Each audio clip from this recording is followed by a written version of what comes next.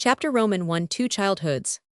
To what genius fed on tears shall we someday owe that most touching of all elegist tale of tortures, borne silently by souls, whose tender roots find stony ground in the domestic soil, whose earliest buds are torn apart by rancorous hands, whose flowers are touched by frost at the moment of their blossoming? What poet will sing the sorrows of the child, whose lips must suck a bitter breast, whose smiles are checked by the cruel fire of a stern?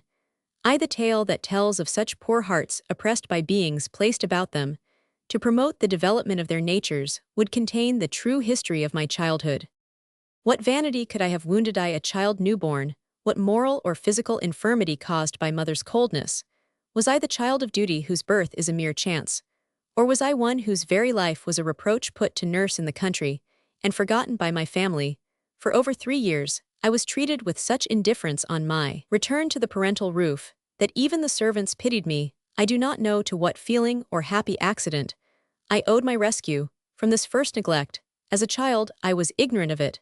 As a man, I have not discovered it. Far from easing my lot, my brother and my 2 sisters found amusement in making me suffer the compact in virtue of which children hide each other's peccadillos, and which early teaches them the principles of honor, was null and void in my case, more than that I was often punished for my brother's faults, without being allowed to prove the injustice. The fawning spirit, which seems instinctive in children, taught my brother and sisters to join in the persecutions to which I was subjected, and thus keep in the good graces of a mother whom they feared as much as Roman one. Was this partly the effect of a childish love of imitation? Was it from a need of testing their powers? Or was it simply through lack of pity?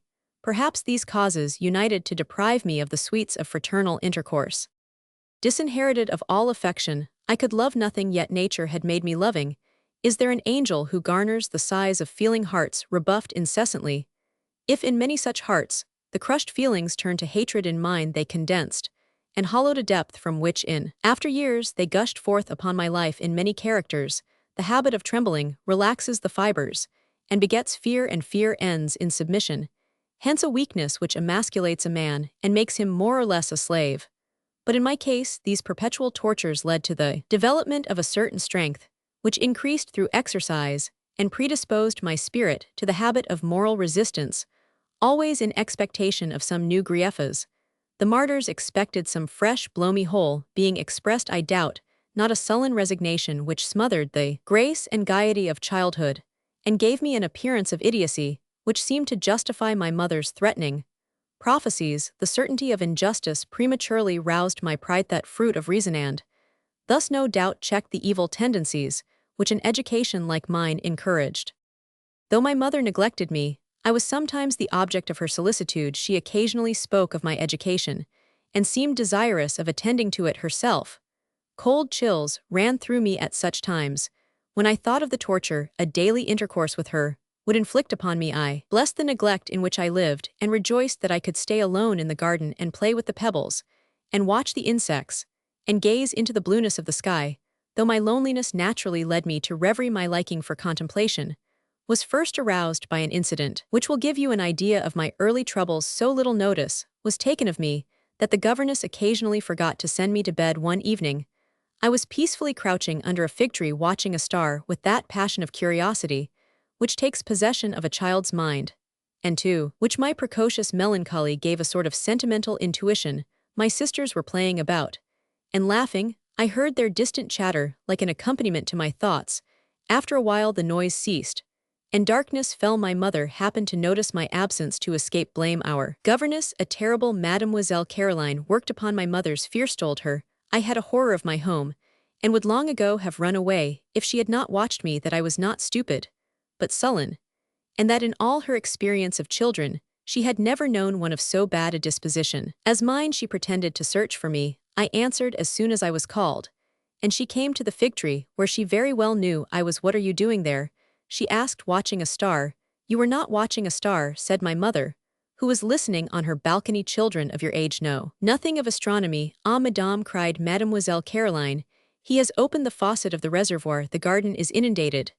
Then there was a general excitement. The fact was that my sisters had amused themselves by turning the cock to see the water flow, but a sudden spurt wet them all over and frightened them so much that they ran away, without closing it, accused and convicted of this piece of mischief, and told that I lied when I denied it.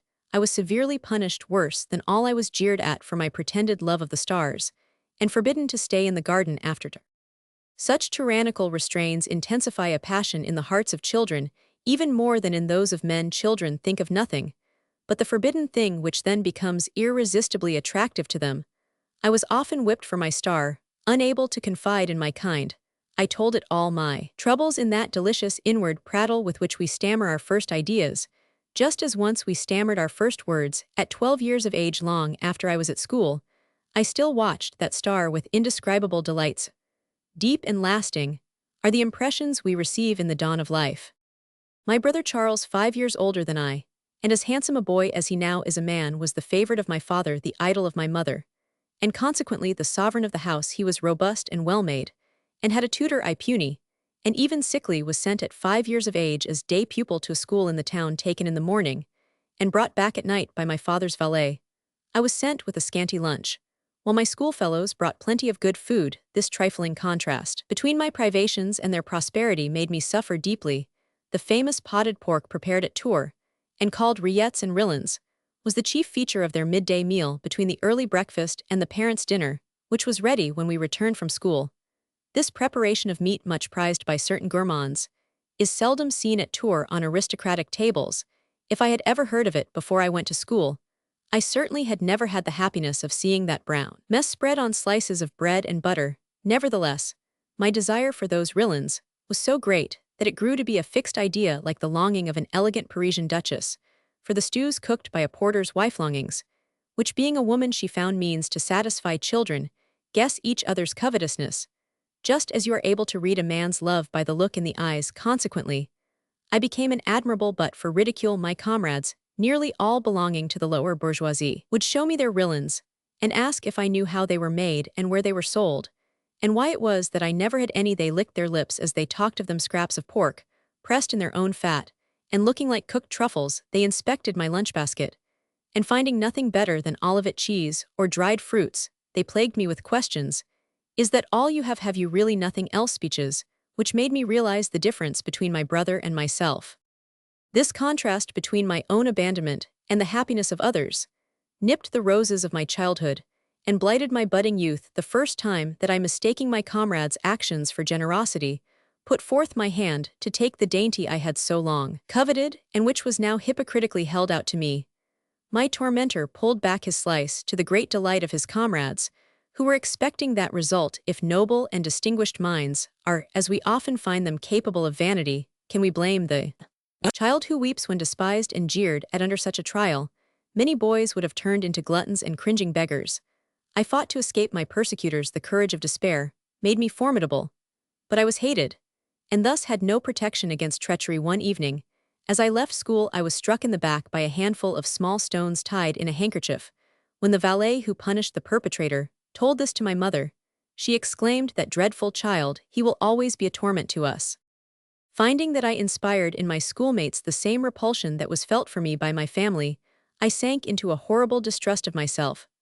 A second fall of snow checked the seeds that were germinating in my soul. The boys whom I most liked were notorious scamps. This fact roused my pride, and I held aloof again. I was shut up within myself, and had no vent for the feelings with which my heart was full. The master of the school, observing that I was gloomy, disliked by my comrades, and always alone, confirmed the family verdict as to my sulky temper. As soon as I could read and write, my mother transferred me to Pontelvoy, a school in charge of oratorians, who took boys of my age into a form called the class of the Latin steps, where dull lads with torpid brains were apt to linger. There I remained 8 years, without seeing my family, living the life of a pariah. Partly for the following reason: I received but 3 francs a month pocket money, a sum barely sufficient to buy the pens, ink, paper, knives, and rules, which we were forced to supply ourselves, unable to buy stilts or skipping ropes, or any of the things that were used in the playground. I was driven out of the games. To gain admission on suffrage, I should have had to toady the rich and flatter the strong of my division. My heart rose against either of these meannesses, which, however, most children readily employ. I lived under a tree, lost in dejected thought or reading the books distributed to us monthly by the librarian. How many griefs were in the shadow of that solitude! What genuine anguish filled my neglected life! Imagine what my sore heart felt when at the first distribution of prose, which I obtained the two most valued, namely for theme, and for translation, neither my father nor my mother was present in the theatre, when I came forward to receive the awards amid general acclamations. Although the building was filled with the relatives of all my comrades, instead of kissing the distributor according to custom, I burst into tears and threw myself on his breast. That night I burned my crowns in the stove. The parents of the other boys were in town for a whole week, preceding the distribution of the prizes, and my comrades departed joyfully the next day, while I, whose father and mother were only a few miles distant, remained at the school, with the Outremersa name given to scholars whose families were in the colonies or in foreign countries. You will notice throughout how my unhappiness increased in proportion as the social spheres on which I entered widened. God knows what efforts I made to weaken the decree, which condemned me to live within myself, what hopes long cherished with eagerness of soul were doomed to perish in a day. To persuade my parents to come and see me, I wrote them letters full of feeling. Too emphatically worded, it may be, but surely such letters ought not to have drawn upon me my mother's reprimand, coupled with ironical reproaches for my style. Not discouraged even then, I implored the help of my sisters, to whom I always wrote on their birthdays and fete days with the persistence of a neglected child. But it was all in vain. As the day for the distribution of prizes approached, I redoubled my entreaties and told of my expected triumphs. Misled by my parents' silence, I expected them with a beating heart. I told my schoolfellows they were coming. And then when the old porter's step sounded in the corridors, as he called my happy comrades, one by one, to receive their friends, I was sick with expectation. Never did that old man call my name. One day when I accused myself to my confessor of having cursed my life, he pointed to the skies where grew, he said, the promised palm for the beady quilugent of the Savior, from the period of my first communion. I flung myself into the mysterious depths of prayer, attracted to religious ideas whose moral fairyland so fascinates young spirits burning with ardent faith. I prayed to God to renew in my behalf the miracles I had read of in martyrology. At 5 years of age, I fled to my star. At 12, I took refuge in the sanctuary. My ecstasy brought dreams unspeakable which fed my imagination, fostered my susceptibilities, and strengthened my thinking powers. I have often attributed those sublime visions to the guardian angel, charged with molding my spirit to its divine destiny. They endowed my soul with the faculty of seeing the inner soul of things. They prepared my heart for the magic craft which makes a man a poet, when the fatal power is his to compare what he feels within him with reality. Great things aimed for, with the small things gained.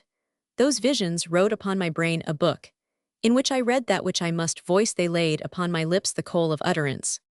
My father, having conceived some doubts as to the tendency of the Oratorian teachings, took me from Pontelvoy and sent me to Paris to an institution in the Marais. I was then 15, when examined as to my capacity. I, who was in the rhetoric class at Pontelvoy, was pronounced worthy of the 3rd class. The sufferings I had endured in my family and in school were continued under another form during my stay at the Lepideur Academy.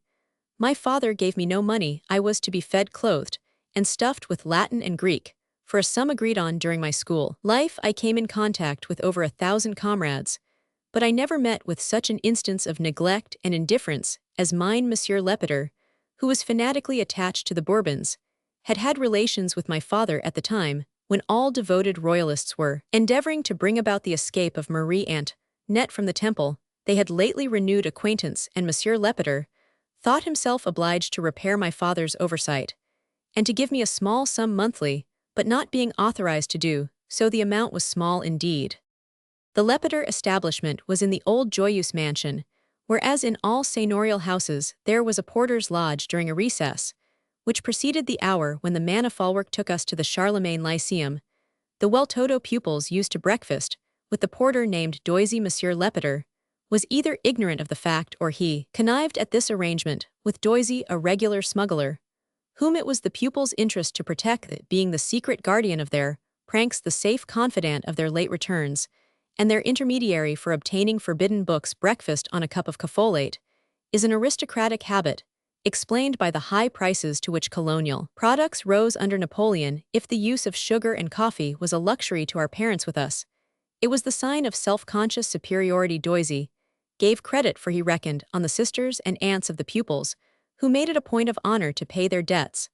I resisted the blandishments of his place, for a long time if my judges knew the strength of its seduction, the heroic efforts I made after stoicism, the repressed desires of my long resistance, they would pardon my final overthrow.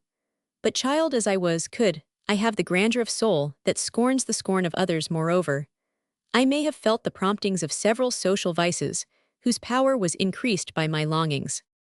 About the end of the second year, my father and mother came to Paris. My brother had written me the day of their arrival. He lived in Paris, but had never been to see me. My sisters, he said, were of the party.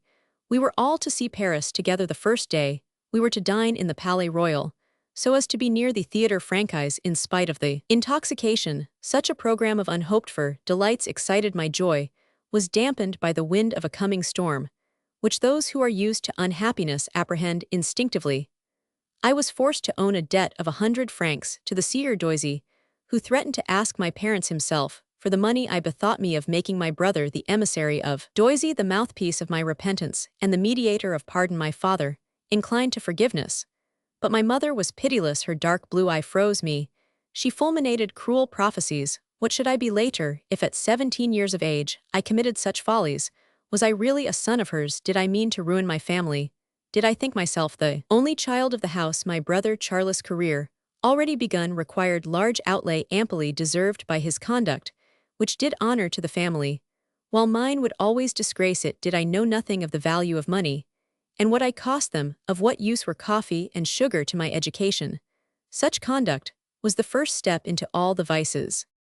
After enduring the shock of this torrent, which rasped my soul, I was sent back to school in charge of my brother.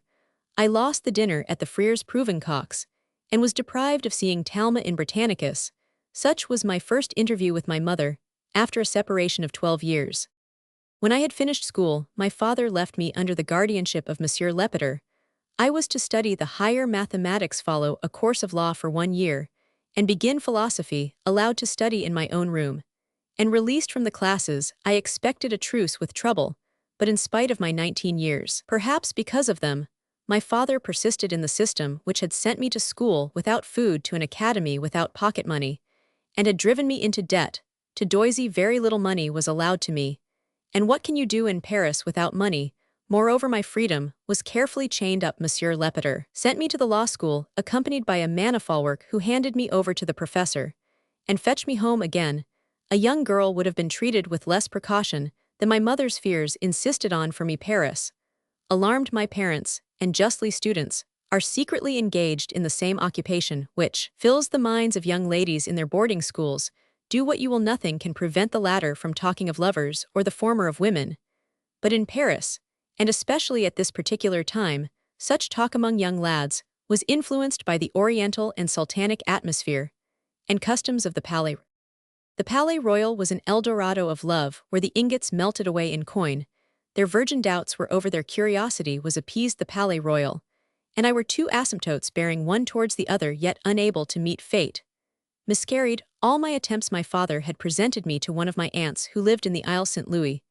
With her, I was to dine on Sundays, and Thursdays escorted to the house by either Monsieur or Madame Lepiter, who went out themselves on those days, and were to call for me on their way home. Singular amusement for a young lad. My aunt, the Marquise de Listomere, was a great lady of ceremonious habits, who would never have dreamed of offering me money. Old as a cathedral, painted like a miniature, sumptuous in dress, she lived in her great house, as though Louis Roman XV were not dead, and saw none but old women and men of a past day, a fossil society which made me think I was in a graveyard. No one spoke to me, and I had not the courage to speak. First, cold and alien looks made me ashamed of my youth, which seemed to annoy them. I counted on this indifference to aid me in certain plans. I was resolved to escape some day directly after dinner, and rush to the Palais Royal. Once seated at whist, my aunt would pay no attention to me. Jean, the footman, cared little for Monsieur Lepiter, and would have aided me, but on the day I chose for my adventure that luckless dinner was longer than usual, either because the jaws employed were worn out, or the false teeth more imperfect. At last, between 8 and 9 o'clock, I reached the staircase, my heart beating like that of Bianca Capello on the day of her flight. But when the porter pulled the cord, I beheld in the street before me Monsieur Lepiter's hackney coach, and I heard his pursy voice demanding me. 3 times did fate interpose between the hell of the Palais Royal and the heaven of my youth on the day when I ashamed at 20 years of age of my own ignorance determined to risk all dangers to put an end to it at the very moment when I was about to run away from Monsieur Lepiter, as he got into the coach a difficult process, for he was as fat as Louis Roman 18 and club-footed well. Can you believe it? My mother arrived in a post-chaise. Her glance arrested me. I stood still like a bird before a snake. What fate had brought her there? The simplest thing in the world. Napoleon was then making his last efforts. My father, who foresaw the return of the Bourbons, had come to Paris with my mother to advise my brother, who was employed in the imperial diplomatic service. My mother was to take me back with her out of the way of dangers, which seemed to those who followed the march of events, intelligently, to threaten the capital in a few minutes. As it were, I was taken out of Paris at the very moment when my life there was about to become fatal to me.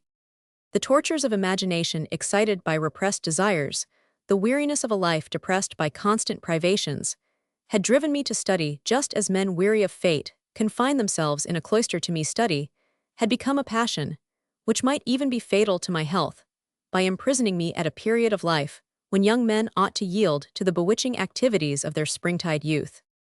This slight sketch of my boyhood, in which you, Natalie, can readily perceive innumerable songs of woe, was needful to explain to you its influence on my future life at 20 years of age, and affected by many morbid elements. I was still small and thin and pale. My soul, filled with the will to do, struggled with a body that seemed weakly, but which, in the words of an old physician at Tours, was undergoing its final fusion into a temperament of iron. Child in body, and old in mind, I had read and thought so much that I knew life metaphysically at its highest reaches at the moment when I was about to enter the tortuous difficulties of its defiles and the sandy roads of its plains. A strange chance had held me long in that delightful period when the soul awakes to its first tumults, to its desires for joy, and the savor of life is fresh. I stood in the period between puberty and manhood, the one prolonged by my excessive study, the other tardily developing its living shoots. No young man was ever more thoroughly prepared to feel and to love. To understand my history, let your mind dwell on that pure time of youth, when the mouth is innocent of falsehood, when the glance of the eye is honest though veiled by lids which droop from timidity contradicting desire, when the soul bends not to worldly Jesuitism, and the heart throbs as violently from trepidation as from the generous impulses of young emotion.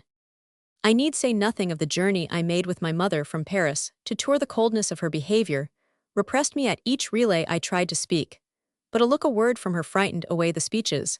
I had been meditating at Orleans, where we had passed the night. My mother complained of my silence. I threw myself at her feet and clasped her knees with tears. Opened my heart, I tried to touch hers by the eloquence of my hungry love in accents that might have moved a stepmother. She replied that I was playing comedy. I complained that she had abandoned me. She called me an unnatural child. My whole nature was so wrung that at Blois I went upon the bridge to drown myself in the Loire. The height of the parapet prevented my suicide. When I reached home, my two sisters, who did not know me, showed more surprise than tenderness afterwards. However, they seemed by comparison to be full of kindness towards me. I was given a room on the third story. You will understand the extent of my hardships when I tell you that my mother left me a young man of 20 without other linen than my miserable school outfit or any other outside clothes than those I had long worn in Paris. If I ran from one end of the room to the other to pick up her handkerchief, she took it with the cold thanks a lady gives to her footman, driven to watch her to find if there were any soft spot where I could fasten the rootlets of affection. I came to see her, as she was a tall, spare woman, given to cards, egotistical and insolent like all the Listomers who count insolence as part of their dowry. She saw nothing in life except duties to be fulfilled. All cold women whom I have known made, as she did, a religion of duty. She received our homage as a priest receives the incense of the Mass. My elder brother appeared to absorb the trifling sentiment of maternity which was in her nature. She stabbed us constantly with her sharp ironized weapon of those who have no heart, and which she used against us, who could make her no reply. Notwithstanding these thorny hindrances, the instinctive sentiments have so many roots. The religious fear, inspired by a mother whom it is dangerous to displease, holds, by so many threads, that the sublime mistake, I may so call it, of our love for our mother lasted until the day much later in our lives, when we judged her finally. This terrible despotism drove from my mind all thoughts of the voluptuous enjoyments I had dreamed of. Finding at Tours in despair, I took refuge in my father's library, where I set myself to read every book one, did not know these long periods of hard study saved me from contact with my mother. But they aggravated the dangers of my moral condition. Sometimes my eldest sister, who afterwards married our cousin, the Marquis de Listomértride, to comfort me, without however being able to calm the irritation, to which I was a victim, I desired to die. Great events of which I knew nothing were then in preparation. The Duc d'Angoulême, who had left Bordeaux to join Louis Roman XVIII in Paris, was received in every town through which he passed with ovations inspired by the enthusiasm felt throughout old France at the return of the Bourbons Touraine, was aroused for its legitimate princes, the town itself, was in a flutter, every window decorated the inhabitants in their Sunday clothes, a festival in preparation, and that nameless excitement in the air which intoxicates, and which gave me a strong desire to be present at the ball given by the Duke, when I summoned courage to make this request of my mother, who was too ill to go herself. She became extremely angry had I come from Congo. She inquired, how could I suppose that our family would not be represented at the ball? In the absence of my father and brother, of course, it was my duty to be present. Had I no mother, was she not always thinking of the welfare of her children? In a moment, the semi-disinherited son had become a personage. I was more dumbfounded by my importance than by the deluge of ironical reasoning with which my mother received my request. I questioned my sisters, and then discovered that my mother, who liked such theatrical plots, was already attending to my clothes. The tailors in Tours were fully occupied by the sudden demands of their regular customers, and my mother was forced to employ her usual seamstress, who, according to provincial custom, could do all kinds of sewing. A bottle blue coat had been secretly made for me after a fashion, and silk stockings and pumps provided waistcoats were then worn short, so that I could wear one of my father's. And for the first time in my life, I had a shirt with a frill, the pleatings of which puffed out my chest, and were gathered into the knot of my cravat. When dressed in this apparel, I looked so little like myself that my sisters' compliments nerved me to face all Touraine at the ball. But it was a bold enterprise. Thanks to my slimness, I slipped into a tent set up in the gardens of the Papillon house, and found a place close to the armchair in which the Duke was seated. Instantly, I was suffocated by the heat, and dazzled by the lights, the scarlet draperies, the gilded ornaments, the dresses, and the diamonds of the first public ball I had ever witnessed. I was pushed hither and thither by a mass of men and women who hustled each other in a cloud of dust. The brazen clash of military music was drowned in the hurrahs and acclamations of "Long live the Duc d'Angoulême, long live the King, long live the Bourbons." The ball was an outburst of pent-up enthusiasm, where each man endeavored to outdo the rest in his fierce haste to worship the rising sun, an exhibition of partisan greed, which left me unmoved, or rather it disgusted me, and drove me back within myself. Swept onward like a straw in the whirlwind, I was seized with a childish desire to be the Duc d'Angoulême himself, to be one of these princes parading before an odd assemblage. This silly fancy of a Thuringian lad roused an ambition to which my nature and the surrounding circumstances lent dignity.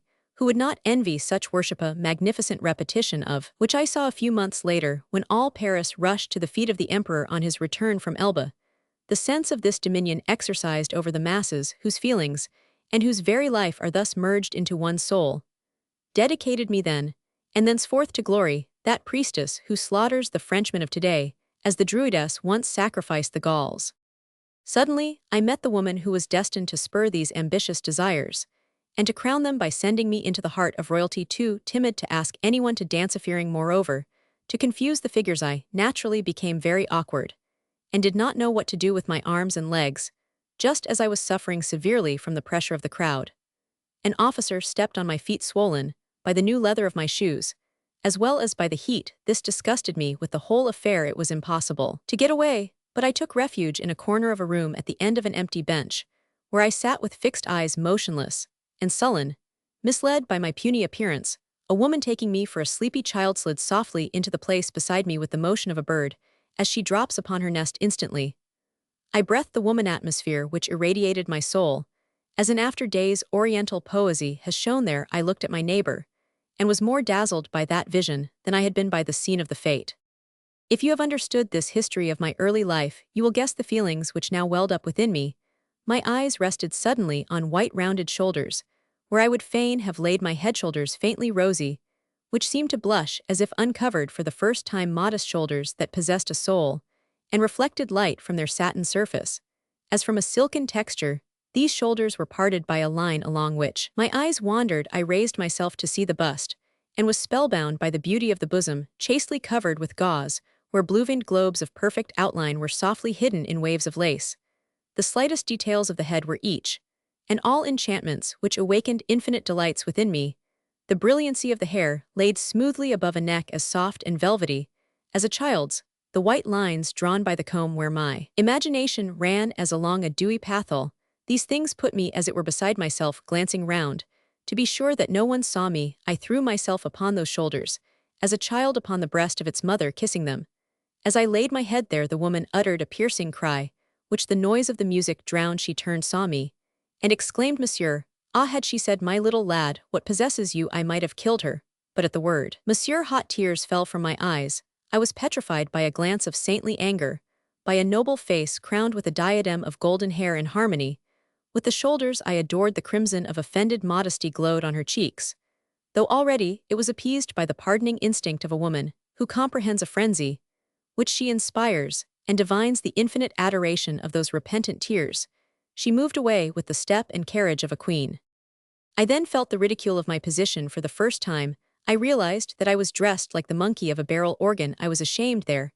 I stood stupefied, tasting the fruit that I had stolen, conscious of the warmth upon my lips, repenting not, and following with my eyes the woman who had come down to me from heaven sick with the first fever of the heart. I wandered through the rooms, unable to find mine unknown, until at last I went home to bed another man. A new soul, a soul with rainbow wings, had burst its chrysalis, descending from the azure wastes, where I had long admired her. My star had come to me, a woman with undiminished luster and purity.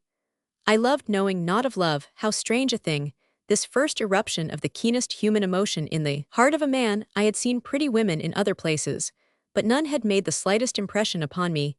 Can there be an appointed hour, a conjunction of stars, a union of circumstances, a certain woman among all others, to awaken an exclusive passion at the period of life, when love includes the whole sex?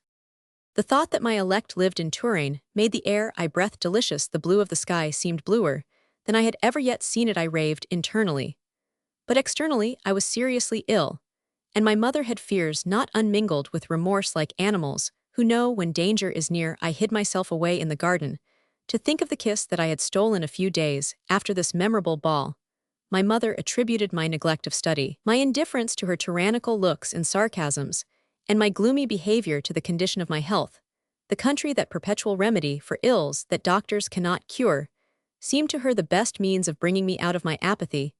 She decided that I should spend a few weeks at Frépissel, a chateau on the Indre midway between Montbazon and Azul-Rideau, which belonged to a friend of hers, to whom, no doubt, she gave private instructions. By the day when I thus for the first time gained my liberty, I had swum so vigorously in love's ocean that I had well nigh crossed it. I knew nothing of mine unknown lady, neither her name, nor where to find her. To whom indeed could I speak of her? My sensitive nature so exaggerated the inexplicable fears which beset all youthful hearts at the first approach of love, that I began, with the melancholy which often ends a hopeless passion. I asked nothing better than to roam about the country, to come and go and live in the fields with the courage of a child that fears no failure, in which there is something really chivalrous. I determined to search every chateau in Touraine, traveling on foot, and saying to myself, as each old tower came in sight, "She is there." Accordingly, of a Thursday morning, I left Tours by the barrier of Saint Eloi, crossed the bridges of Saint Sauveur, reached Poncher, whose every house I examined, and took the road to Chinon. For the first time in my life, I could sit down under a tree, or walk fast or slow, as I pleased, without being dictated to by any one. To a poor lad crushed under all sorts of despotism, which more or less does weigh upon all youth, the first employment of freedom, even though it be expended upon nothing, lifts the soul with irrepressible buoyancy. Several reasons combined to make that day one of enchantment. During my school years, I had never been taken to walk more than 2 or 3 miles from a city, yet there remained in my mind, among the earliest recollections of my childhood, that feeling for the beautiful which the scenery about Tours inspires. Though quite untaught as to the poetry of such a landscape, I was unknown to myself critical upon it, like those who imagine the ideal of art, without knowing anything of its practice. To reach the chateau of Frépissel, footpassengers, or those on horseback, shorten the way by crossing the Charlemagne-Meursin cultivated tracts of land lying on the summit of the plateau, which separates the valley of the Cher from that of the Indre, and over which there is a crossroad leading to Champy.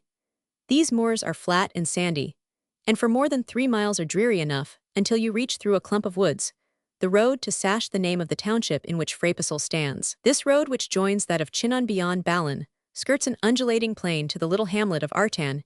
Here we come upon a valley, which begins at Montbazon and ends at the Loire, and seems to rise and fall to bound, as it were beneath the chateaux placed on its double hillsides, a splendid emerald cup in the depths of which flow the serpentine lines of the river Indre. I gazed at this scene with ineffable delight, for which the gloomy moorland and the fatigue of the sandy walk had prepared me. If that woman, the flower of her sex, does indeed inhabit this earth, she is here on this spot. Thus musing, I leaned against a walnut tree, beneath which I have rested from that day to this. Whenever I return to my dear valley, beneath that tree the confidant of my thoughts, I ask myself, what changes there are in me since last I stood there. My heart deceived me not. Lived there the first castle that I saw on the slope of a hill, was the dwelling that held her. As I sat beneath my nut tree, the midday sun was sparkling on the slates of her roof, and the panes of her windows her cambric dress made the white line, which I saw among the vines of an arbor. She was, as you know already, without as yet knowing anything, the lily of this valley, where she grew for heaven, filling it with the fragrance of her virtues, love, infinite love, without other sustenance than the vision, dimly seen, of which my soul was full, was there expressed to me, by that long ribbon of water flowing in the sunshine between the grass-green banks, by the lines of the poplars adorning with their mobile laces that veil of love, by the oakwoods coming down between the vineyards to the shore, which the river curved and rounded as it chose, and by those dim varying horizons, as they fled confusedly. If you would see nature beautiful and virgin as a bride, go there of a spring morning. If you would still the bleeding wounds of your heart, return in the last days of autumn. In the spring love beats his wings beneath the broad blue sky. In the autumn we think of those who are no more. The lungs diseased breathe in a blessed purity. The eyes will rest on golden copses, which impart to the soul their peaceful stillness. At this moment, when I stood there for the first time, the mills upon the brooksides gave a voice to the quivering valley. The poplars were laughing as they swayed. Not a cloud was in the sky. The birds sang. The crickets chirpittle was melody. Do not ask me again why I love Touraine. I love it not as we love our cradle, not as we love the oasis in a desert. I love it as an artist loves art. I love it less than I love you. But without Touraine perhaps I might not now be living. Without knowing why my eyes reverted ever to that white spot, to the woman who shone in that garden, as the bell of a convolvulus shines, amid the underbrush and wilts. If touched, moved to the soul, I descended the slope, and soon saw a village which the superabounding poetry that filled my heart made me fancy, without an equal imagine. 3 mills placed among islands of graceful outline, crowned with groves of trees, and rising from a field of waterfur. What other name can I give to that aquatic vegetation, so verdant, so finely colored, which carpeted the river, rose above its surface, and undulated upon it, yielding to its caprices, and swaying to the turmoil of the water when the mill wheels lashed it here? And there were mounds of gravel against which the wavelets broke in fringes that shimmered in the sunlight. Amaryllis, waterlilies, reeds, and phloxes decorated the banks with their glorious tapestry. A trembling bridge of rotten planks, the abutments swathed with flowers, and the handrails green with perennials and velvet mosses, drooping to the river, but not falling to it. Mouldering boats, fishing nets, the monotonous sing-song of a shepherd, ducks paddling among the islands, or preening on the Jardin name given to the coarse sand, which the Loire brings down. The millers, with their caps over one ear, busily loading their mules. All these details made the scene before me one of primitive simplicity. Imagine, also beyond the bridge, 2 or 3 farmhouses, a dovecote, turtle doves, 30 or more dilapidated cottages, separated by gardens, by hedges of honeysuckle, clematis, and jasmine, a dunghill beside each door, and cocks and hens about the road. Such is the village of Pont-Rouen, a picturesque little hamlet, leading up to an old church full of character, a church of the days of the Crusades, such a one as painters desire for their pictures. Surround the scene with ancient walnut trees and slim young poplars with their pale gold leaves, dot graceful buildings here and there, along the grassy slopes, where sight is lost beneath the vaporous warm sky, and you will have some idea of one of the points of view of this most lovely region. I followed the road to Sash along the left bank of the river, noticing carefully the details of the hills on the opposite shore. At length, I reached a park embellished with centennial trees, which I knew to be that of Frapesal. I arrived just as the bell was ringing for breakfast. After the meal, my host, who little suspected that I had walked from Tours, carried me over his estate from the borders of which I saw the valley on all sides under its many aspecture through a vista there, to its broad extent often my eyes were drawn to the horizon along the golden blade of the Loire, where the sails made fantastic figures among the currents as they flew. Before the wind as we mounted a crest, I came in sight of the Château d'Azay, like a diamond of many facets, in a setting of the Indre, standing on wooden piles, concealed by flowers farther on. In a hollow I saw the romantic masses of the Chateau of Sache, a sad retreat, though full of harmony, too sad for the superficial but dear too. A poet with a soul in pain, I too came to love its silence, its great gnarled trees, and the nameless mysterious influence of its solitary valley. But now each time that we reached an opening towards the neighboring slope, which gave to view the pretty castle I had first noticed in the morning, I stopped to look at it with pleasure. "Hey," said my host, reading in my eyes the sparkling desires which youth so ingenuously betrays, "so you sent from afar a pretty woman as a dog scents game." I did not like the speech, but I asked the name of the castle and of its owner. "It is Clochegard," he replied, "a pretty house belonging to the Comte de Mortsauf, the head of an historic family in Touraine, whose fortune dates from the days of Louis Roman XI, and whose name tells the story to which they owe their arms and their distinction. Monsieur de Mortsauf is descended from a man who survived the gallows. The family bear or a cross potent and counterpotent sable, charged with a fleur-de-lis, or and Dissolve le Roi Notre Sire for motto. The Count settled here after the return of the emigration. The estate belongs to his wife, a demoiselle de Lenoncourt, of the house of Lenoncourt Givry, which is now dying out. Madame de Mortsauf is an only daughter. The limited fortune of the family contrasts strangely with the distinction of their names, either from pride or possibly from necessity. They never leave Clochegard and see no company. Until now their attachment to the Bourbons explained this retirement, but the return of the king has not changed their way of living. When I came to reside here last year, I paid them a visit of courtesy. They returned it, and invited us to dinner. The winter separated us for some months, and political events kept me away from Frapesle. Until recently, Madame de Mortsauf is a woman who would hold the highest position wherever she might be. Does she often come to Tours? She never goes there, however, he added, correcting himself. She did go there lately to the ball given to the Duc d'Angoulême, who was very gracious to her husband. It was she, I exclaimed. She who? A woman with beautiful shoulders. You will meet a great many women with beautiful shoulders in Touraine, he said, laughing. But if you are not tired, we can cross the river and call at Clochegard, and you shall renew acquaintance with those particular shoulders. I agreed, not without a blush of shame and pleasure. About 4 o'clock, we reached the little chateau on which my eyes had fastened from the first. The building, which is finely effective in the landscape, is in reality very modest. It has 5 windows on the front, those at each end of the facade looking south. Project about 12 feet, an architectural device, which gives the idea of 2 towers, and adds grace to the structure. The middle window serves as a door from which you descend through a double portico into a terraced garden which joins the narrow strip of grassland that skirts the Indre along its whole course, though this meadow is separated from the lower terrace, which is shaded by a double line of acacias and Japanese ailanthus. By the country road, it nevertheless appears from the house to be a part of the garden, for the road is sunken and hemmed in on one side by the terrace, on the other side by a Norman hedge. The terraces, being very well managed, put enough distance between the house and the river to avoid the inconvenience of too great proximity to water without losing the charms of it. Below the house are the stables, coachhouse, greenhouses, and kitchen, the various openings to which form an arcade. The roof is charmingly rounded at the angles, and bears mansard windows, with carved mullions and leaden finials on their gables. This roof, no doubt much neglected during the Revolution, is stained by a sort of mildew produced by lichens, and the reddish moss which grows on houses exposed to the sun. The glass door of the portico is surmounted by a little tower which holds the bell, and on which is carved the escutcheon of the Blamont Chauvry family, to which Madame de Mortsauf belonged, as follows: gules a pale, vert, flanked quarterly by 2 hands clasped, or, and 2 lances in chevron sable. The motto Voyez tous, nul ni touche struck me greatly. The supporters, a griffin and dragon, gules enchained, or made a pretty effect in the carving. The Revolution has damaged the ducal crown, and the crest, which was a palm tree vert with fruit or senart.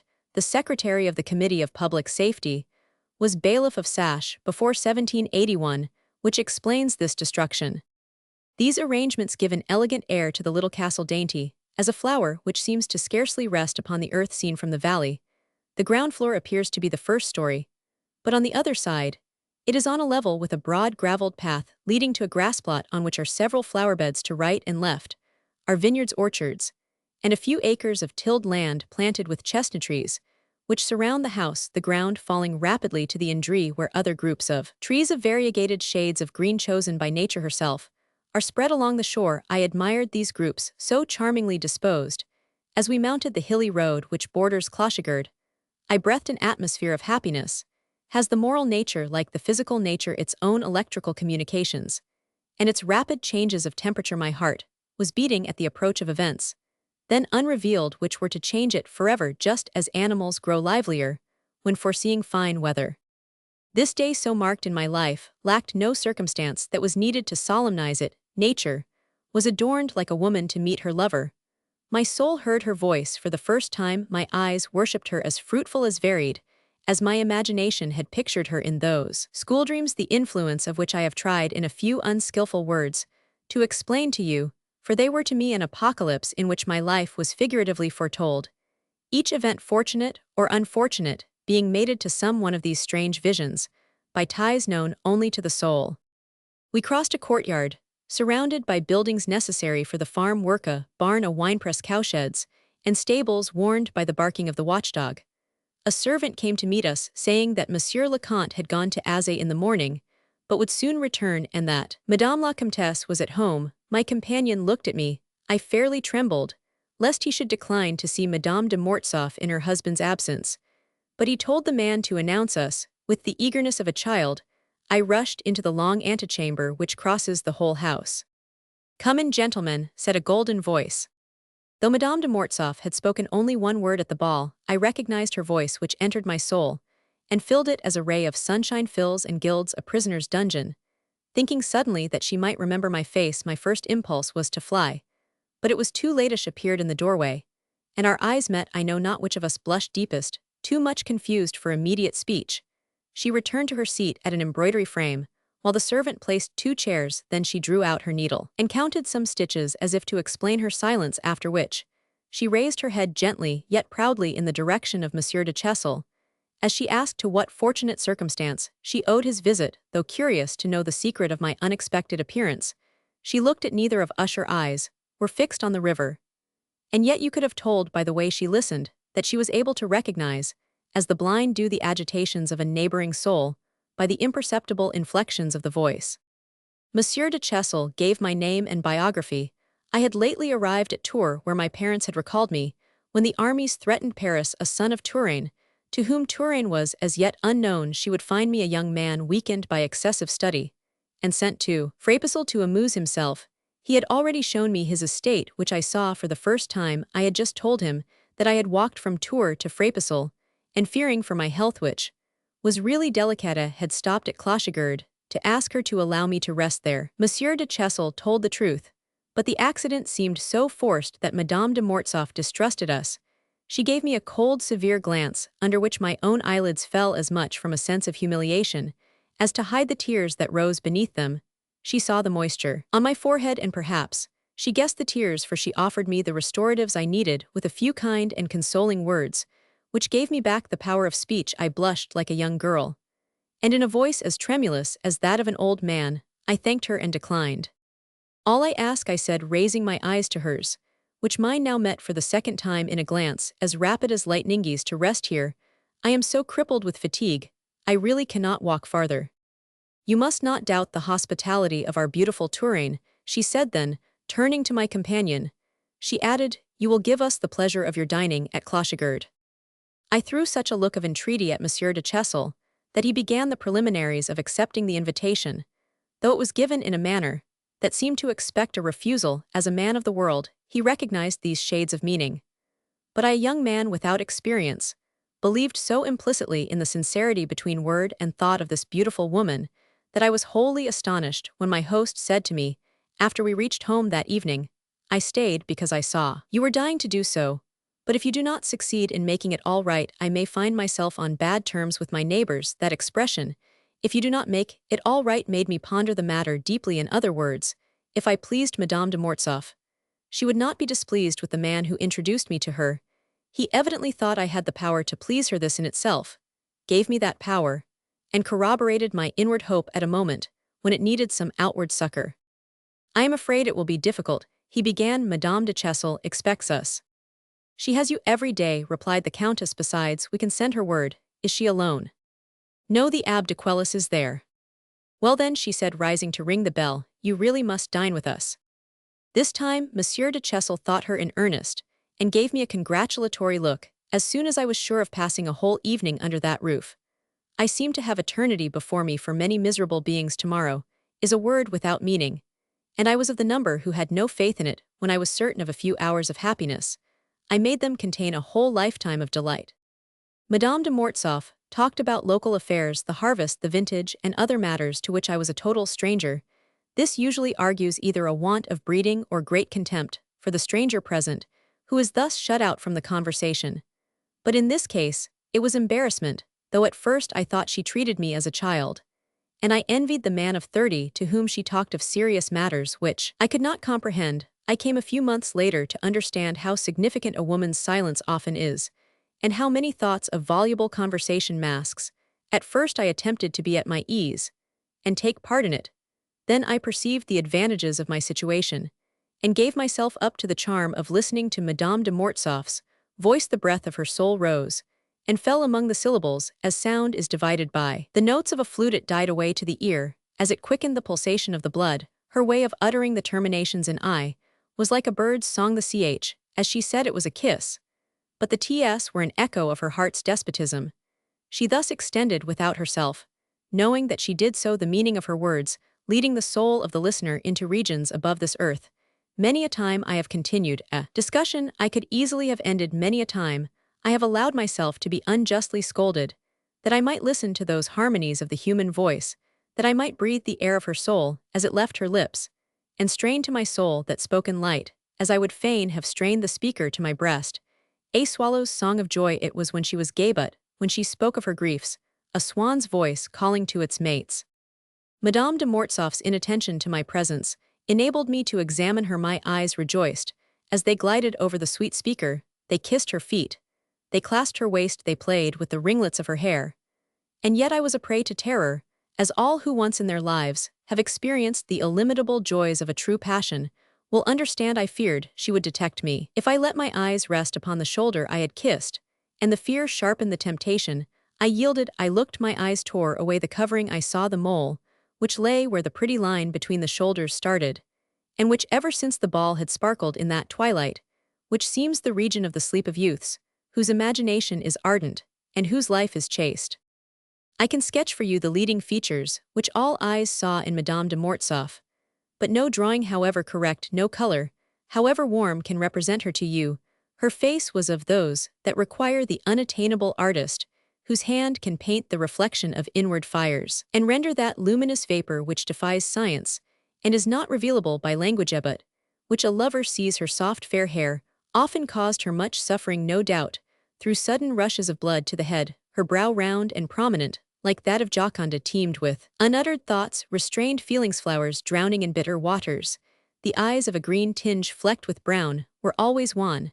But if her children were in question, or if some keen condition of joy or suffering, rare in the lives of all resigned women, seized her, those eyes sent forth a subtle gleam, as if from fires that were consuming her, the gleam that wrung the tears from mine when she covered me with her contempt, and which sufficed to lower the boldest eyelid. A Grecian nose, designed it might be by Phidias, and united by its double arch to lips that were gracefully curved, spiritualized the face, which was oval with a skin of the texture of a white camellia, colored with soft rose tints upon the cheeks. Her plumpness did not detract from the grace of her figure, nor from the rounded outlines which made her shape beautiful. Though well developed, you will understand the character of this perfection when I say that, where the dazzling treasures which had so fascinated me joined the arm, there was no crease or wrinkle, no hollow, disfigured the base of her head, like those which make the necks of some women resemble trunks of trees. Her muscles were not harshly defined, and everywhere the lines were rounded into curves as fugitive to the eye as to the pencil. A soft down faintly showed upon her cheeks, and on the outline of her throat, catching the light which made it silken. Her little ears, perfect in shape, whereas she set herself the ears of a mother, and a slave in after days. When our hearts were one, she would say to me, "Here comes Monsieur de Mortsauf." And she was right, though I, whose hearing is remarkably acute, could hear nothing. Her arms were beautiful, the curved fingers of the hand were long, and the flesh projected at the side beyond the fingernails like those of antique statues. I should displease you, I know, if you were not yourself an exception to my rule. When I say that flat waists should have the preference over round ones, the round waist is a sign of strength, but women thus formed are imperious, self-willed, and more voluptuous than tender. On the other hand, women with flat waists are devoted in soul, delicately perceptive, inclined to sadness, more truly woman than the other class. The flat waist is supple, and yielding; the round waist is inflexible and jealous. You now know how she was made. She had the foot of a well-bred woman. The foot that walks little is quickly tired, and delights the eye when it peeps beneath the dress. Though she was the mother of 2 children, I have never met any woman so truly a young girl, as she. Her whole air was one of simplicity joined to a certain bashful dreaminess, which attracted others, just as a painter arrests our steps before a figure, into which his genius has conveyed a world of sentiment. If you recall the pure, wild fragrance of the heath we gathered on our return from the Villa Diodati, the flower whose tints of black and rose you praised so warmly, you can fancy how this woman could be elegant, though remote from the social world, natural in expression, fastidious in all things, which became part of herself. Short like the heath of mingled colors, her body had the freshness we admire in the unfolding leaf, her spirit the clear conciseness of the aboriginal mind. She was a child by feeling, grave through suffering, the mistress of a household, yet a maiden too. Therefore she charmed artlessly and unconsciously, by her way of sitting down or rising, of throwing in a word or keeping silence, though habitually collected, watchful as the sentinel on whom the safety of others depends, and who looks for danger. There were moments when smiles would wreathe her lips and betray the happy nature buried beneath the saddened bearing. That was the outcome of her life. Her gift of attraction was mysterious. Instead of inspiring the gallant attentions which other women seek, she made men dream, letting them see her virginal nature of pure flame, her celestial visions, as we see the azure heavens through rifts in the clouds.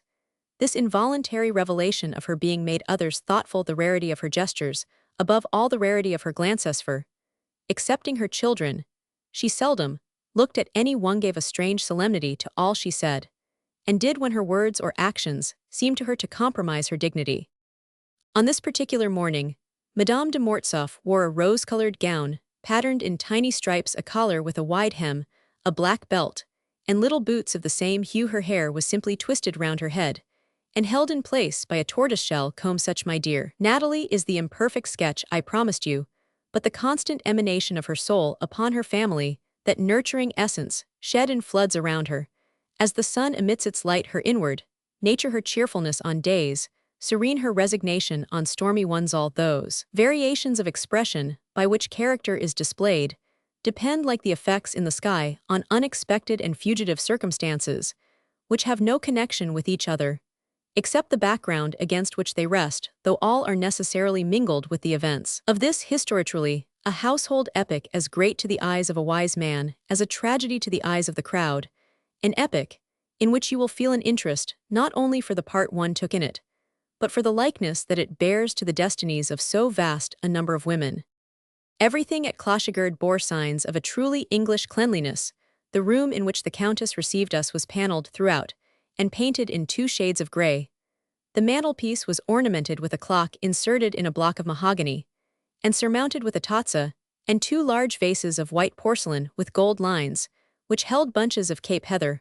A lamp was on a pier-table, and a backgammon board on legs before the fireplace. 2 wide bands of cotton held back the white cambric curtains, which had no fringe. The furniture was covered with grey cotton bound with a green braid, and the tapestry on the Countess' frame told why the upholstery was thus covered. Such simplicity rose to grandeur. No apartment among all that I have seen since has given me such fertile, such teeming impressions as those that filled my mind in that salon of Clochegard, calm and composed as the life of its mistress, where the conventual regularity of her occupations made itself felt. The greater part of my ideas in science or politics, even the boldest of them, were born in that room. As perfumes emanate from flowers, there grew the mysterious plant that cast upon my soul its fructifying pollen. There glowed the solar warmth which developed my good and shriveled my evil qualities. Through the windows, the eye took in the valley from the heights of Pont Rouen to the Château d'Azay, following the windings of the further shore, picturesquely varied by the towers of Frapisal the church the village, and the old manor house of Sash whose venerable pile looked down upon the meadows. In harmony with this reposeful life, and without other excitements to emotion than those arising in the family, this scene conveyed to the soul its own serenity. If I had met her there, for the first time between the Count and her two children, instead of seeing her resplendent in a ball dress, I should not have ravished. That delirious kiss which now filled me with remorse, and with the fear of having lost the future of my love in the gloom of my unhappy life, I should have bent my knee, and kissed the hem of her garment, wetting it with tears, and then I might have flung myself into the Indre, but having breathed the jasmine perfume of her skin and drunk the milk of that cup of love, my soul had acquired the knowledge and the hope of human joys. I would live, and await the coming of happiness, as the savage awaits his hour of vengeance. I longed to climb those trees, to creep among the vines, to float in the river. I wanted the companionship of night and its silence. I needed lassitude of body. I craved the heat of the sun, to make the eating of the delicious apple, into which I had bitten perfect. Had she asked of me the singing flower, the riches buried by the comrades of Morgan, the destroyer, I would have sought them to obtain those other riches, and that mute flower for which I longed. When my dream, the dream into which this first contemplation of my idol plunged me, came to an end, and I heard her speaking of Monsieur de Mortsauf, the thought came that a woman must belong to her husband, and a raging curiosity possessed me to see the owner of this treasure. Two emotions filled my mind, hatred and fear, hatred which allowed of no obstacles, and measured all without shrinking, and a vague, but real fear of the struggle of its issue, and above all of her. "Here is Monsieur de Mortsauf," she said. I sprang to my feet like a startled horse, though the movement was seen by Monsieur de Chessel, and the Countess neither made any observation, for a diversion was effected at this moment by the entrance of a little girl, whom I took to be about 6 years old, who came in exclaiming, "Here's Papa." "Madeleine," said her mother gently. The child at once held out her hand to Monsieur de Chessel, and looked attentively at me, after making a little bow with an air of astonishment. "Are you more satisfied about her health?" asked Monsieur de Chessel. "She is better," replied the Countess, caressing the little head, which was already nestling in her lap. The next question of Monsieur de Chessel let me know that Madeleine was 9 years old. I showed great surprise, and immediately the clouds gathered on the mother's brow. My companion threw me a significant look, of those which form the education of men of the world. I had stumbled, no doubt, upon some maternal wound, the covering of which should have been respected. The sickly child, whose eyes were pallid, and whose skin was white as a porcelain vase with a light within it, would probably not have lived in the atmosphere of a city-country air, and her mother's brooding care had kept the life in that frail body delicate as a hothouse plant growing in a harsh and foreign climate, though in nothing did she remind me of her mother. Madeleine seemed to have her soul, and that soul held her up. Her hair was scanty, and black her eyes, and cheeks hollow, her arms thin, her chest narrow, showing a battle between life and death, a duel without truce in which the mother had so far been victorious. The child willed to live, perhaps to spare her mother, for at times, when not observed, she fell into the attitude of a weeping willow. You might have thought her a little gypsy dying of hunger, begging her way, exhausted, but always brave and dressed up to play her part. "Where have you left Jacques?" asked the Countess, kissing the white line, which parted the child's hair into two bands that looked like a crow's wings. "He is coming with Papa." Just then the Count entered, holding his son by the hand. Jacques, the image of his sister, showed the same signs of weakness. Seeing these sickly children beside a mother so magnificently healthy, it was impossible not to guess at the causes of the grief which clouded her brow, and kept her silent on a subject she could take to God. Only as he bowed, Monsieur de Mortsauf gave me a glance that was less observing than awkwardly uneasy glance of a man whose distrust grows out of his inability to analyze. After explaining the circumstances of our visit and naming me to him, the Countess gave him her place, and left the room. The children, whose eyes were on those of their mother, as if they drew the light of theirs from hers, tried to follow her, but she said with a finger on her lips, "Stay, dears." And they obeyed, but their eyes filled awe to hear that one word, dears, what tasks they would have undertaken. Like the children, I felt less warm when she had left us. My name seemed to change the Count's feeling toward me. Cold and supercilious in his first glance, he became at once, if not affectionate, at least politely attentive, showing me every consideration, and seeming pleased to receive me as a guest. My father had formerly done devoted service to the Bourbons, and had played an important and perilous though secret part, when their cause was lost by the elevation of Napoleon, he took refuge in the quietude of the country and domestic life, accepting the unmerited accusations that followed him as the inevitable reward of those who risk all to win all, and who succumb after serving as pivot to the political machine. Knowing nothing of the fortunes nor of the past nor of the future of my family, I was unaware of this devoted service, which the Comte de Mortsauf well remembered. Moreover, the antiquity of our name, the most precious quality of a man in his eyes, added to the warmth of his greeting. I knew nothing of these reasons, until later. For the time being, the sudden transition to cordiality put me at my ease. When the two children saw that we were all three fairly engaged in conversation, Madeleine slipped her head from her father's hand, glanced at the open door, and glided away like an eel. Jacques, following her, they rejoined their mother, and I heard their voices and their movements sounding in the distance like the murmur of bees about a hive.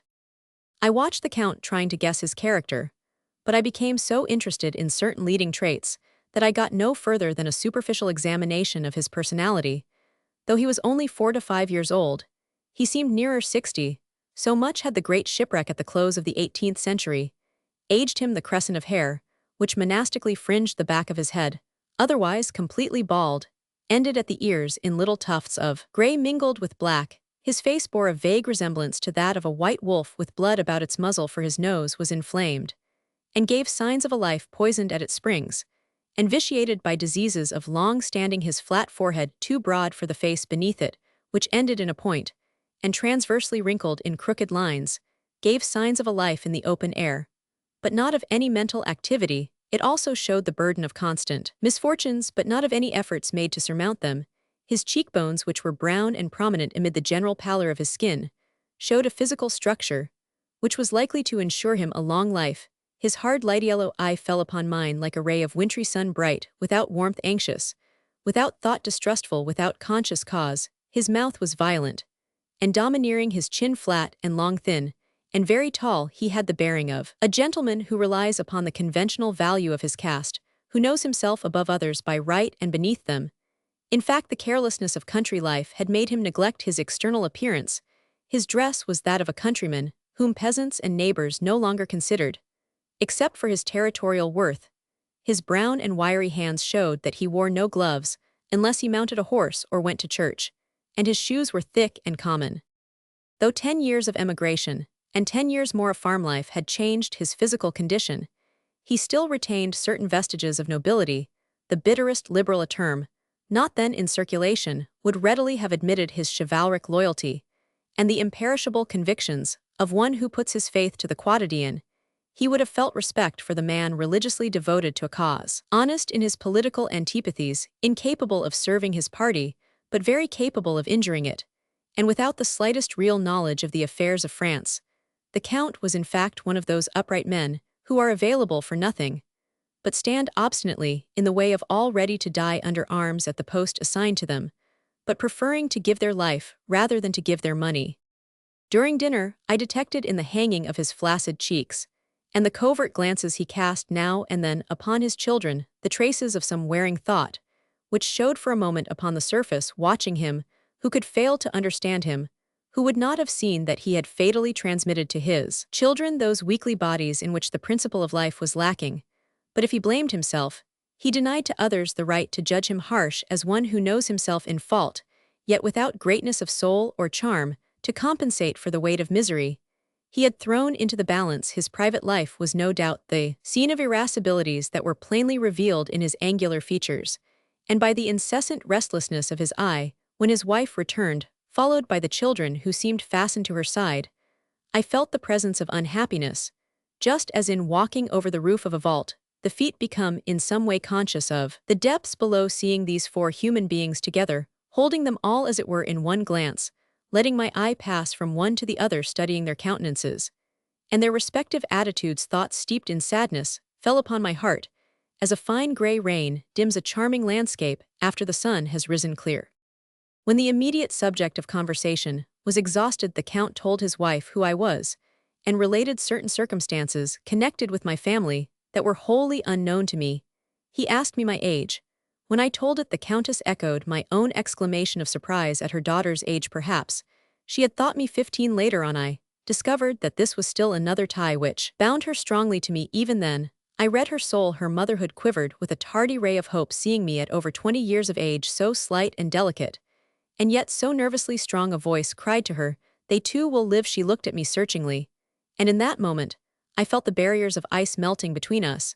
She seemed to have many questions to ask, but uttered none. "If study has made you ill," she said, "the air of our valley will soon restore you." "Modern education is fatal to children," remarked the Count. "We stuff them with mathematics, and ruin their health with sciences, and make them old before their time. You must stay and rest here," he added, turning to me. "You are crushed by the avalanche of ideas that have rolled down upon you. What sort of future will this universal education bring upon us, unless we prevent its evils by replacing public education in the hands of the religious bodies?" These words were in harmony with a speech he afterwards made at the elections, when he refused his support to a man whose gifts would have done good service to the royalist cause. "I shall always distrust men of talent," he said. Presently, the Count proposed that we should make the tour of the gardens. "Monsieur," said his wife. "Well, what, my dear?" he said, turning to her with an arrogant harshness, which showed plainly enough how absolute he chose to be in his own home. "Monsieur de Vandenesse walked from Tours this morning, and Monsieur de Chessel, not aware of it, has already taken him on foot over Frapesle." "Very imprudent of you," the Count said, turning to me, "but at your age," and he shook his head in sign of regret. The conversation was resumed. I soon saw how intractable his royalism was, and how much care was needed to swim safely in his waters. The manservant, who had now put on his livery, announced dinner. Monsieur de Chessel gave his arm to Madame de Mortsauf, and the Count gaily seized mine to lead me into the dining-room, which was on the ground floor facing the salon.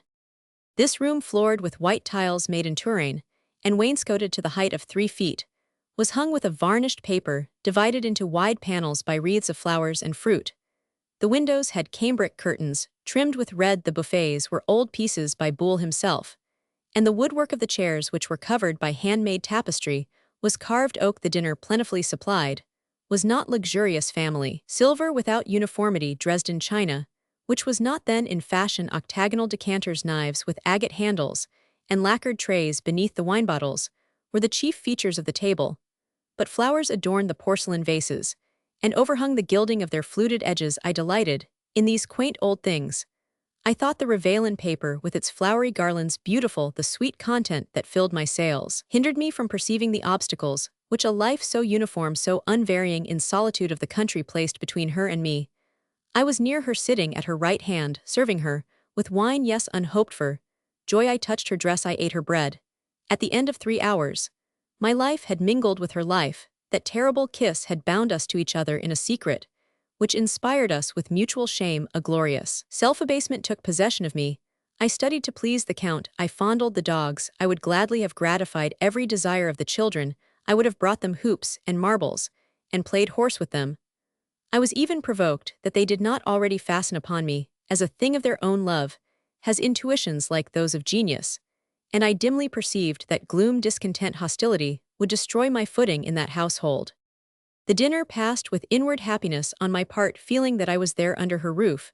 I gave no heed to her obvious coldness, nor to the Count's indifference, masked by his politeness. Love, like life, has an adolescence, during which period it suffices unto itself.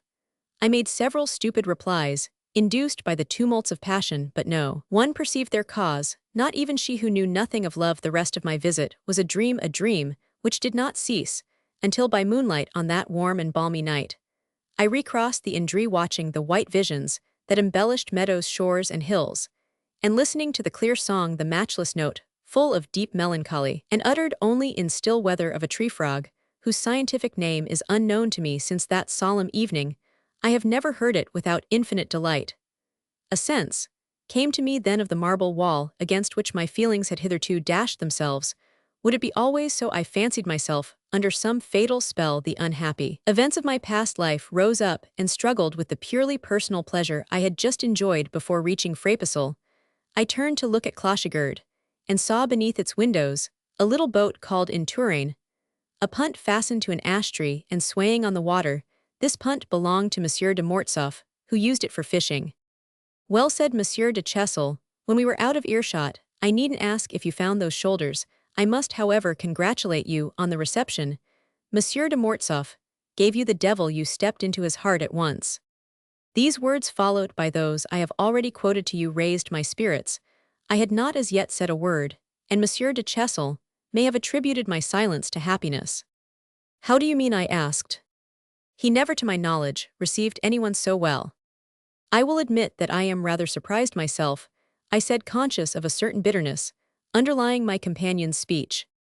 Though I was too inexpert in social matters to understand its cause, I was much struck by the feeling Monsieur de Chessel betrayed. His real name was Durand, but he had had the weakness to discard the name of a worthy father, a merchant, who had made a large fortune under the Revolution. His wife was sole heiress of the Chessels, an old parliamentary family under Henry Roman IV, belonging to the middle classes, as did most of the Parisian magistrates ambitious of higher flights. Monsieur de Chessel endeavored to smother original Durand. He first called himself Durand de Chessel, then Roman 500 de Chessel, and that made him Monsieur de Chessel under the Restoration.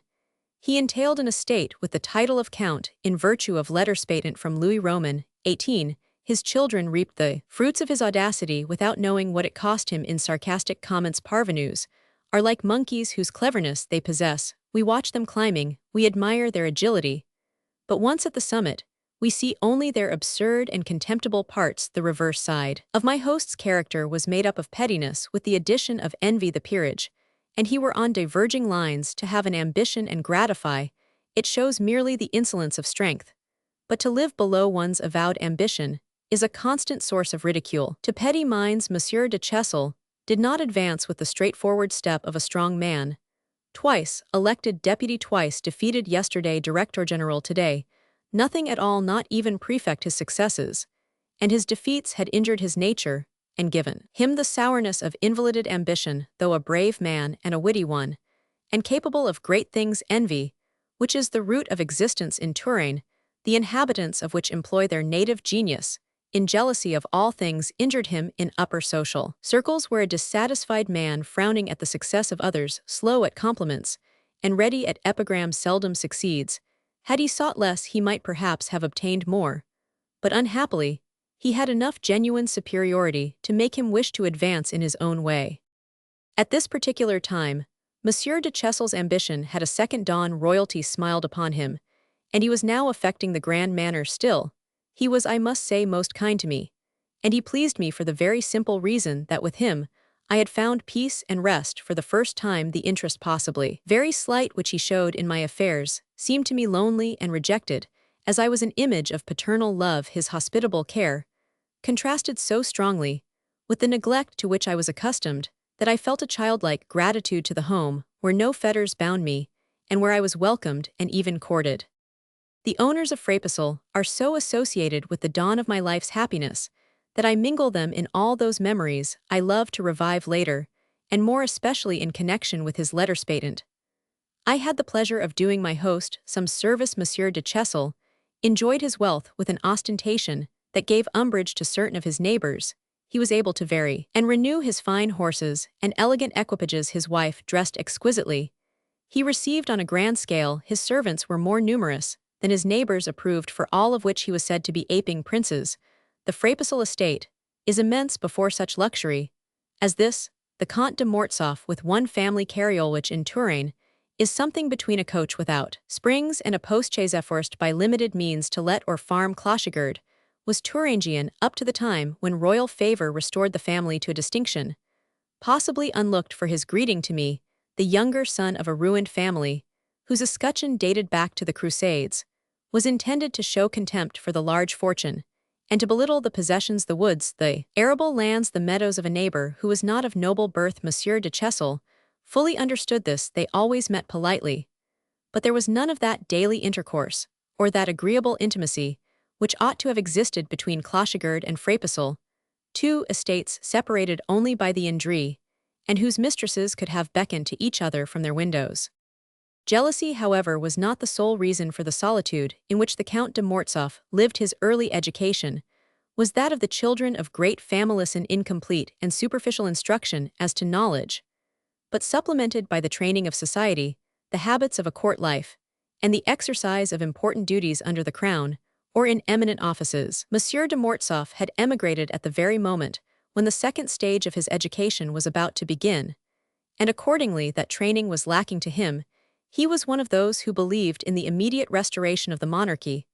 With that conviction in his mind, his exile was a long and miserable period of idleness when the army of Condé, which his courage led him to join with the utmost devotion, was disbanded.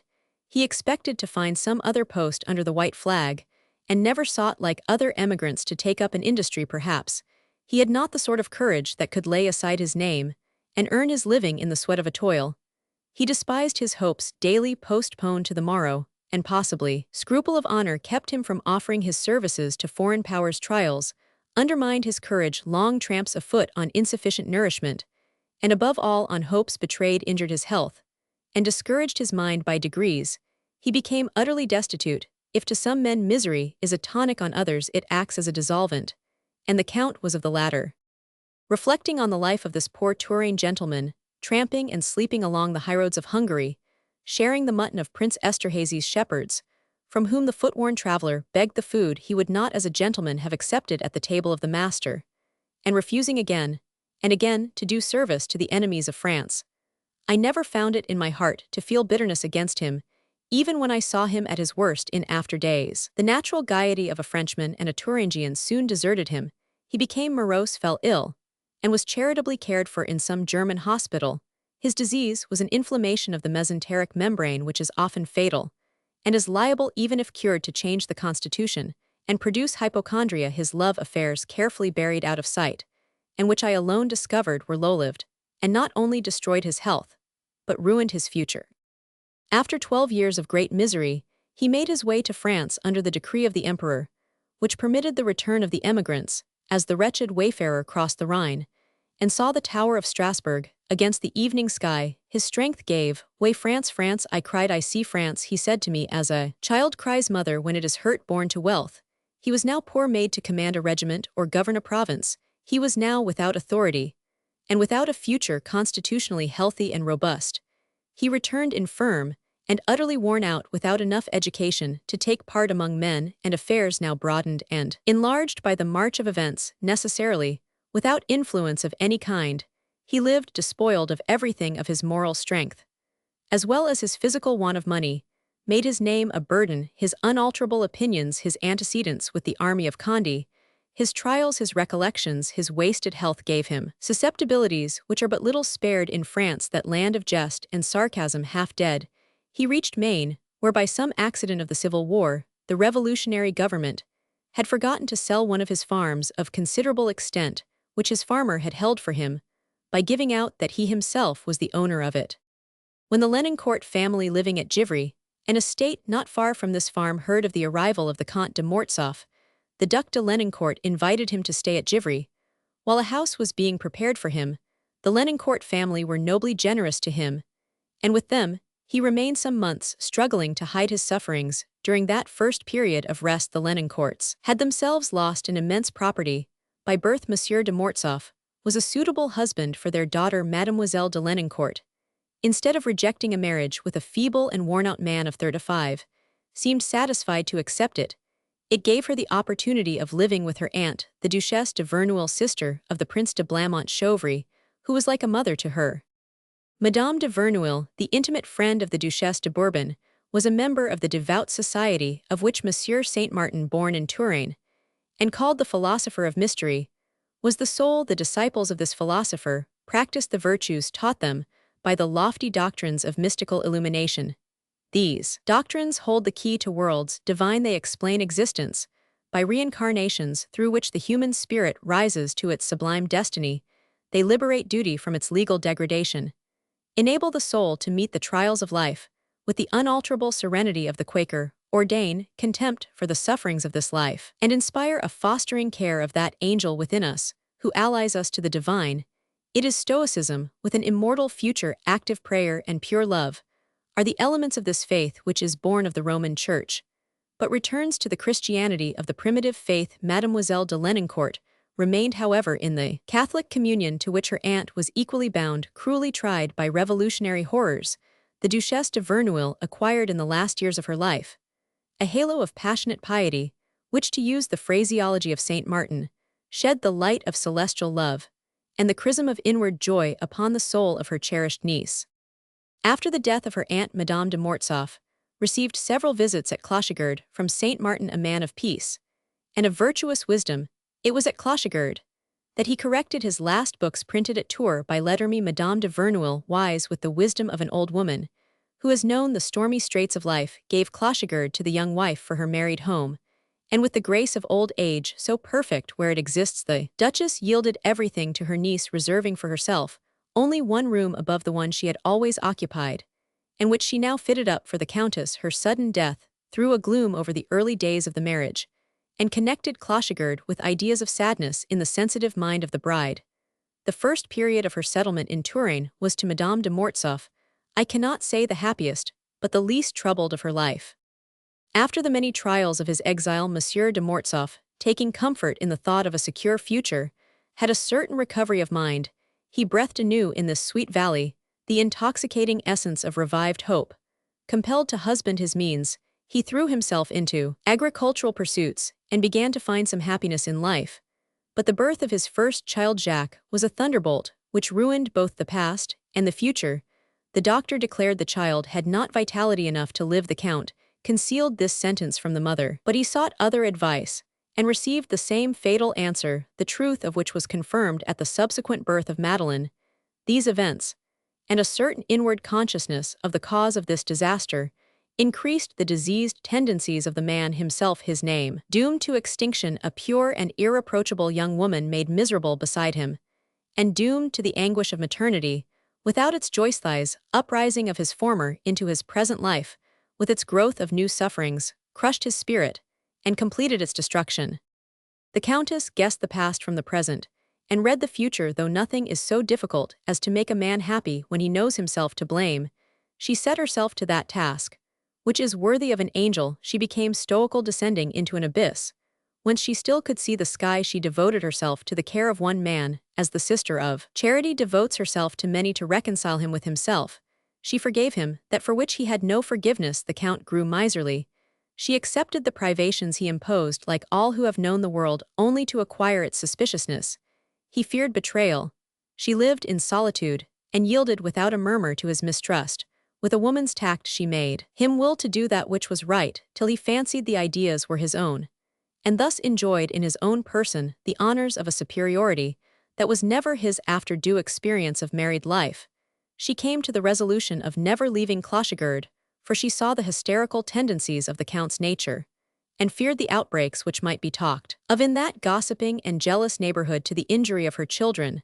Thus, thanks to her, no one suspected Monsieur de Mortsauf's real incapacity, for she wrapped his ruins in a mantle of ivy. The fickle, not merely discontented, but embittered nature of the man found rest and ease in his wife. His secret anguish was lessened by the balm she shed upon it. This brief history is in part a summary of that forced from Monsieur de Chessel by his inward vexation. His knowledge of the world enabled him to penetrate several of the mysteries of Clochegird, but the prescience of love could not be misled by the sublime attitude with which Madame de Mortsauf deceived the world when alone in my little bedroom.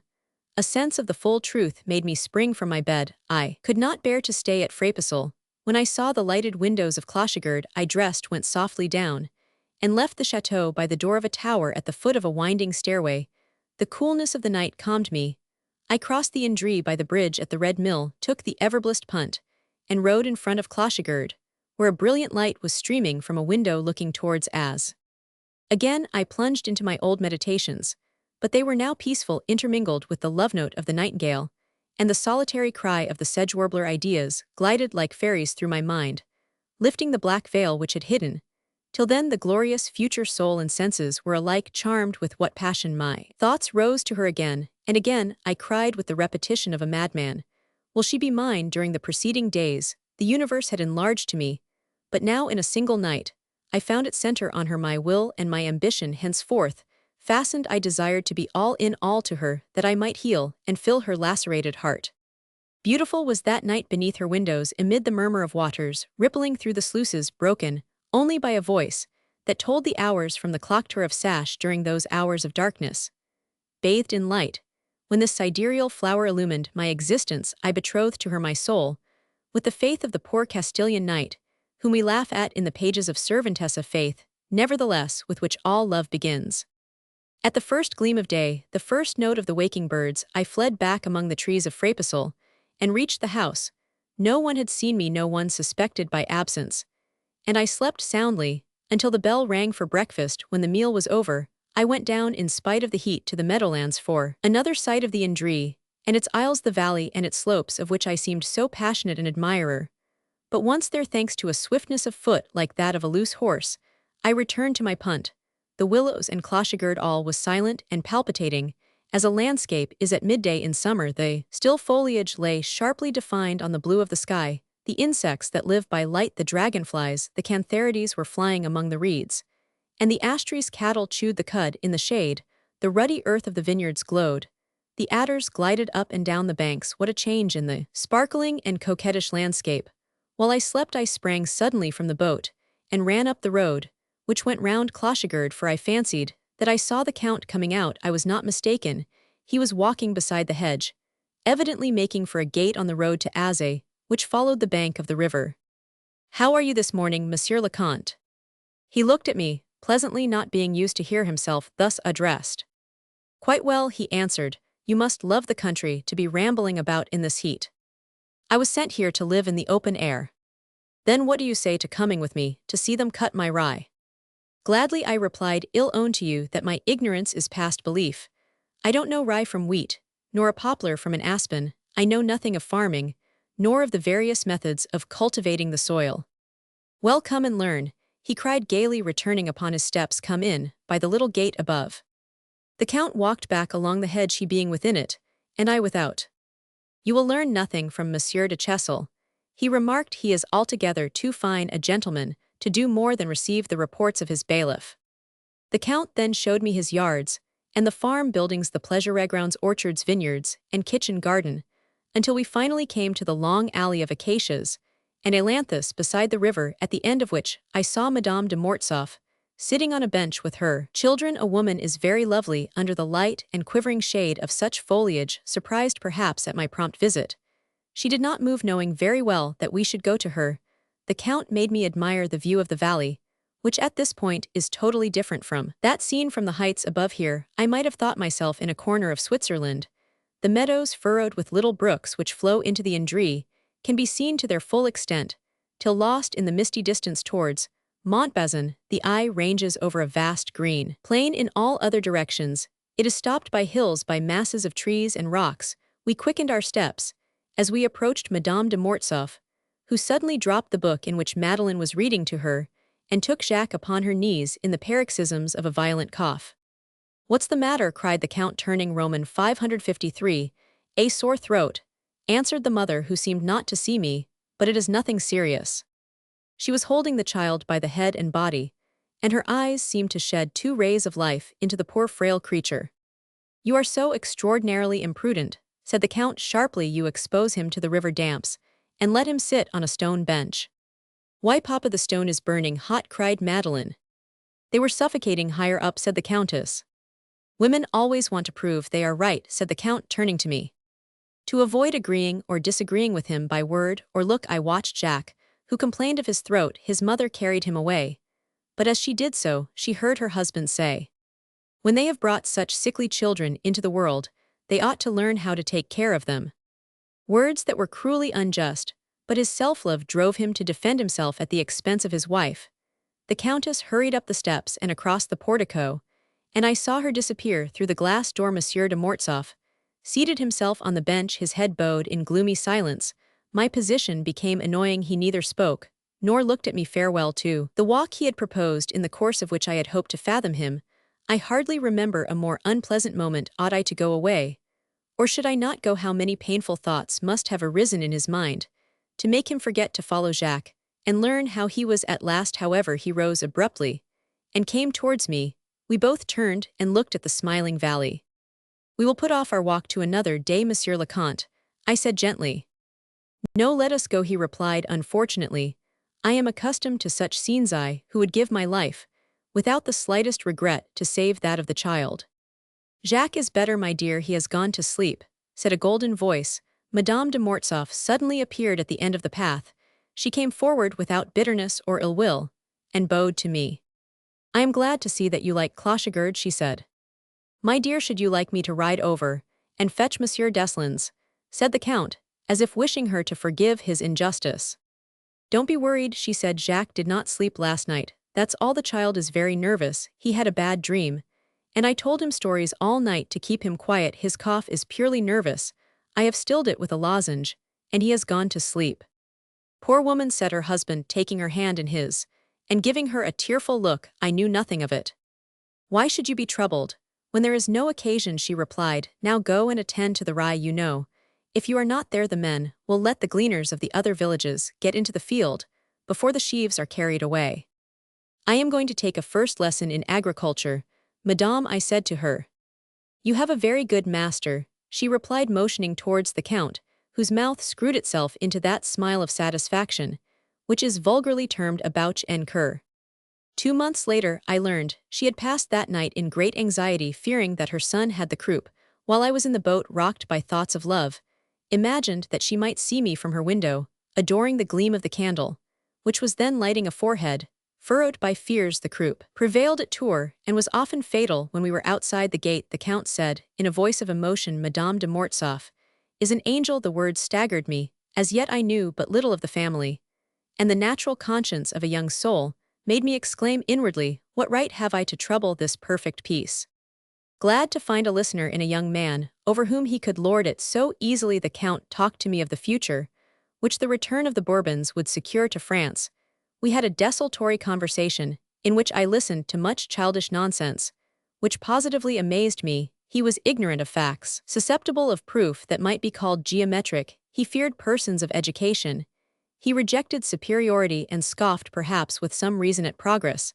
I discovered in his nature a number of sensitive fibers, which it required the utmost caution not to wound, so that a conversation with him of any length was a positive strain upon the mind.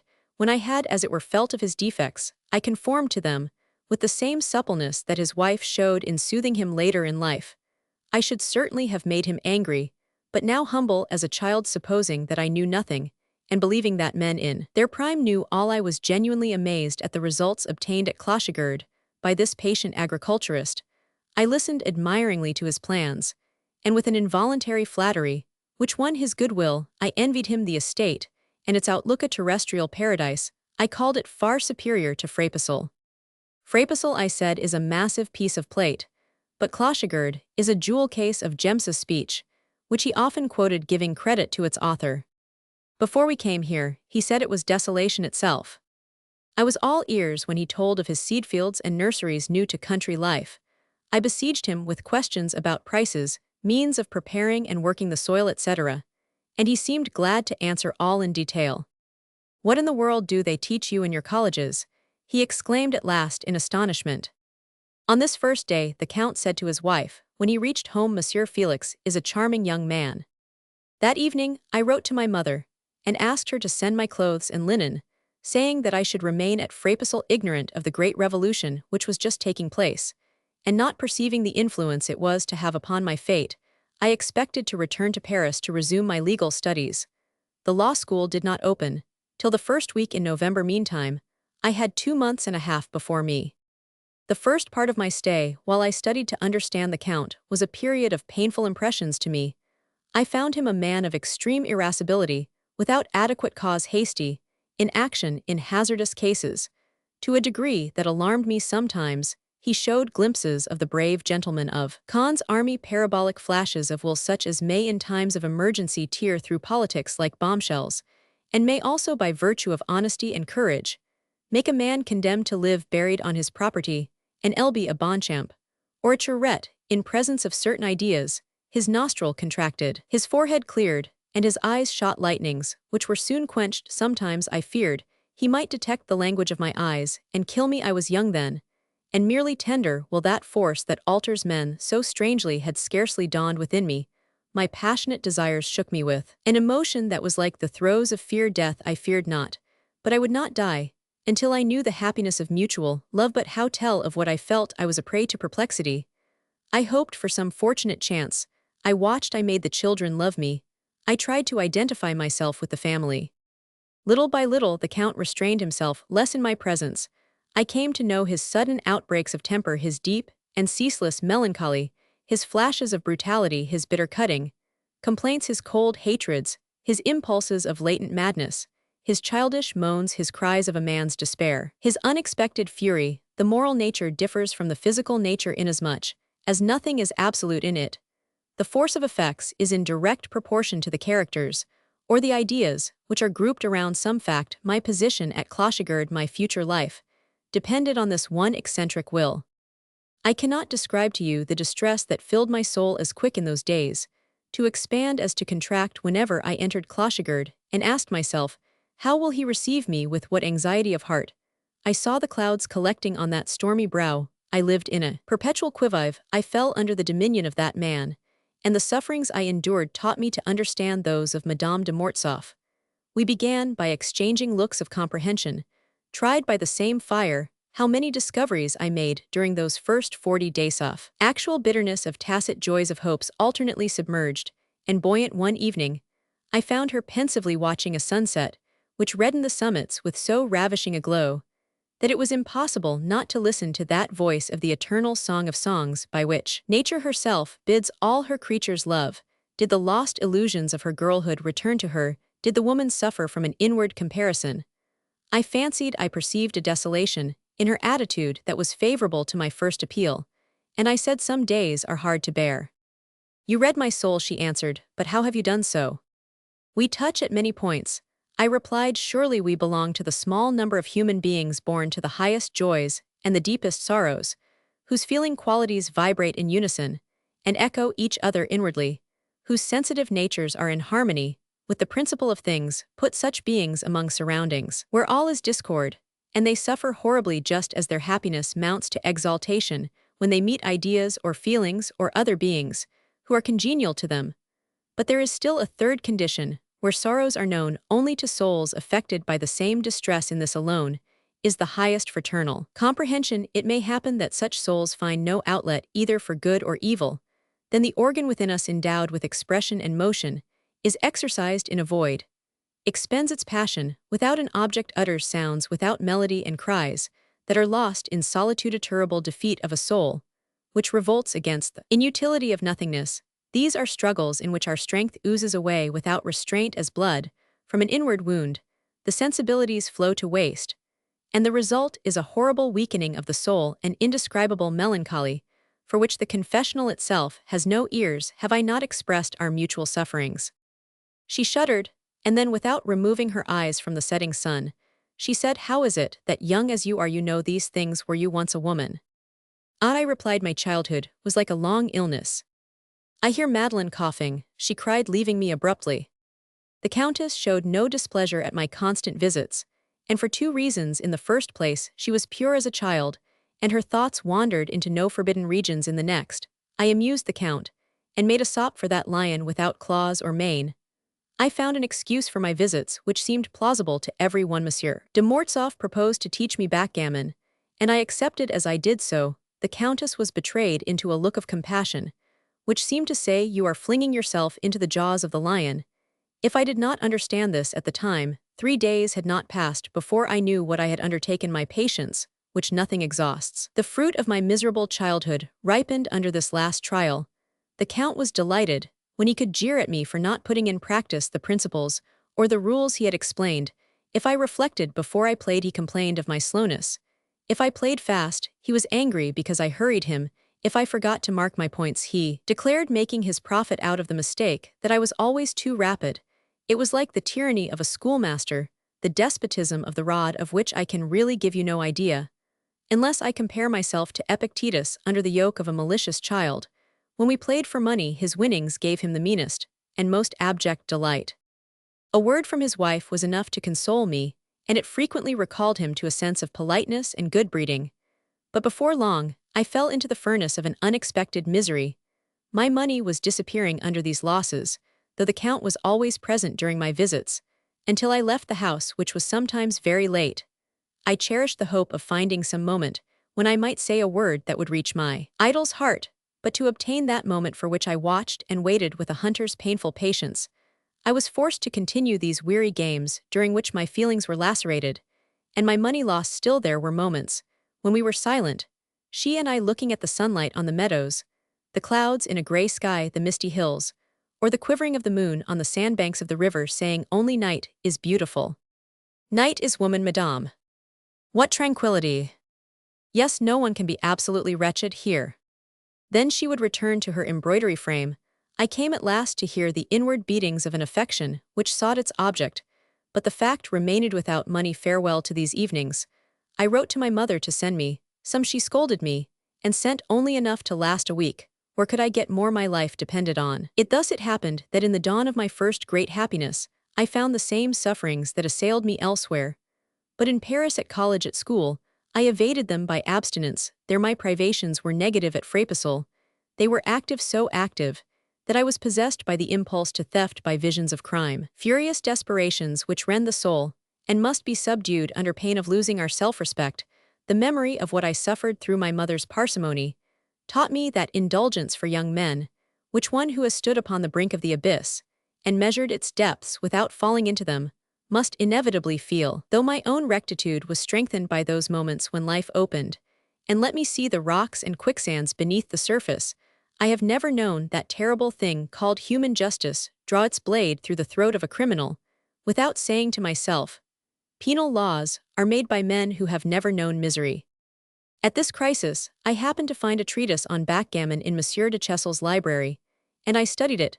My host was kind enough to give me a few lessons less harshly taught by the Count. I made good progress, and applied the rules and calculations I knew by heart. Within a few days I was able to beat Monsieur de Mortsauf, but no sooner had I done so, and won his money for the first time, than his temper became intolerable. His eyes glittered like those of tigers. His face shriveled, his brows knit, as I never saw brows knit before or since. His complainings were those of a fretful child. Sometimes he flung down the dice, quivered with rage, bit the dice box, and said insulting things to me. Such violence, however, came to an end.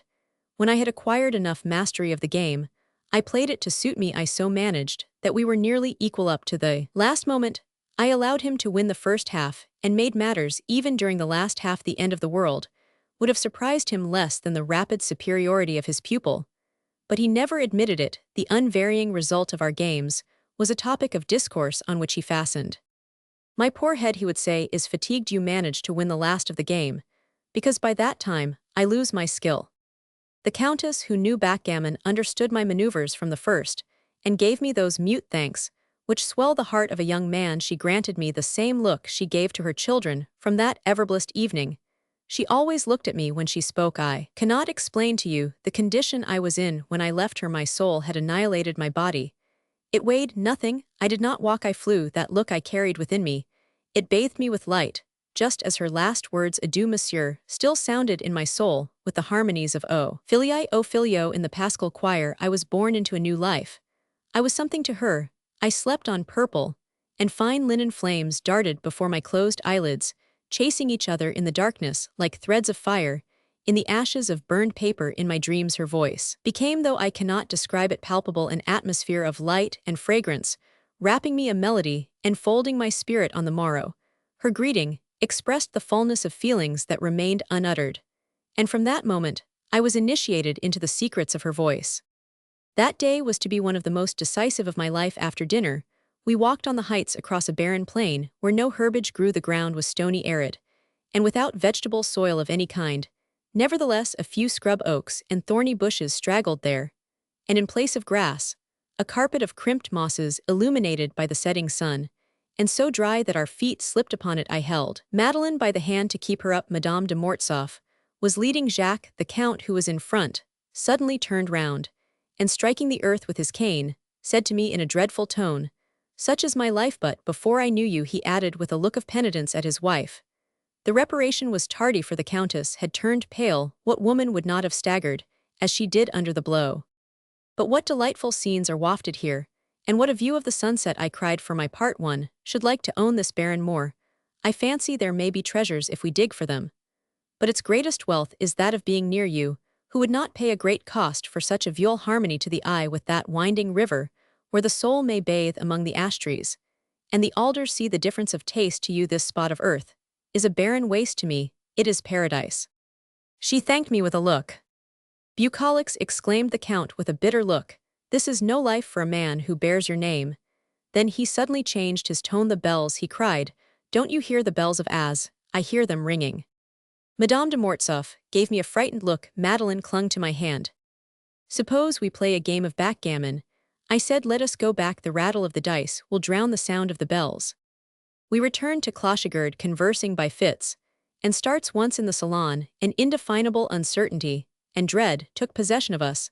The Count flung himself into an armchair, absorbed in reverie, which his wife, who knew the symptoms of his malady and could foresee an outbreak, was careful not to interrupt. I also kept silence, as she gave me no hint to leave. Perhaps she thought backgammon might divert the Count's mind and quiet those fatal nervous susceptibilities, the excitements of which were killing him. Nothing was ever harder than to make him play that game, which, however, he had a great desire to play. Like a pretty woman, he always required to be coaxed, entreated, forced, so that he might not seem the obliged person. If, by chance being interested in the conversation, I forgot to propose it, he grew sulky, bitter, insulting, and spoiled the talk by contradicting everything. If warned by his ill humor, I suggested a game. He would dally and demur. In the first place, "It is too late," he would say. "Besides, I don't care for it." Then followed a series of affectations like those of women, which often leave you in ignorance of their real wishes.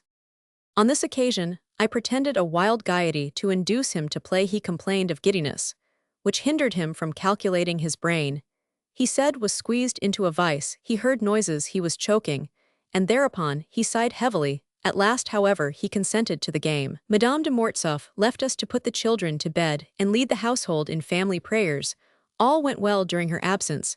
I allowed Monsieur de Mortsauf to win, and his delight seemed to put him beside himself. This sudden change from a gloom that led him to make the darkest predictions to the wild joy of a drunken man expressed in a crazy laugh, and without any adequate motive, distressed and alarmed me. I had never seen him in quite so marked a paroxysm. Our intimacy had borne fruits in the fact that he no longer restrained himself before me. Day by day, he had endeavored to bring me under his tyranny and obtain fresh food, as it were, for his evil temper. For it really seems as though moral diseases were creatures with appetites and instincts, seeking to enlarge the boundaries of their empire, as a landowner seeks to increase his domain. Presently the Countess came down and sat close to the backgammon table, apparently for better light on her embroidery, though the anxiety which led her to place her frame was ill-concealed. A piece of fatal ill luck, which I could not prevent, changed the Count's face from gaiety. It fell to gloom. From purple it became yellow, and his eyes rolled. Then followed worse ill luck, which I could neither avert nor. Monsieur de Mortsauf made a fatal throw which decided the game instantly. He sprang up, flung the table at me, and the lamp on the floor, struck the chimney-piece with his fist, and jumped, for I cannot say. He walked about the room. The torrent of insults, imprecations, and incoherent words which rushed from his lips would have made an observer think of the old tales of satanic possession in the Middle Ages. Imagine my position. "Go into the garden," said the Countess, pressing my hand. I left the room before the Count could notice my disappearance. On the terrace, where I slowly walked about, I heard his shouts, and then his moans from the bedroom which adjoined the dining room. Also, I heard at intervals, through that tempest of sound, the voice of an angel, which rose like the song of a nightingale. As the rain ceases, I walked about under the acacias, in the loveliest night of the month of August, waiting for the Countess to join me. I knew she would come. Her gesture promised it. For several days, an explanation seemed to float between us. A word would suffice to send it gushing from the spring overfull in our souls. What timidity had thus far delayed a perfect understanding between us? Perhaps she loved, as I did, these quiverings of the spirit, which resembled emotions of fear, and numbed the sensibilities, while we held our life unuttered within us, hesitating to unveil its secrets with the modesty of the young girl before the husband she loves. An hour passed. I was sitting on the brick balustrade, when the sound of her footsteps, blending with the undulating ripple of her flowing gown, stirred the calm air of the night. These are sensations to which the heart suffices not. "Monsieur de Mortsauf is sleeping," she said. "When he is thus, I give him an infusion of poppies, a cup of water, in which a few poppies have been steeped. The attacks are so infrequent that this simple remedy never loses its effect. Monsieur," she continued, changing her tone and using the most persuasive inflection of her voice, This most unfortunate accident has revealed to you a secret which has hitherto been sedulously kept. Promise me to bury the recollection of that scene. Do this, for my sake, I beg of you. I don't ask you to swear it. Give me your word of honor, and I shall be content. Need I give it to you? I said. Do we not understand each other? You must not judge unfavorably of Monsieur de Mortsauf.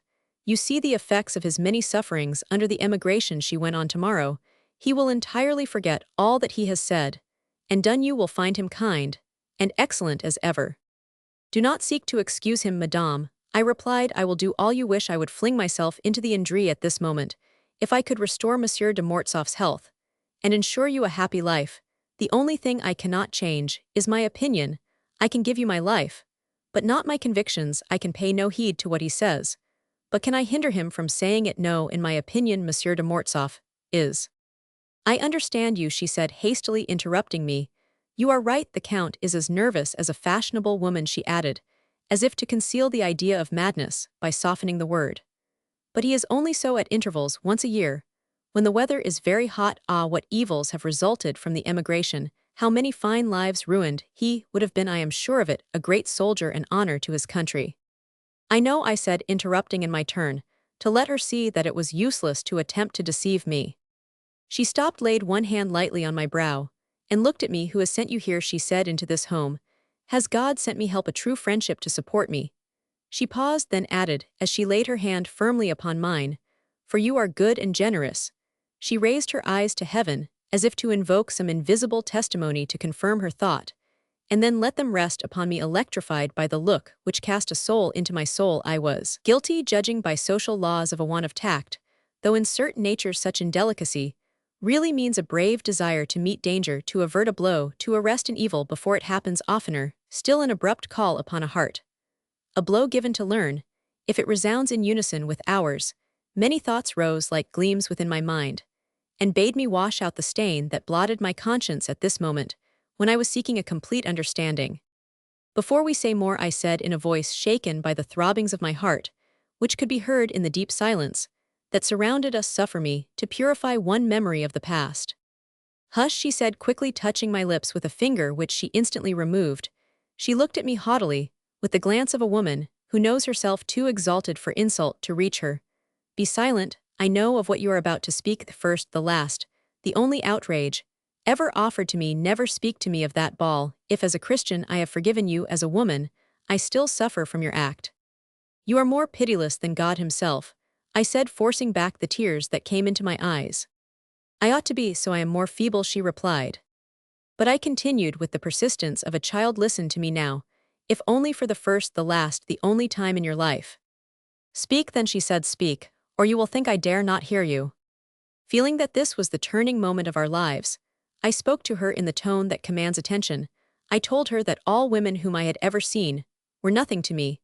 But when I met her, I, whose life was studious, whose nature was not bold, I had been, as it were, possessed by a frenzy that no one who once felt it could condemn, that never heart of man had been so filled with the passion, which no being can resist, which conquers all things, even death. And contempt, she asked, stopping me. Did you despise me? I exclaimed. Let us say no more on this subject, she replied. No, let me say all, I replied in the excitement of my intolerable pain. It concerns my life, my whole being, my inward self. It contains a secret you must know, or I must die in despair. It also concerns you, who unawares are the lady in whose hand is the crown promised to the victor in the tournament. Then I related to her my childhood and youth, not as I have told it to you judged from a distance, but in the language of a young man whose wounds are still bleeding. My voice was like the axe of a woodsman in the forest.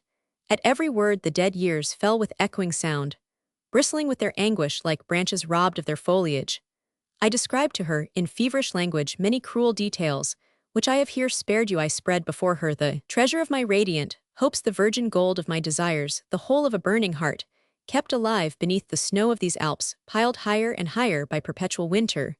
When bowed down by the weight of these remembered sufferings, related, as with the live coal of Isaiah, I awaited the reply of the woman who listened with a bowed head. She illumined the darkness. With a look she quickened the worlds terrestrial and divine with a single sentence. We have had the same childhood, she said, turning to me, a face on which the halo of the martyrs shone. After a pause in which our souls were wedded in the one consoling thought, I am not alone in suffering, the Countess told me in the voice she kept for her little ones, how unwelcome she was as a girl when sons were wanted. She showed me how her troubles as a daughter bound to her mother's side differed from those of a boy cast out upon the world of school and college life. My desolate neglect seemed to me a paradise compared to that contact with a millstone under which her soul was ground, until the day when her good aunt, her true mother, had saved her from this misery, the ever-recurring pain of which she now related to me, misery caused sometimes by incessant fault-finding, always intolerable to high-strung natures, which do not shrink before death itself, but die beneath the sword of Damocles, sometimes by the crushing of generous impulses, beneath an icy hand, by the cold rebuffal of her kisses, by a stern command of silence first imposed, and then as often blamed by inward tears that dared not flow, but stayed within the heart, in short, by all the bitterness and tyranny of convent rule, hidden to the eyes of the world under the appearance of an exalted motherly devotion. She gratified her mother's vanity before strangers, but she dearly paid in private for this homage, when believing that by obedience and gentleness she had softened her mother's heart, she opened hers. The tyrant only armed herself with the girl's confidence. No spy was ever more traitorous, and base all the pleasures of girlhood, even her fete days, were dearly purchased, for she was scolded for her gaiety as much as for her faults. No teaching, and no training for her position had been given in love, always with sarcastic irony. She was not angry against her mother. In fact, she blamed herself for feeling more terror than love for her, perhaps. She said, "Dear angel, these severities were needful, they had certainly prepared her for her present life." As I listened, it seemed to me that the harp of Job, from which I had drawn such savage sounds, now touched by the Christian fingers, gave forth the litanies of the Virgin at the foot of the cross. "We lived in the same sphere before we met in this. I said, you coming from the east, I from the west." She shook her head with a gesture of despair. "To you the east, to me the west," she replied. "You will live happy. I must die of pain. Life is what we make of it, and mine is made forever. No power can break the heavy chain to which a woman is fastened by this ring of gold, the emblem of a wife's purity." We knew we were twins of one womb. She never dreamed of a half-confidence between brothers of the same blood. After a short sigh natural to pure hearts, when they first opened to each other, she told me of her first married life, her deceptions and disillusions, the rebirth of her childhood's misery. Like me, she had suffered under trifles mighty to souls whose limpid substance quivers to the least shock as a lake quivers on the surface, and to its utmost depths when a stone is flung into it. When she married, she possessed some girlish savings, a little gold, the fruit of happy hours and repressed fancies. These, in a moment when they were needed, she gave to her husband, not telling him they were gifts and savings of her own. He took no account of them, and never regarded himself her debtor. She did not even obtain the glance of thanks that would have paid for all. Ah, how she went from trial to trial. Monsieur de Mortsauf habitually neglected to give her money for the household. When, after a struggle with her timidity, she asked him for it, he seemed surprised, and never once spared her the mortification of petitioning for necessities. What terror filled her mind when the real nature of the ruined man's disease was revealed to her, and she quailed under the first outbreak of his mad anger. What bitter reflections she had made before she brought herself to admit that her husband was a wreck. What horrible calamities had come of her bearing children. What anguish she felt at the sight of those infants, born almost dead. With what courage had she said in her heart, "I will breathe the breath of life into them, I will bear them anew day by day." Then conceive the bitterness of finding her greatest obstacle in the heart and hand from which a wife should draw her greatest succor. She saw the untold disaster that threatened him. As each difficulty was conquered, new deserts opened before her, until the day when she thoroughly understood her husband's condition, the constitution of her children, and the character of the neighborhood in which she lived. A day when, like the child taken by Napoleon from a tender home, she taught her feet to trample through mud and snow. She trained her nerves to bullets, and all her being to the passive obedience of a soldier. "These things of which I here make a summary," she told me, "in all their dark extent, with every piteous detail of conjugal battles lost, and fruitless struggles. You would have to live here many months," she said in conclusion, "to understand what difficulties I have met with in improving Clochegird, what persuasions I have had to use to make him do a thing which was most important to his interests. You cannot imagine the childish glee he has shown, when anything that I advised was not at once successful, all that turned out well. He claimed for himself, "Yes, I need an infinite patience to bear his complaints when I am half exhausted in the effort to amuse his weary hours, to sweeten his life, and smooth the paths which he himself has strewn with stones. The reward he gives me is that awful cry, 'Let me die.' Life is a burden to me when visitors are here, and he enjoys them. He forgets his gloom, and is courteous and polite. You ask me why he cannot be so to his family. I cannot explain that want of loyalty in a man who is truly chivalrous.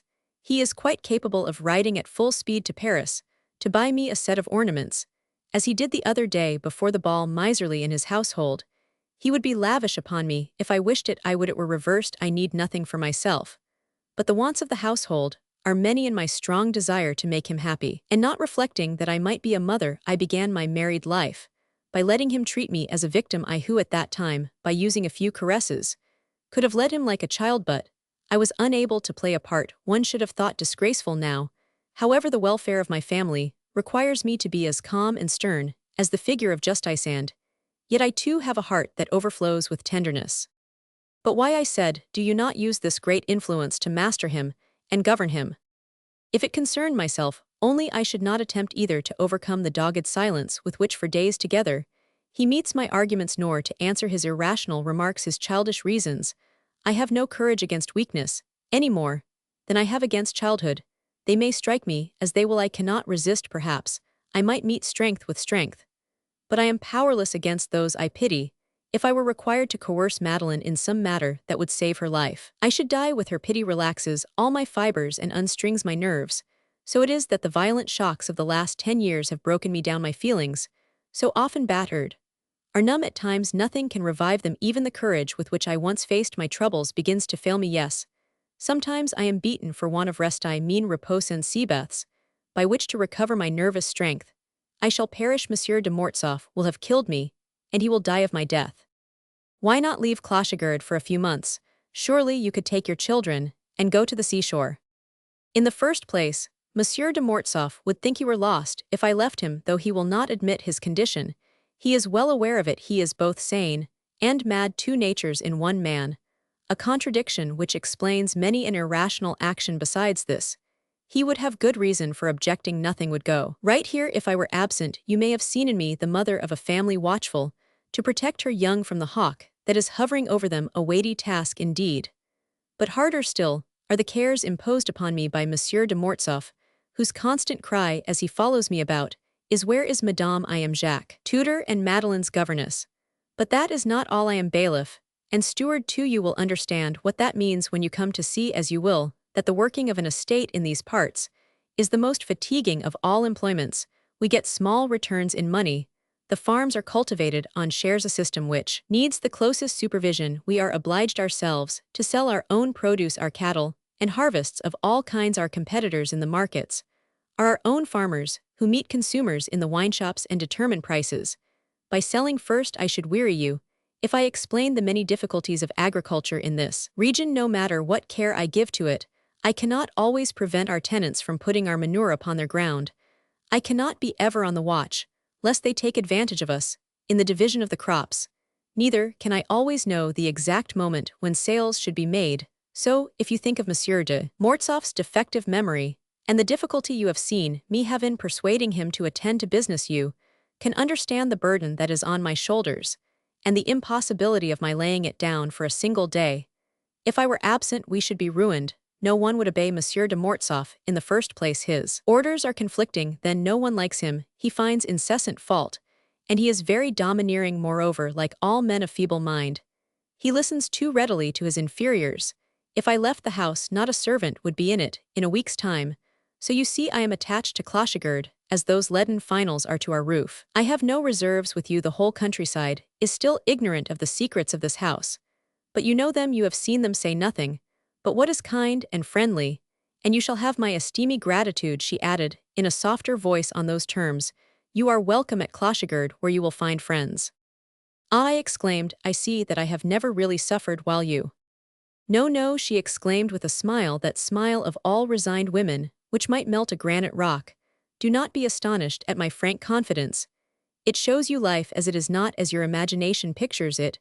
We all have our defects and our good qualities. If I had married a spendthrift, He would have ruined me if I had given myself to an ardent and pleasure-loving young man.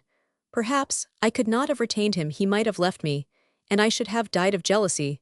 For I am jealous, she said in a tone of excitement which was like the thunderclap of a passing storm.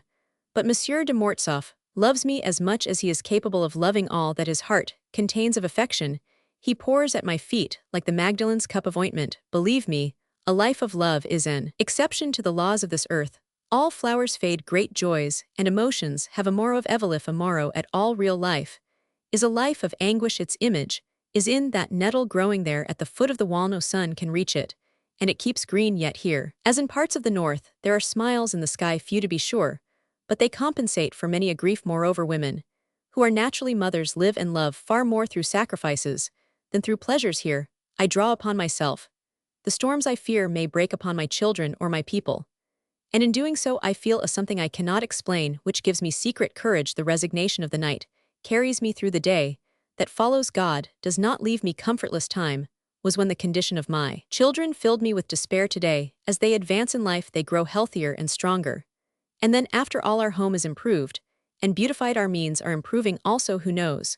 But Monsieur de Mortsauf's old age may be a blessing to me. Ah, believe me, those who stand before the great judge with palms in their hands, leading comforted to him the beings who cursed their lives, they have turned their sorrows into joy.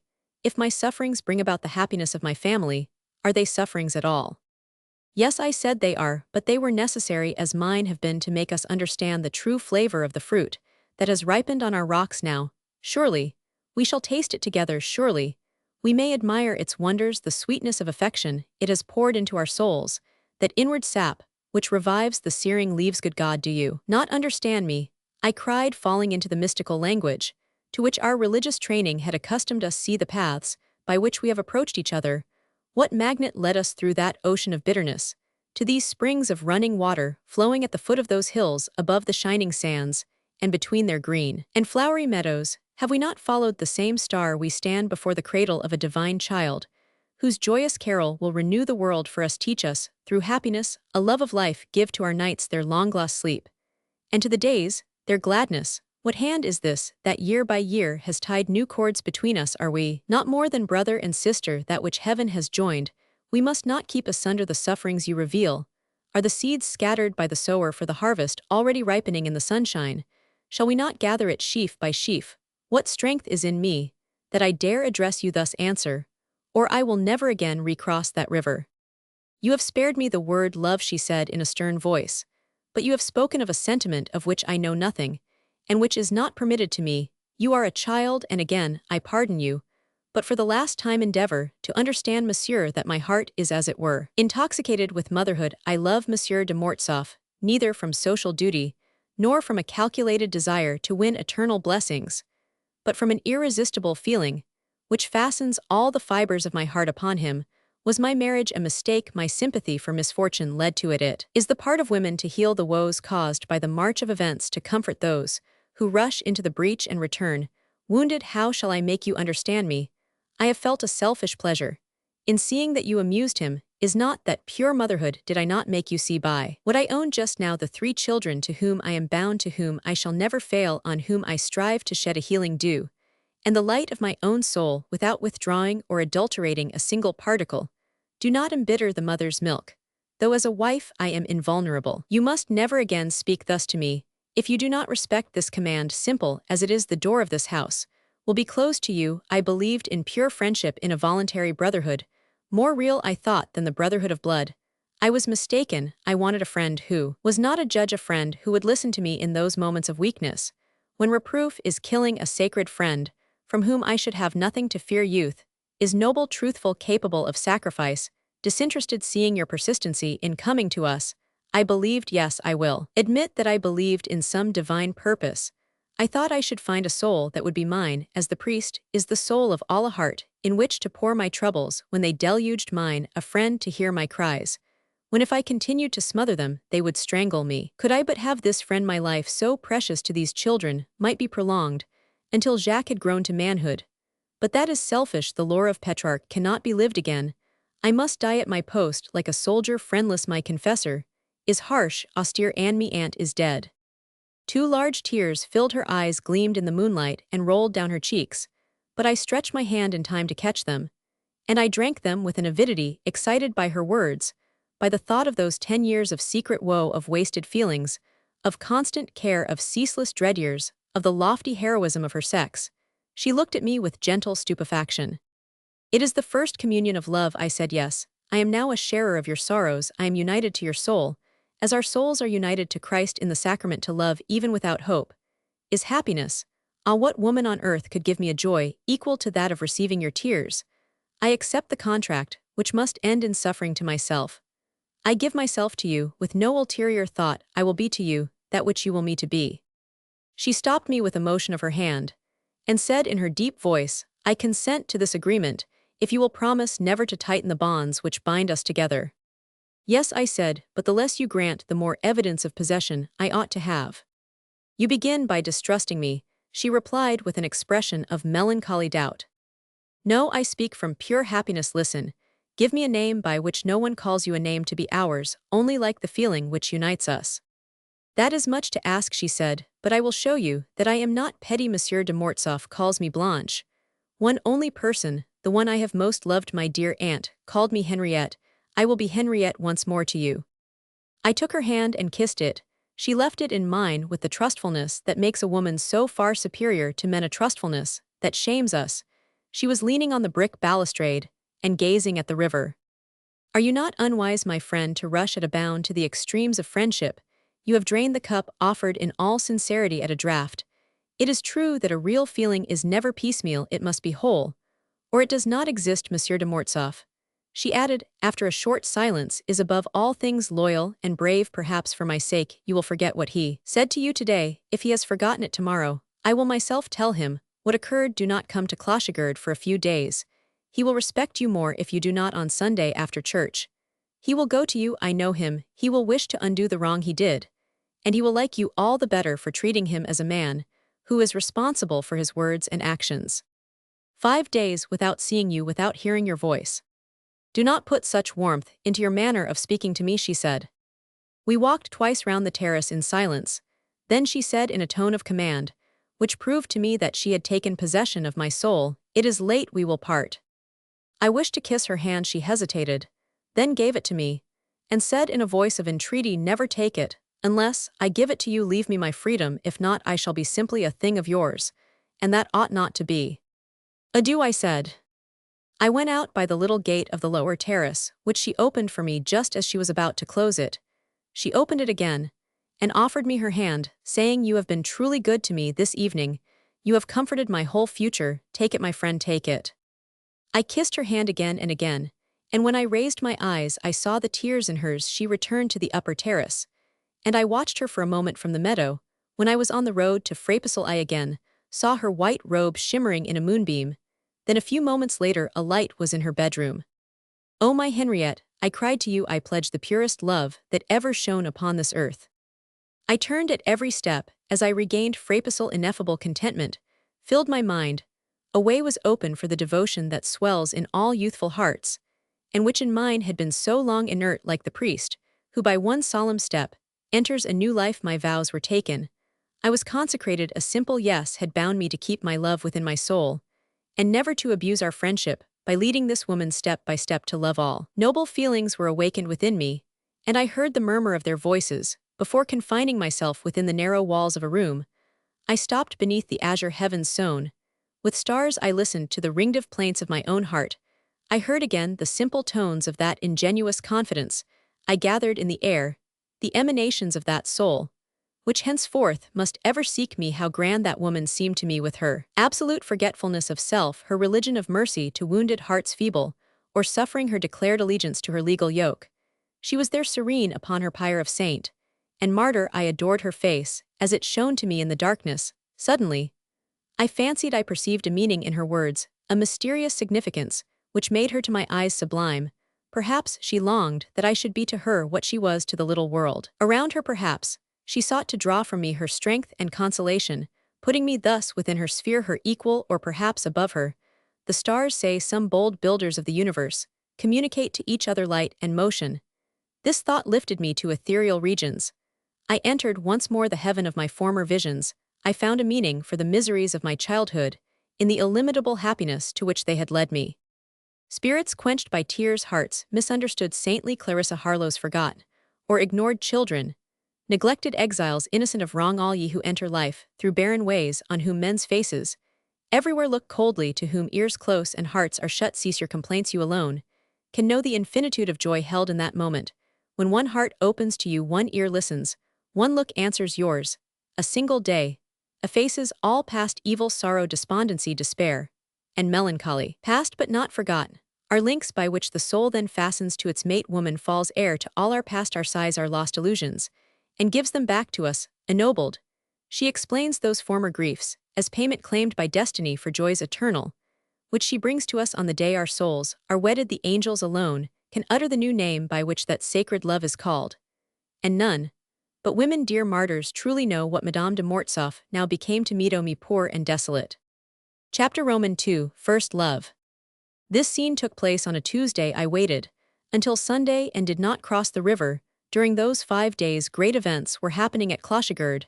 The Count received his brevet as General of Brigade, the Cross of St. Louis, and a pension of 4,000 francs. The Duc de Lenoncourt Givry, made peer of France, recovered possession of 2 forests, resumed his place at court, and his wife regained all her unsold property, which had been made part of the imperial crown lands. The Comtesse de Mortsauf thus became an heiress. Her mother had arrived at Clochegard, bringing her 100,000 francs economized at Givry, the amount of her dowry still unpaid, and never asked for by the Count in spite of his poverty in all such matters of external life. The conduct of this man was proudly disinterested. Adding to this sum his own few savings, he was able to buy 2 neighboring estates which would yield him some 9,000 francs a year. His son would, of course, succeed to the grandfather's peerage, and the Count now saw his way to entail the estate upon him, without injury to Madeleine, for whom the Duc de Lenoncourt would no doubt assist in promoting a good marriage. These arrangements and this new happiness shed some balm upon the Count's sore mind. The presence of the Duchesse de Lenoncourt at Clochegard was a great event to the neighborhood. I reflected gloomily that she was a great lady, and the thought made me conscious of the spirit of caste in the daughter which the nobility of her sentiments had hitherto hidden from me, who was hyper insignificant, and with no future but my courage and my faculties. I did not then think of the consequences of the Restoration, either for me or for others. On Sunday morning, from the private chapel where I sat with Monsieur and Madame de Chessel and the Abbé de Quelus, I cast an eager glance at another lateral chapel, occupied by the Duchess and her daughter the Count, and his children. The large straw hat, which hid my idol from me, did not tremble, and this unconsciousness of my presence seemed to bind me to her more than all the past. This noble Henriette de Lenoncourt, my Henriette, whose life I longed to garland, was praying earnestly. Faith gave to her figure an abandonment, a prosternation, the attitude of some religious statue, which moved me to the soul. According to village custom, vespers were said soon after Mass. Coming out of church, Madame de Chessel naturally proposed to her neighbors to pass the intermediate time at Frapesle, instead of crossing the Indre and the meadows twice in the great heat. The offer was accepted. Monsieur de Chessel gave his arm to the Duchess. Madame de Chessel took that of the Count. I offered mine to the Countess, and felt for the first time that beautiful arm against my side, as we walked from the church to Frapesle by the woods of Sash, where the light filtering down through the foliage made those pretty patterns on the path, which seem like painted silk. Such sensations of pride, such ideas, took possession of me, that my heart beat violently. "What is the matter?" she said, after walking a little way in a silence. "I dared not break your heart beats too fast." "I have heard of your good fortune," I replied, "and like all others who love truly, I am beset with vague fears. Will your new dignities change you and lessen your friendship?" "Change me," she said. "Oh, fie, another such idea, and I shall not despise you, but forget you forever." I looked at her with an ecstasy which should have been contagious. "We profit by the new laws which we have neither brought about nor demanded," she said, "but we are neither place hunters nor beggars. Besides, as you know very well, neither Monsieur de Mortsauf nor I can leave Clochegard by my advice. He has declined the command to which his rank entitled him at the Maison Rouge. We are quite content that my father should have the place. This forced modesty," she added with some bitterness, "has already been of service to our son the king, to whose household my father is appointed," said very graciously, that he would show Jacques the favor we were not willing to accept. Jacques' education, which must now be thought of, is already being discussed. He will be the representative of two houses, the Lenoncourt and the Mortsauf families. I can have no ambition except for him, and therefore my anxieties seem to have increased. Not only must Jacques live, but he must be made worthy of his name, two necessities, which as you know conflict.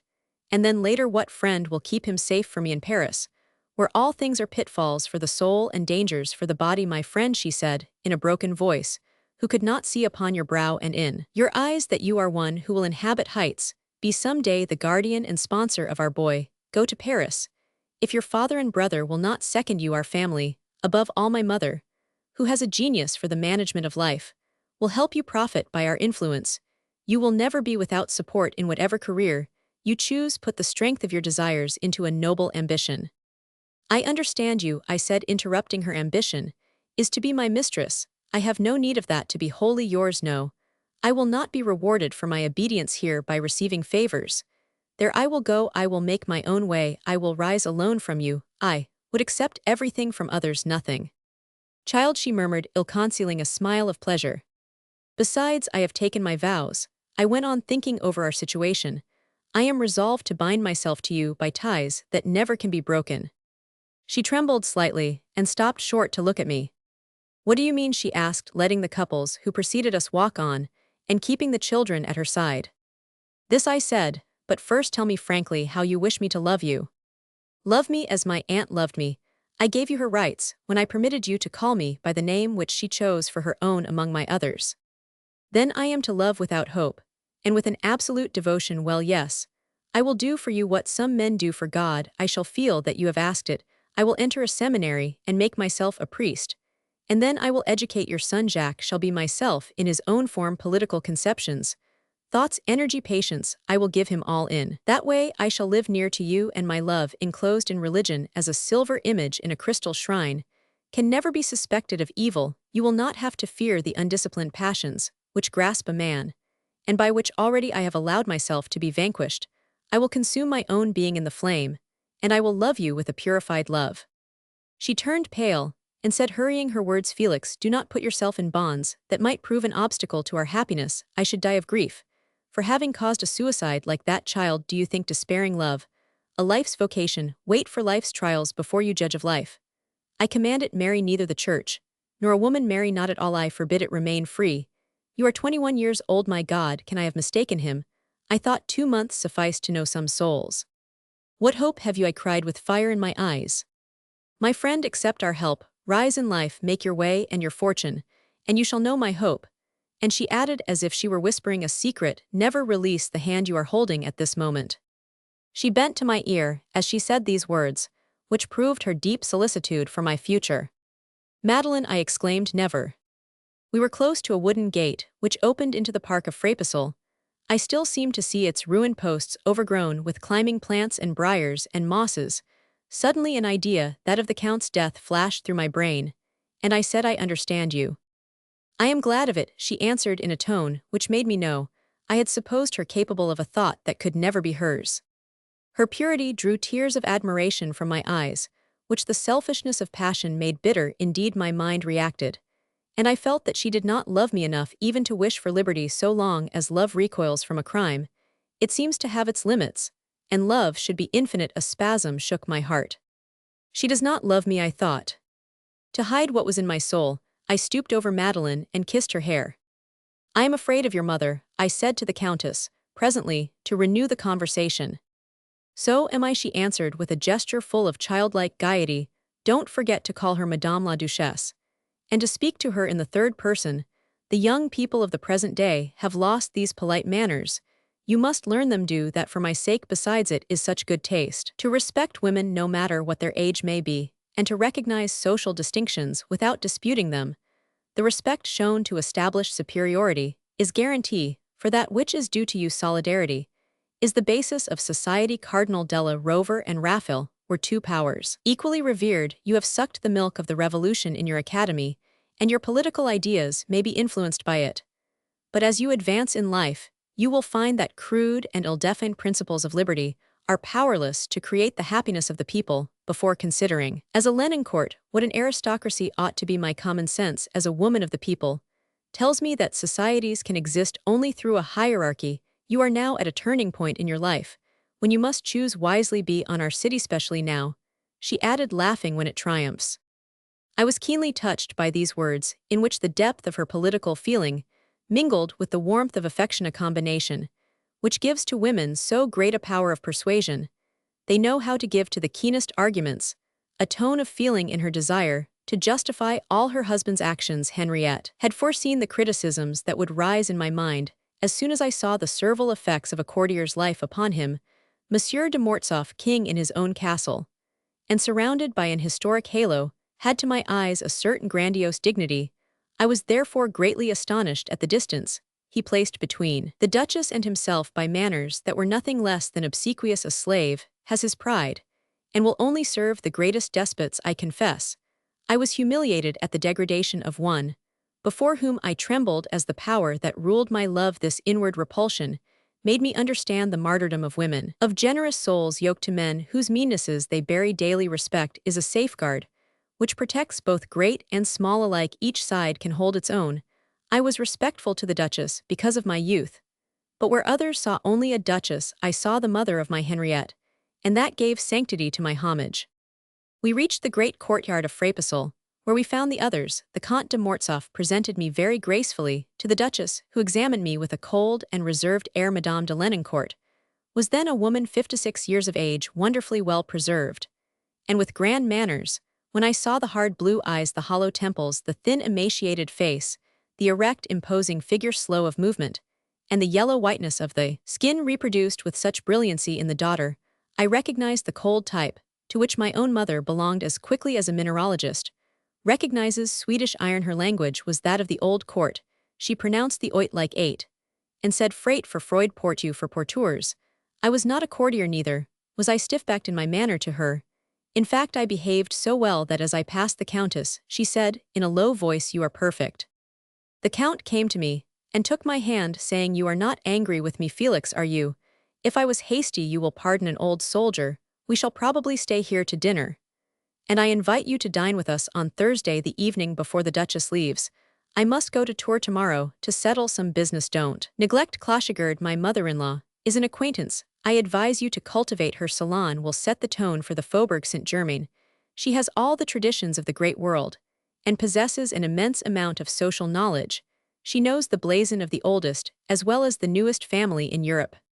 The Count's good taste, or perhaps the advice of his domestic genius, appeared under his altered circumstances. He was neither arrogant nor offensively polite nor pompous in any way, and the Duchess was not patronizing. Monsieur and Madame de Chessel gratefully accepted the invitation to dinner on the following Thursday. I pleased the Duchess, and by her glance I knew she was examining a man of whom her daughter had spoken to her. As we returned from vespers, she questioned me about my family, and asked if the Vandenesse, now in diplomacy, was my relative. "He is my brother," I replied, on that she became almost affectionate. She told me that my great-aunt, the old Marquise de Listomere, was a Grandlou. Her manners were as cordial as those of Monsieur de Mortsauf. The day he saw me for the first time, the haughty glance with which these sovereigns of the earth make you measure the distance that lies between you and them, disappeared. I knew almost nothing of my family. The Duchess told me that my great-uncle, an old abbe, whose very name I did not know, was to be member of the Privy Council, that my brother was already promoted, and also that by a provision of the charter of which I had not yet heard, my father became once more Marquis de Vandenesse. "I am but one thing, the serf of Clochigard," I said, in a low voice to the Countess. The transformation scene of the Restoration was carried through with a rapidity which bewildered the generation brought up under the imperial regime. To me, this revolution meant nothing. The least word or gesture from Madame de Mortsauf were the sole events to which I attached importance. I was ignorant of what the Privy Council was, and knew as little of politics as of social life. My sole ambition was to love Henriette better than Petrarch loved Laura.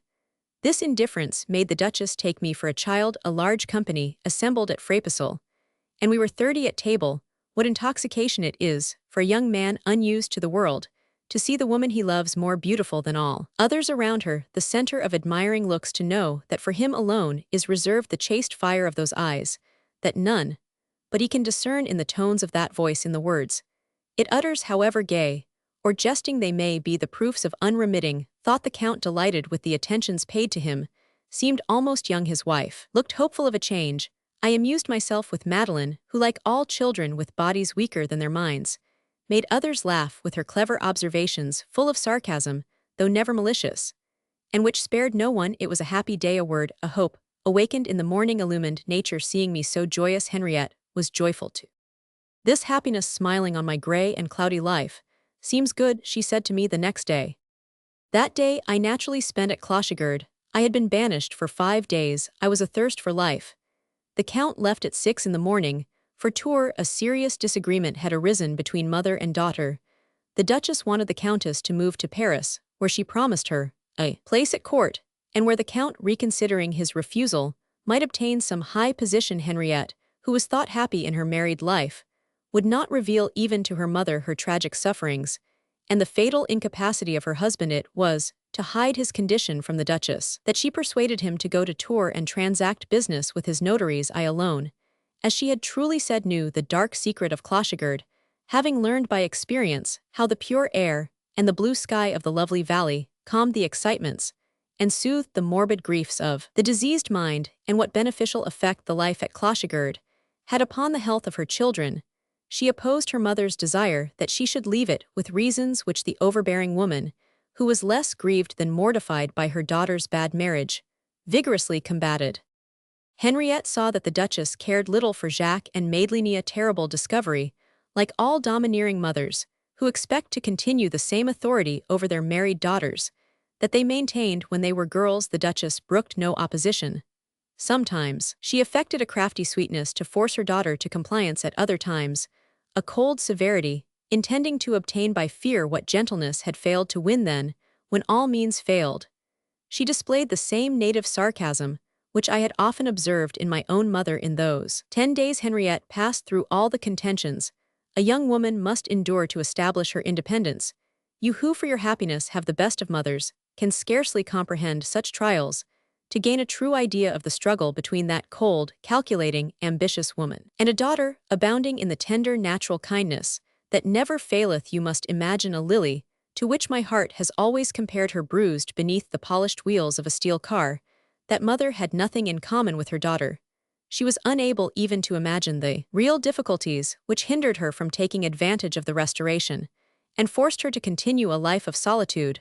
Though families bury their internal dissensions, with the utmost care enter behind the scenes, and you will find in nearly all of them deep, incurable wounds which lessen the natural affections. Sometimes these wounds are given by passions real, and most affecting, rendered eternal by the dignity of those who feel them, sometimes by latent hatreds, which slowly freeze the heart and dry all tears when the hour of parting comes. Tortured yesterday and today, wounded by all, even by the suffering children, who were guiltless of the ills they endured, how could that poor soul fail to love the one human being who did not strike her, who would fain have built a wall of defense around her to guard her from storms, from harsh contacts and cruel blows? Though I suffered from a knowledge of these debates, there were moments when I was happy in the sense that she rested upon my heart, for she told me of these new troubles day by day. I learned more fully the meaning of her words, "Love me, as my aunt loved me." "Have you no ambition?" the Duchess said to me at dinner, with a stern air. "Madame," I replied, giving her a serious look, "I have enough in me to conquer the world, but I am only 21, and I am all alone." She looked at her daughter with some astonishment. Evidently, she believed that Henriette had crushed my ambition in order to keep me near her. The visit of Madame de Lenoncourt was a period of unrelieved constraint. The Countess begged me to be cautious. She was frightened by the least kind word to please her. I wore the harness of deceit. The great Thursday came. It was a day of wearisome ceremonial, one of those stiff days which lovers hate when their chair is no longer in its place, and the mistress of the house cannot be with them. Love has a horror of all that does not concern itself. But the Duchess returned at last to the pomps and vanities of the court, and Clochegard recovered its accustomed order. My little quarrel with the Count resulted in making me more at home in the house than ever. I could go there at all times without hindrance, and the antecedents of my life inclined me to cling like a climbing plant to the beautiful soul which had opened to me the enchanting world of shared emotions Every hour, every minute our fraternal marriage founded on trust became a surer thing, each of us settled firmly into our own position. The Countess enfolded me with her nurturing care, with the white draperies of a love that was wholly maternal, while my love for her seraphic in her presence seared me as with hot irons when away from her. I loved her with a double love which shot its arrows of desire, and then lost them in the sky where they faded out of sight in the impermeable ether.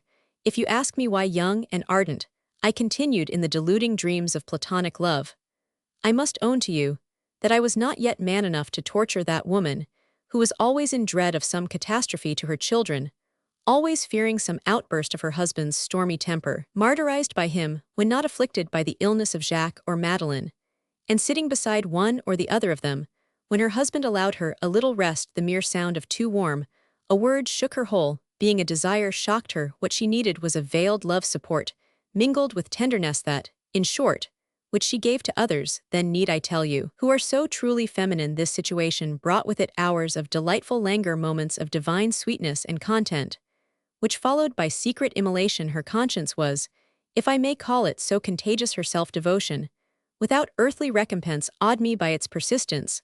The living inward piety, which was the bond of her other virtues, filled the air about her with spiritual incense. Besides, I was young enough to concentrate my whole being on the kiss she allowed me too seldom to lay upon her hand, of which she gave me only the back, and never the palm, as though she drew the line of sensual emotions. There, no two souls ever clasped each other with so much ardor, no bodies were ever more victoriously annihilated. Later, I understood the cause of this sufficing joy. At my age, no worldly interests distracted my heart, no ambitions blocked the stream of a love which flowed like a torrent, bearing all things on its bosom. Later, we love the woman in a woman, but the first woman we love is the whole of womanhood. Her children are ours, her interests are our interest, her sorrows our greatest sorrow. We love her gown, the familiar things about her. We are more grieved by a trifling loss of hers than if we knew we had lost everything. This is the sacred love that makes us live in the being of another, whereas later, alas, we draw another life into ours and require a woman to enrich our pauper spirit with her young soul. I was now one of the household, and I knew for the first time an infinite sweetness which to a nature bruised as mine was like a bath to a weary body. The soul is refreshed, in every fiber comforted to its very depths.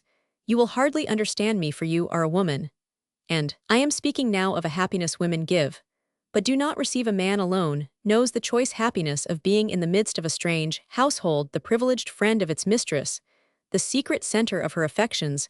No dog barks at you, the servants, like the dogs, recognize your rights. The children who are never misled, and know that their power cannot be lessened, and that you cherish the light of their life. The children possess the gift of divination. They play with you like kittens, and assume the friendly tyranny they show only to those they love. They are full of intelligent discretion, and come and go on tiptoe without noise. Everyone hastens to do you service, all like you, and smile upon you. True passions are like beautiful flowers, all the more charming to the eye when they grow in a barren soil. But if I enjoyed the delightful benefits of naturalization in a family where I found relations after my own heart, I had also to pay some costs for it. Until then, Monsieur de Mortsauf had more or less restrained himself before me. I had only seen his failings in the mass. I was now to see the full extent of their application, and discover how nobly charitable the Countess had been in the account she had given me of these daily struggles. I learned now all the angles of her husband's intolerable nature. I heard his perpetual scolding about nothing, complaints of evils of which not a sign existed.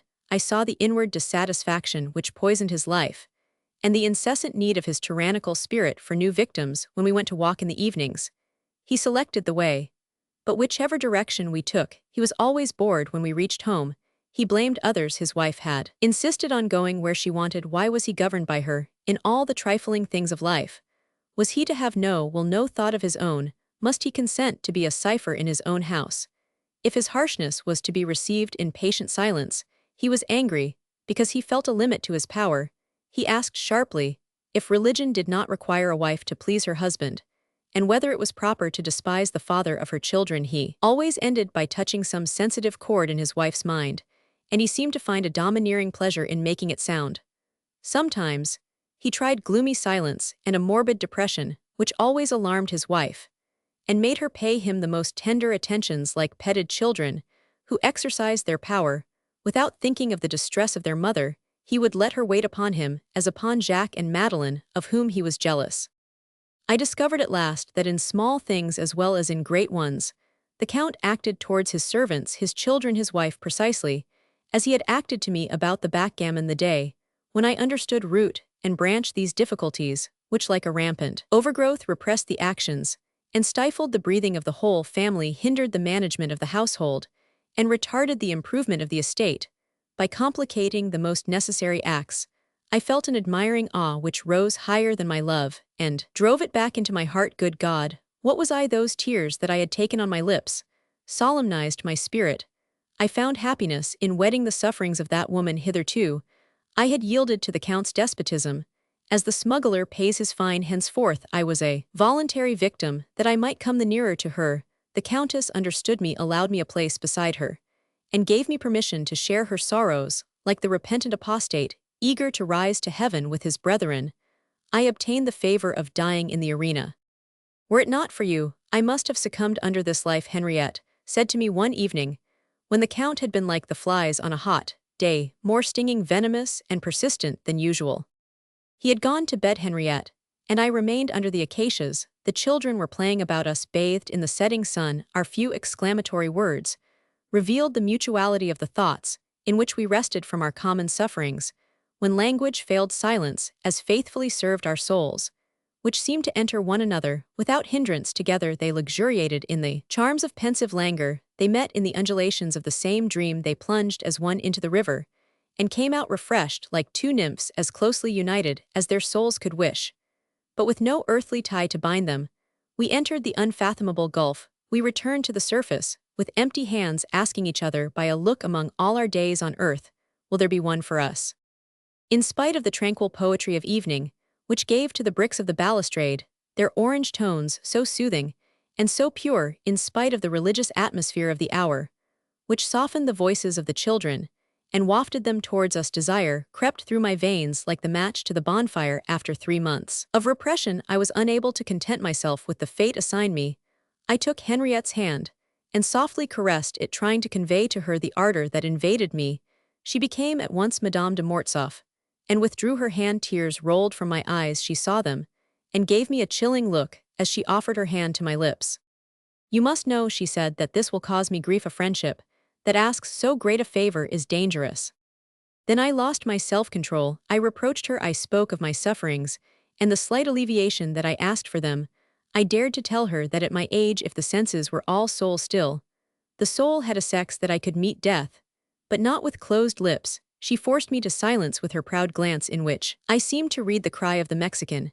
And I am I on a bed of roses. Ever since that day, by the gate of Frapesal, when I attributed to her the hope that our happiness might spring from a grave, I had turned with shame from the thought of staining her soul with the desires of a brutal passion. She now spoke with honeyed lip, and told me that she never could be wholly mine, and that I ought to know it. As she said the words, I know that in obeying her I dug an abyss between us. I bowed my head. She went on saying she had an inward religious certainty that she might love me as a brother, without offending God or man. Such love was a living image of the divine love which her good Saint Martin told her was the life of the world. If I could not be to her somewhat as her old confessor was less than a lover, yet more than a brother, I must never see her again. She could die, and take to God her sheaf of sufferings borne, not without tears and anguish. I gave you, she said, in conclusion, more than I ought to have given, so that nothing might be left to take, and I am punished. I was forced to calm her, to promise never to cause her pain, and to love her at 21 years of age, as old men love their youngest child. The next day I went early. There were no flowers in the vases of her grey salon. I rushed into the fields and vineyards to make her 2 bouquets. But as I gathered the flowers one by one, cutting their long stalks, and admiring their beauty, the thought occurred to me that the colors and foliage had a poetry, a harmony, which meant something to the understanding, while they charmed the eye, just as musical melodies awaken memories in hearts that are loving and beloved. If color is light organized, must it not meaning of its own, as the combinations of the air have theirs? I called in the assistance of Jacques and Madeleine, and all 3 of us conspired to surprise our dear one. I arranged on the lower steps of the portico, where we established our floral headquarters, 2 bouquets, by which I tried to convey a sentiment. Picture to yourself a fountain of flowers gushing from the vases, and falling back in curving waves my message springing from its bosom in white roses and lilies, with their silver, cups all the blue flowers. Harebells, forget-me-nots, and oxtongues, whose tines caught from the skies blended so well, with the whiteness of the lilies sparkled on this dewy texture. Were they not the type of two purities, the one that knows nothing, the other that knows all, an image of the child? An image of the martyr love has its blazon. And the Countess discerned it inwardly. She gave me a poignant glance, which was like the cry of a soldier, when his wound is touched. She was humbled, but enraptured too. My reward was in that glance to refresh her heart. To have given her comfort, what encouragement for me then! It was, that I pressed the theories of Pierre Castell into the service of love, and recovered a science lost to Europe, where written pages have supplanted the flowery missives of the Orient with their balmy tints. What charm in expressing our sensations, through these daughters of the sun sisters, to the flowers that bloom beneath the rays of love. Before long, I communed with the flora of the fields, as a man whom I met in after days at Granlou communed with his bees.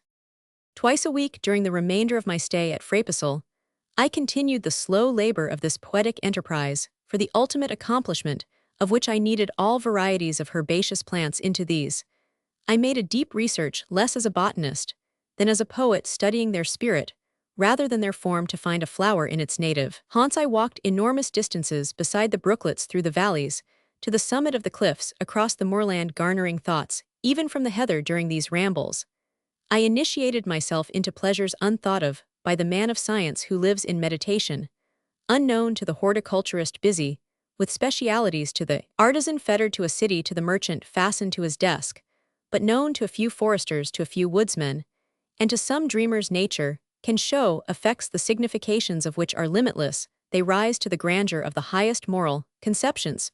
It, the heather in bloom, covered with the diamonds of the dew, on which the sunlight dances in finitude, decked for the single glance that may chance to fall upon it. It, a corner of the forest hemmed in with time-worn rocks, crumbling to gravel and clothed with mosses overgrown with juniper, which grasps our minds as something savage, aggressive, terrifying, as the cry of the kestrel issuing from it. It, a hot and barren moor without vegetation, stony, rigid, its horizon like those of the desert, where once I gathered a sublime and solitary flower, the anemone pulsatilla, with its violet petals, opening for the golden stamens, affecting image of my pure idol alone in her valibit, great sheets of water, where nature casts those spots of greenery, a species of transition between the plant and animal, where life makes haste to come in, flowers and insects, floating there like worlds in ether. But a cottage with its garden of cabbages, its vineyards, its hedges, overhanging a bog, surrounded by a few sparse fields of rye, true image of many humble existences. But a forest path like some cathedral nave, where the trees are columns, and their branches arch the roof, at the far end of which a light breaks through, mingled with shadows, or tinted with sunset reds athwart the leaves, which gleam like the colored windows of a chankel. Then, leaving these woods, so cool and branchy, behold a chocolate lying fallow, where among the warm and cavernous mosses adders glide to their lairs, lift their proud slim heads, cast upon all these pictures torrents of sunlight like beneficent waters, or the shadow of gray clouds, drawn in lines like the wrinkles of an old man's brow, or the cool tones of a sky faintly orange, and streaked with lines of a paler tint. Then list, and you will hear indefinable harmonies amid a silence which blends them. During the months of September and October, I did not make a single bouquet, which cost me less than 3 hours' search. So much did I admire, with the real sympathy of a poet, these fugitive allegories of human life, that vast theater. I was about to enter the scenes of which my memory must presently recall. Often do I now compare those splendid scenes with memories of my soul, thus expending itself on nature again. I walked that valley with my sovereign, whose white robe brushed the coppice, and floated on the green sward, whose spirit rose like a promised fruit from each calyx filled with amorous stamens. No declaration of love, no vows of uncontrollable passion, ever conveyed more than these symphonies of flowers. My baffled desires impelled me to efforts of expression through them, like those of Beethoven through his notes, to the same bitter reactions, to the same mighty bounds towards heaven in their presence. Madame de Mortsauf was my Henriette. She looked at them constantly. They fed her spirit. She gathered all the thoughts I had given them, saying, as she raised her head from the embroidery frame to receive my gift, "Ah, how beautiful! Natalie, you will understand this delightful intercourse through the details of a bouquet, just as you would comprehend Saadi from a fragment of his verse. Have you ever smelt in the fields in the month of May the perfume that communicates to all created beings the intoxicating sense of a new creation, the sense that makes you trail your hand in the water from a boat and loosen your hair to the breeze, while your mind revives with the springtide greenery of the trees. A little plant, a species of vernal grass, is a powerful element in this veiled harmony. It cannot be worn with impunity. Take into your hand its shining blade, striped green and white like a silken robe, and mysterious emotions will stir the rosebuds your modesty keeps hidden in the depths of your heart, round the neck of a porcelain vase. Imagine a broad margin of the gray-white tufts peculiar to the sedum of the vineyards of Touraine, vague image of submissive forms from this foundation. Come tendrils of the bindweed with its silver bells, sprays of pink wristbarrow, mingled with a few young shoots of oak leaves lustrous, and magnificently colored these creep forth prostrate humble as the weeping willow timid, and supplicating as prayer above sea, those delicate threads of the purple amoret with its flood of anthers, that are nearly yellow, the snowy pyramids of the meadowsweet, the green tresses of the wild oats, the slender plumes of the agrostes, which we call windier roseate hopes, decking love's earliest dream, and standing forth against the gray surroundings.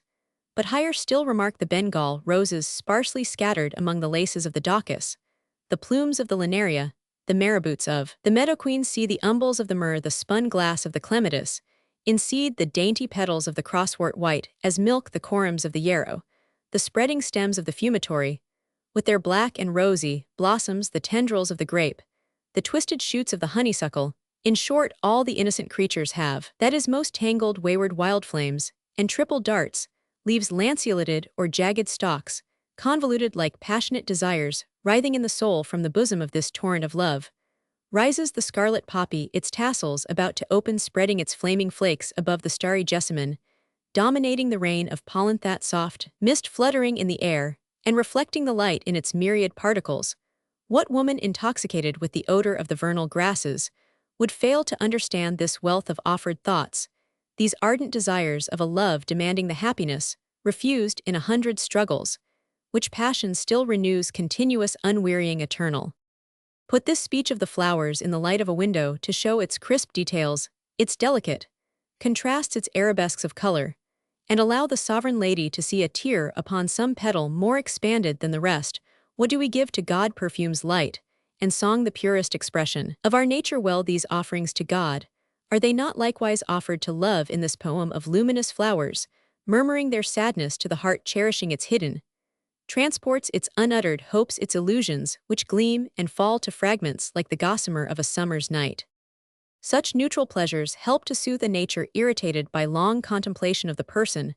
Beloved they were to me, I dare not say to her, like those fissures in a dam through which the water finds a vent, and avoids disaster. Abstinence brings deadly exhaustion, which a few crumbs falling from heaven like manna in the desert suffices to relieve. Sometimes I found my Henriette standing before these bouquets with pendant arms, lost in agitated reverie, thoughts swelling her bosom, illumining her brow as they surged in waves, and sank again, leaving lassitude and languor behind them. Never again have I made a bouquet for anyone. When she and I had created this language and formed it to our uses, a satisfaction filled our souls like that of a slave who escapes his masters.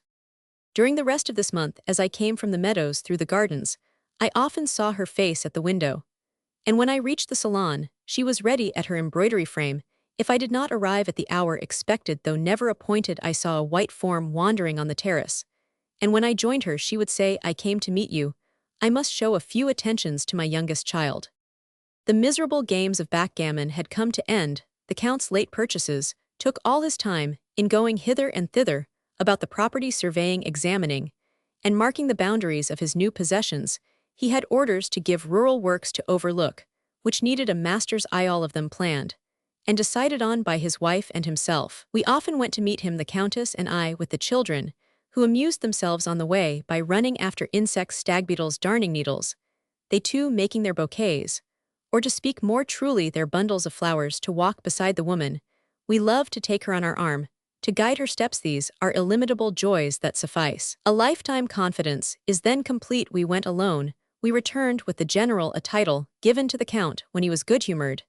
These two ways of taking the same path gave light and shade to our pleasure, a secret known only to hearts debarred from union. Our talk so free as we went had hidden significations. As we returned, when either of us gave an answer to some furtive interrogation or continued a subject, already begun in the enigmatic phrases to which our language lends itself, and which women are so ingenious in composing, who has not known the pleasure of such secret understandings, in a sphere apart from those about us, a sphere where spirits meet outside of social laws. One day a wild hope quickly dispelled took possession of me, when the Count, wishing to know what we were talking of, put the inquiry, and Henriette answered in words that allowed another meaning, which satisfied him.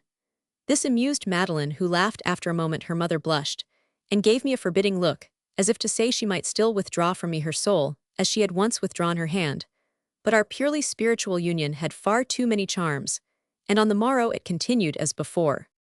The hours, days, and weeks fled by, filled with renascent joys. Grape harvest, the festal season in Touraine, began toward the end of September, the sun less hot than during the wheat harvest allows of our staying in the vineyards, without danger of becoming overheated. It is easier to gather grapes than to mow wheat. Fruits of all kinds, our ripe harvests are garnered. Bread is less dear. The sense of plenty makes the country people happy. Fears as to the results of rural toil, in which more money than sweat is often spent, vanish before a full granary and cellars about to overflow. The vintage is then like a gay dessert after the dinner is eaten. The skies of Touraine, where the autumns are always magnificent, smile upon it. In this hospitable land, the vintagers are fed and lodged in the master's house. The meals are the only ones throughout the year when these poor people taste substantial, well-cooked food, and they cling to the custom, as the children of patriarchal families cling to anniversaries. As the time approaches, they flock in crowds to those houses where the masters are known to treat the laborers liberally. The house is full of people and of provisions. The presses are open. The country is alive with the coming and going of itinerant coopers of carts, filled with laughing girls and joyous husbandmen who earn better wages than at any other time during the year, and who sing as they go. There is also another cause of pleasurable content. Classes and ranks are equal: women, children, masters, and men. All that little world share in the garnering of the divine hoard. These various elements of satisfaction explain the hilarity of the vintage, transmitted from age to age in these last glorious days of autumn, the remembrance of which inspired Rabelais with the Bacchic form of his great work. The children, Jacques and Madeleine, had never seen a vintage. I was like them, and they were full of infantine delight at finding a sharer of their pleasure. Their mother, too, promised to accompany us. We went to Villens, where baskets are manufactured, in quest of the prettiest that could be bought, for we four were to cut certain rows reserved for our scissors. It was, however, agreed that none of us were to eat too many grapes. To eat the fat bunches of Touraine in a vineyard seemed so delicious that we all refused the finest grapes on the dinner table. Jacques made me swear I would go to no other vineyard, but stay closely at clochegard. Never were these frail little beings, usually pallid and smiling, so fresh and rosy and active as they were this morning.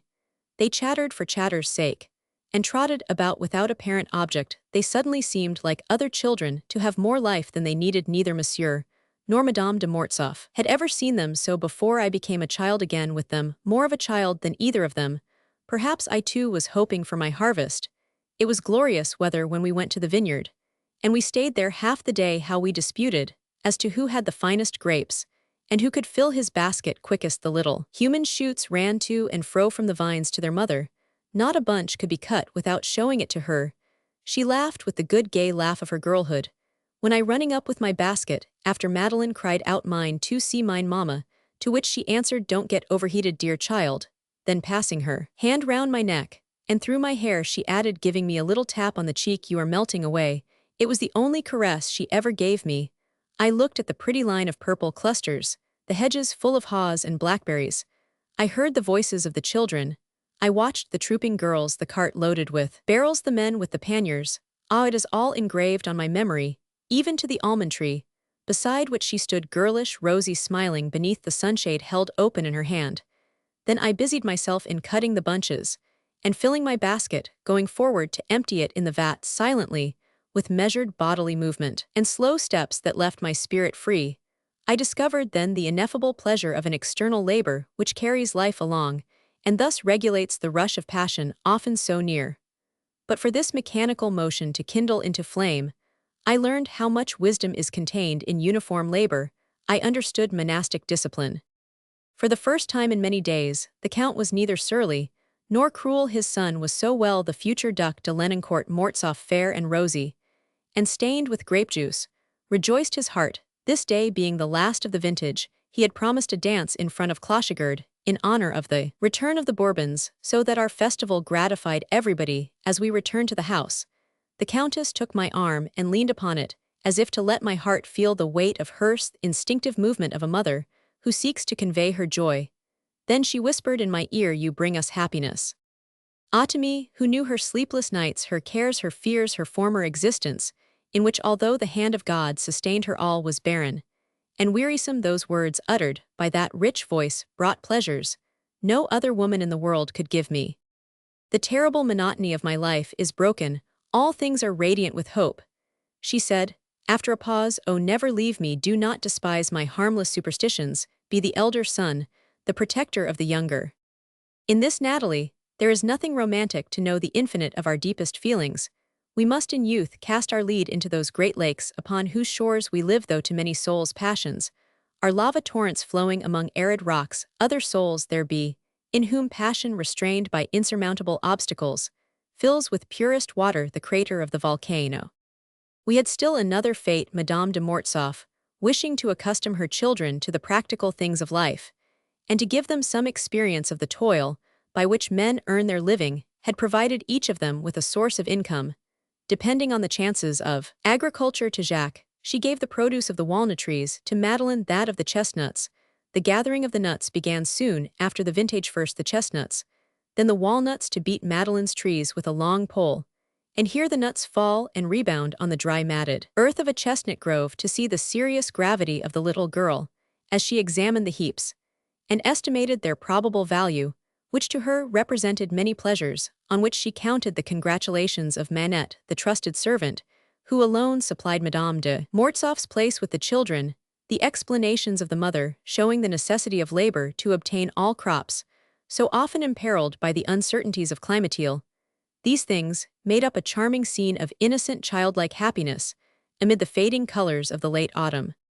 Madeleine had a little granary of her own, in which I was to see her brown treasure garnered and share her delight. Well, I quiver still when I recall the sound of each basketful of nuts, as it was emptied on the mass of yellow husks mixed with earth which made the floor of the granary. The Count bought what was needed for the household, the farmers and tenants, indeed, every one around Clochigard sent buyers to the Mignon, a pet name which the peasantry give even to strangers, but which in this case belonged exclusively to Madeleine.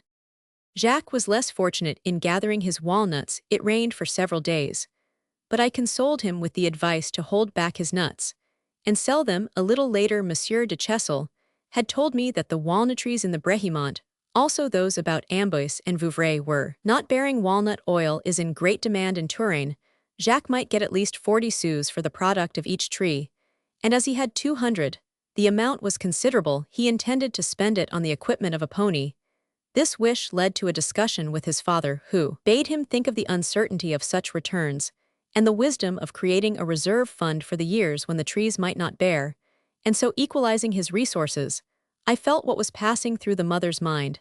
As she sat by in silence, she rejoiced in the way Jacques listened to his father, the father seeming to recover the paternal dignity that was lacking to him, thanks to the ideas which she herself had prompted in him.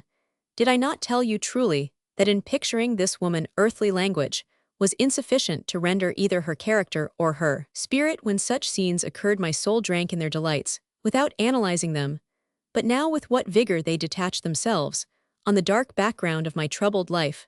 Like diamonds they shine against the settling of thoughts, degraded by alloy of bitter regrets for a lost happiness. Why do the names of the two estates purchased after the Restoration, and in which Monsieur and Madame de Mortsauf both took the deepest interest, the Cassin and the Rhetorière, move me more than the sacred names of the Holy Land, or of Greece who loves knows cried La Fontaine? Those names possess the talismanic power of words uttered under certain constellations. By seers they explain magic to me, they awaken sleeping forms, which arise and speak to me. They lead me to the happy valley, they recreate skies and landscape. But such evocations are in the regions of the spiritual world, they pass in the silence of my own soul. Be not surprised, therefore, if I dwell on all these homely scenes. The smallest details of that simple, almost common life are ties which, frail as they may seem, bound me in closest union to the Countess. The interests of her children gave Madame de Mortsauf almost as much anxiety As their health, I soon saw the truth of what she had told me, as to her secret share in the management of the family affairs, into which I became slowly initiated after 10 years' steady effort. Madame de Mortsauf had changed the method of cultivating the estate she had put it in. Fours, as the saying is in those parts, meaning the new system under which wheat is sown, every 4 years only, so as to make the soil produce a different crop. Yearly, to evade the obstinate unwillingness of the peasantry, it was found necessary to cancel the old leases and give new ones, to divide the estate into 4 great farms and let them on equal shares. The sort of lease that prevails in Touraine and its neighborhood. The owner of the estate gives the house farm buildings and seed grain to tenants at will, with whom he divides the costs of cultivation and the crops. This division is superintended by an agent or bailiff, whose business it is to take the share belonging to the owner, a costly system complicated by the market changes of values, which alter the character of the shares. Constantly, the Countess had induced Monsieur de Mortsauf to cultivate a 5th farm, made up of the reserved lands about Clochegard, as much to occupy his mind as to show other farmers the excellence of the new method. By the evidence of facts, being thus in a hidden way the mistress of the estate, she had slowly, and with a woman's persistency, rebuilt 2 of the farmhouses on the principle of those in Artois and Flanders. It is easy to see her motive. She wished, after the expiration of the leases on shares, to relet to intelligent and capable persons for rental in money, and thus simplify the revenues of Clochegard. Fearing to die before her husband, she was anxious to secure for him a regular income, and to her children a property which no incapacity could jeopardize at the present time. The fruit trees planted during the last 10 years were in full bearing. The hedges, which secured the boundaries from dispute, were in good order. The elms and poplars were growing well with the new purchases, and the new farming system well under way. The estate of Clochegard, divided into 4 great farms, 2 of which still needed new houses, was capable of bringing in 40,000 francs a year, 10,000 for each farm, not counting the yield of the vineyards and the 200 acres of woodland which adjoined them, nor the profits of the model home farm. The roads to the great farms all opened on an avenue which followed a straight line from Clochegard to the main road, leading to Chinon. The distance from the entrance of this avenue to Tours was only 15 miles. Tenants would never be wanting, especially now that everybody was talking of the Count's improvements and the excellent condition of his land. The Countess wished to put some 15,000 francs into each of the estates lately purchased, and to turn the present dwellings into 2 large farmhouses and buildings, in order that the property might bring in a better rent after the ground had been cultivated for a year or 2. These ideas, so simple in themselves, but complicated with the 30-odd thousand francs it was necessary to expend upon them, were just now the topic of many discussions between herself and the Count, sometimes amounting to bitter quarrels, in which she was sustained by the thought of her children's interests. The fear, if I die tomorrow, what will become of them, made her heart beat. The gentle, peaceful hearts, to whom anger is an impossibility, and whose sole desire is to shed on those about them their own inward peace alone, know what strength is needed for such struggles, what demands upon the spirit must be made before beginning the contest, what weariness ensues when the fight is over, and nothing has been won at this moment. Just as her children seemed less anemic, less frail, more active, for the fruit season had had its effect on them, and her moist eyes followed them as they played about her, with a sense of contentment which renewed her strength and refreshed her heart. The poor woman was called upon to bear the sharp sarcasms and attacks of an angry opposition. The Count, alarmed at the plans she proposed, denied with stolid obstinacy the advantages of all she had done, and the possibility of doing more. He replied to conclusive reasoning with the folly of a child who denies the influence of the sun in summer. The Countess, however, carried the day the victory of common sense over insanity, so healed her wounds that she forgot the battle. That day we all went to the Cassin and the rhetorière to decide upon the buildings. The Count walked alone in front, the children went next, and we ourselves followed slowly, for she was speaking in a low, gentle tone, which made her words like the murmur of the sea as it ripples on a smooth beach. She said, certain of success. A new line of communication between Tours and Chinon was to be opened by an active man, a carrier, a cousin of Manette's, who wanted a large farm on the route. His family was numerous. The eldest son would drive the carts, the second could attend to the business, the father living halfway along the road at Rabelais. One of the farms then to let would look after the relays and enrich his land with the manure of the stables. As to the other farm, La Baude, the nearest to Clochegard, one of their own people, a worthy, intelligent, and industrious man, who saw the advantages of the new system of agriculture, was ready to take a lease on it the Cassagne and the retourier need. Give no anxiety, their soil was the very best in the neighborhood the farmhouses once built, and the ground brought into cultivation. It would be quite enough to advertise them at tour tenants, would soon apply for them in 2 years' time. Clochegard would be worth at least 24,000 francs a year, Gravelot the farm in Maine which Monsieur de Mortsauf had recovered after the emigration was rented for 7,000 francs a year for 9 years. His pension was 4,000. This income might not be a fortune, but it was certainly a competence. Later, other additions to it might enable her to go to Paris and attend to Jacques' education in 2 years. She thought his health would be established. With what feeling she uttered the word Paris, I knew her thought she wished to be as little separated as possible from her friend. On that I broke forth. I told her that she did not know me, that without talking of it, I had resolved to finish my education by working day and night, so as to fit myself to be Jacques' tutor. She looked grave. No, Felix, she said, that cannot be any more than your priesthood. I thank you from my heart as a mother. But as a woman who loves you sincerely, I can never allow you to be the victim of your attachment to me. Such a position would be a social discredit to you, and I could not allow it. No, I cannot be an injury to you in any way. You Vicomte de Vandenesse, a tutor, you whose motto is Ni si vend, were you Richelieu himself, it would bar your way in life. It would give the utmost pain to your family, my friend. You do not know what insult women of the world like my mother can put into a patronizing glance, what degradation into a word, what contempt into a bow. But if you love me, what is the world to me? She pretended not to hear and went on. Though my father is most kind and desirous of doing all I ask, he would never forgive your taking so humble a position. He would refuse you his protection. I could not consent to your becoming tutor to the Dauphin. Even you must accept society, as it is never commit the fault of flying in the face of it, my friend. This rash proposal of love, I whispered. No charity, she said, controlling her tears. This wild idea enlightens me as to your character. Your heart will be your bane. I shall claim from this moment the right to teach you certain things. Let my woman's eye see, for you sometimes, yes, from the solitudes of Clochegard. I mean to share silently, contentedly in your successes. As to a tutor, do not fear, we shall find some good old abbe, some learned Jesuit, and my father will gladly devote a handsome sum to the education of the boy, who is to bear his name. Jacques is my pride. He is, however, 11 years old, she added after a pause. But it is with him as with you. When I first saw you I took you to be about 13. We now reached the Cassagne where Jacques Madeleine and I followed her about as children follow a mother. But we were in her way. I left her presently, and went into the orchard, where Martineau, the elder keeper of the place, was discussing with Martineau, the younger, the bailiff, whether certain trees ought or ought not to be taken down. They were arguing the matter, as if it concerned their own property.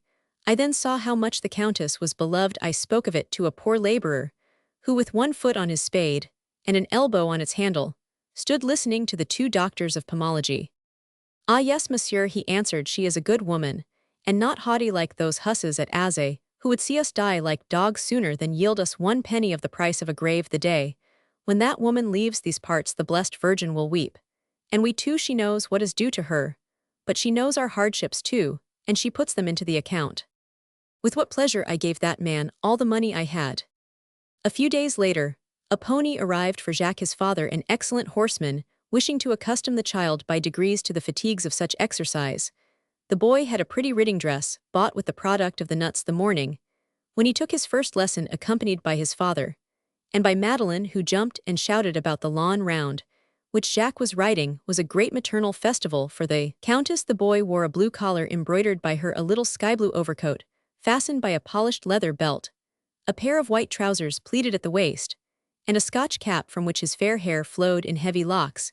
He was charming to behold. All the servants clustered round, to share the domestic joy. The little heir smiled at his mother, as he passed her sitting erect, and quite fearless, this first manly act. Child to whom death had often seemed so near, the promise of a sound future warranted by this ride, which showed him so handsome, so fresh, so rosy. What a reward for all her cares! Then too the joy of the father, who seemed to renew his youth, and who smiled for the first time in many long months. The pleasure shone on all faces. The shout of an old huntsman of the Lenoncourts, who had just arrived from Tours and who, seeing how the boy held the reins, shouted to him, "Bravo, Monsieur le Vicomte!" This was too much for the poor mother, and she burst into tears. She, so calm in her griefs, was too weak to bear the joy of admiring her boy as he bounded over the gravel, where so often she had led him in the sunshine, inwardly weeping his expected death. She leaned upon my arm unreservedly, and said, "I think I have never suffered. Do not leave us today." The lesson over, Jacques jumped into his mother's arms. She caught him, and held him tightly to her, kissing him passionately. I went with Madeleine to arrange 2 magnificent bouquets for the dinner table in honor of the young equestrian. When we returned to the salon, the Countess said, "The 15th of October is certainly a great day with me. Jacques has taken his first riding lesson, and I have just set the last stitch in my furniture cover." "Then, Blanche," said the Count, laughing, "I must pay you for it." He offered her his arm, and took her to the first courtyard, where stood an open carriage which her father had sent her, and for which the Count had purchased 2 English horses. The old huntsman had prepared the surprise. While Jacques was taking his lesson, we got into the carriage, and went to see where the new avenue entered the main road towards Chinon. As we returned, the Countess said to me in an anxious tone, "I am too happy. To me happiness is like an illness. It overwhelms me. I fear it may vanish like a dream." I loved her too passionately not to feel jealous. I, who could give her nothing in my rage against myself, I longed for some means of dying for her. She asked me to tell her the thoughts that filled my eyes, and I told her honestly. She was more touched than by all her presents.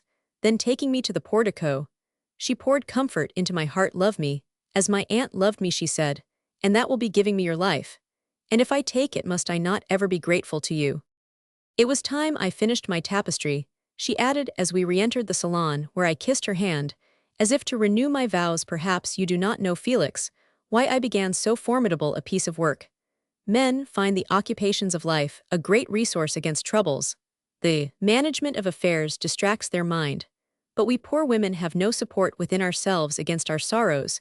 To be able to smile before my children and my husband when my heart was heavy, I felt the need of controlling my inward sufferings by some physical exercise. In this way I escaped the depression which is apt to follow a great strain upon the moral strength, and likewise all outbursts of excitement. The mere action of lifting my arm regularly, as I drew the stitches, rocked my thoughts, and gave to my spirit, when the tempest raged, a monotonous ebb and flow, which seemed to regulate its emotions to every stitch. I confided my secrets. "You understand me, do you not? Well, while doing my last chair, I have thought much too much of you, dear friend. What you have put into your bouquets, I have said in my embroidery."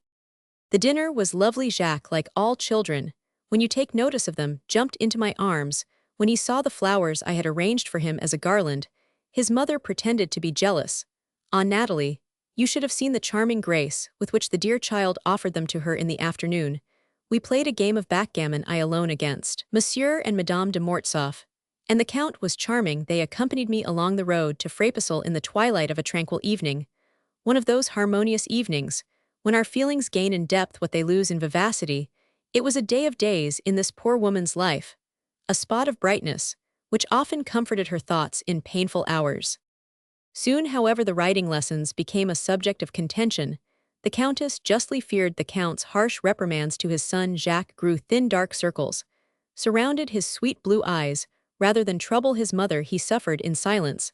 I advised him to tell his father he was tired when the Count's temper was violent, but that expedient proved unavailing, and it became necessary to substitute the old huntsman as a teacher in place of the father, who could with difficulty be induced to resign his pupil. Angry reproaches and contentions began once more. The Count found a text for his continual complaints in the base ingratitude of women. He flung the carriage, horses, and liveries in his wife's face 20 times a day. At last, a circumstance occurred on which a man with his nature and his disease naturally fastened eagerly. The cost of the buildings at the Cassin and the Red Oriere proved to be half as much again as they estimate. This news was unfortunately given in the first instance to Monsieur de Mortsauf instead of to his wife. It was the ground of a quarrel which began mildly, but grew more and more embittered, until it seemed as though the Count's madness, lulled for a short time, was demanding its arrearages from the poor wife. That day I had started from Frépissel at 10:30 to search for flowers with Madeleine.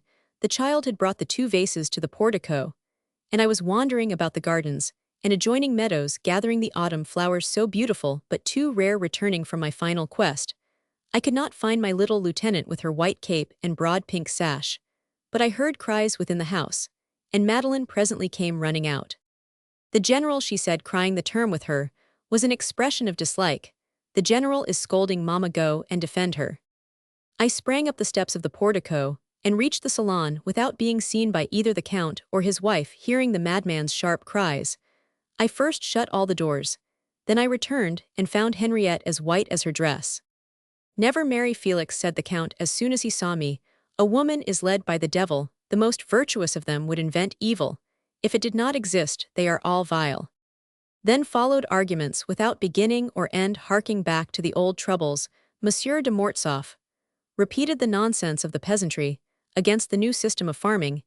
He declared that if he had had the management of Clochegird, he should be twice as rich as he now was. He shouted these complaints and insults. He swore. He sprang around the room, knocking against the furniture and displacing it. Then, in the middle of a sentence, he stopped short, complained that his very marrow was on fire, his brains melting away like his money. His wife had ruined him. The countess smiled and looked upward. "Yes, Blanche," he cried, "you are my executioner. You are killing me. I am. In your way you want to get rid of me. You are monster of hypocrisy." She is smiling. Do you know why she smiles, Felix? I kept silence and looked down. "That woman," he continued, answering his own question, "denies me all happiness. She is no more to me than she is to you. And yet she pretends to be my wife. She bears my name, and fulfills none of the duties which all laws human and divine impose upon her. She lies to God and man. She obliges me to go long distances, hoping to wear me out and make me leave her to herself. I am displeasing to her. She hates me. She puts all her art into keeping me away from her. She has made me mad through the privations she imposes on me, for everything flies to my poor head. She is killing me by degrees, and she thinks herself a saint, and takes the sacrament every month." The countess was weeping bitterly, humiliated by the degradation of the man, to whom she kept saying for all answer, "Monsieur, monsieur, monsieur." Though the count's words made me blush more for him than for Henriette, they stirred my heart violently, for they appealed to the sense of chastity and delicacy, which is indeed the very warp and woof of first love. "She is virgin at my expense," cried the count. At these words, the countess cried out, "Monsieur! What do you mean with your imperious monsieur?" he shouted. "Am I not your master? Must I teach you that I am?" He came towards her, thrusting forward his white wolf's head, now hideous, for his yellow eyes had a savage expression, which made him look like a wild beast. Rushing out of a wood, Henriette slid from her chair to the ground to avoid a blow, which however was not given. She lay at full length on the floor and lost consciousness. Completely exhausted, the count was like a murderer who feels the blood of his victim spurting in his face. He stopped short, bewildered. I took the poor woman in my arms, and the count let me take her, as though he felt unworthy to touch her. But he went before me to open the door of her bedroom, next the salona, sacred room. I had never entered. I put the countess on her feet and held her for a moment in one arm, passing the other round her waist, while Monsieur de Mortsauf took the eiderdown coverlet from the bed. Then together we lifted her and laid her still dressed on the bed. When she came to herself, she motioned to us to unfasten her belt. Monsieur de Mortsauf found a pair of scissors and cut through it. I made her breathe salts, and she opened her eyes. The count left the room more ashamed than sorry. 2 hours passed in perfect silence. Henriette's hand lay in mine. She pressed it to mine, but could not speak. From time to time, she opened her eyes as if to tell me by a look that she wished to be still and silent. Then suddenly, for an instant there seemed a change. She rose on her elbow and whispered, "Unhappy Manna, if you did but know." She fell back upon the pillow. The remembrance of her past sufferings, joined to the present shock, threw her again into the nervous convulsions.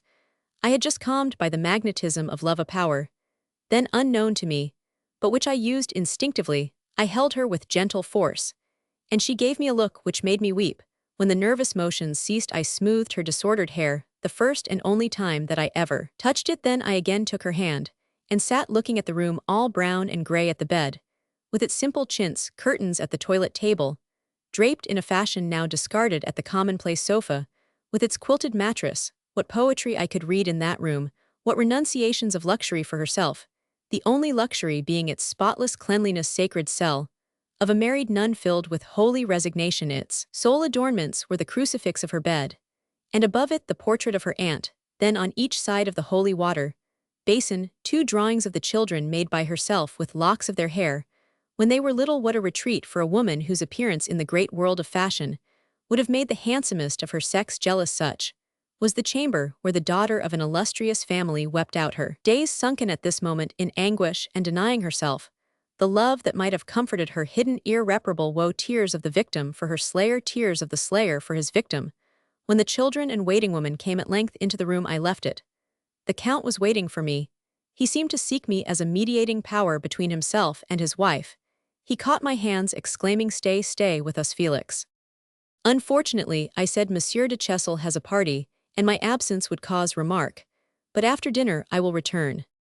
He left the house when I did, and took me to the lower gate without speaking. Then he accompanied me to Frapesle, seeming not to know what he was doing. At last I said to him, "For heaven's sake, Monsieur le Comte, let her manage your affairs if it pleases her, and don't torment her."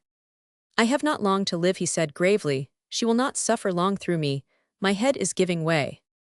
He left me in a spasm of involuntary self-pity. After dinner I returned for news of Madame de Mortsauf, who was already better. If such were the joys of marriage, if such scenes were frequent, how could she survive them long? What slow, unpunished murder was this during that day? I understood the tortures by which the Count was wearing out his wife. Before what tribunal can we arraign such crimes? These thoughts stunned me. I could say nothing to Henriette by word of mouth, but I spent the night in writing to her. Of the 3 or 4 letters that I wrote, I have kept only the beginning of one, with which I was not satisfied. Here it is, for though it seems to me to express nothing, and to speak too much of myself, when I ought only to have thought of her, it will serve to show you the state my soul was.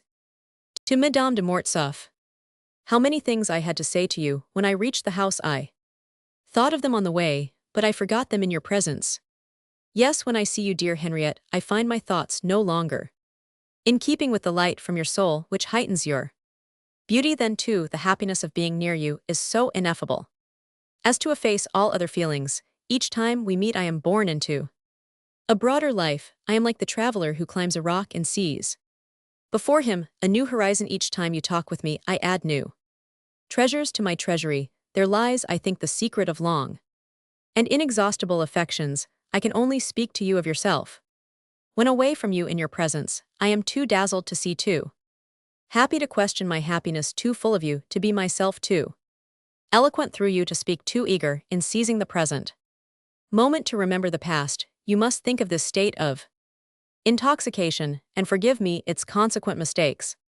When near you, I can only feel, yet I have courage to say, dear Henriette, that never in all the many joys you have given me, never did I taste such joy as filled my soul when after that dreadful storm through which you struggled with superhuman courage you came to yourself alone with me in the twilight of your chamber, where that unhappy scene had brought me. I alone know the light that shines from a woman when through the portals of death she re-enters life, with the dawn of a rebirth tinting her brow. What harmonies were in your voice, how words, even your words, seemed paltry, when the sound of that adored voicing itself, the echo of past pains, mingled with divine consolations, blessed me with the gift of your first thought. I knew you were brilliant with all human splendor, but yesterday I found a new Henriette who might be mine if God so willed. I beheld a spirit freed from the bodily trammels which repress the ardors of the soul. Ah, thou wert beautiful indeed, in thy weakness majestic. Thy prostration yesterday, I found something more beautiful than thy beauty, sweeter than thy voice, lights more sparkling than the light of thine eyes, perfumes for which there are no words.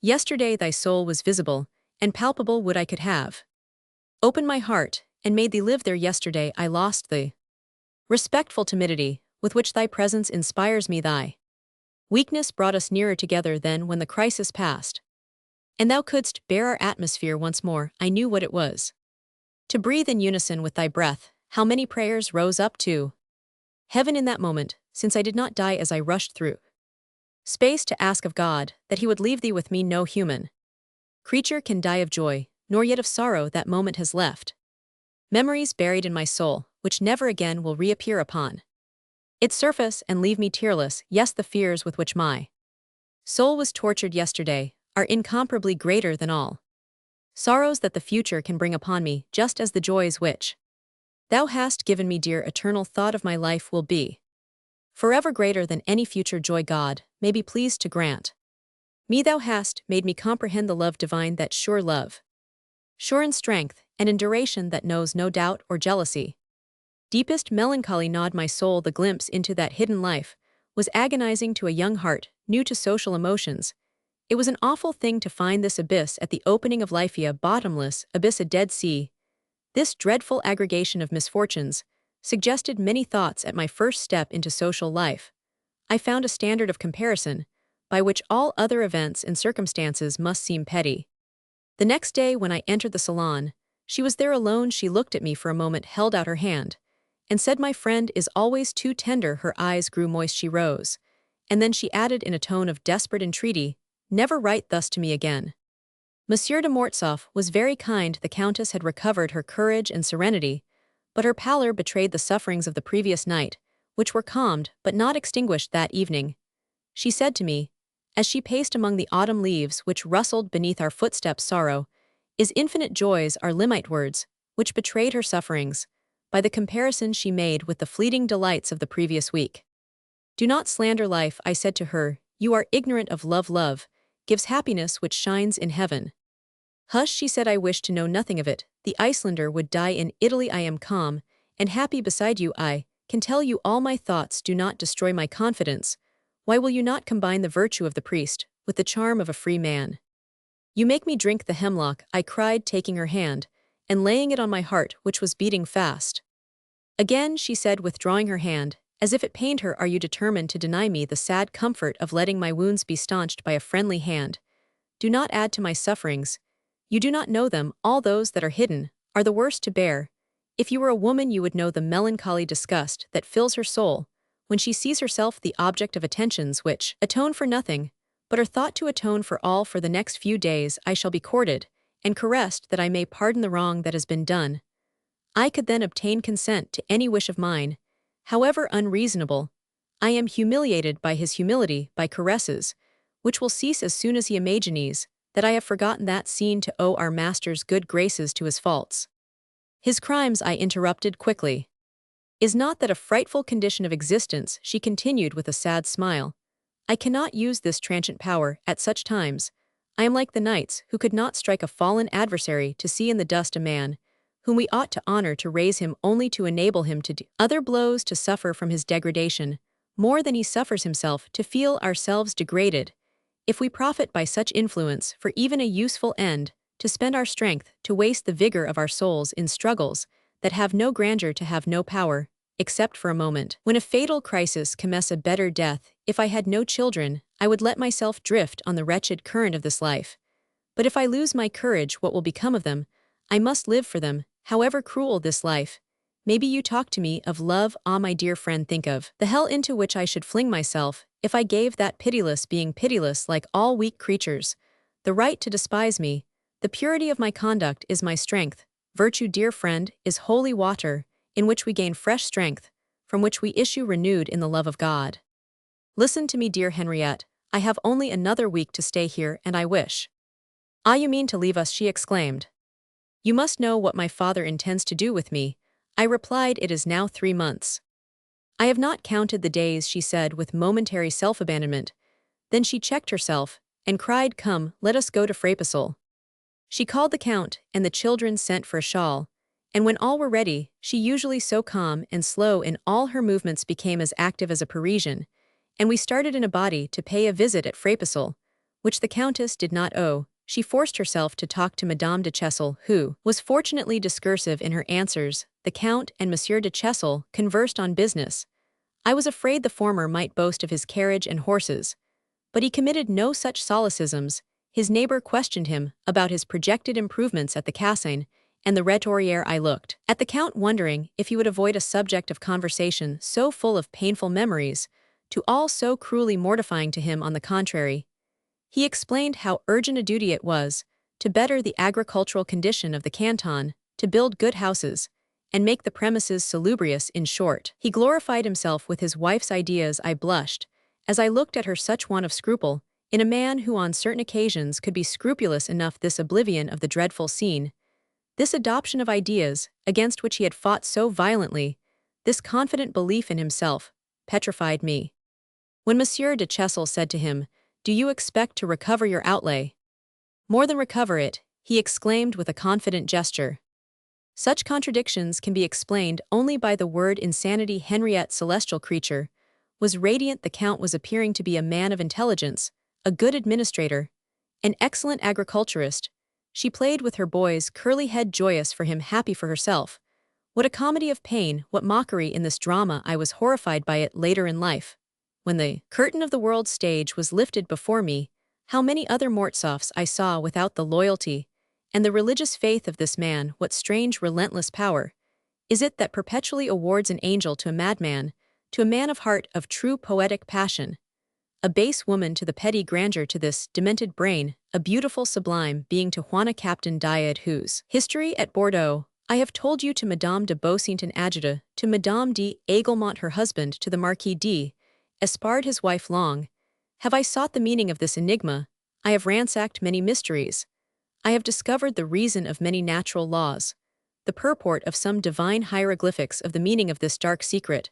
I know nothing, I study it as I would the form of an Indian weapon, the symbolic construction of which is known only to the Brahmins. In this dread mystery, the spirit of evil is too visibly the master. I dare not lay the blame to God. Anguish irremediable.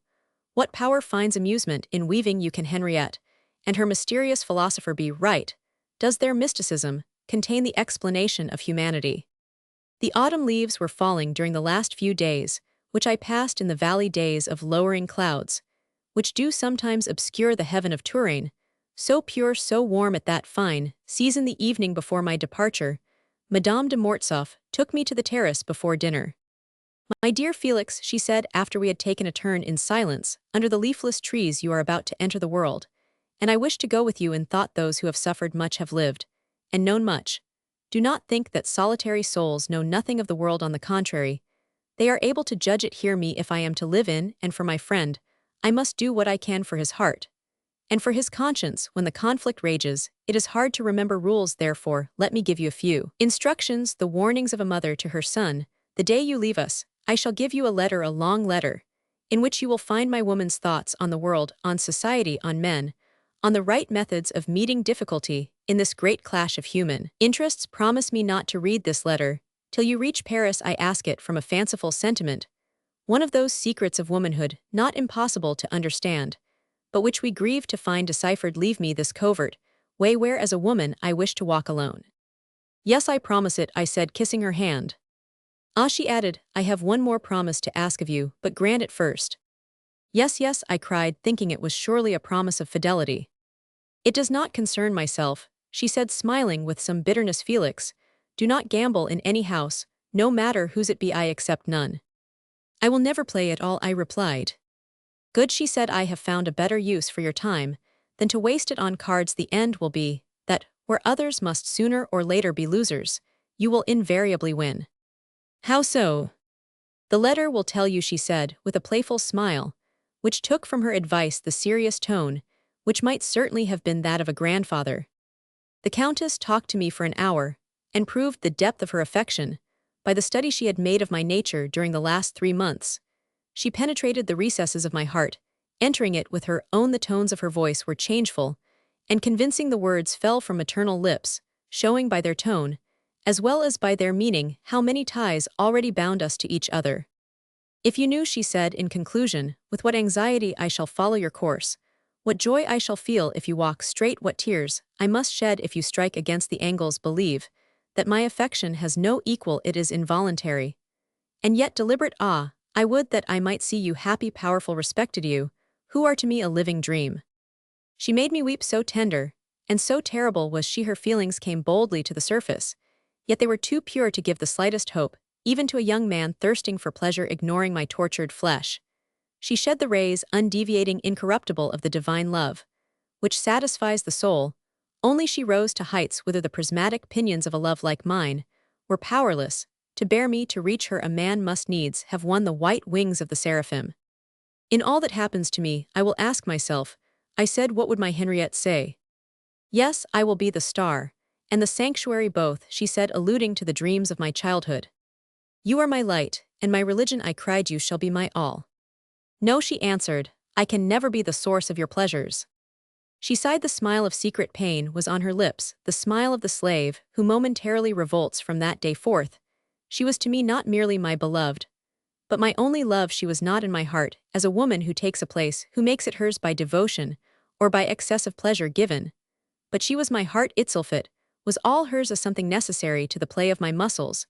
She became to me as Beatrice to the Florentine, as the spotless Laura to the Venetian, the mother of great thoughts, the secret cause of resolutions, which saved me the support of my future, the light shining in the darkness like a lily in a wood. Yes, she inspired those high resolves, which pass through flames, which save the thing in peril. She gave me a constancy, like Coligny's, to vanquish conquerors, to rise above defeat, to weary the strongest wrestler.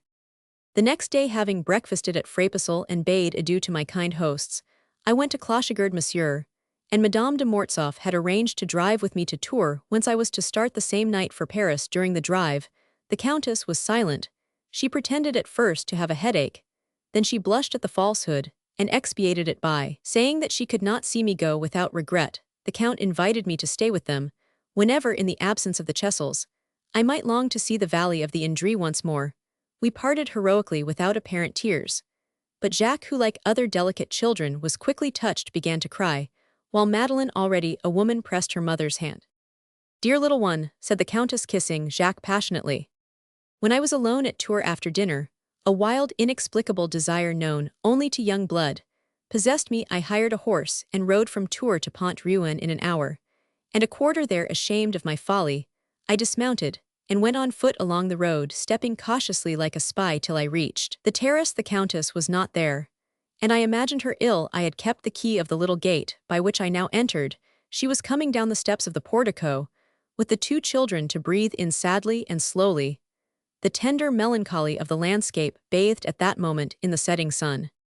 "Mother, here is Felix," said Madeleine. "Yes," I whispered, "it is Roman one." I asked myself why I should stay at Tours, while I still could see you. Why not indulge a desire that in a few days more I could not gratify? "He won't leave us again, mother," cried Jacques, jumping round me. "Hush," said Madeleine, "if you make such a noise, the general will come." "It is not right," she said. "What folly!" The tears in her voice were the payment of what must be called a usurious speculation of love. "I had forgotten to return this key," I said, smiling. "Then you will never return," she said. "Can we ever be really parted?" I asked with a look which made her drop her eyelids for all answer. I left her after a few moments passed in that happy stupor of the spirit, where exaltation ends and ecstasy begins. I went with lagging step, looking back at every minute. When from the summit of the hill I saw the valley for the last time, I was struck with the contrast it presented to what it was when I first came there. Then it was verdant, then it glowed, and blossomed like my hopes, and my desires, initiated now into the gloomy secrets of a family, sharing the anguish of a Christian Niobe. Sad with her sadness, my soul darkened. I saw the valley in the tone of my own thoughts. The fields were bare, the leaves of the poplars falling, the few that remained were rusty, the vine-stalks were burned, the tops of the trees were tan-colored like the robes in which royalty once clothed itself, as if to hide the purple of its power beneath the brown of grief. Still in harmony with my thoughts, the valley, where the yellow rays of the setting sun were coldly dying, seemed to me a living image of my heart. To leave a beloved woman is terrible or natural according as the mind takes it. For my part, I found myself suddenly in a strange land, of which I knew not the language. I was unable to lay hold of things to which my soul no longer felt attachment. Then it was that the height and the breadth of my love came before me. My Henriette rose in all her majesty in this desert, where I existed only through thoughts of her. That form so worshipped made me vow to keep myself spotless before my soul's divinity, to wear ideally the white robe of the Levite like Petrarch, who never entered Laura's presence, unless clothed in white. With what impatience I awaited the first night of my return to my father's roof, when I could read the letter which I felt of during the journey as a miser fingers the bankbills he carries about him during the night. I kissed the paper on which my Henriette had manifested her, while I sought to gather the mysterious emanations of her hand, to recover the intonations of her voice in the hush of my being. Since then, I have never read her letters, except as I read that first letter in bed amid total silence. I cannot understand how the letters of our beloved can be read in any other way, yet there are men unworthy to be loved who read such letters in the turmoil of the day, laying them aside and taking them up again with odious composure. Here, Natalie, is the voice which echoed through the silence of that night. Behold the noble figure which stood before me and pointed to the right path among the crossways at which I stood. To Monsieur le Vicomte Félix de Vandenesse. What happiness for me, dear friend, to gather the scattered elements of my experience, that I may arm you against the dangers of the world through which I pray that you pass scatheless. I have felt the highest pleasures of maternal love as night after night I have thought of these things while writing this letter, sentence by sentence, projecting my thoughts into the life you are about to lead. I went often to my window, looking at the towers of Frapesal visible in the moonlight. I said to myself, he sleeps. I wake for him, delightful feelings, which recall the happiest of my life, when I watched Jack sleeping in his cradle, and waited till he wakened to feed him with my milk. You are the manchild whose soul must now be strengthened by precepts never taught in schools, but which we women have the privilege of inculcating.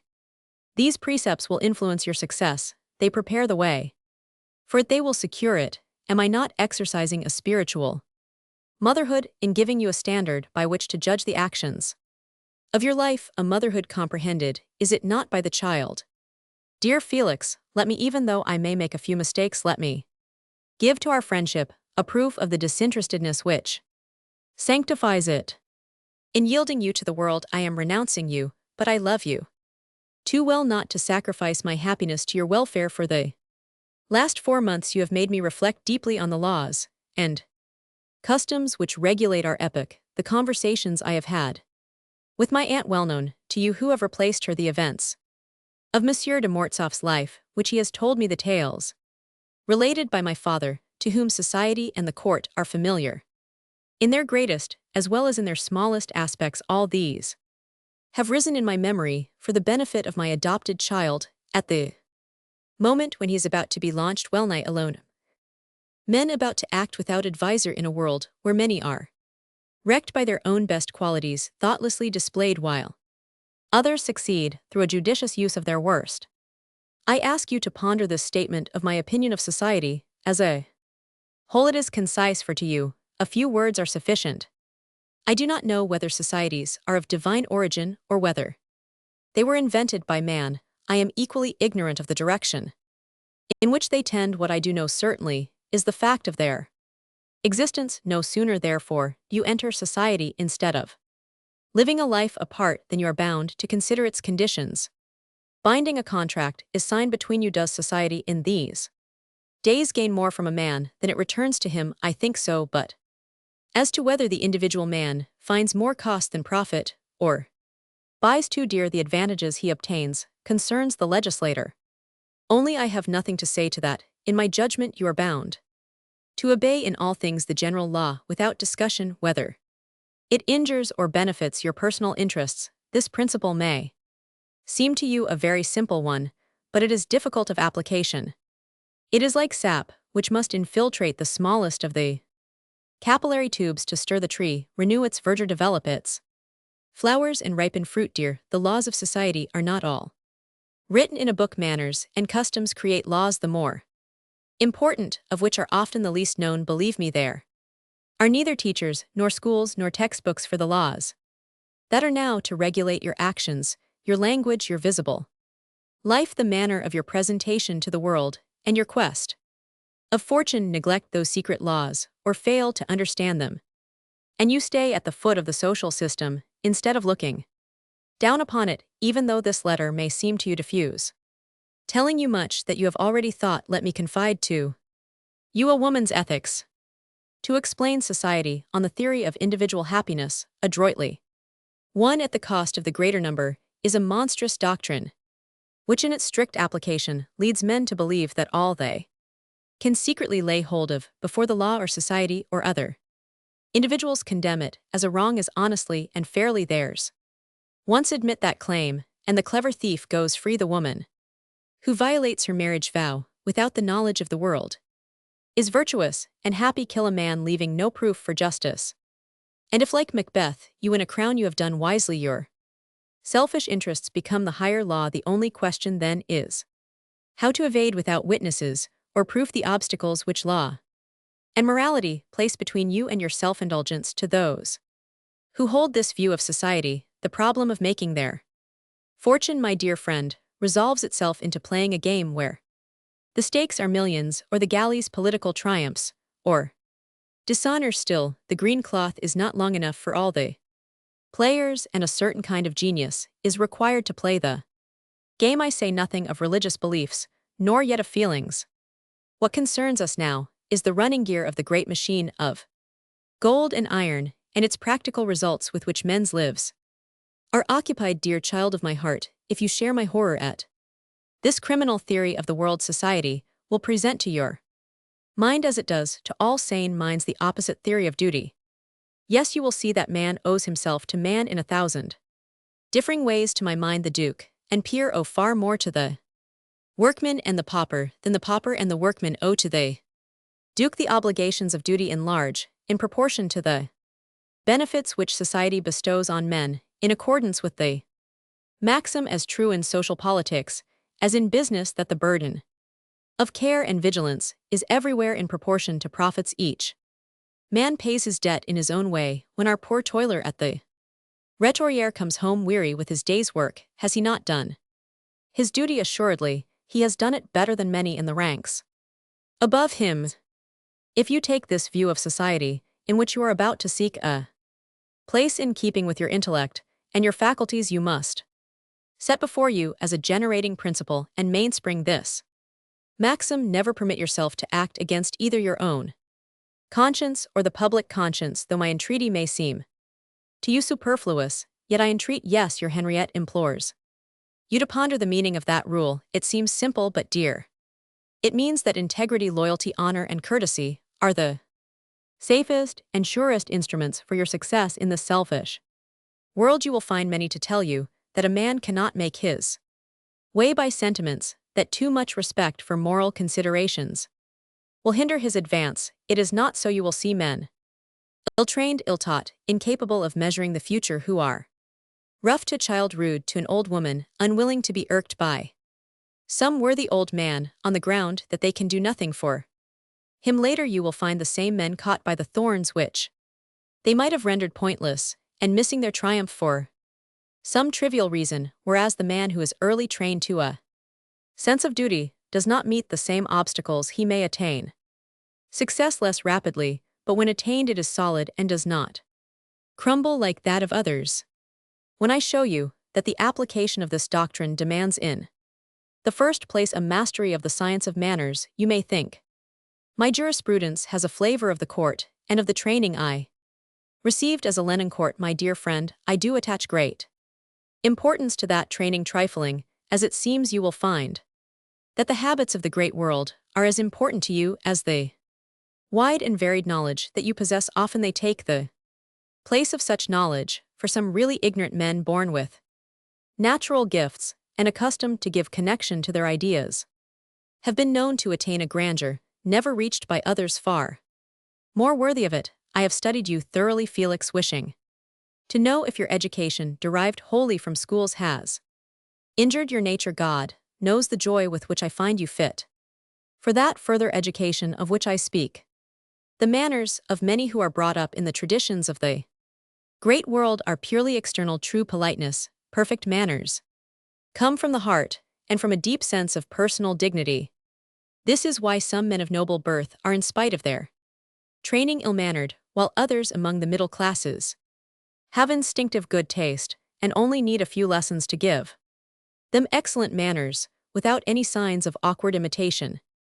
Believe a poor woman who no longer leaves her valley when she tells you that this dignity of tone, this courteous simplicity in words, in gesture, in bearing, and even in the character of the home is a living and material poem, the charm of which is irresistible. Imagine, therefore, what it is when it takes its inspiration from the heart. Politeness, dear, consists in seeming to forget ourselves for others. With many it is social cant laid aside when personal self-interest shows its cloven foot, a noble then becomes ignoble. Butend, this is what I want you to practice. Felix, true politeness involves a Christian principle. It is the flower of love. It requires that we forget ourselves. Really, in memory of your Henriette, for her sake, be not a fountain without water. Have the essence and the form of true courtesy. Never fear to be the dupe and victim of the social virtue. You will some day gather the fruit of seeds scattered apparently to the winds. My father used to say that one of the great offenses of sham Politeness was the neglect of promises when anything is demanded. Of you that you cannot do, refuse positively and leave no loopholes for false hopes. On the other hand, grant at once. Whatever you are willing to bestow, your prompt refusal will make you friends as well as your prompt benefit, and your character will stand the higher, for it is hard to say whether a promise forgotten, a hope deceived, does not make us more enemies than a favor granted brings us friends. Dear friend, there are certain little matters on which I may dwell, for I know them, and it comes within my province to impart them. Be not too confiding, nor frivolous, nor over-enthusiastic.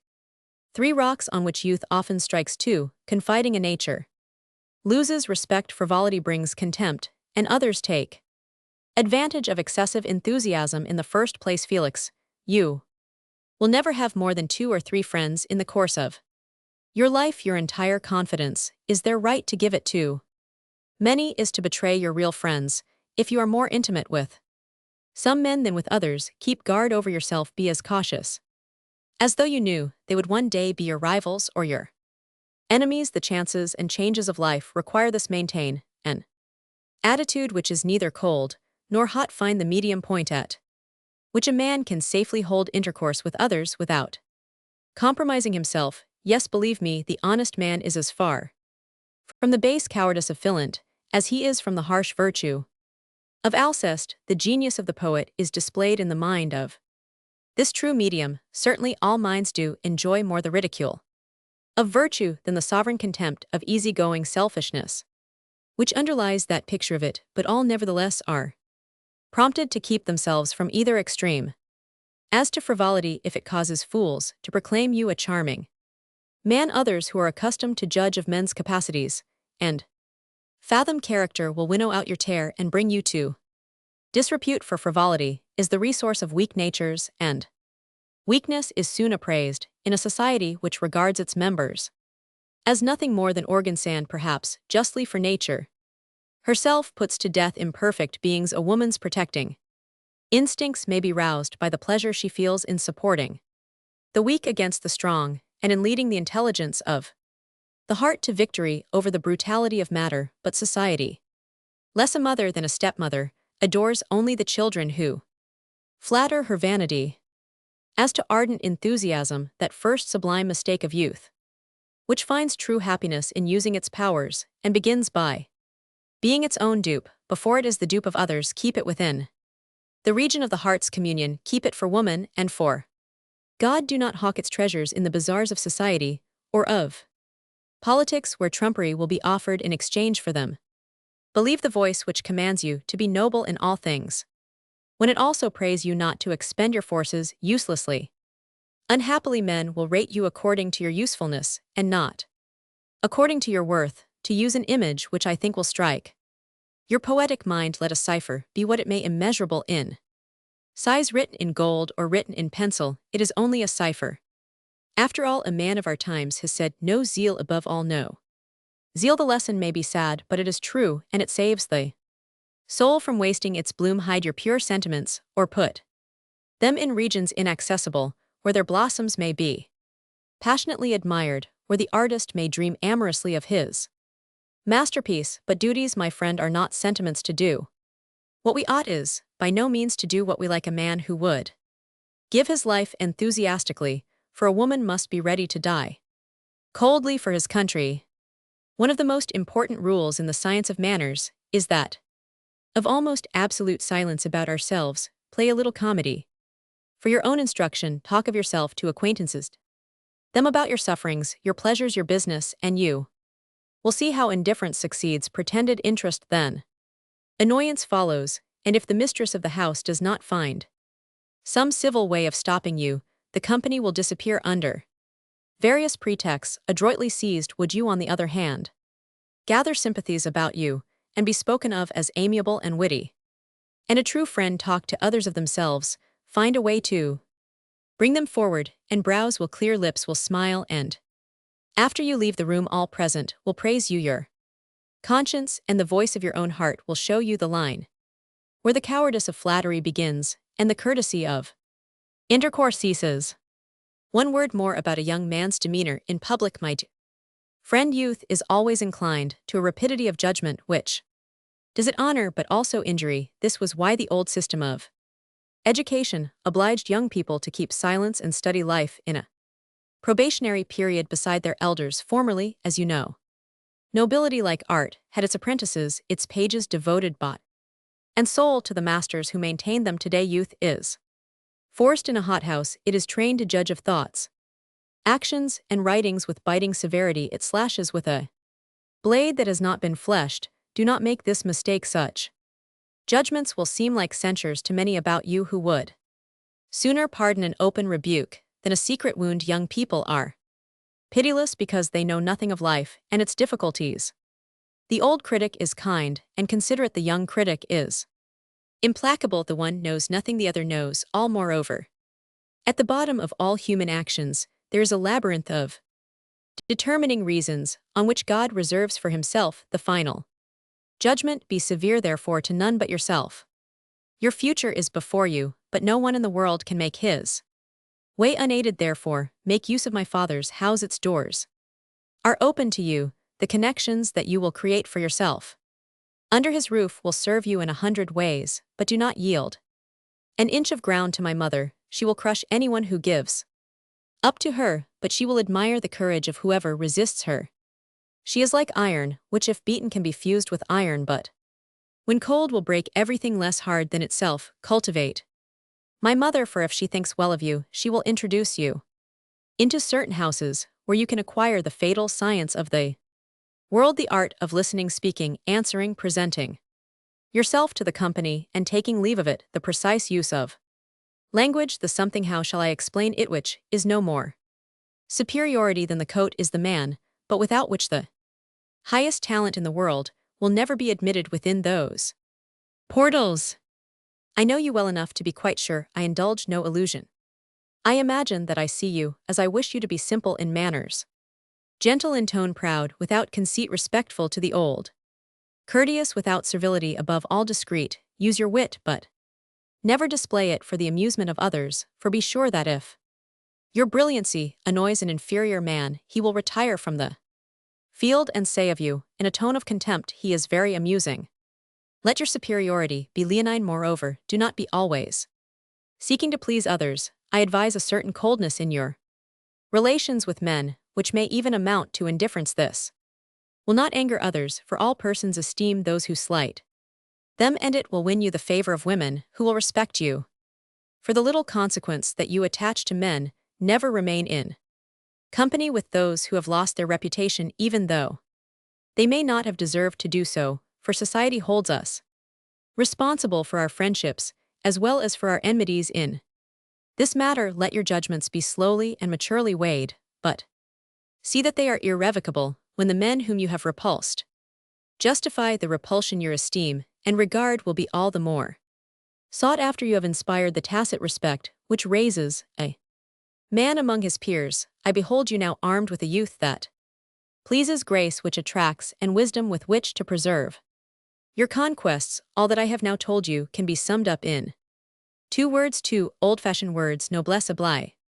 Now apply these precepts to the management of life. You will hear many persons say that strategy is the chief element of success, that the best way to press through the crowd is to set some men against other men, and so take their places. That was a good system for the Middle Ages, when princes had to destroy their rivals by pitting one against the other. But in these days, all things being done in open day, I am afraid it would do you ill service. No, you must meet your competitors face to face, be they loyal and true men or traitorous enemies whose weapons are calumny, evil speaking, and fraud. But remember this: you have no more powerful auxiliaries than these men themselves. They are their own enemies. Fight them with honest weapons, and sooner or later they are condemned. As to the first of them, loyal men and true, your straightforwardness will obtain their respect, and the differences between you once settled, for all things can be settled, these men will serve you. Do not be afraid of making enemies. Woe to him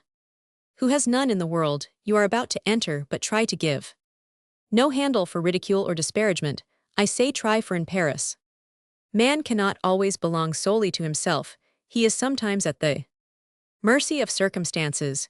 you will not always be able to avoid the mud in the gutter, nor the tile that falls from the roof. The moral world has gutters, where persons of no reputation endeavor to splash the mud in which they live upon men of honor, but you can always compel respect by showing that you are under all circumstances immovable in your principles. In the conflict of opinions, in the midst of quarrels and cross-purposes, go straight to the point, keep resolutely to the question, never fight except for the essential thing, and put your whole strength into that. You know how Monsieur de Mortsauf hates Napoleon, how he curses him and pursues him, as justice does a criminal demanding punishment day and night for the death of the Duc d'Enghien, the only death, the only misfortune that ever brought the tears to his eyes. Well, he nevertheless admired him as the greatest of captains, and has often explained to me his strategy may not the same tactics be applied to the war of human interests. They would economize time as heretofore they economized men and space. Think this over, for as a woman, I am liable to be mistaken on such points which my sex judges only by instinct and sentiment. One point, however, I may insist on: all trickery, all deception is certain to be discovered, and to result in doing harm, whereas every situation presents less danger if a man plants himself firmly on his own truthfulness. If I may cite my own case, I can tell you that, obliged as I am by Monsieur de Mortsauf's condition to avoid litigation, and to bring to an immediate settlement all difficulties which arise in the management of clochigerd, and which would otherwise cause him an excitement under which his mind would succumb, I have invariably settled matters promptly by taking hold of the knot of the difficulty, and saying to our opponents, we will either untie it or cut it. It will often happen that you do a service to others, and find yourself ill-rewarded. I beg you not to imitate those who complain of men, and declare them to be all ungrateful. That is putting themselves on a pedestal indeed, and surely it is somewhat silly to admit their lack of knowledge of the world. But you, I trust, will not do good as a usurer lends his money. You will do it will you not for good's sake. Noblesse oblige. Nevertheless, do not bestow such services as to force others to ingratitude, for if you do, they will become your most implacable enemies. Obligations sometimes lead to despair, like the despair of ruin itself, which is capable of very desperate efforts. As for yourself, accept as little as you can from others, be no man's vassal, and bring yourself out of your own difficulties. You see, dear friend, I am advising you only on the lesser points of life. In the world of politics, things wear a different aspect. The rules which are to guide your individual steps give way before the national interests. If you reach that sphere where great men revolve, you will be like God himself, the sole arbiter of your determinations. You will no longer be a man, but law, the living law, no longer an individual. You are then the nation incarnate. But remember this, though you judge, you will yourself be judged. Hereafter you will be summoned before the ages, and you know history well enough to be fully informed as to what deeds and what sentiments have led to true grandeur. I now come to a serious matter, your conduct towards women. Wherever you visit, make it a principle not to fritter yourself away in a petty round of gallantry. A man of the last century who had great social success never paid attention to more than one woman of an evening, choosing the one who seemed the most neglected. That man, my dear child, controlled his epoch. He wisely reckoned that by a given time, all women would speak well of him. Many young men waste their most precious possession, namely the time necessary to create connections which contribute more than all else to social success. Your springtime is short. Endeavor to make the most of it. Cultivate influential women are old women. They will teach you the intermarriages and the secrets of all the families of the great world. They will show you the crossroads which will bring you soonest to your goal. They will be fond of you. The bestowal of protection is their last form of love. When they are not devout, they will do you innumerable good services, sing your praises, and make you desirable to society. Avoid young women. Do not think I say this from personal self-interest. The woman of 50 will do all for you. The woman of 20 will do nothing. She wants your whole life, while the other asks only a few attentions. Laugh with the young women, meet them for pastime. Merely they are incapable Of serious thought, young women, dear friend, are selfish, vain. Petty, ignorant of true friendship, they love no one but themselves. They would sacrifice you to an evening's success. Besides, they all want absolute devotion, and your present situation requires that devotion be shown to you too. Irreconcilable needs, none of these young women would enter into. Your interests, they would think of themselves, and not of you. They would injure you more by their emptiness and frivolity than they could serve you. By their love they will waste your time unscrupulously, hinder your advance to fortune, and end by destroying your future with the best grace possible. If you complain, the silliest of them will make you think that her glove is more precious than fortune, and that nothing is so glorious as to be her slave. They will all tell you that they bestow happiness, and thus lull you to forget your nobler destiny. Believe me, the happiness they give is transitory. Your great career will endure. You know not with what perfidious cleverness they contrive to satisfy their caprices, nor the art with which they will convert your passing fancy into a love which ought to be eternal. The day when they abandon you, they will tell you that the words "I no longer love you" are a full justification of their conduct, just as the words "I love" justified their winning you. They will declare that love is involuntary and not to be coerced. Absurd, believe me, dear. True love is eternal, infinite, always like unto itself. It is equable, pure, without violent demonstration. White hair often covers the head, but the heart that holds it is ever young. No such love is found among the women of the world. All are playing comedy. This one will interest you. By her misfortunes she seems the gentlest and least exacting of her sex, but when once she is necessary to you, you will feel the tyranny of weakness, and will do her will. You may wish to be a diplomat, to go and come and study men and entrusts. No, you must stay in Paris or at her country place, sewn to her petticoat, and the more devotion you show, the more ungrateful and exacting she will be. Another will attract you by her submissiveness. She will be your attendant, follow you romantically about, compromise herself to keep you, and be the millstone about your neck. You will drown yourself some day, but the woman will come to the surface. The least maneuvering of these women of the world have many nets. The silliest triumph, because too foolish to excite distrust. The one to be feared least may be the woman of gallantry whom you love, without exactly knowing why she will leave you for no motive, and go back to you out of vanity. All these women will injure you, either in the present or the future. Every young woman who enters society and lives a life of pleasure and of gratified vanity is semi-corrupt, and will corrupt you. Among them you will not find the chaste and tranquil being in whom you may forever reign. Ah!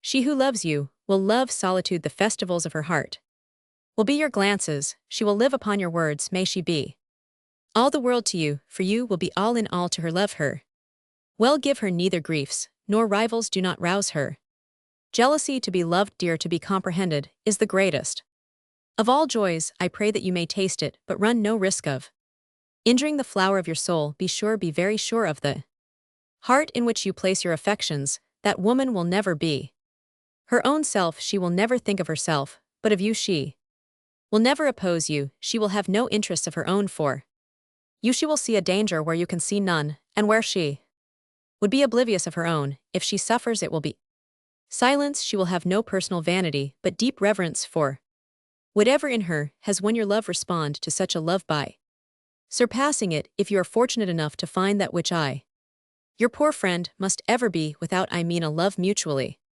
inspired, mutually felt. Remember that in a valley lives a mother whose heart is so filled with the feelings you have put there that you can never sound its depths. Yes, I bear you an affection which you will never know to its full extent before it could show itself for what it is. You would have to lose your mind and intellect, and then you would be unable to comprehend the length and breadth of my devotion.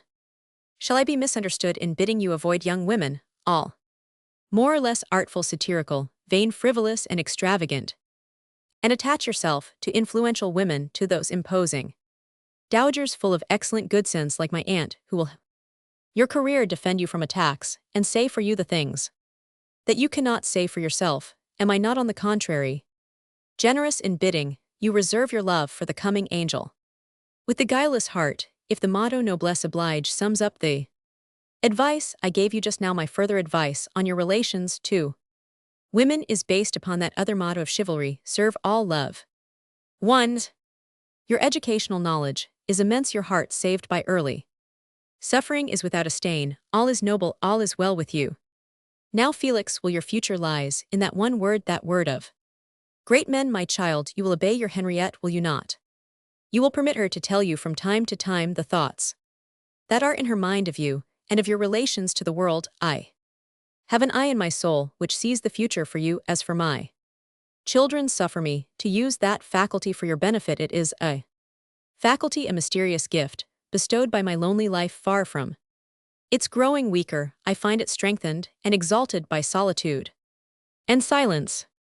I ask you in return to bestow a happiness on me. I desire to see you becoming more and more important among men, without one single success that shall bring a line of shame upon my brow. I desire that you may quickly bring your fortunes to the level of your noble name, and be able to tell me I have contributed to your advancement by something better than a wish. This secret cooperation in your future is the only pleasure I can allow myself. For it I will wait and hope.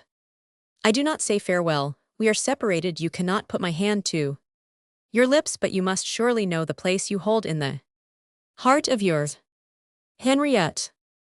As I read this letter, I felt the maternal heart beating beneath my fingers, which held the paper, while I was still cold from the harsh greeting of my own mother. I understood why the Countess had forbidden me to open it in Touraine, no doubt. She feared that I would fall at her feet and wet them with my tears. I now made the acquaintance of my brother Charles, who up to this time had been a stranger to me, but in all our intercourse he showed a haughtiness which kept us apart and prevented brotherly affection. Kindly feelings depend on similarity of soul, and there was no point of touch between us. He preached to me dogmatically those social trifles which head or heart can see without instruction. He seemed to mistrust me. If I had not had the inward support of my great love, he would have made me awkward and stupid by affecting to believe that I knew nothing of life. He presented me in society under the expectation that my dullness would be a foil to his qualities. Had I not remembered the sorrows of my childhood, I might have taken his protecting vanity for brotherly affection, but inward solitude produces the same effects as outward solitude. Silence within our souls enables us to hear the faintest sound. The habit of taking refuge within ourselves develops a perception which discerns every quality of the affections about us. Before I knew Madame de Mortsauf, a hard look grieved me, a rough word wounded me to the heart. I bewailed these things without as yet knowing anything of a life of tenderness, whereas now, since my return from Clochigerd, I could make comparisons which perfected my instinctive perceptions, all deductions derived only from sufferings endured. Our incomplete happiness has a light to cast. I now allowed myself the more willingly to be kept under the heel of primogeniture, because I was not my brother's dupe. I always went alone to the Duchesse de Lenoncourt's, where Henriette's name was never mentioned. No one, except the good old Duke, who was simplicity itself, ever spoke of her to me.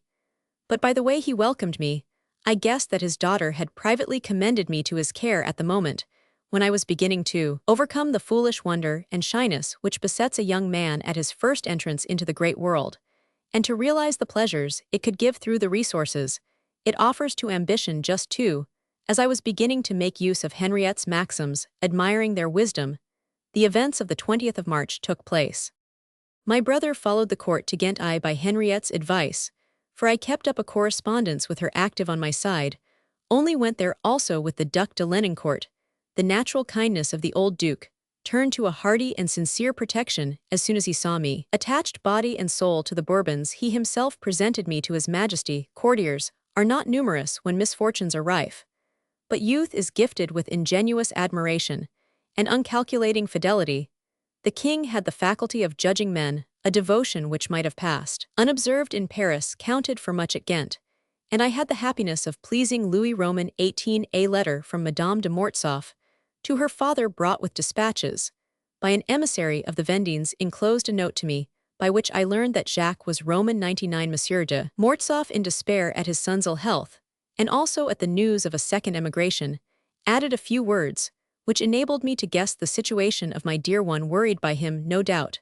When she passed all her time at Jacques' bedside, allowed no rest either day or night, superior to annoyance, yet unable always to control herself when her whole soul was given to the care of her child Henriette, needed the support of a friendship which might lighten the burden of her life were it only by diverting her husband's mind, though I was now most impatient to rival the career of my brother, who had lately been sent to the Congress of Vienna, and was anxious at any risk to justify Henriette's appeal, and become a man myself freed from all vassalage. Nevertheless, my ambition, my desire for independence, the great interest I had in not leaving the king, all were of no account before the vision of Madame de Mortsauf's sad face. I resolved to leave the court at Ghent, and serve my true sovereign. God rewarded me. The emissary sent by the Vendines was unable to return. The king wanted a messenger who would faithfully carry back his instructions. The Duc de Lenoncourt knew that the king would never forget the man who undertook so perilous an enterprise.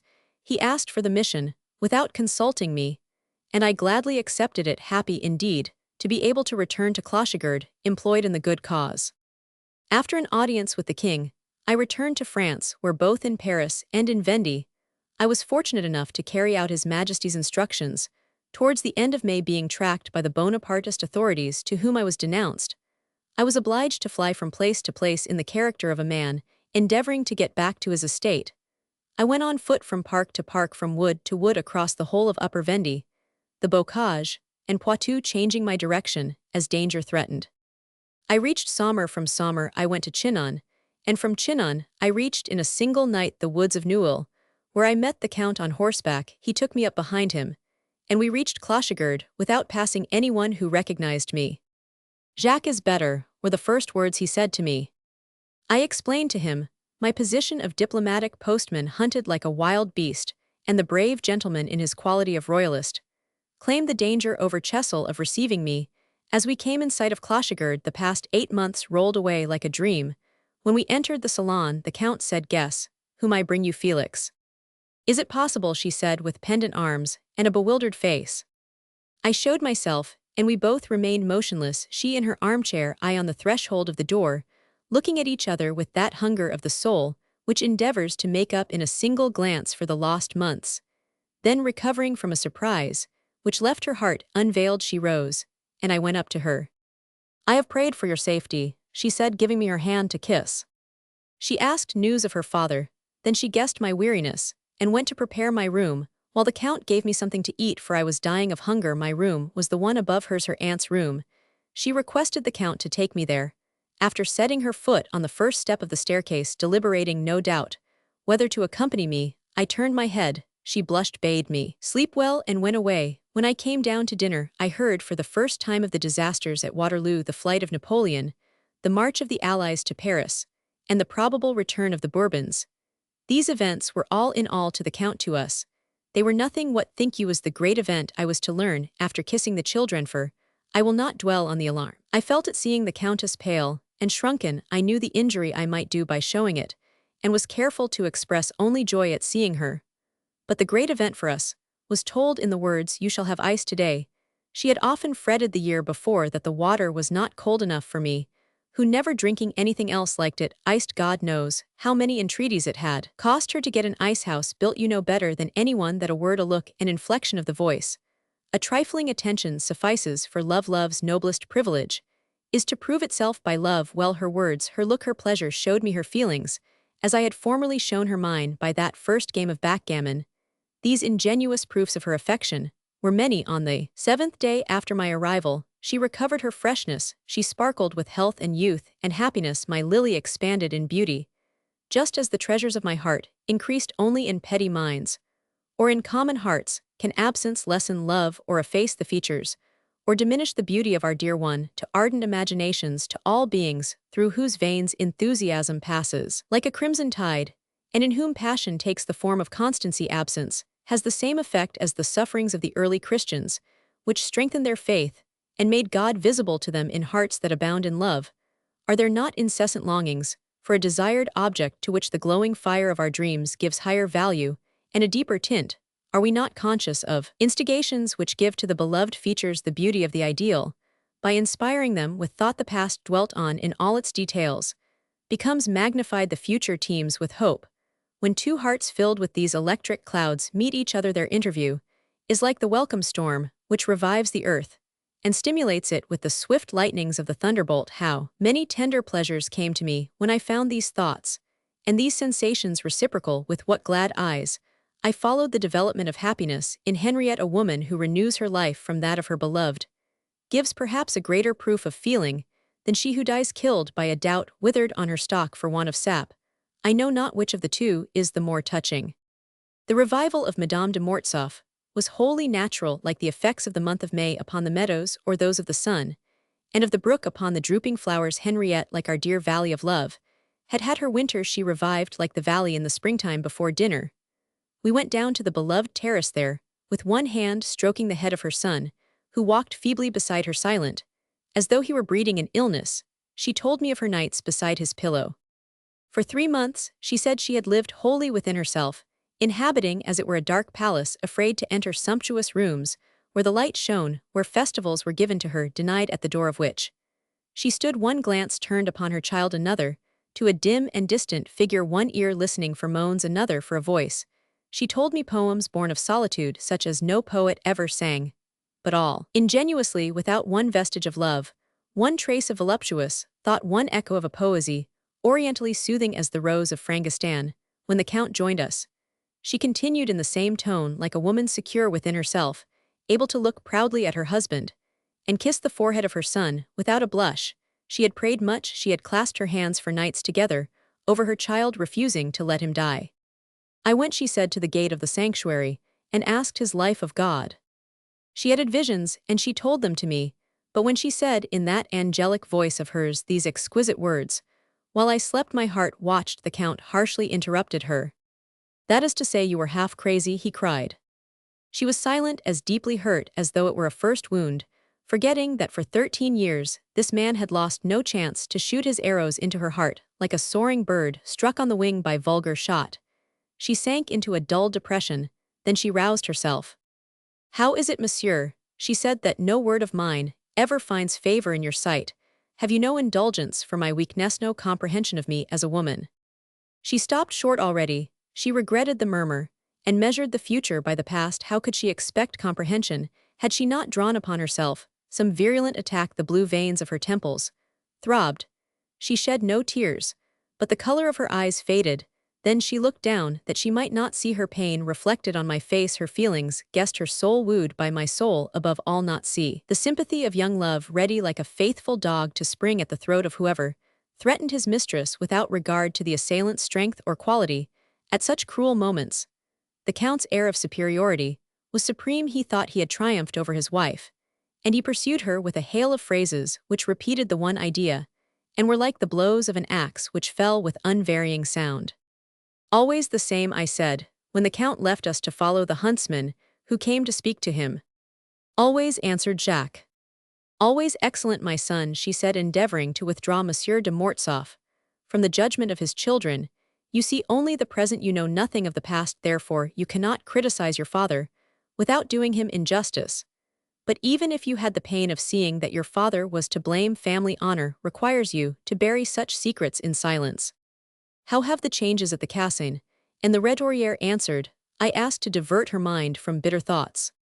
Beyond my expectations, she replied. As soon as the buildings were finished, we found 2 excellent farmers ready to hire them, one at 4,500 francs taxes, paid, the other at 5,000, both leases, for 15 years. We have already planted 3,000 young trees on the new farms. Manette's cousin is delighted to get. The Rabelais Martineau has taken the bod. All our efforts have been crowned with success. Clochegard, without the reserved land, which we call the home farm, and without the timber and vineyards, brings in 19,000 francs a year. And the plantations are becoming valuable. I am battling to let the home farm to Martineau, the keeper, whose eldest son can now take his place. He offers 3,000 francs. If Monsieur de Mortsauf will build him a farmhouse at the commandery, we might then clear the approach to Clochegard, finish the proposed avenue to the main road, and have only the woodland and the vineyards to take care of ourselves. If the king returns, our pension will be restored. We shall consent, after clashing a little with our wife's common sense. Jacques' fortune will then be permanently secured. That result obtained, I shall leave Monsieur to lay by as much as he likes for Madeleine, though the king will of course dower her according to custom. My conscience is easy, I have all but accomplished my task. And you, she said. I explained to her the mission on which the king had sent me, and showed her how her wise counsel had borne fruit. Was she endowed with second sight, thus to foretell events? Did I not write it to you, she answered, for you, and for my children alone. I possess a remarkable faculty of which I have spoken only to my confessor, Monsieur de la Berge. He explains it by divine intervention, often after deep meditation induced by fears about the health of my children, my eyes close to the things of earth, and see into another region. If Jacques and Madeleine, there appear to me as two luminous figures, they are sure to have health for a certain period of time if wrapped in mist. They are equally sure to fall ill soon after as, for you I not only see you brilliantly illuminated, but I hear a voice which explains to me without words, by some mental communication, what you ought to do. Does any law forbid me to use this wonderful gift for my children? And for you, she asked, falling into a reverie. Then, after a pause, she added, perhaps God wills to take the place of their father. Let me believe that my obedience is due to none but you, I cried. She gave me one of her exquisitely gracious smiles, which so exalted my heart, that I should not have felt a death blow if given at that moment. As soon as the king returns to Paris, go there, leave Clochegourde. She said, it may be degrading to beg for places and favors, but it would be ridiculous to be out of the way of receiving them. Great changes will soon take place. The king needs capable and trustworthy men. Don't fail him. It is well for you to enter young into the affairs of the nation, and learn your way, for statesmen like actors have a routine business to acquire which genius does not reveal. It must be learnt. My father heard the Duc de Choiseul say this. Think of me, she said, after a pause, let me enjoy the pleasures of superiority, in a soul that is all my own. For are you not my son? Your son, I said sullenly. Yes, my son, she cried, mocking me. Is not that a good place in my heart? The bell rang for dinner. She took my arm and leaned contentedly upon it. You have grown, she said, as we went up the steps. When we reached the portico, she shook my arm a little, as if my looks were importunate, for though her eyes were lowered, she knew that I saw only her. Then she said, with a charming air of pretended impatience, full of grace and coquetry, come, why don't you look at our dear valley? She turned, held her white silk sunshade over our heads, and drew Jacques closely to her side. The motion of her head, as she looked towards the Indre the Punt, the meadows, showed me that in my absence she had come to many an understanding with those misty horizons, and their vaporous outline. Nature was a mantle which sheltered her thoughts. She now knew what the nightingale was sighing the livelong night, what the songster of the sedges hymned with his plaintive note. At 8 o'clock that evening, I was witness of a scene which touched me deeply, and which I had never yet witnessed. For in my former visits, I had played backgammon with the Count, while his wife took the children into the dining-room before their bedtime. The bell rang twice, and all the servants of the household entered the room. You are now our guest, and must submit to convent rule, said the Countess, leading me by the hand with that air of innocent gaiety which distinguishes women who are naturally pious. The Count followed. Masters, children, and servants knelt down, all taking their regular places. It was Madeleine's turn to read the prayers. The dear child said them in her childish voice, the ingenuous tones of which rose clear in the harmonious silence of the country, and gave to the words the candor of holy innocence, the grace of angels. It was the most affecting prayer I ever heard. Nature replied to the child's voice with the myriad murmurs of the coming night, like the low accompaniment of an organ lightly touched. Madeleine was on the right of the Countess, Jacques on her left, the graceful curly heads between which rose the smooth braids of the mother, and above all three the perfectly white hair and yellow cranium of the father, made a picture which repeated in some sort the ideas aroused by the melody of the prayer, as if to fulfill all conditions of the unity which marks the sublime.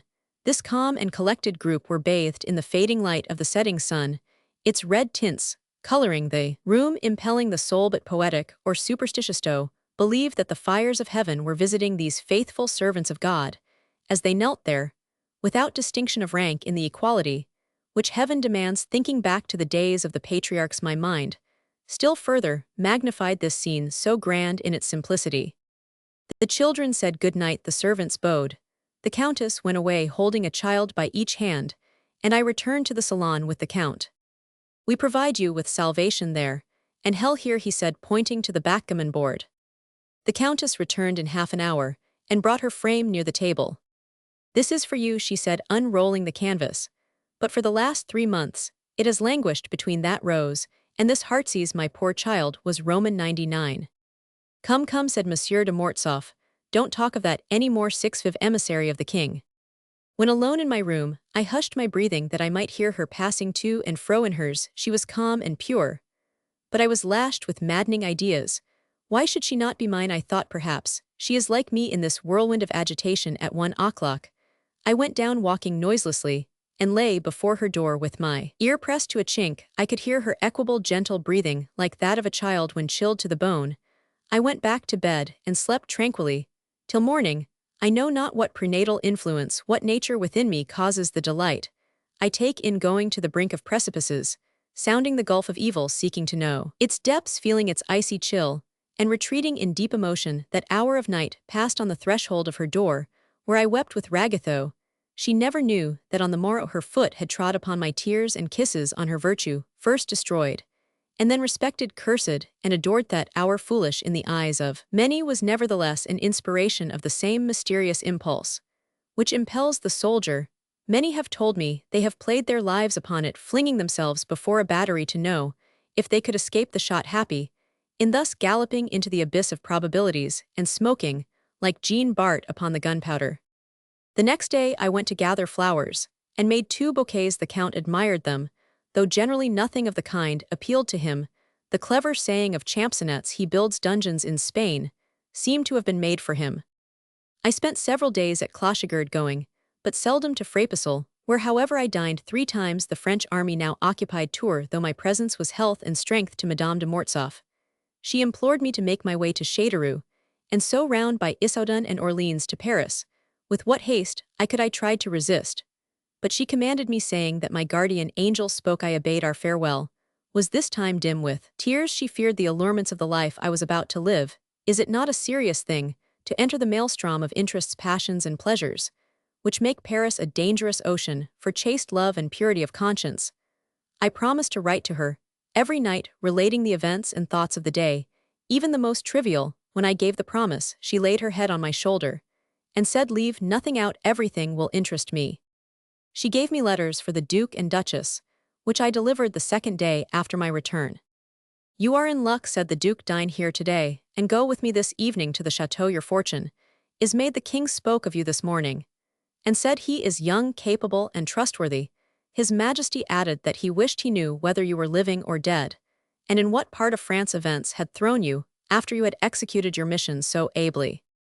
That night I was appointed Master of Petitions to the Council of State, and I also received a private and permanent place in the employment of Louis Roman 18 himself, a confidential position, not highly distinguished, but without any risks, a position which put me at the very heart of the government, and has been the source of all my subsequent prosperity. Madame de Mortsauf had judged rightly. I now owed everything to her power and wealth, happiness and knowledge.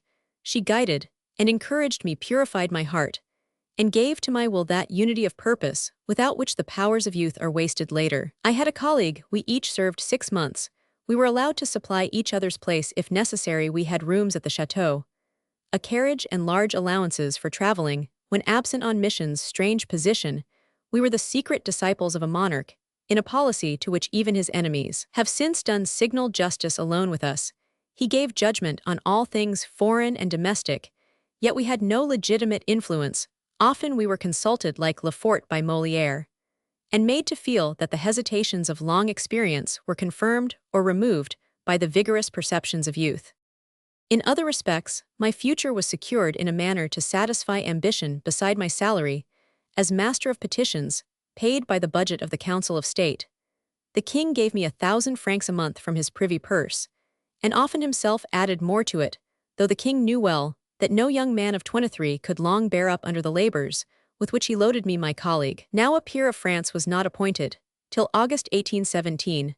The choice was a difficult one. Our functions demanded so many capabilities that the king was long in coming to a decision. He did me the honor to ask which of the young men among whom he was hesitating I should like for an associate. Among them was one who had been my schoolfellow at Lepeters. I did not select him. His Majesty asked why. The king, I replied, chooses men who are equally faithful, but whose capabilities differ. I choose the one whom I think the most able, cert that I shall always be able to get on with him. My judgment coincided with that of the king, who was pleased with the sacrifice I had made. He said on this occasion, "You are to be the chief." And he related these circumstances to my colleague, who became in return for the service I had done him my good friend.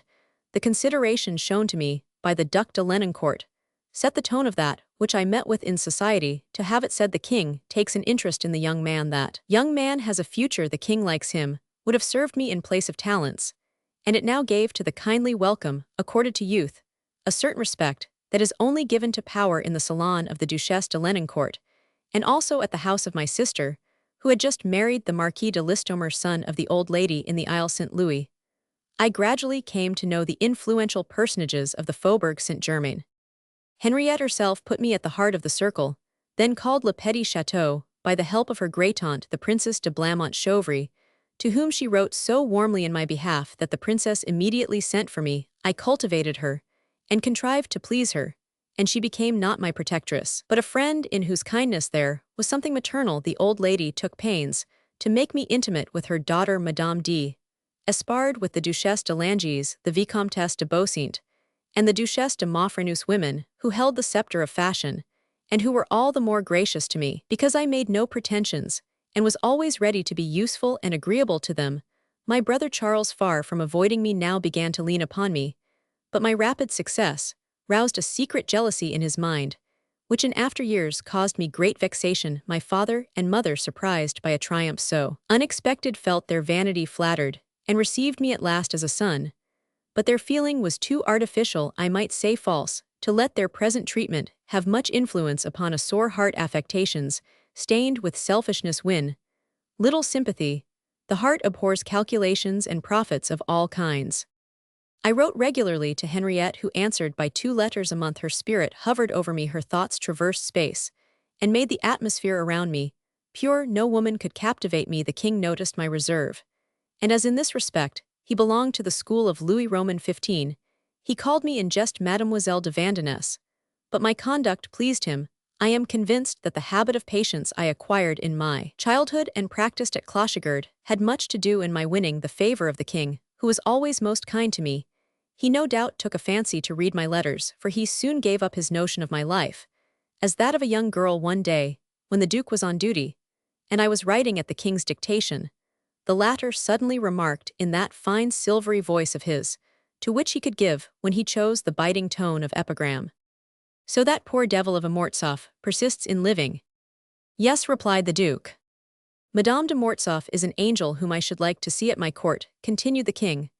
"But if I cannot manage it, my chancellor here," turning to me, "may be more fortunate. You are to have 6 months' leave. I have decided on giving you the young man we spoke of yesterday as colleague. Amuse yourself at Clochegard, Francato," and he laughed as he had himself wheeled out of the room. I flew like a swallow to Touraine. For the first time I was to show myself to my beloved, not merely a little less insignificant, but actually in the guise of an elegant young man, whose manners had been formed in the best salons, his education finished by gracious women, who had found at last a compensation for all his sufferings, and had put to use the experience given to him by the purest angel, to whom heaven had ever committed the care of a child. You know how my mother had equipped me for my 3 months' visit at Frapesle. When I reached Clochegard after fulfilling my mission in Vendée, I was dressed like a huntsman.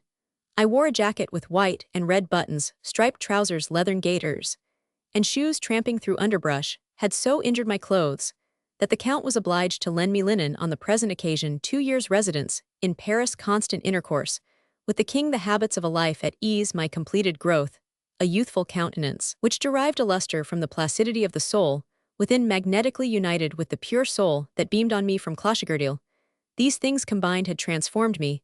I was self-possessed without conceit, inwardly pleased to find myself, in spite of my years, at the summit of affairs. Above all, I had the consciousness of being secretly the support and comfort of the dearest woman on earth, and her unuttered hope. Perhaps I felt a flutter of vanity as the postilions cracked their whips along the new avenue leading from the main road to Clochegard, and through an iron gate I had never seen before, which opened into a circular enclosure recently constructed. I had not written to the Countess of my coming, wishing to surprise her. For this I found myself doubly in fault. First, she was overwhelmed with the excitement of a pleasure long desired, but supposed to be impossible, and secondly she proved to me that all such deliberate surprises are in bad taste. When Henriette saw a young man in him who had hitherto seemed but a child to her, she lowered her eyes with a sort of tragic slowness. She allowed me to take and kiss her hand without betraying her inward pleasure, which I nevertheless felt in her sensitive shiver. When she raised her face to look at me again, I saw that she was pale. "Well, you don't forget your old friends," said Monsieur de Mortsauf, who had neither changed nor aged. The children sprang upon me. I saw them behind the grave face of the Abbé de Mina's Jacques tutor. "No," I replied, "and in future I am to have 6 months' leave, which will always be spent here." "Why, what is the matter?" I said to the Countess, putting my arm round her waist, and holding her up in presence of them all. "Oh, don't," she said, springing away from me, "it is nothing." I read her mind, and answered to its secret thought by saying, "Am I not allowed to be your faithful slave?" She took my arm, left the Count, the children, and the Abbé, and led me to a distance on the lawn, though still within sight of the others. Then, when sure that her voice could not be heard by them, she spoke. "Felix, my dear friend," she said, "forgive my fears. I have but one thread by which to guide me in the labyrinth of life, and I dread to see it broken. Tell me that I am more than ever Henriette to you, that you will never abandon me, that nothing shall prevail against me, that you will ever be my devoted friend. I have suddenly had a glimpse into my future, and you were not there, as hitherto your eyes shining and fixed upon me. Henriette, idol whose worship is like that of the divine lily flower of my life, how is it that you do not know, you, who are my conscience, that my being is so fused with yours, that my soul is here, when my body is in Paris? Must I tell you that I have come in 17 hours, that each turn of the wheels gathered thoughts and desires in my breast, which burst forth like a tempest when I saw you? Yes, tell me, she cried. I am so sure of myself that I can hear you without wrong. God does not will my death, he sends you to me, as he sends his breath to his creatures, as he pours the rain of his clouds upon a parched earth. Tell me, do you love me sacredly? Sacredly. Forevers. Forevers. As a Virgin Mary hidden behind her veil, beneath her white crown. As a virgin visible. As a sister. As a sister too, dearly loved. With chivalry and without hope. With chivalry and with hope. As if you were still 20 years of age, and wearing that absurd blue coat. Oh, better far, I love you thus, and I also love Yaush looked at me with keen apprehension. As you loved your aunt. I am happy you dispel my terrors, she said, returning towards the family, who were surprised at our private conference. Be still a child at Clochegourdefer. You are one still. It may be your policy to be a man with the king. But here let me tell you, monsieur, your best policy is to remain a child. As a child you shall be loved. I can resist a man. But to a child, I can refuse nothing. Nothing he can ask for, nothing. I will not give him. Our secrets are all told, she said, looking at the Count, with a mischievous air, in which her girlish natural self reappeared. I leave you now, I must go and dress. Never for 3 years had I heard her voice so richly happy. For the first time I heard those swallow cries, the infantile notes of which I told you. I had brought Jacques a hunting outfit.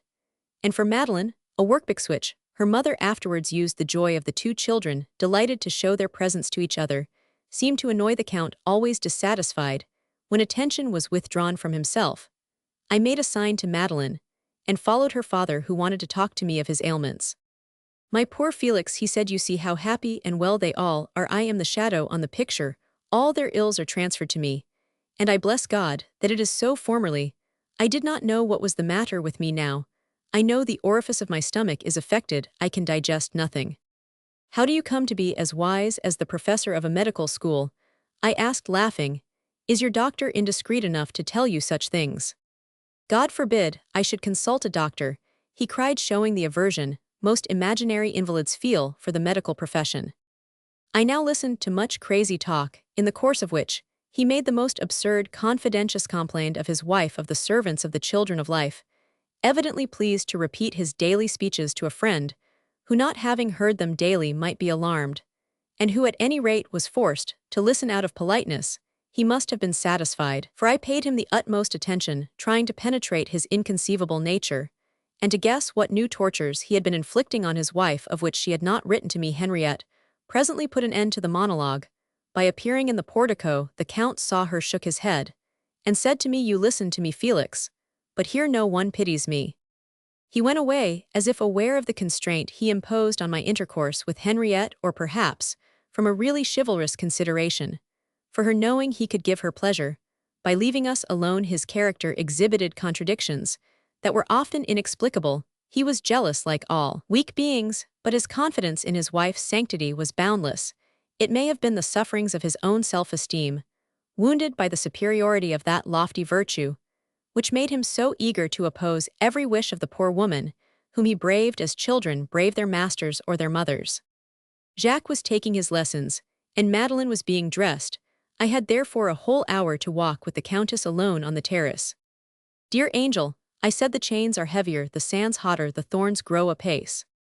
"Hush," she said, guessing the thoughts my conversation with the Count had suggested. "You are here, and all is forgotten. I don't suffer, I have never suffered."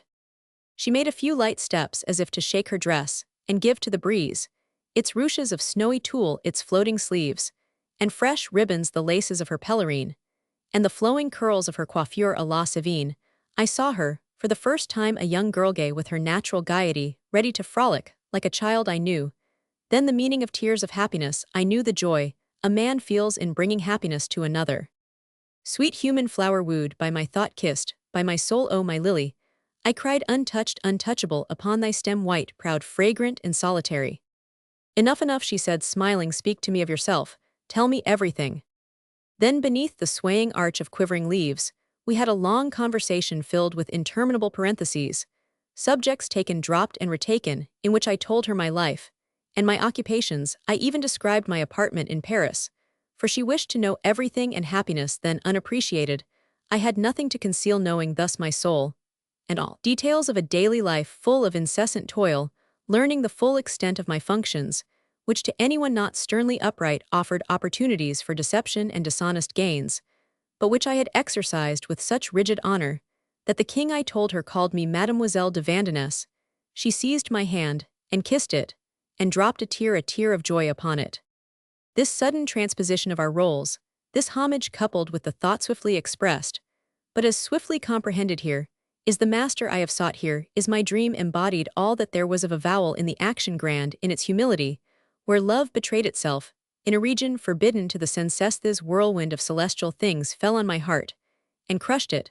I felt myself too small, I wished to die at her feet. "Ah," I said, "you surpass us in all things. Can you doubt Meffer? You did doubt me just now, Henriette." "Not now," she answered, looking at me with ineffable tenderness which for a moment veiled the light of her eyes. "But seeing you so changed, so handsome," I said to myself, "our plans for Madeleine will be defeated by some woman who will guess the treasures in his heart. She will steal our Félix and destroy all happiness." "Always Madeleine," I replied. "Is it Madeleine to whom I am faithful?" We fell into a silence, which Monsieur de Mortsauf inconveniently interrupted.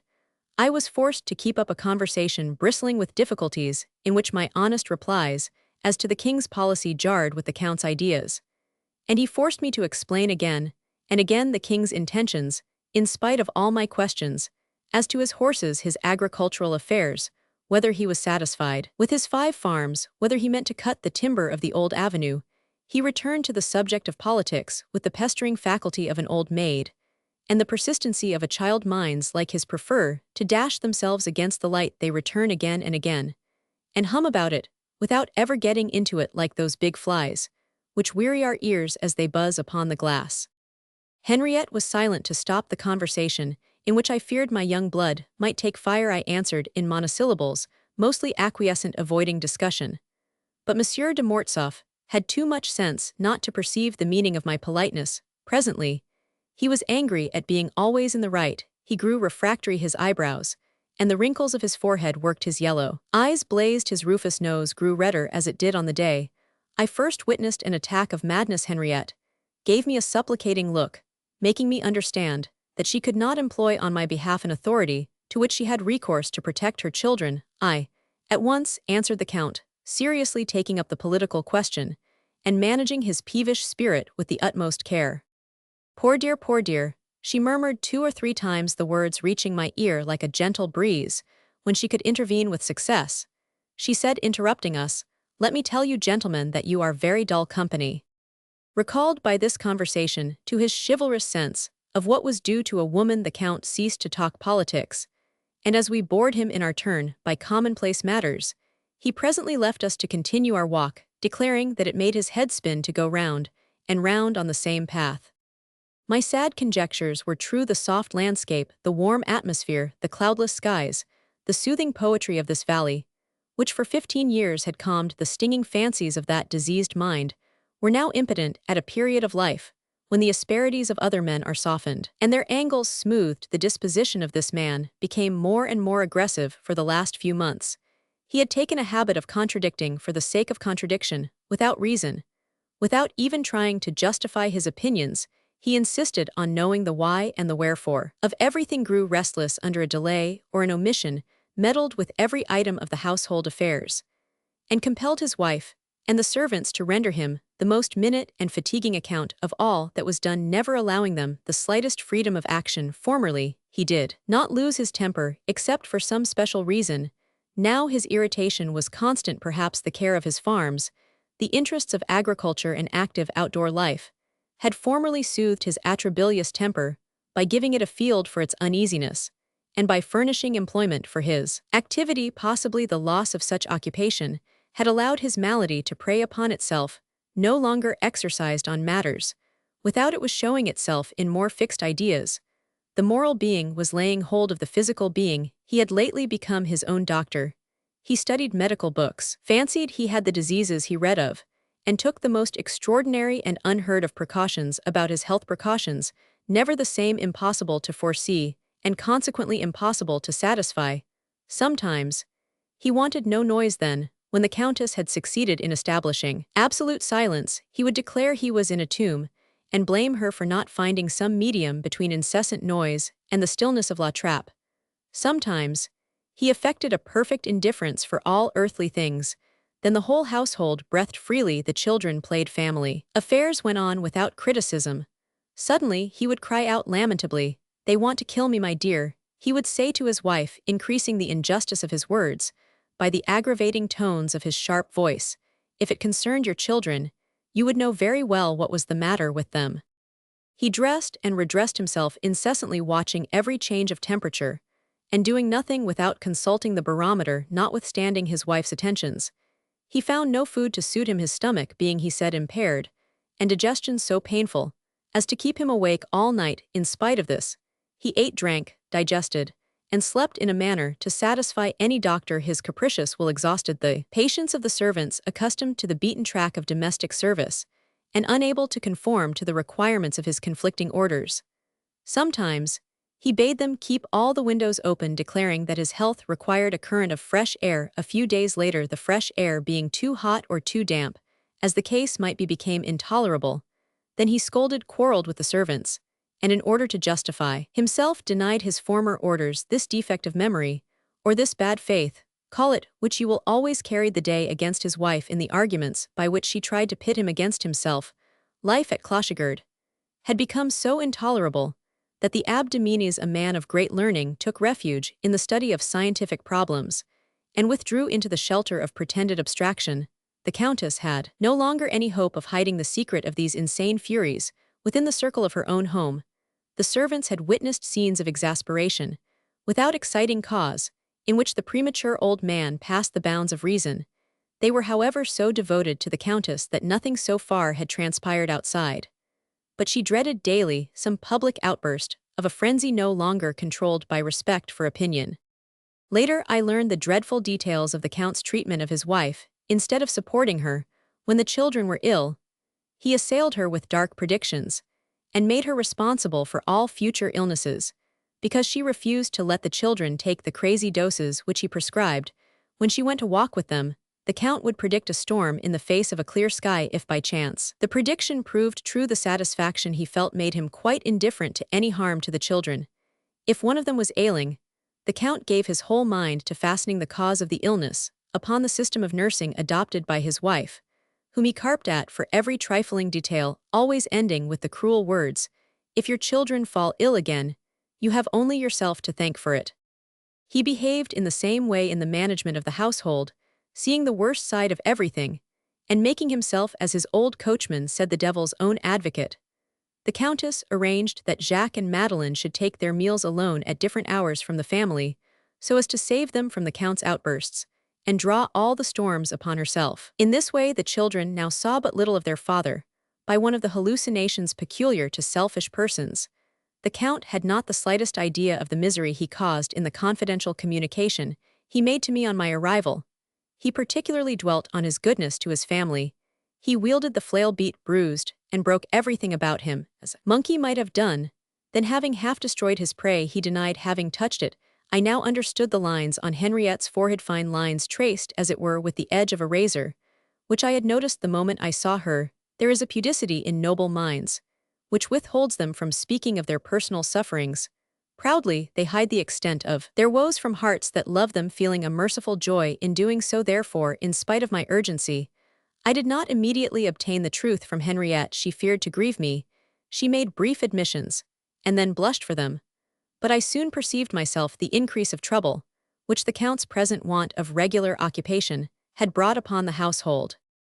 "Henriette," I said, after I had been there some days, "don't you think you have made a mistake in so arranging the estate that the Count has no longer anything to do?"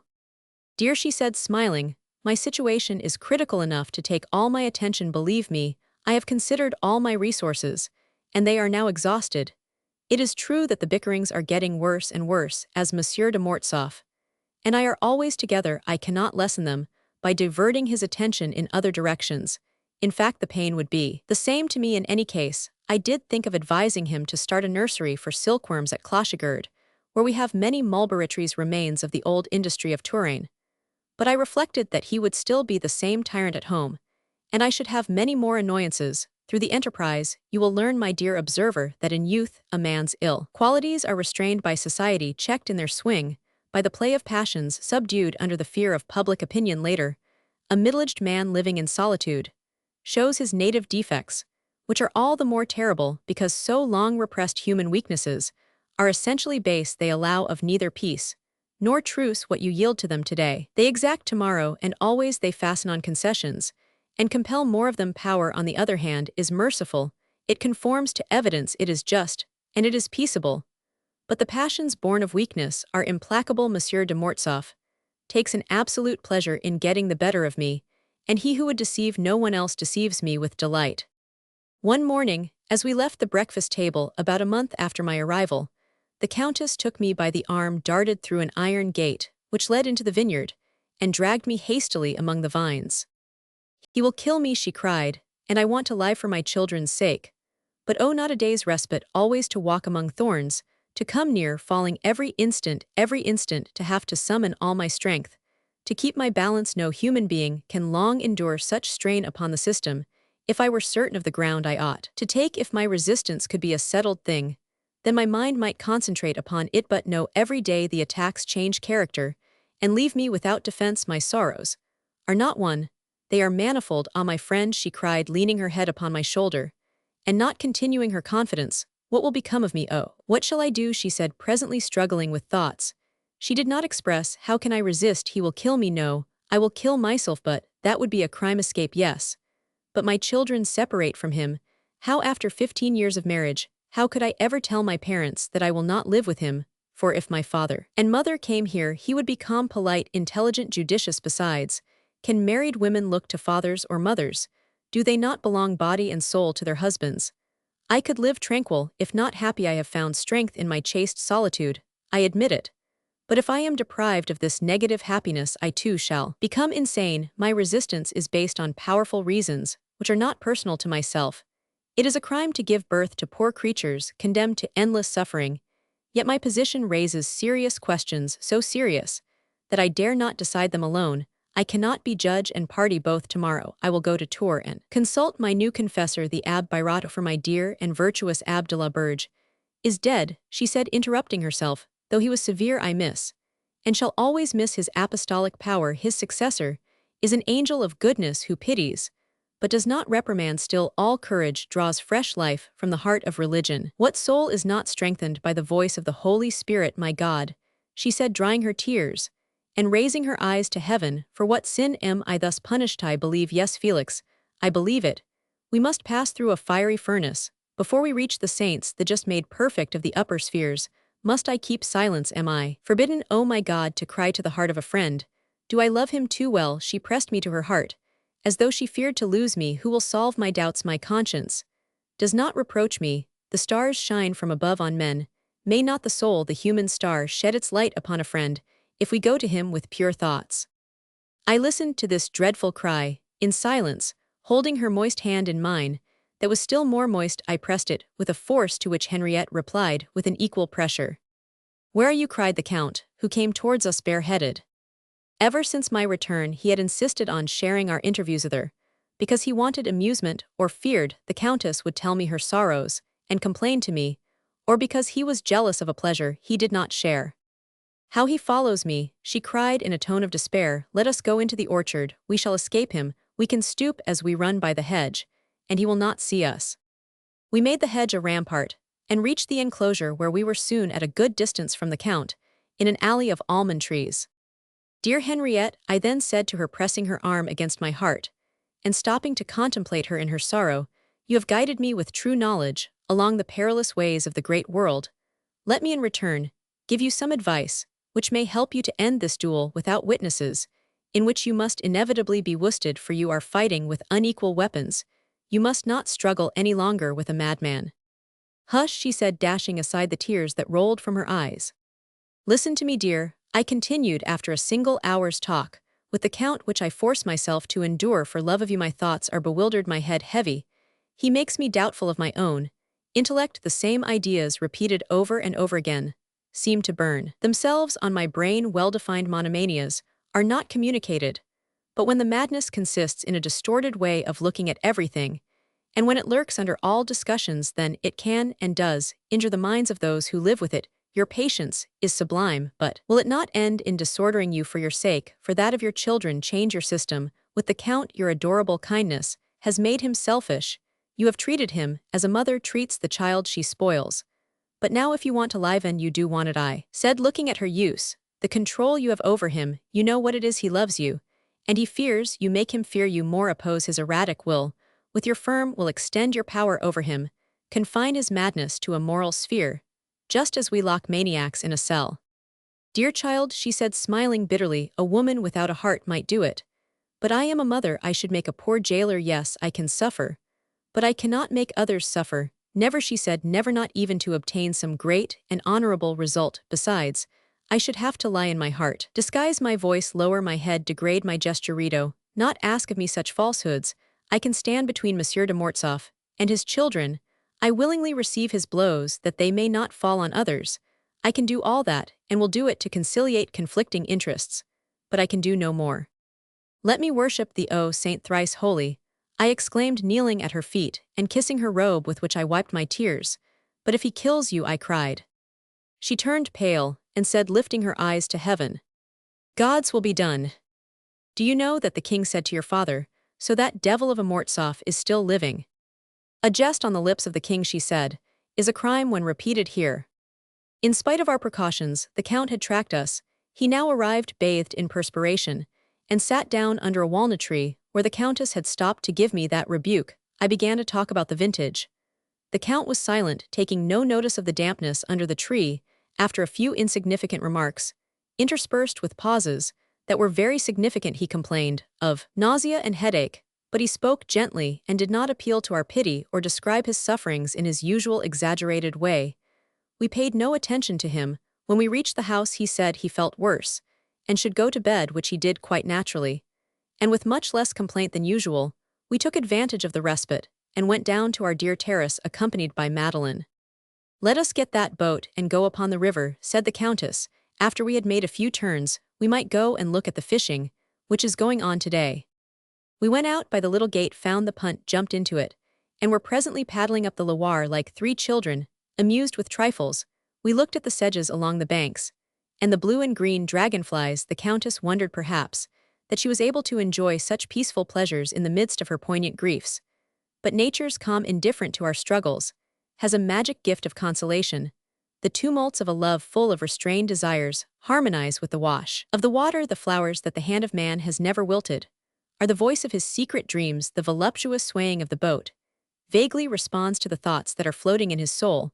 We felt the languid influence of this double poesy. Words, tuned to the diapason of nature, disclosed mysterious graces. Looks were impassioned rays sharing the light shed broadcast by the sun on the glowing meadows.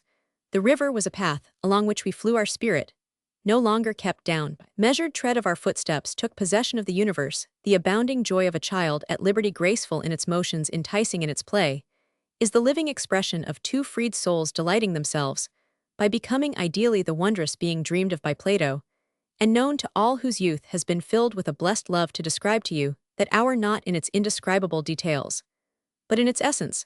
I must say to you that we loved each other in all the creations, animate and inanimate, which surrounded us. We felt without us the happiness our own hearts craved. It so penetrated our being that the Countess took off her gloves and let her hands float in the water, as if to cool an inward ardor. Her eyes spoke, but her mouth, opening like a rose to the breeze, gave voice to no desire. You know the harmony of deep tones mingling perfectly with high ones ever. When I hear it now, it recalls to me the harmony of our two souls in this one hour, which never came again. Where do you fish? I asked, if you can only do so from the banks you own.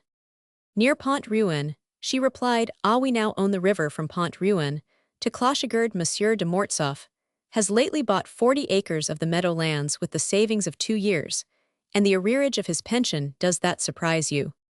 Surprise me, I cried. I would that all the valley were yours, she answered me with a smile. Presently, we came below the bridge to a place where the Indre widens, and where the fishing was going on. Well, Martineau, she said. Ah, Madame la Comtesse, such bad luck. We have fished up from the mill the last 3 hours, and have taken nothing.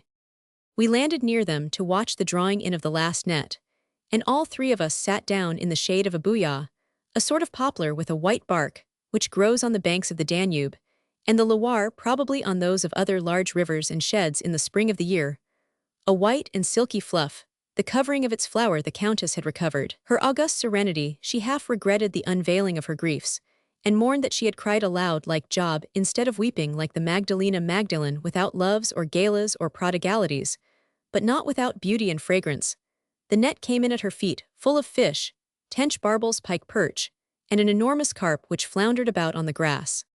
Madame brings luck, exclaimed the keeper. All the laborers opened their eyes as they looked with admiration at the woman, whose fairy wand seemed to have touched the nets. Just then the huntsman was seen urging his horse over the meadows at a full gallop. Fear took possession of her. Jacques was not with us, and the mother's first thought, as Virgil so poetically says, is to press her children to her breast when danger threatens. Jacques, where is Jacques? What has happened to my boy? She did not love me. If she had loved me, I should have seen upon her face, when confronted with my sufferings, that expression of a lioness in despair. Madame la Comtesse, Monsieur le Comte is worse. She breathed more freely, and started to run towards Clochegard, followed by me and by Madeleine. Follow me slowly, she said, looking back. Don't let the dear child overheat herself. You see how it is. Monsieur de Mortsauf took that walk in the sun, which put him into a perspiration, and sitting under the walnut tree may be the cause of a great misfortune. The words said in the midst of her agitation showed plainly the purity of her soul, the death of the Count. A misfortune. She reached Clochegard with great rapidity, passing through a gap in the wall, and crossing the fields. I returned slowly. Henriette's words lighted my mind, but as the lightning falls and blasts the gathered harvest on the river, I had fancied I was her chosen one now.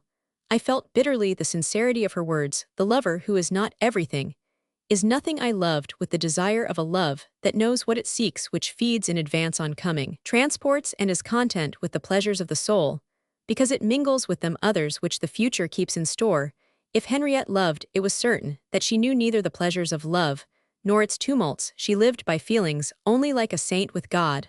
I was the object on which her thoughts fastened, as bees swarm upon the branch of a flowering tree. In my mad jealousy, I reproached myself that I had dared nothing, that I had not tightened the bonds of a tenderness, which seemed to me at that moment more subtle than real, by the chains of positive possession.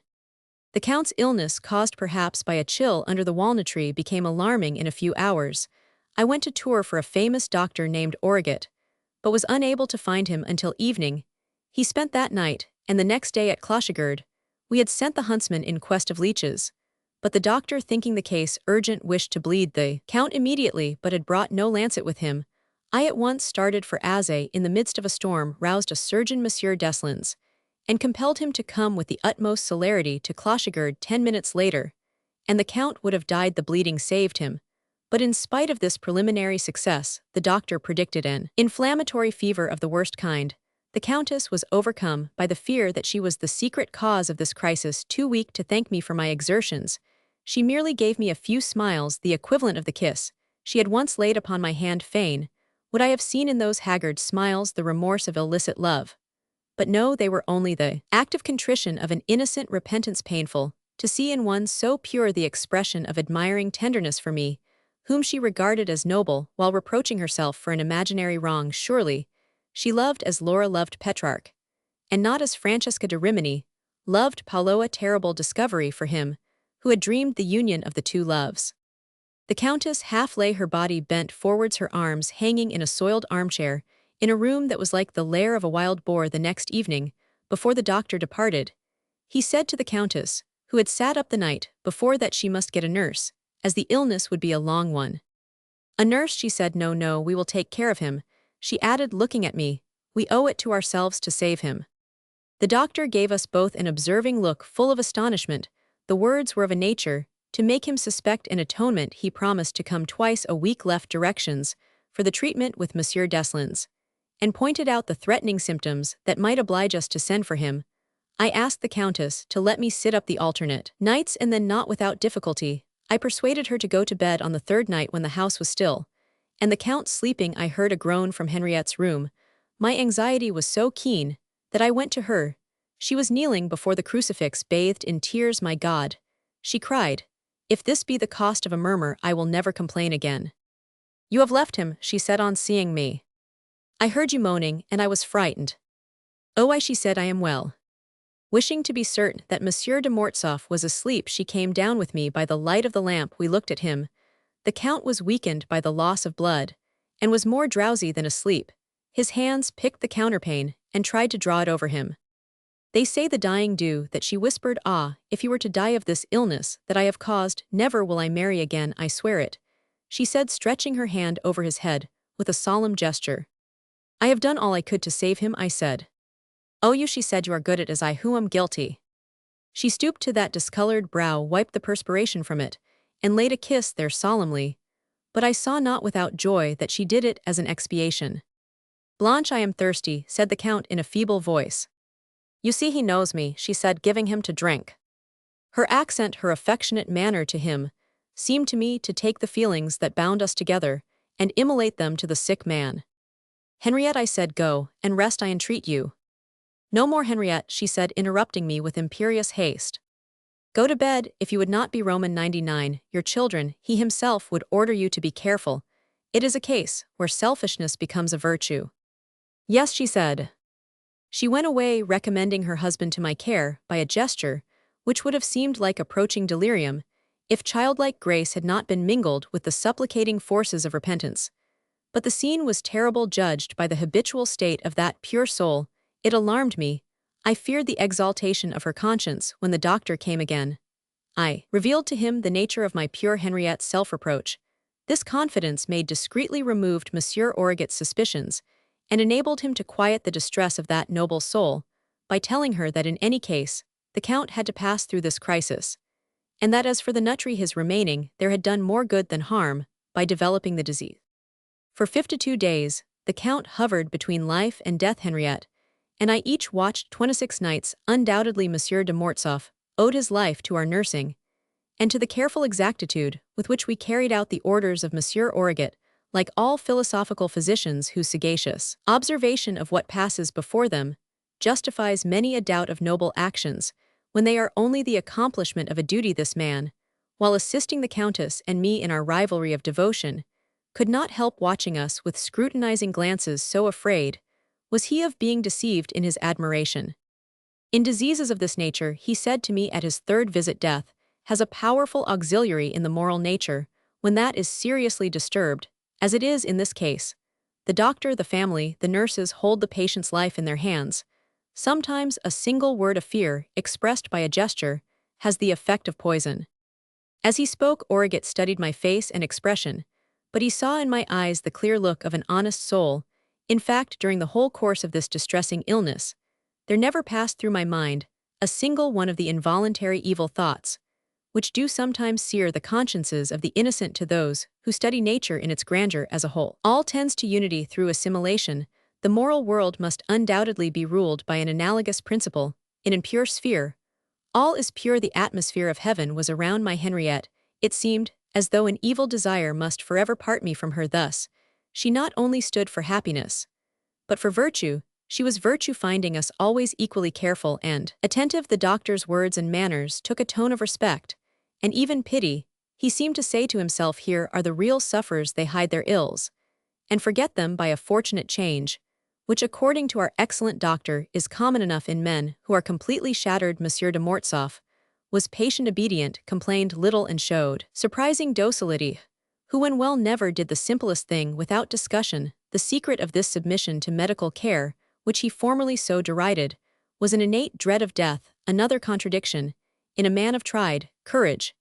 This dread may perhaps explain several other peculiarities in the character, which the cruel years of exile had developed. Shall I admit to you, Natalie, and will you believe me, these 50 days and the month that followed them were the happiest moments of my life. Love in the celestial spaces of the soul is like a noble river flowing through a valley. The rains, the brooks, the torrents hie to it. The trees fall upon its surface. So do the flowers, the gravel of its shores, the rocks of the summit's storms, and the loitering tribute of the crystal streams alike increase it. Yes, when love comes, all comes to love. The first great danger over the Countess, and I grew accustomed to illness, in spite of the confusion which the care of the sick entails. The Count's room, once so untidy, was now clean and inviting. Soon, we were like two beings flung upon a desert island, for not only do anxieties isolate, but they brush aside as petty the conventions of the world. The welfare of the sick man obliged us to have points of contact which no other circumstances would have authorized. Many a time our hands, shy or timid, formerly met in some service that we rendered to the Count, was I not there to sustain and help my Henriette, absorbed in a duty comparable to that of a soldier at the pickets. She forgot to eat. Then I served her sometimes on her lap a hasty meal which necessitated 1,000 little attentions. We were like children at a grave. She would order me sharply to prepare whatever might ease the sick man's suffering. She employed me in 100 petty ways. During the time when actual danger obscured, as it does during the battle, the subtle distinctions which characterize the facts of ordinary life, she necessarily laid aside the reserve which all women, even the most unconventional, preserve in their looks and words and actions before the world or their own family. At the first chirping of the birds, she would come to relieve my watch, wearing a mourning garment, which revealed to me once more the dazzling treasures that in my folly I had treated as my own. Always dignified, nay imposing, she could still be familiar. Thus it came to pass that we found ourselves unconsciously intimate, half-married. As it were, she showed herself nobly confiding, as sure of me as she was of herself. I was thus taken deeper and deeper into her heart. The Countess became once more my Henriette, constrained to love with increasing strength. The friend who endeavored to be her second soul, her hand unresistingly met mine at the least solicitation. My eyes were permitted to follow with delight the lines of her beauty during the long hours when we listened to the Count's breathing without driving her from their sight. The meager pleasures which we allowed ourselves, sympathizing looks, words spoken in whispers, not to wake the Count, hopes and fears repeated, and again, repeated, in short, the 1,000 incidents of the fusion of two hearts long separate stand out in bright array upon the somber background of the actual scene. Our souls knew each other to their depths under this test, which many a warm affection is unable to bear, finding life too heavy or too flimsy in the close bonds of hourly intercourse. You know what disturbance follows the illness of a master, how the affairs of life seem to come to a standstill, though the real care of the family and estate fell upon Madame de Mortsauf. The Count was useful in his way. He talked with the farmers, transacted business with his bailiff, and received the rents. If she was the soul, he was the body. I now made myself her steward, so that she could nurse the Count without neglecting the property. She accepted this as a matter of course, in fact without thanking me. It was another sweet communion to share her family cares, to transmit her orders in the evenings. We often met in her room to discuss these interests, and those of her children. Such conversations gave one semblance the more to our transitory marriage. With what delight she encouraged me to take a husband's place, giving me his seat at table, sending me to talk with the bailiff, all in perfect innocence, yet not without that inward pleasure the most virtuous woman in the world will feel when she finds a course where strict obedience to duty and the satisfaction of her wishes are combined. Nullified as it were by illness, the Count no longer oppressed his wife or his household. The Countess then became her natural self. She busied herself with my affairs, and showed me 1,000 kindnesses. With what joy I discovered in her mind a thought vaguely conceived perhaps, but exquisitely expressed, namely, to show me the full value of her person and her qualities, and make me see the change that would come over her if she lived. Understood this flower kept in the cold atmosphere of such a home, open to my gaze, and to mine only. She took as much delight in letting me comprehend her as I felt in studying her with the searching eyes of love. She proved to me in all the trifling things of daily life how much I was in her thoughts. When after my turn of watching I went to bed and slept late, Henriette would keep the house absolutely silent near me. Jacques and Madeleine played elsewhere, though never ordered to do so. She invented excuses to serve my breakfast herself. With what sparkling pleasure in her movements, what swallow-like rapidity, what lynx-eyed perception, and then what carnation on her cheeks, what quiverings in her voice. Can such expansions of the soul be described in words? Often she was wearied out, but if at such moments of lassitude my welfare came in question for me, as for her children, she found fresh strength, and sprang up eagerly and joyfully. How she loved to shed her tenderness like sunbeams in the air. Ah, Natalie, some women share the privileges of angels here below. They diffuse that light which Saint Martin, the mysterious philosopher, declared to be intelligent, melodious, and perfumed. Sure of my discretion, Henriette took pleasure in raising the curtain which hid the future, and in showing me 2 women in her, the woman, bound hand and foot, who had won me in spite of her severity, and the woman freed whose sweetness should make my love eternal. What a difference! Madame de Mortsauf was the skylark of Bengal, transported to our cold Europe, mournful on its perch, silent, and dying in the cage of a naturalist. Henriette was the singing bird of Oriental poems in groves, beside the Ganges, flying from branch to branch, like a living jewel, amid the roses of a Valkyria. That ever blooms, her beauty grew more beautiful, her mind recovered strength. The continual sparkle of this happiness was a secret between ourselves, for she dreaded the eye of the Abbé de Menez, the representative of the world. She masked her contentment with playfulness, and covered the proofs of her tenderness with the banner of gratitude. We have put your friendship to a severe test, Felix. We may give you the same rights we give to Jacques, may we not, Monsieur l'Abbé? She said one day. The stern Abbé answered with the smile of a man who can read the human heart and see its purity. For the Countess, he always showed the respect mingled with adoration which the angels inspire twice during those 50 days.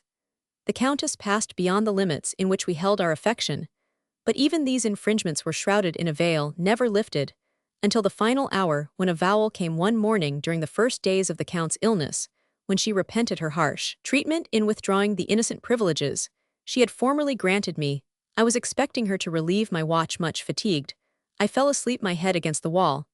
I wakened suddenly at the touch of something cool upon my forehead, which gave me a sensation as if a rose had rested there. I opened my eyes and saw the Countess standing a few steps distant, who said, "I have just come." I rose to leave the room, but as I bade her goodbye, I took her hand. It was moist and trembling.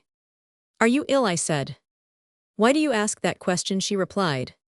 I looked at her, blushing and confused. "I was dreaming," I replied. Another time, when Monsieur Origet had announced positively that the Count was convalescent, I was lying with Jacques and Madeleine on the step of the portico, intent on a game of spillikins, which we were playing with bits of straw and hooks made of pins. Monsieur de Mortsauf was asleep. The doctor, while waiting for his horse to be harnessed, was talking with the Countess in the salon. Monsieur Origet went away without my noticing his departure. After he left, Henriette leaned against the window from which she watched us for some time, without our seeing her. It was one of those warm evenings when the sky is copper-colored, and the earth sends up among the echoes a myriad mingling noises. A last ray of sunlight was leaving the roofs. The flowers in the garden perfumed the air. The bells of the cattle returning to their stalls sounded in the distance. We were all conforming to the silence of the evening hour, and hushing our voices that we might not wake the Count. Suddenly, I heard the guttural sound of a sob, violently suppressed. I rushed into the salon, and found the Countess sitting by the window with her handkerchief to her face. She heard my step, and made me an imperious gesture, commanding me to leave her. I went up to her, my heart stabbed with fear, and tried to take her handkerchief away by force. Her face was bathed in tears, and she fled into her room, which she did not leave again until the hour for evening prayer. When that was over, I led her to the terrace, and asked the cause of her emotion. She affected a wild gaiety, and explained it by the news Monsieur Origet had given her.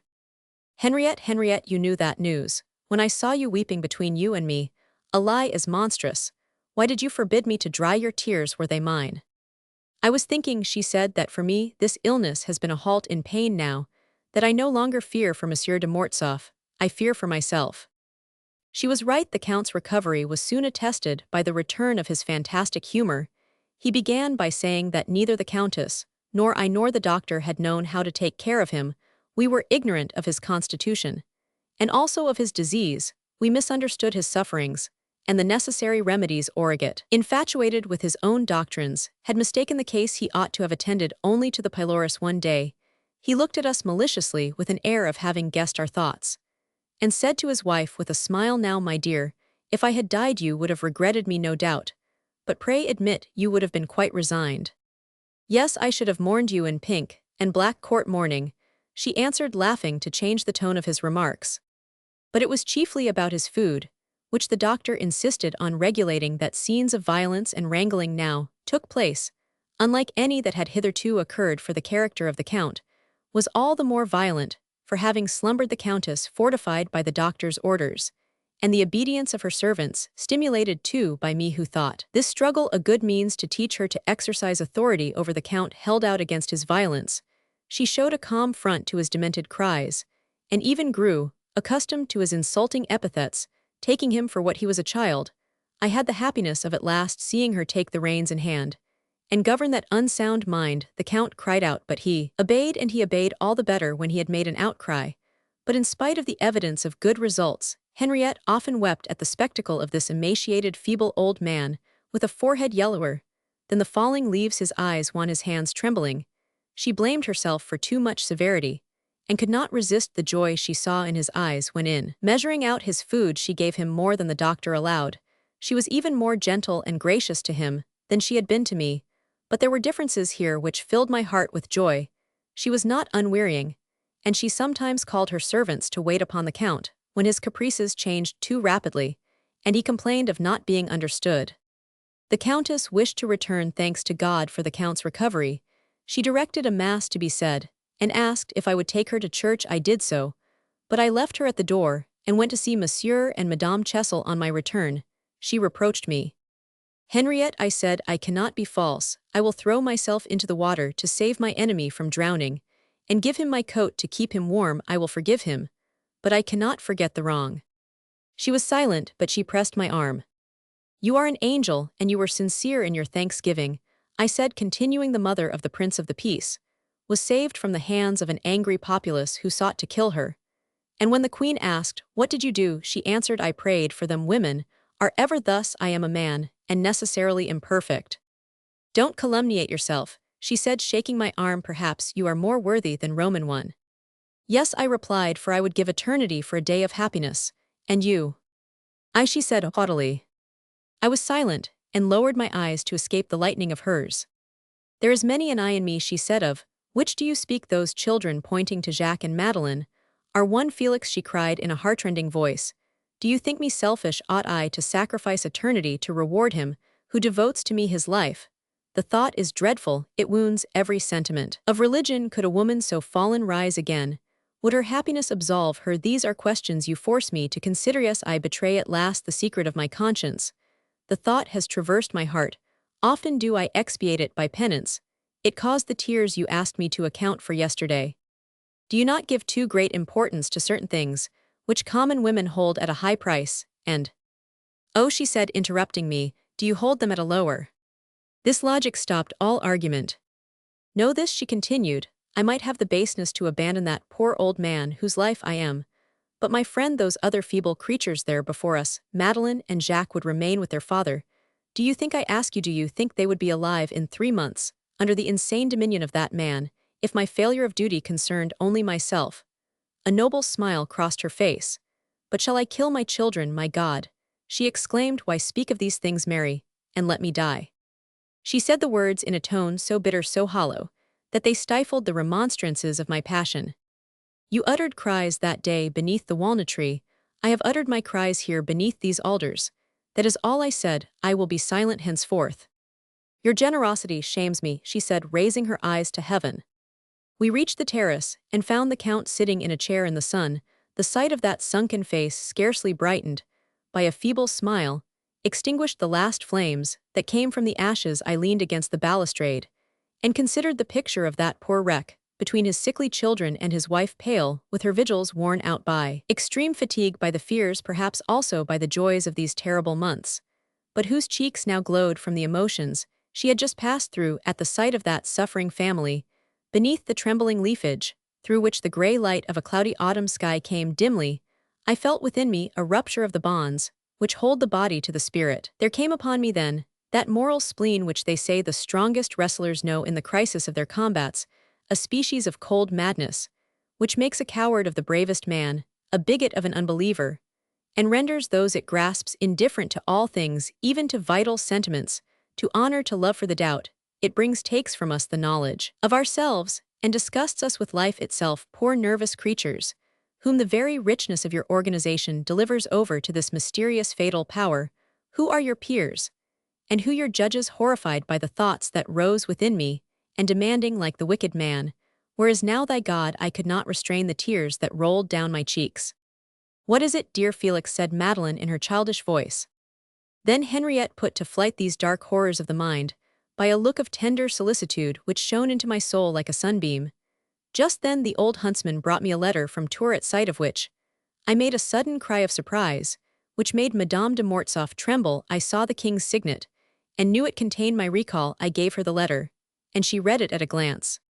"What will become of me?" she murmured, beholding her desert sunless.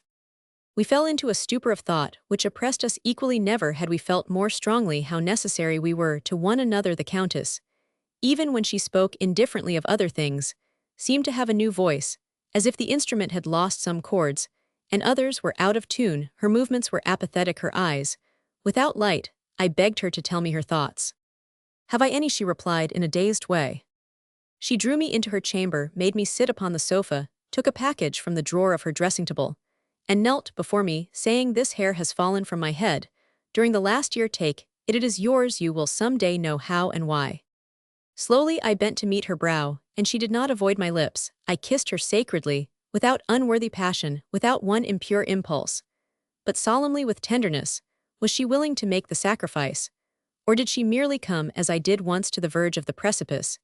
If love were leading her to give herself, could she have worn that calm, that holy look? Would she have asked in that pure voice of hers, "You are not angry with me, are you?" I left that evening. She wished to accompany me on the road to Frapesle, and we stopped under my walnut tree. I showed it to her, and told her how I had first seen her 4 years earlier from that spot. The valley was so beautiful. Then I cried. "And now," she said quickly, "you are beneath my tree, and the valley is ours." She bowed her head, and that was our farewell. She got into her carriage with Madeline, and I into mine alone. On my return to Paris, I was absorbed in pressing business which took all my time, and kept me out of society, which for a while forgot me. I corresponded with Madame de Mortsauf, and sent her my journal once a week. She answered twice a month. It was a life of solitude, yet teeming like those sequestered spots, blooming, unknown, which I had sometimes found in the depths of woods, when gathering the flowers for my poems. O you who love, take these obligations on you, accept these daily duties, like those the Church imposes upon Christians. The rigorous observances of the Roman faith contain a great idea. They plow the furrow of duty in the soul, by the daily repetition of acts which keep alive the sense of hope, and fear sentiments flow clearer in furrowed channels, which purify their stream. They refresh the heart, they fertilize the life, from the abundant treasures of a hidden faith, the source divine, in which the single thought of a single love is multiplied indefinitely. My love, an echo of the Middle Ages, and of chivalry, was known. I know not how. Possibly the king and the Duc de Lenoncourt had spoken of it from that upper sphere.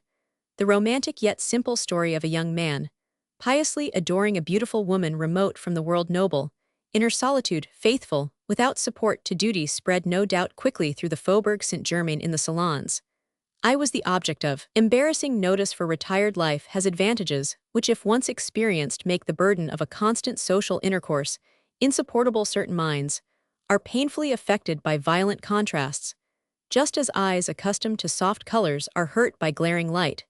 This was my condition.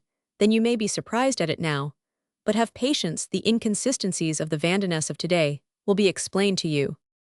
I found society courteous, and women most kind after the marriage of the Duc de Berry, the court resumed its former splendor, and the glory of the French fêtes revived the Allied occupation, was over prosperity reappeared enjoyments were again possible noted personages illustrious, by rank prominent by fortune, came from all parts of Europe, to the capital of the intellect, where the merits and the vices of other countries were found magnified and wedded by the charms of French intellect. 5 months after leaving Clochegard, my good angel wrote me in the middle of the winter, a despairing letter telling me of the serious illness of her son. He was then out of danger. But there were many fears for the future. The doctor said that precautions were necessary for his lungs, suggestion of a terrible idea, which had put the mother's heart in mourning. Hardly had Jacques begun to convalesce, and she could breathe again, when Madeleine made them all uneasy. That pretty plant whose bloom had lately rewarded the mother's culture was now frail and pallid, and anemic. The Countess, worn out by Jacques' long illness, found no courage, she said, to bear this additional blow, and the ever-present spectacle of these two dear failing creatures made her insensible to the redoubled torment of her husband's temper. Thus the storms were again raging, tearing up by the roots the hopes that were planted deepest in her bosom. She was now at the mercy of the Count. Weary of the struggle, she allowed him to regain all the ground he had lost.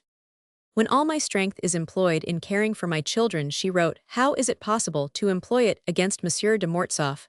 How can I struggle against his aggressions, when I am fighting against death, standing here today alone, and much enfeebled between these two young images of mournful fate? I am overpowered with disgust invincible, disgust for life.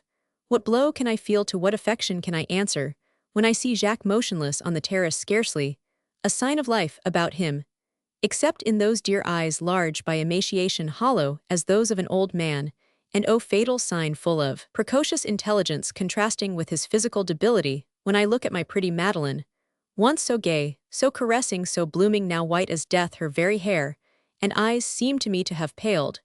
She turns a languishing look upon me, as if bidding me farewell. Nothing rouses her, nothing tempts her. In spite of all my efforts, I cannot amuse my children. They smile at me, but their smile is only in answer to my endearments. It does not come from them. They weep, because they have no strength to play with me. Suffering has enfeebled their whole being. It has loosened even the ties that bound them to me. Thus you can well believe that Clochegard is very sad. Monsieur de Mortsauf now rules everything. Oh, my friend, you my glory, she wrote farther, on you must indeed love me well, to love me still, to love me callous, ungrateful, turned to stone by grief. Chapter Roman 3, The Two Women. It was at this time, when I was never more deeply moved in my whole being, when I lived in that soul, to which I strove to send the luminous breeze of the mornings, and the hope of the crimsoned evenings, that I met in the salons of the Élysée Bourbon, one of those illustrious ladies, who reign as sovereigns in society, immensely rich, born of a family, whose blood was pure from all misalliance, since the conquest, married to one of the most distinguished old men of the British peerage. It was nevertheless evident that these advantages were mere accessories, heightening this lady's beauty, graces, manners, and wit, all of which had a brilliant quality, which dazzled before it charmed. She was the idol of the day, reigning the more securely over Parisian society, because she possessed the quality most necessary to success, the hand of iron, in the velvet glove spoken of by Bernadotte. You know the singular characteristics of English people, the distance and coldness of their own channel which they put between them, and whoever has not been presented to them in a proper manner. Humanity seems to be an anthill on which they tread. They know none of their species, except the few they admit into their circle. They ignore even the language of the rest. Tongues may move and eyes may see in their presence, but neither sound nor look has reached them. To them the people are as if they were not. The British present an image of their own island, where law rules everything, where all is automatic in every station of life, where the exercise of virtue appears to be the necessary working of a machine, which goes by clockwork. Fortifications of polished steel rise around the Englishwoman behind the golden wires of her household cage, where the feed-box and the drinking cup, the perches and the food are exquisite in quality, but they make her irresistibly attractive. No people ever trained married women so carefully to hypocrisy, by holding them rigidly between the two extremes of death or social station. For them, there is no middle path between shame and honor. Either the wrong is completed, or it does not exist. It is all or nothing. Hamlet's to be or not to be. This alternative, coupled with the scorn to which the customs of her country have trained her, make an Englishwoman a being apart in the world. She is a helpless creature, forced to be virtuous, yet ready to yield, condemned to live a lie in her heart, yet delightful in outward appearance. These English rest everything on appearances.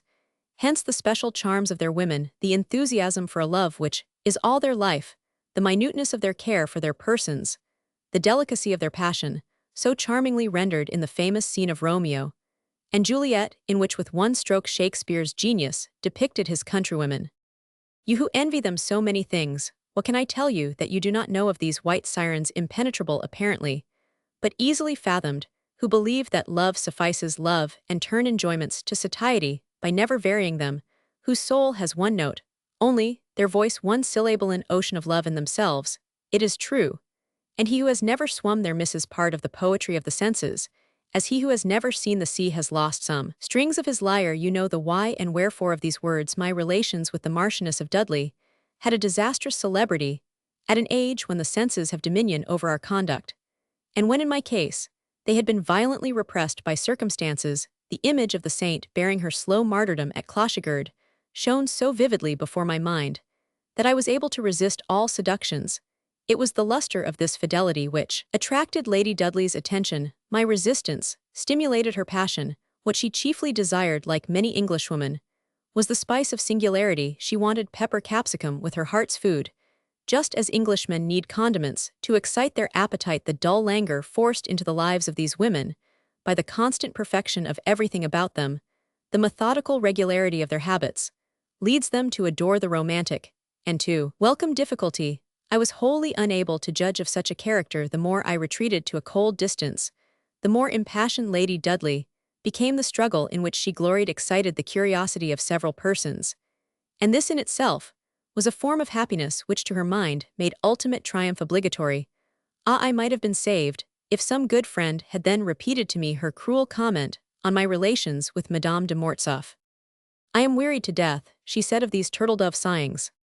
Without seeking to justify my crime, I ask you to observe, Natalie, that a man has fewer means of resisting a woman than she has of escaping him. Our code of manners forbids the brutality of repressing a woman, whereas repression with your sex is not only allurement to ours but is imposed upon you by conventions. With us, on the contrary, some unwritten law of masculine self-conceit ridicules a man's modesty. We leave you the monopoly of that virtue, that you may have the privilege of granting us favors. But reverse the case, and man succumbs before sarcasm. Though protected by my love, I was not of an age to be wholly insensible to the triple seductions of pride, devotion, and beauty. When Arabella laid at my feet the homage of a ballroom, where she reigned a queen, when she watched by glance to know if my taste approved of her dress, and when she trembled with pleasure on seeing that she pleased me, I was affected by her emotion. Besides, she occupied a social position where I could not escape her. I could not refuse invitations in the diplomatic circle. Her rank admitted her everywhere, and with the cleverness all women display to obtain what pleases them, she often contrived that the mistress of the house should place me beside her at dinner. On such occasions, she spoke in low tones to my ear. If I were loved like Madame de Mortsauf, she said, once I should sacrifice all. She did submit herself with a laugh in many humble ways. She promised me a discretion equal to any test, and even asked that I would merely suffer her to love me. Your friend, always your mistress. When you will, she said at last after an evening, when she had made herself so beautiful that she was certain to have excited my desires. She came to me. The scandal resounded through England, where the aristocracy was horrified like heaven itself at the fall of its highest angel. Lady Dudley abandoned her place in the British Empire and gave up her wealth, and endeavored to eclipse by her sacrifices her whose virtue had been the cause of this great disaster. She took delight, like the devil, on the pinnacle of the temple, in showing me all the riches of her passionate kingdom. Read me, I pray you, with indulgence. The matter concerns one of the most interesting problems of human life, a crisis to which most men are subjected, and which I desire to explain, if only to place a warning light upon the reef. This beautiful woman, so slender, so fragile, this milk-white creature, so yielding, so submissive, so gentle her brow, so endearing the hair that crowns it, so fair and fine, this tender woman whose brilliancy is phosphorescent and fugitive, has in truth an iron nature. No horse, no matter how fiery he may be, can conquer her vigorous wrist, or strive against that hand, so soft in appearance, but never tired. She has the foot of a doe, a thin muscular little foot, indescribably graceful in outline. She is so strong that she fears no struggle. Men cannot follow her on horseback. She would win a steeplechase against a centaur. She can bring down a stag. Without stopping her horse, her body never perspires, it inhales the fire of the atmosphere, and lives in water under pain of not living at all. Her love is African. Her desires are like the whirlwinds of the desert whose torrid expanse is in her eyes, the azure love-laden desert with its changeless skies, its cool and starry nights. What a contrast to Clochigerd, the east and the west! The one drawing into her every drop of moisture for her own nourishment, the other exuding her soul, wrapping her dear ones in her luminous atmosphere, the one quick and slender, the other slow and massive. Have you ever reflected on the actual meaning of the manners and customs and morals of England? Is it not the deification of matter, a well-defined, carefully considered Epicureanism, judiciously applied, no matter what may be said against the statement? England is materialist. Possibly, she does not know it herself. She lays claim to religion and morality from which, however divine spirituality, the Catholic soul is absent, and its fructifying grace cannot be replaced by any counterfeit, however well presented it may be. England possesses in the highest degree that science of existence which turns to account every particle of materiality. The science that makes her women's slippers the most exquisite slippers in the world, gives to their linen ineffable fragrance, lines their drawers with cedar, serves tea carefully drawn at a certain hour, banishes dust, nails the carpets to the floors in every corner of the house, brushes the cellar walls, polishes the knocker of the front door, oils the springs of the carriage, in short, makes matter a nutritive and downy pulp, clean and shining, in the midst of which the soul expires of enjoyment, and the frightful monotony of comfort in a life, without contrasts, deprived of spontaneity, and which, to sum all in one word, makes a machine of you.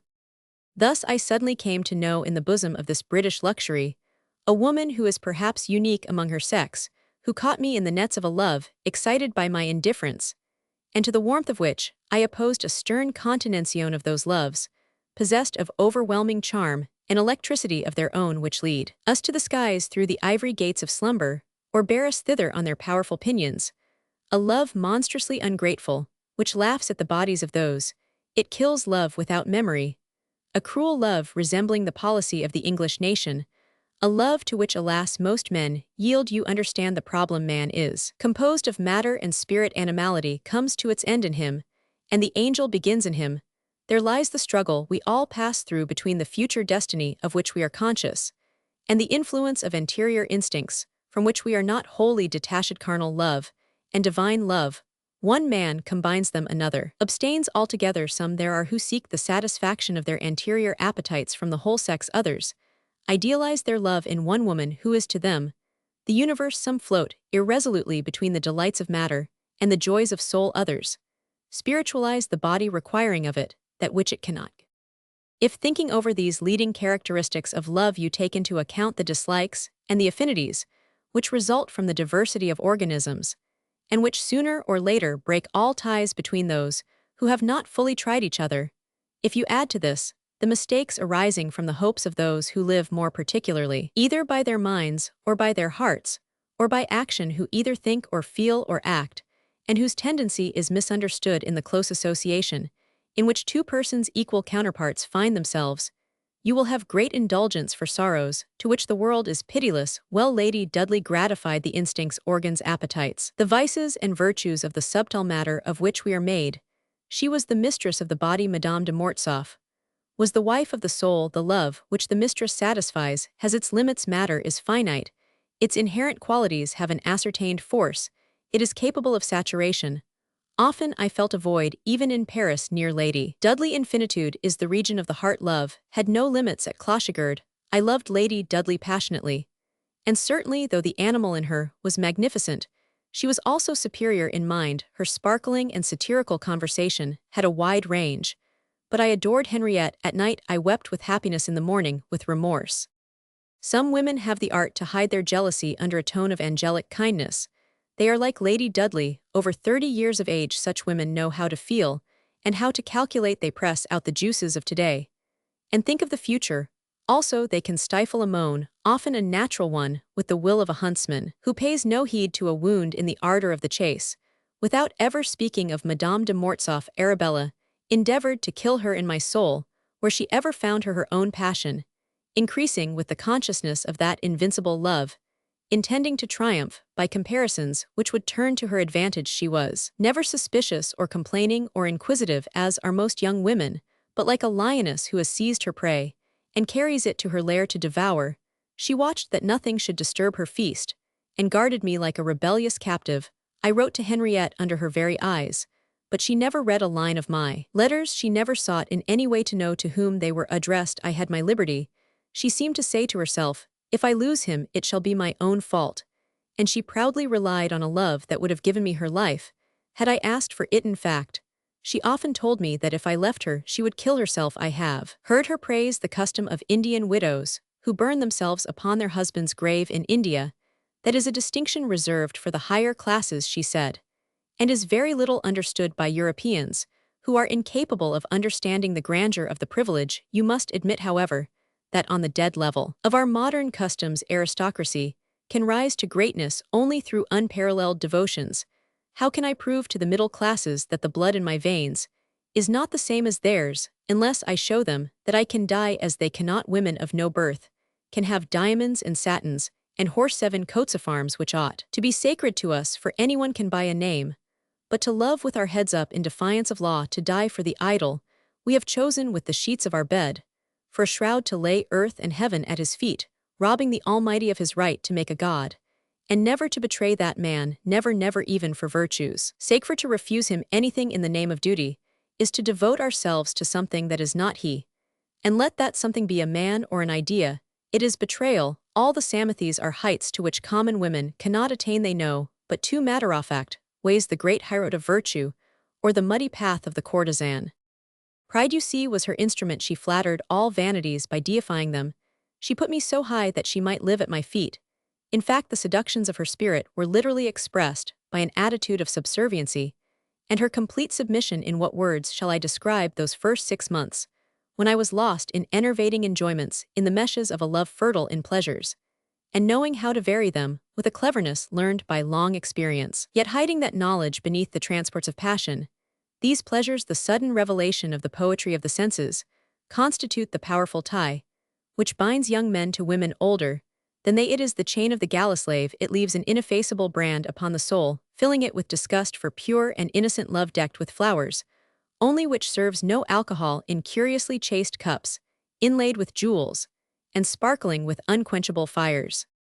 Recalling my early dreams of pleasures I knew nothing of, expressed at Clochigerd in my Selems, the voice of my flowers' pleasures, which the union of souls renders all the more ardent, I found many sophistries, by which I excused to myself the delight with which I drained that jeweled cup. Often, when, lost in infinite lassitude, my soul disengaged itself from the body, and floated far from earth, I thought that these pleasures might be the means of abolishing matter, and of rendering to the spirit its power to soar. Sometimes Lady Dudley, like other women, profited by the exaltation in which I was to bind me by promises under the lash of a desire. She wrung blasphemies from my lips against the angel at Clochigerd. Once a traitor, I became a scoundrel. I continued to write to Madame de Mortsauf in the tone of the lad she had first known in his strange blue coat, but I admitted her gift of second sight terrified me when I thought what ruin the indiscretion of a word might bring to the dear castle of my hopes. Often in the midst of my pleasure, a sudden horror seized me. I heard the name of Henriette uttered by a voice above me, like that in the scriptures demanding, Cain, where is thy brother Abel? At last my letters remained unanswered. I was seized with horrible anxiety, and wished to leave for Clochigerd. Arabella did not oppose it, but she talked of accompanying me to Touraine. Her woman's wit told her that the journey might be a means of finally detaching me from her rival, while I, blind with fear and guilelessly unsuspicious, did not see the trap she set for me. Lady Dudley herself proposed the humblest concessions. She would stay near Tours at a little country place alone. Disguised, she would refrain from going out in the daytime, and only meet me in the evening, when people were not likely to be about. I left Tours on horseback. I had my reasons for this. My evening excursions to meet her would require a horse, and mine was an Arab, which Lady Hester Stanhope had sent to the Marchioness, and which she had lately exchanged with me for that famous picture of Rembrandt which I obtained in so singular a way, and which now hangs in her drawing-room in London. I took the road I had traversed on foot 6 years earlier, and stopped beneath my walnut tree. From there I saw Madame de Mortsauf, in a white dress, standing at the edge of the terrace. Instantly, I rode towards her with the speed of lightning in a straight line, and across country, she heard the stride of the swallow of the desert. And when I pulled him up suddenly at the terrace, she said to me, "Oh, you hear?" Those 3 words blasted me. She knew my treachery, who had told her mother, whose hateful letter she afterwards showed me, the feeble, indifferent voice, once so full of life.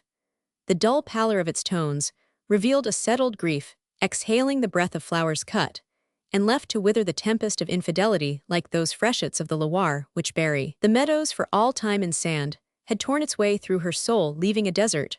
Where once the verdure clothed the fields, I led my horse through the little gate.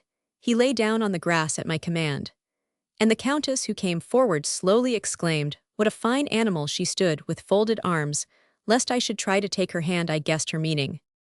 "I will let Monsieur de Mortsauf know you are here," she said, leaving me.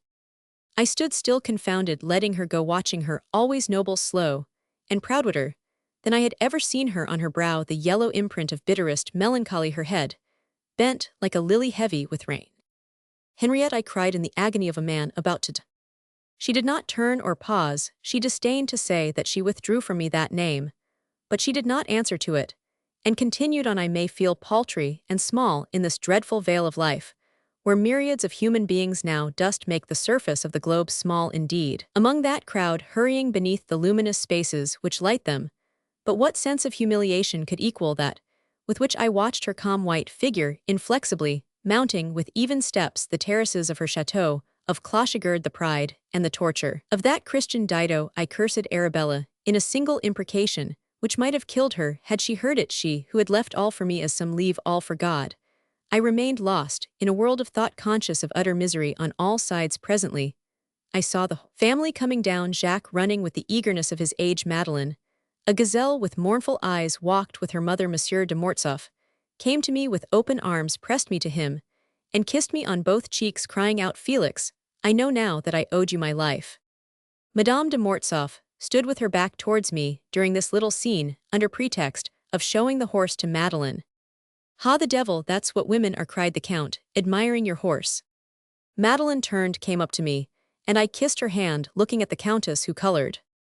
"Madeleine seems much better," I said. "Poor little girl," said the Countess, kissing her on her forehead. "Yes, for the time being they are all well," answered the Count. "Except me, Félix. I am as battered as an old tower about to fall." "The General is still depressed," I remarked to Madame de Mortsauf. "We all have our blue de Vilsis, not that the English term," she replied. The whole party walked on towards the vineyard, with the feeling that some serious event had happened. She had no wish to be alone with me, still I was her guest. "But about your horse, why isn't he attended to?" said the Count. "You see, I am wrong if I think of him, and wrong if I do not," remarked the Countess. "Well, yes," said her husband, "there is a time to do things, and a time not to do them." "I will attend to him," I said, finding this sort of greeting intolerable. "No one but myself can put him into his stall. My groom is coming by the coach from Chinon, he will rub him down." "I suppose your groom is from England?" she said. "That is where they all come from," remarked the Count, who grew cheerful in proportion as his wife seemed depressed. Her coldness gave him an opportunity to oppose her, and he overwhelmed me with friendliness.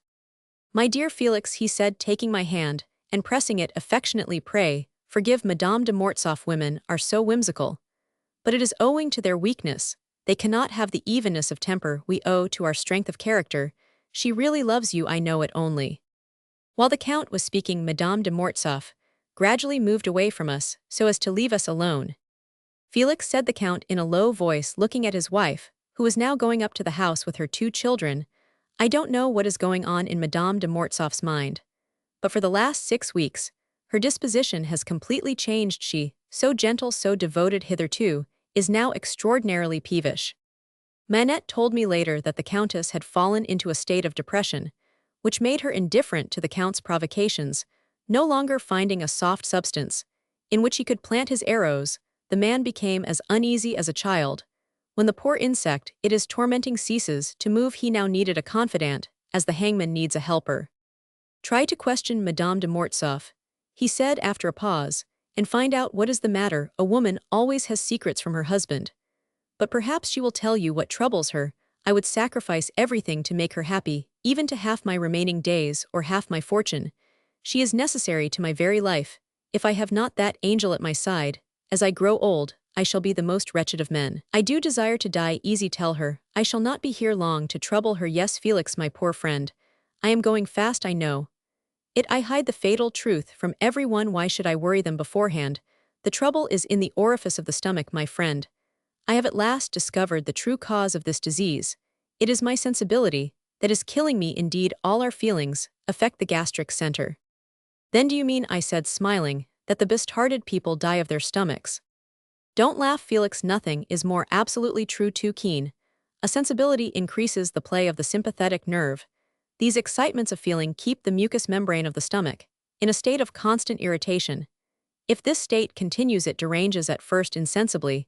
The digestive functions, the secretions change, the appetite is impaired, and the digestion becomes capricious. Sharp pains are felt, they grow worse day by day, and more frequent. Then the disorder comes to a crisis, as if a slow poison were passing the alimentary canal. The mucous membrane thickens, the valve of the pylorus becomes indurated, and forms a scirrhus of which the patient dies. Well, I have reached that point, my dear friend. The induration is proceeding, and nothing checks it. Just look at my yellow skin, my feverish eyes, my excessive thinness. I am withering away.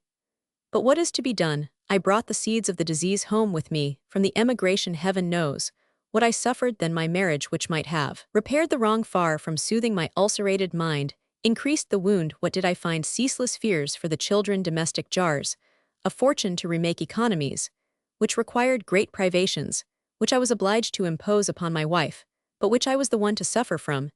And then I can tell this to none but you, Felix. I have a worse trouble, yet though Blanche is an angel, she does not understand me.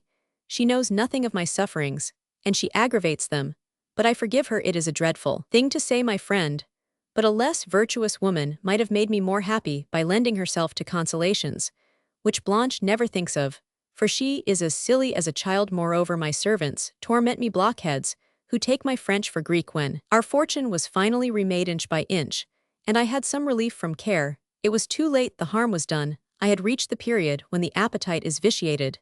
Then came my severe illness, so ill-managed by Orgeat. In short, I have not 6 months to live. I listened to the Count in terror. On meeting the Countess, I had been struck with her yellow skin and the feverish brilliancy of her eyes. I led the Count towards the house, while seeming to listen to his complaints and his medical dissertations.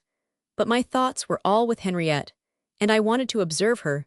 We found her in the salon, where she was listening to a lesson in mathematics, which the Abbé Dominis was giving Jacques, and at the same time showing Madeleine a stitch of embroidery. Formerly, she would have laid aside every occupation the day of my arrival to be with me, but my love was so deeply real that I drove back into my heart the grief I felt at this contrast between the past and the present, and thought only of the fatal yellow tint on that celestial face, which resembled the halo of divine light Italian painters put around the faces of their saints. I felt the icy wind of death pass over me then, when the fire of her eyes, no longer softened by the liquid light, in which in former times they moved, fell upon me.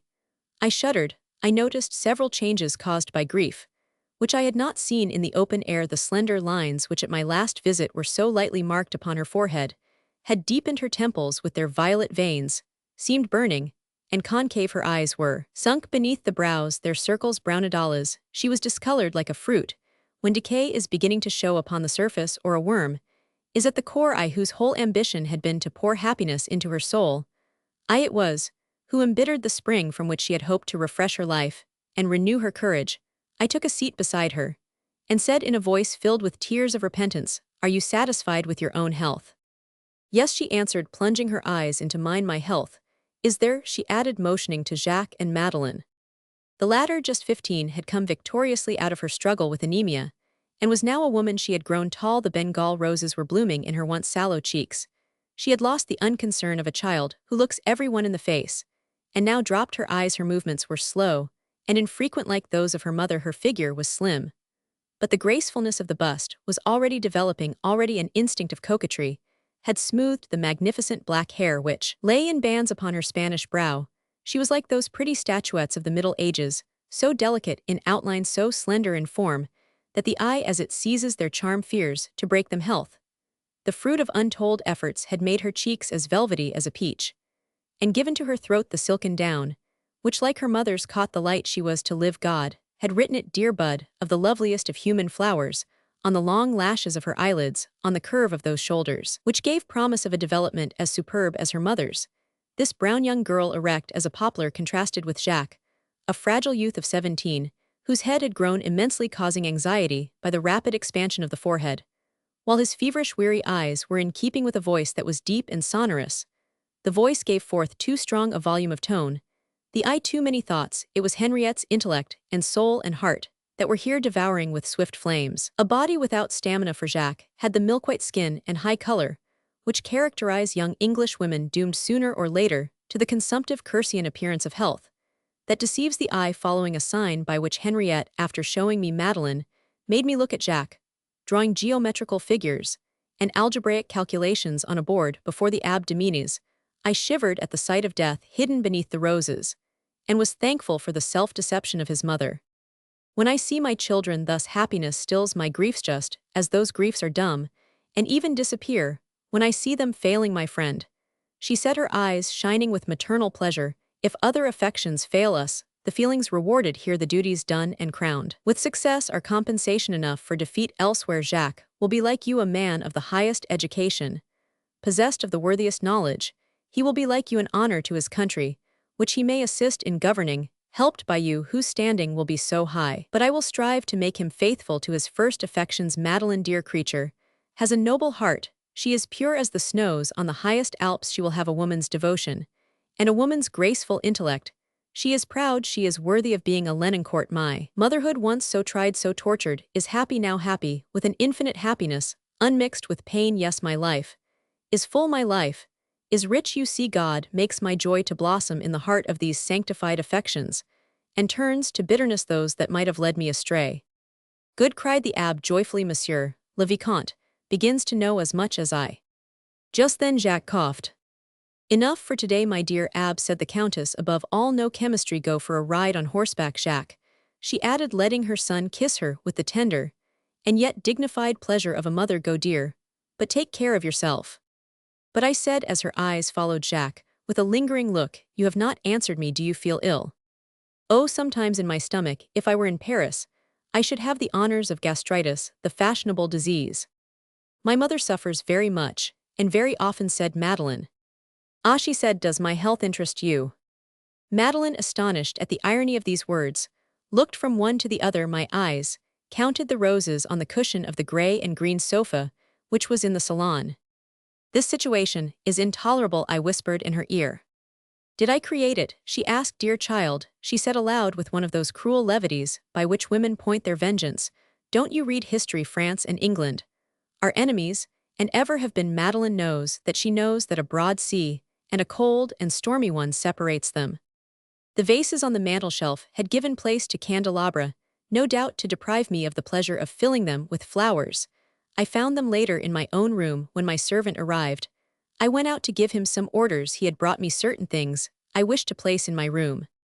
Felix, said the Countess, do not make a mistake. My aunt's old room is now Madeleine's. Yours is over the Count's. Though guilty, I had a heart. Those words were dagger thrusts coldly given at its tenderest spot, for which she seemed to aim. Moral sufferings are not fixed quantities. They depend on the sensitiveness of souls.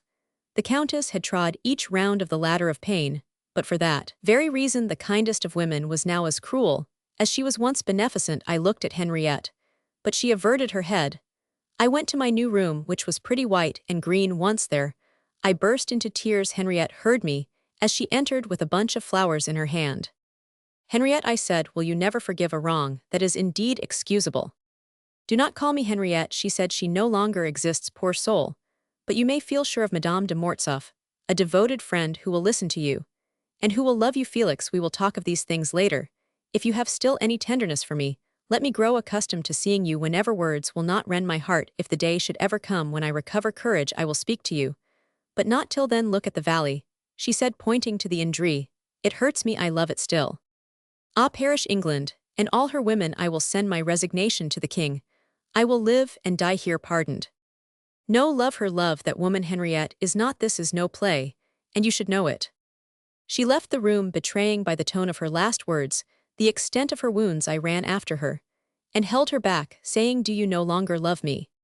You have done me more harm than all my other troubles put together today. I suffer less, therefore I love you less. Be kind. Do not increase my pain. If you suffer, remember that I live.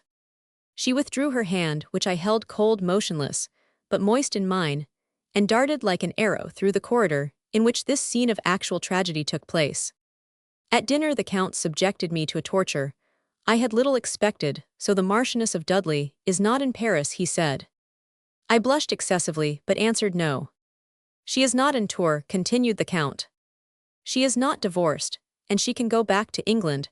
Her husband would be very glad if she would return to him, I said eagerly. Has she children? Asked Madame de Mortsauf in a changed voice. 2 sons, I replied. Where are they? In England with their father. Come, Felix, interposed the Count, be frank. Is she as handsome as they say? How can you ask him such a question? Cried the Countess. Is not the woman you love always the handsomest of women? Yes, always, I said firmly, with a glance which she could not sustain. You are a happy fellow, said the Count. Yes, a very happy one. In my young days, I should have gone mad over such a conquest. Hush, said Madame de Mortsauf, reminding the Count of Madeleine by a look. I am not a child, he said. When we left the table, I followed the Countess to the terrace. When we were alone, she exclaimed, how is it possible that some women can sacrifice their children to a man wealth position? The world I can conceive of eternity, yes, possibly. But children deprive oneself of one's children. Yes, and such women would give even more if they had it. They sacrifice everything. The world was suddenly reversed before her. Her ideas became confused. The grandeur of that thought struck her. A suspicion entered her mind that sacrifice, immolation, justified happiness. The echo of her own inward cry for love came back to her. She stood dumb in presence of her wasted life. Yes, for a moment horrible doubts possessed her, then she rose grand and saintly, her head erect. Love her well, Felix, she said with tears in her eyes. She shall be my happy sister. I will forgive her the harm she has done me. If she gives you what you could not have here, you are right. I have never told you that I loved you, and I never have loved you as the world loves. But if she is a mother, how can she love you so? Dear saint, I answered, I must be less moved than I am now, before I can explain to you how it is that you soar victoriously above her. She is a woman of earth, the daughter of decaying races. You are the child of heaven, an angel worthy of worship. You have my heart, she my flesh. Only she knows this, and it fills her with despair. She would change parts with you, even though the cruelest martyrdom were the price of the change. But all is irremediable to you, the soul, to you the thoughts, the love that is pure, to you youth and old age, to her the desires and joys of passing passion, to you remembrance, forever, to her oblivion. Tell me that again, oh my friend. She turned to a bench and sat down, bursting into tears. If that be so, Felix, virtue, purity of life, a mother's love are not mistakes. Oh, pour that balm upon my wounds. Repeat the words which bear me back to heaven, where once I longed to rise with you. Bless me by a look, by a sacred word. I forgive you for the sufferings you have caused me the last 2 months.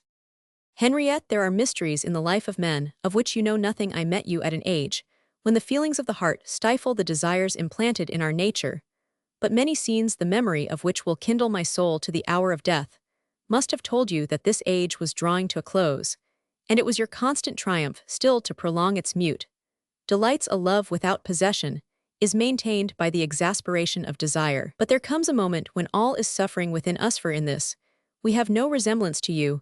We possess a power we cannot abdicate, or we cease to be men deprived of the nourishment it needs. The heart feeds upon itself, feeling an exhaustion which is not death, but which precedes it. Nature cannot long be silenced.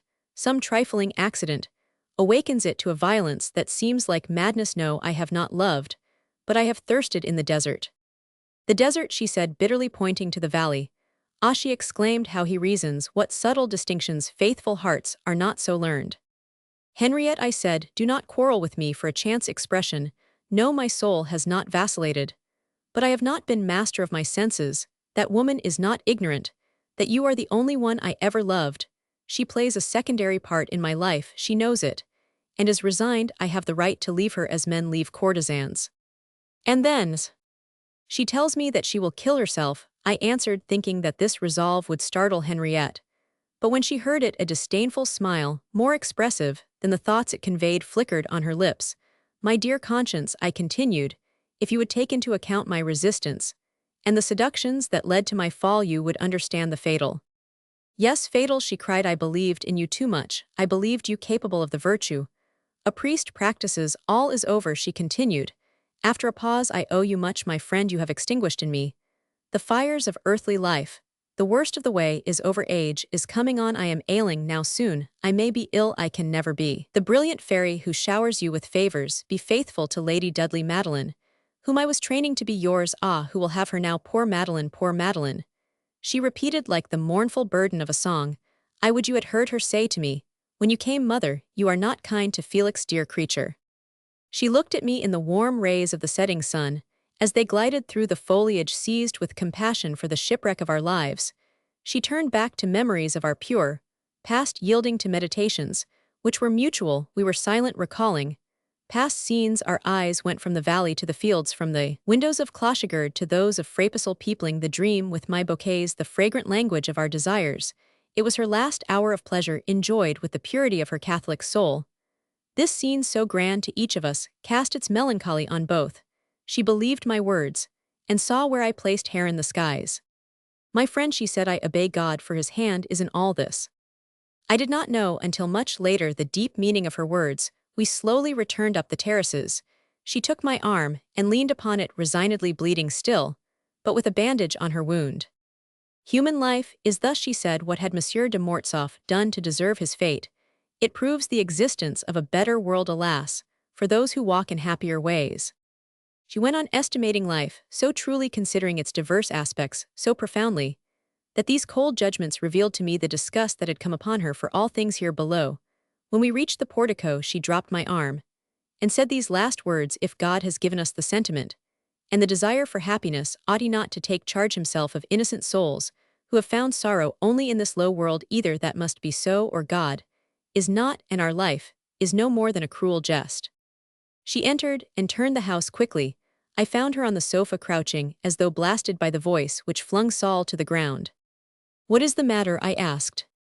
I no longer know. What is virtue? She replied. I have no consciousness of my own. We were silent, petrified, listening to the echo of those words, which fell like a stone cast into a gulf. If I am mistaken in my life, she is right in hers, Henriette said at last. Thus her last struggle followed her last happiness. When the Count came in, she complained of illness. She who never complained, I conjured her to tell me exactly where she suffered. But she refused to explain, and went to bed, leaving me a prey to unending remorse. Madeline went with her mother. And the next day, I heard that the Countess had been seized with nausea caused, she said, by the violent excitements of that day. Thus I, who longed to give my life for hers, I was killing her. Dear Count, I said to Monsieur de Mortsauf, who obliged me to play backgammon, I think the Countess very seriously. Roman 99. There is still time to save her. Pray send for Origet, and persuade her to follow his advice. Origet, who half killed me, cried the Count. No, no, ill consult Carbonneau. During this week, especially the first days of it, everything was anguish to meth, beginning of paralysis of the heart. Me vanity was mortified, my soul rent. One must needs have been the center of all looks and aspirations, the mainspring of the life about him, the torch from which all others drew their light to understand the horror of the void that was now about me. All things were there the same, but the spirit that gave life to them was extinct like a blown-out flame. I now understood the desperate desire of lovers, never to see each other again. When love has flown to be nothing, where we were once so much, to find the chilling silence of the grave, where life so lately sparkled, such comparisons are overwhelming. I came at last to envy the dismal ignorance of all happiness, which had darkened my youth. My despair became so great that the Countess, I thought, felt pity for it. One day after dinner, as we were walking on the meadows beside the river, I made a last effort to obtain forgiveness. I told Jacques to go on with his sister, and leaving the Count to walk alone, I took Henriette to the punt. Henriette, I said, one word of forgiveness, or I fling myself into the Indre. I have sinned, it is true, but am I not like a dog in his faithful attachments? I return like him, ashamed. If he does wrong, he is struck. But he loves the hand that strikes him. Strike me, bruise me, but give me back your heart. Poor child, she said, are you not always my son? She took my arm, and silently rejoined her children, with whom she returned to Clochigerd, leaving me to the Count, who began to talk politics apropos of his neighbors. Let us go in, I said, you are bareheaded, and the dew may do you an injury. You pity me, my dear Felix, he answered, you understand me, but my wife never tries to comfort me on principle perhaps. Never would she have left me to walk home with her husband. It was now I who had to find excuses to join her. I found her with her children, explaining the rules of backgammon to Jacques. "See there," said the Count, who was always jealous of the affection she showed for her children. "It is for them that I am neglected. Husbands, my dear Félix, are always suppressed. The most virtuous woman in the world has ways of satisfying her desire to rob conjugal affection." She said nothing and continued as before. "Jacques," he said, "come here." Jacques objected slightly. "Your father wants you go at once, my son," said his mother, pushing him. "They love me by order," said the old man, who sometimes perceived his situation. "Monsieur," she answered, passing her hand over Madeleine's smooth tresses, which were dressed that day, "a la belle ferronnière, do not be unjust to us poor women. Life is not so easy for us to bear. Perhaps the children are the virtues of a mother." "My dear," said the Count, who took it into his head, "to be logical, what you say signifies that women who have no children would have no virtue, and would leave their husbands in the lurch." The Countess rose hastily, and took Madeleine to the port. "That's marriage, my dear fellow," remarked the Count to me. "Do you mean to imply, by going off in that manner, that I am talking nonsense?" he cried to his wife, taking his son by the hand, and going to the portico after her, with a furious look in his eyes. "On the contrary, monsieur, you frighten me. Your words hurt me cruelly," she added in a hollow voice. "If virtue does not consist in sacrificing everything to our children and our husband, what is virtue?" "Sacrificing," cried the Count, making each syllable the blow of a sledgehammer on the heart of his victim. "What have you sacrificed to your children? What do you sacrifice to me? Speak. What means all this? Answer. What is going on here? What did you mean by what you said?" "Monsieur," she replied, "would you be satisfied to be loved for love of God, or to know your wife virtuous for virtue's sake?" "Madame is right," I said, interposing in a shaken voice, which vibrated in two hearts. "Yes, the noblest privilege conferred by reason is to attribute our virtues to the beings whose happiness is our work, and whom we render happy not from policy nor from duty, but from an inexhaustible and voluntary affection." A tear shone in Henriette's eyes. "And dear Count," I continued, "if by chance a woman is involuntarily subjected to feelings other than those society imposes on her, you must admit that the more irresistible that feeling is, the more virtuous she is in smothering it, in sacrificing herself to her husband and children. This theory is not applicable to me, who unfortunately show an example to the contrary, nor to you, whom it will never concern." "You have a noble soul, Félix," said the Count, slipping his arm not ungracefully round his wife's waist, and drawing her towards him to say, "Forgive a poor sick man, dear, who wants to be loved more than he deserves." "There are some hearts that are all generosity," she said, resting her head upon his shoulder.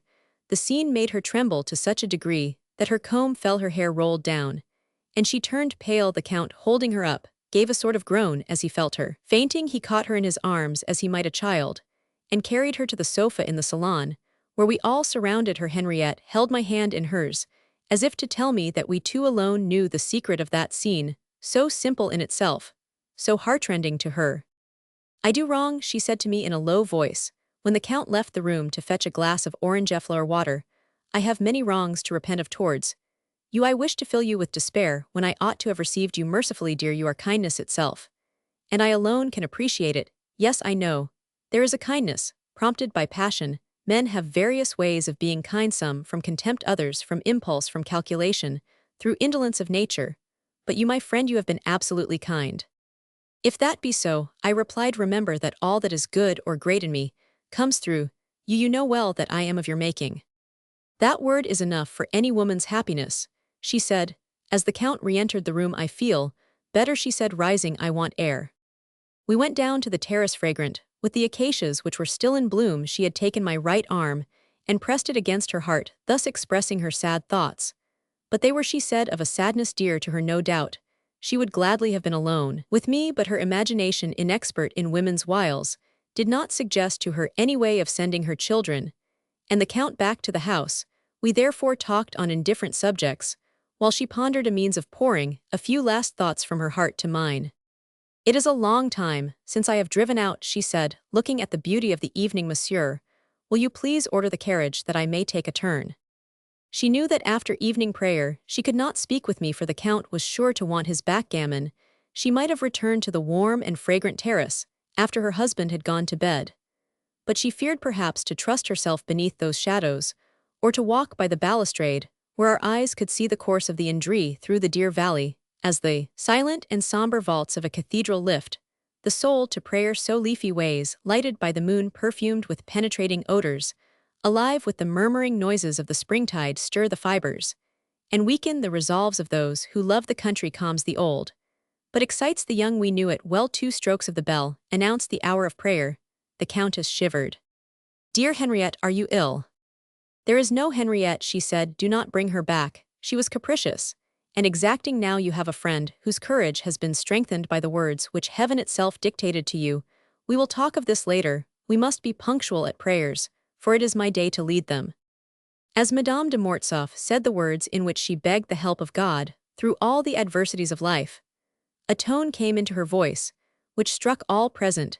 Did she use her gift of second sight to foresee the terrible emotion she was about to endure through my forgetfulness of an engagement made with Arabella? "We have time to make 3 kings before the horses are harnessed," said the Count, dragging me back to the salon. "You can go and drive with my wife, and I'll go to bed." The game was stormy like all others. The Countess heard the Count's voice either from her room or from Madeleine's. "You show a strange hospitality," she said, re-entering the salon. I looked at her with amazement. I could not get accustomed to the change in her. Formerly, she would have been most careful not to protect me against the Count. Then it gladdened her that I should share her sufferings and bear them with patience for love of her. "I would give my life," I whispered in her ear, "if I could hear you say again, as you once said, 'Poor dear, poor dear.'" She lowered her eyes, remembering the moment to which I alluded, yet her glance turned to me beneath her eyelids, expressing the joy of a woman who finds the mere passing tones from her heart preferred to the delights of another love. The Count was losing the game, he said. He was tired as an excuse to give it up. And we went to walk on the lawn while waiting for the carriage. When the Count left us, such pleasure shone on my face that Madame de Mortsauf questioned me by a look of surprise and curiosity. "Henriette does exist," I said. "You love me still." You wound me with an evident intention to break my heart. "I may yet be happy. There was but a fragment of that poor woman left, and you have now destroyed even that," she said. "God be praised. He gives me strength to bear my righteous martyrdom. Yes, I still love you, and I might have erred. The Englishwoman shows me the abyss." We got into the carriage, and the coachman asked for orders. "Take the road to Chinon by the avenue, and come back by the Charlemagne Moor, and the road to Sash." "What day is it?" I asked with too much eagerness. "Saturday." "Then don't go that way, madame. The road will be crowded with poultrymen, and their carts returning from Tours." "Do as I told you," she said to the coachman. We knew the tones of our voices too well to be able to hide from each other our least emotion. Henriette understood all. "You did not think of the poultrymen when you appointed this evening," she said, with a tinge of irony. "Lady Dudley is at Tours, and she is coming here to meet you. Do not deny it." "What day is it?" "Poultrymen, their carts. Did you ever take notice of such things in our old drives?"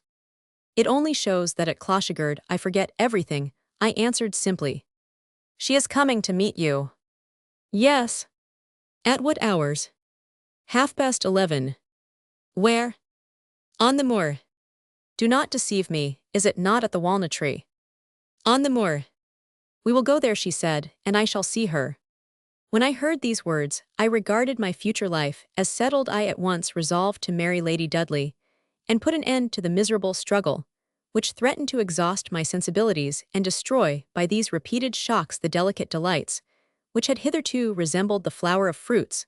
My sullen silence wounded the Countess, the grandeur of whose mind I misjudged.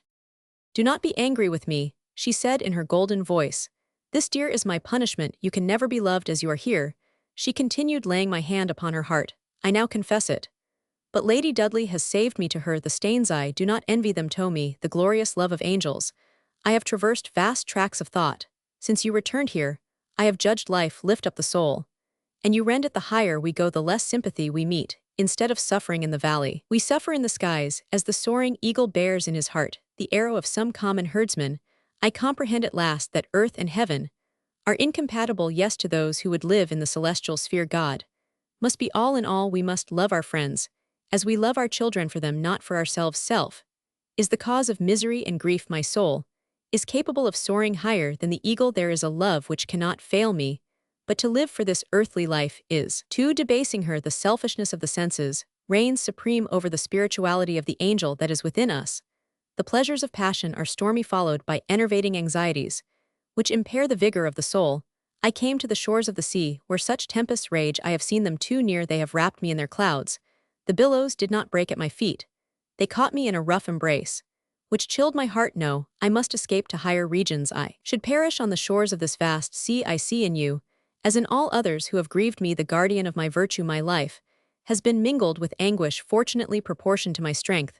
It has thus been kept free from evil passions, from seductive peace, and ever near to God. Our attachment was the mistaken attempt, the innocent effort of two children striving to satisfy their own heart's God, and menfully. Felix.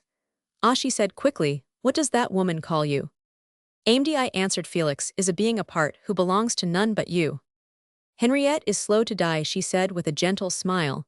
But die she will at the first effort of the humble Christian, the self-respecting mother, she whose virtue tottered yesterday, and is firm today. What may I say to you? This my life has been, and is consistent with itself, in all its circumstances, great and small. The heart, to which the rootlets of my first affection should have clung, my mother's heart, was closed to me in spite of my persistence, in seeking a cleft through which they might have slipped. I was a girl, I came after the death of 3 boys, and I vainly strove to take their place in the hearts of my parents.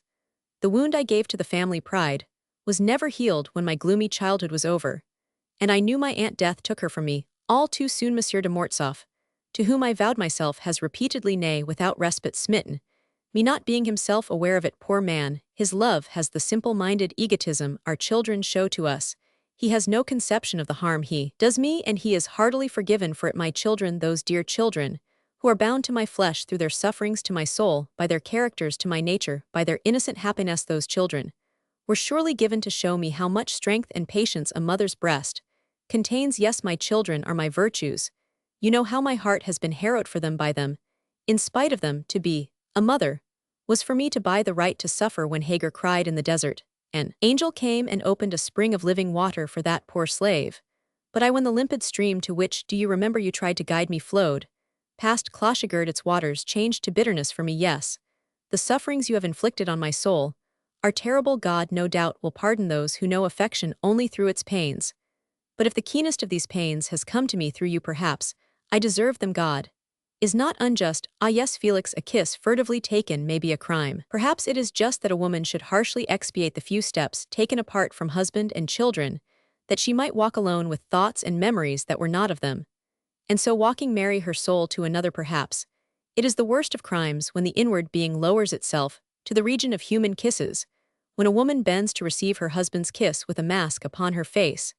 That is a crime. It is a crime to think of a future springing from a death, a crime to imagine a motherhood without terrors, handsome children playing in the evening, with a beloved father before the eyes of a happy mother. Yes, I sinned greatly. I have loved the penances inflicted by the church, which did not redeem the faults, for the priest was too indulgent. God has placed the punishment in the faults themselves, committing the execution of his vengeance to the one for whom the faults were committed. When I gave my hair, did I not give myself? Why did I so often dress in white? Because I seemed the more your lily. Did you not see me here for the first time all in white? Alas, I have loved my children less, for all intense affection is stolen from the natural affections. Felix, do you not see that all suffering has its meaning? Strike me, wound me even more than Monsieur de Mortsauf and my children's state have wounded me. That woman is the instrument of God's anger. I will meet her without hatred. I will smile upon her under pain of being neither Christian wife nor mother. I ought to love her if, as you tell me, I contributed to keep your heart unsoiled by the world. That Englishwoman ought not to hate me. A woman should love the mother of the man she loves. And I am your mother. What place have I sought in your heart, that left empty by Madame de Vandenesse? Yes, you have always complained of my coldness. Yes, I am indeed your mother. Only forgive me therefore the involuntary harshness with which I met you on your return. A mother ought to rejoice that her son is so well loved. She laid her head for a moment on my breast, repeating the words, "Forgive me, oh, forgive me," in a voice that was neither her girlish voice with its joyous notes, nor the woman's voice with despotic endings, not the sighing sound of the mother's woe, but an agonizing new voice for new sorrows. You, Felix, she presently continued, growing animated, you are the friend who can do no wrong. Ah, you have lost nothing in my heart. Do not blame yourself. Do not feel the least remorse. It was the height of selfishness in me to ask you to sacrifice the joys of life, to an impossible future impossible, because to realize it a woman must abandon her children, abdicate her position, and renounce eternity. Many a time, I have thought you higher than you were great, and noble I petty and criminal. Well, it is settled now. I can be to you no more than a light from above, sparkling and cold, but unchanging. Only Felix, let me not love the brother I have chosen without return. Love me, cherish me. The love of a sister has no dangerous tomorrow, no hours of difficulty. You will never find it necessary to deceive the indulgent heart, which will live in future within your life. Grieve for your griefs, be joyous with your joys, which will love the women who make you happy and resent their treachery. I never had a brother to love in that way. Be noble enough to lay aside all self-love and turn our attachment, hitherto so doubtful and full of trouble, into this sweet and sacred love. In this way, I shall be enabled to still live. I will begin tonight by taking Lady Dudley's hand. She did not weep as she said these words, so full of bitter knowledge, by which, casting aside the last remaining veil, which hid her soul from mine, she showed by how many ties she had linked herself to me, how many chains I had hewn apart. Our emotions were so great that for a time we did not notice it was raining heavily. Will Madame la Comtesse wait here under shelter? Asked the coachman, pointing to the chief inn of Ballon. She made a sign of assent, and we stayed nearly half an hour under the vaulted entrance, to the great surprise of the inn people, who wondered what brought Madame de Mortsauf on that road at 11 o'clock at night. Was she going to Tours? Had she come from there when the storm ceased and the rain turned to what is called in Touraine a brouille, which does not hinder the moon from shining through the higher mists, as the wind with its upper currents whirls them away? The coachman drove from our shelter, and to my great delight turned to go back the way we came. Follow my orders, said the Countess gently. We now took the road across the Charlemagne moor, where the rain began again. Halfway across I heard the barking of Arabella's dog. A horse came suddenly from beneath a clump of oaks, jumped the ditch, which owners of property dig around their cleared lands, when they consider them suitable for cultivation, and carried Lady Dudley to the moor to meet the carriage. What pleasure to meet a love thus, if it can be done without sin, said Henriette. The barking of the dog had told Lady Dudley that I was in the carriage. She thought no doubt that I had brought it to meet her on account of the rain. When we reached the spot where she was waiting, she urged her horse to the side of the road, with the equestrian dexterity for which she was famous, and which to Henriette seemed marvelous. Amedy, she said, and the name in her English pronunciation had a fairy-like charm. He is here, madame, said the Countess, looking at the fantastic creature, plainly visible in the moonlight, whose impatient face was oddly swathed in locks of hair now out of curl. You know with what swiftness two women examine each other. The Englishwoman recognized her rival, and was gloriously English. She gave us a look full of insular contempt, and disappeared in the underbrush with the rapidity of an arrow. Drive on quickly to Clochigard, cried the Countess, to whom that cutting look was like the blow of an axe upon her heart. The coachman turned to get upon the road to Chinon, which was better than that to Sash. As the carriage again approached the moor, we heard the furious galloping of Arabella's horse, and the steps of her dog. All three were skirting the wood behind the bushes. She is going, you will lose her forever, said Henriette. Let her go, I answered, and without a regret. Oh, poor woman, cried the Countess with a sort of compassionate horror. Where will she go? Back to La Grenaderia, little house near Saint Cyr, I said, where she is staying. Just as we were entering the avenue of Clochigard, Arabella's dog barked joyfully and bounded up to the carriage. She is here before us, cried the Countess. Then after a pause she added, I have never seen a more beautiful woman. What a hand, and what a figure! Her complexion outdoes the lily. Her eyes are literally bright as diamonds. But she rides too well. She loves to display her strength. I think her violent, and too active, also too bold for our conventions. The woman who recognizes no law is apt to listen only to her caprices. Those who seek to shine, to make a stir, have not the gift of constancy. Love needs tranquility. I picture it to myself like a vast lake, in which the lead can find no bottom, where tempests may be violent, but are rare and controlled within certain limits, where two beings live on a flowery isle far from the world, whose luxury and display offend them. Still, love must take the imprint of the character. Perhaps I am wrong if nature's elements are compelled to take certain forms determined by climate. Why is it not the same with the feelings of individuals? No doubt sentiments, feelings, which hold to the general law in the mass, differ in expression. Only each soul has its own method. Lady Dudley is the strong woman who can traverse distances and act with the vigor of a man. She would rescue her lover, and kill jailers and guards, while other women can only love with their whole souls. In moments of danger they kneel down, to pray and die. Which of the two women suits you best? That is the question. Yes, yes, Lady Dudley. Must surely love, she has made many sacrifices, perhaps she will love you when you have ceased to love her. Dear angel, I said, let me ask the question you asked me. How is it that you know these things? Every sorrow teaches a lesson, and I have suffered on so many points that my knowledge is vast. My servant had heard the order given, and thinking we should return by the terraces, he held my horse ready for me in the avenue. Arabella's dog had scented the horse, and his mistress, drawn by very natural curiosity, had followed the animal through the woods to the avenue. Go and make your peace, said Henriette, smiling, without a tinge of sadness. Say to Lady Dudley how much she mistakes my intention. I wish to show her the true value of the treasure which has fallen to her. My heart holds none but kind feelings, above all neither anger nor contempt. Explain to her that I am her sister, and not her. I shall not go, I said. Have you never discovered, she said, with lofty pride, that certain propitiations are insulting? Go. I rode towards Lady Dudley, wishing to know the state of her mind. If she would only be angry and leave me, I thought I could return to Clochegird. The dog led me to an oak from which, as I came up, Arabella galloped, crying out to me, come away, away.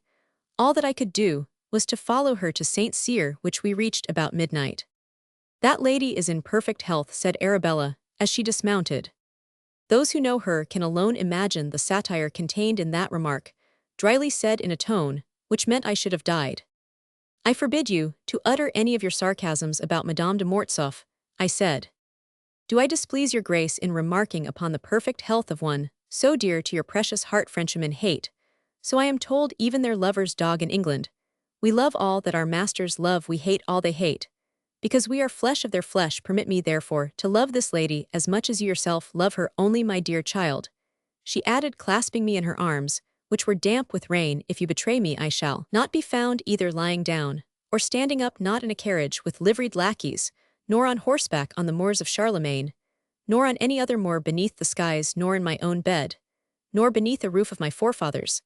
I shall not be anywhere, for I will live no longer. I was born in Lancashire, a country where women die for love. Know you, and give you up. I will yield you to none, not even to death, for I should die with you. She led me to her rooms, where comfort had already spread its charms. Love her, dear, I said warmly. She loves you sincerely, not in jest. Sincerely, you poor child, she said, unfastening her habit. With a lover's vanity, I tried to exhibit Henriette's noble character to this imperious creature, while her waiting woman, who did not understand a word of French, arranged her hair. I endeavored to picture Madame de Mortsauf by sketching her life. I repeated many of the great thoughts she had uttered at a crisis, when nearly all women become either petty or bad. Though Arabella appeared to be paying no attention, she did not lose a single word. I am delighted, she said when we were alone, to learn your taste for pious conversation. There's an old vicar on one of my estates who understands writing sermons better than anyone I know. The countrypopple like him, for he suits his prosing to his hearers. I'll write to my father tomorrow and ask him to send the good man here by steamboat. You can meet him in Paris, and when once you have heard him, you will never wish to listen to anyone else, all the more because his health is perfect. His moralities won't give you shocks that make you weep. They flow along without tempests like a limpid stream, and will send you to sleep every evening. You can, if you like, satisfy your passion for sermons by digesting one with your dinner. English morality, I do assure you, is as superior to that of Touraine as our cutlery. Our plate and our horses are to your knives, and your turf. Do me the kindness to listen to my vicar. Promise me. I am only a woman, my dearest. I can love, I can die for you if you will. But I have never studied at Eton, or at Oxford, or in Edinburgh. I am neither a doctor of laws, nor a reverend. I can't preach morality. In fact, I am altogether unfit for it. I should be awkward if I tried. I don't blame your tastes. You might have others more depraved, and I should still endeavor to conform to them, for I want you to find near me all you like best: pleasures of love, pleasures of food, pleasures of piety, good claret, and virtuous Christians. Shall I wear haircloth tonight? She is very lucky, that woman, to suit you in morality. From what college did she graduate? Poor I, who can only give you myself, who can only be your slave. Then why did you rush away when I wanted to bring you together? Are you crazy, Amdy? I could go from Paris to Rome disguised as a valet. I would do the most unreasonable thing for your sake. But how can you expect me to speak to a woman on the public roads? who has never been presented to me and who besides would have preached me a sermon under 3 heads. I speak to peasants. And if I am hungry, I would ask a workman to share his bread with me, and pay him in guineas. That is all proper enough, but to stop a carriage on the highway like the gentlemen of the road in England is not at all within my code of manners. You poor child, you know only how to love, you don't know how to live. Besides, I am not like you as yet, dear angel. I don't like morality still. I am capable of great efforts to please you. Yes, I will go to work. I will learn how to preach. You shall have no more kisses, without verses of the Bible interlarded. She used her power, and abused it as soon as she saw in my eyes the ardent expression which was always there. When she began her sorceries, she triumphed over everything, and I complacently told myself that the woman who loses all, sacrifices the future, and makes love her only virtue, is far above Catholic polemics. So she loves herself better than she loves you. Arabella went on, she sets something that is not you above you. Is that love? How can we women find anything to value in ourselves, except that which you value in us? No woman, no matter how fine a moralist she may be, is the equal of a man. Tread upon us, kill us, never embarrass your lives on our account. It is for us to die, for you to live, great and honored, for us the dagger in your hand, for you our pardoning love. Does the sun think of the gnats in his beams that live by his light? They stay as long as they can, and when he withdraws his face they die. Or fly somewhere else, I said, interrupting her. Yes, somewhere else, she replied with an indifference that would have piqued any man into using the power with which she invested him. Do you really think it is worthy of womanhood to make a man eat his bread buttered with virtue, and to persuade him that religion is incompatible with love? Am I a reprobate? A woman either gives herself or she refuses, but to refuse and moralize is a double wrong, and is contrary to the rule of the right in all lands. Here you will get only excellent sandwiches, prepared by the hand of your servant Arabella, whose sole morality is to imagine caresses no man has yet felt, and which the angels inspire. I know nothing more destructive than the wit of an Englishwoman. She gives it the eloquent gravity, the tone of pompous conviction, with which the British hide the absurdities of their life of prejudice. French wit, and humor, on the other hand, is like a lace with which our women adorn the joys they give, and the quarrels they invent. It is a mental jewelry, as charming as their pretty dresses. English wit is an acid which corrodes all those on whom it falls, until it bears their bones, which it scrapes and polishes. The tongue of a clever Englishwoman is like that of a tiger tearing the flesh from the bone, when he is only in play. All-powerful weapon of a sneering devil. English satire leaves a deadly poison in the wound it makes. Arabella chose to show her power like the Sultan, who, to prove his dexterity, cut off the heads of unoffending beings with his own scimitar. My angel, she said, I can talk morality too, if I choose. I have asked myself whether I commit a crime in loving you, whether I violate the divine laws, and I find that my love for you is both natural and pious. Why did God create some beings handsomer than others, if not to show us that we ought to adore them? The crime would be in not loving you. This lady insults you by confounding you with other men. The laws of morality are not applicable to you, for God has created you above them. Am I not drawing nearer to divine love in loving you? Will God punish a poor woman for seeking the divine? Your great and luminous heart so resembles the heavens that I am like the gnats which flutter about the torches of a fate and burn themselves. Are they to be punished for their error? Besides, is it an error? May it not be pure worship of the light? They perish of too much piety. If you call it perishing to fling one's self on the breast of him we love, I have the weakness to love you, whereas that woman has the strength to remain in her Catholic shrine. Now don't frown. You think I wish her Roman 99? No, I do not. I adore the morality which has led her to leave you free, and enables me to win you, and hold you forever, for you are mine forever, are you not? Yes. Forever and evers. Yes. Ah, I have found favor in my Lord. I alone have understood his worth. She knows how to cultivate her estate. You say, well, I leave that to farmers. I cultivate your heart. I try to recall this intoxicating babble, that I may picture to you the woman as she is, confirm all I have said of her, and let you into the secret of what happened later. But how shall I describe the accompaniment of the words she sought to annihilate by the passion of her impetuous love, the impressions left in my heart by the chaste and dignified love of my Henriette? Lady Dudley had seen the Countess as plainly as the Countess had seen her. Each had judged the other. The force of Arabella's attack revealed to me the extent of her fear, and her secret admiration for her rival. In the morning, I found her with tearful eyes, complaining that she had not slept. What troubles you, I said. I fear that my excessive love will ruin me, she answered. I have given all wiser than I. That woman possesses something that you still desire. If you prefer her, forget me. I will not trouble you with my sorrows, my remorse, my sufferings. No, I will go far away and die like a plant deprived of the life-giving sun. She was able to wring protestations of love from my reluctant lips, which filled her with joy. Ah, she exclaimed, drying her eyes, I am happy. Go back to her. I do not choose to owe you to the force of my love, but to the action of your own will. If you return here, I shall know that you love me as much as I love you, the possibility of which I have always doubted. She persuaded me to return to Clochegard. The false position in which I thus placed myself did not strike me while still under the influence of her wiles.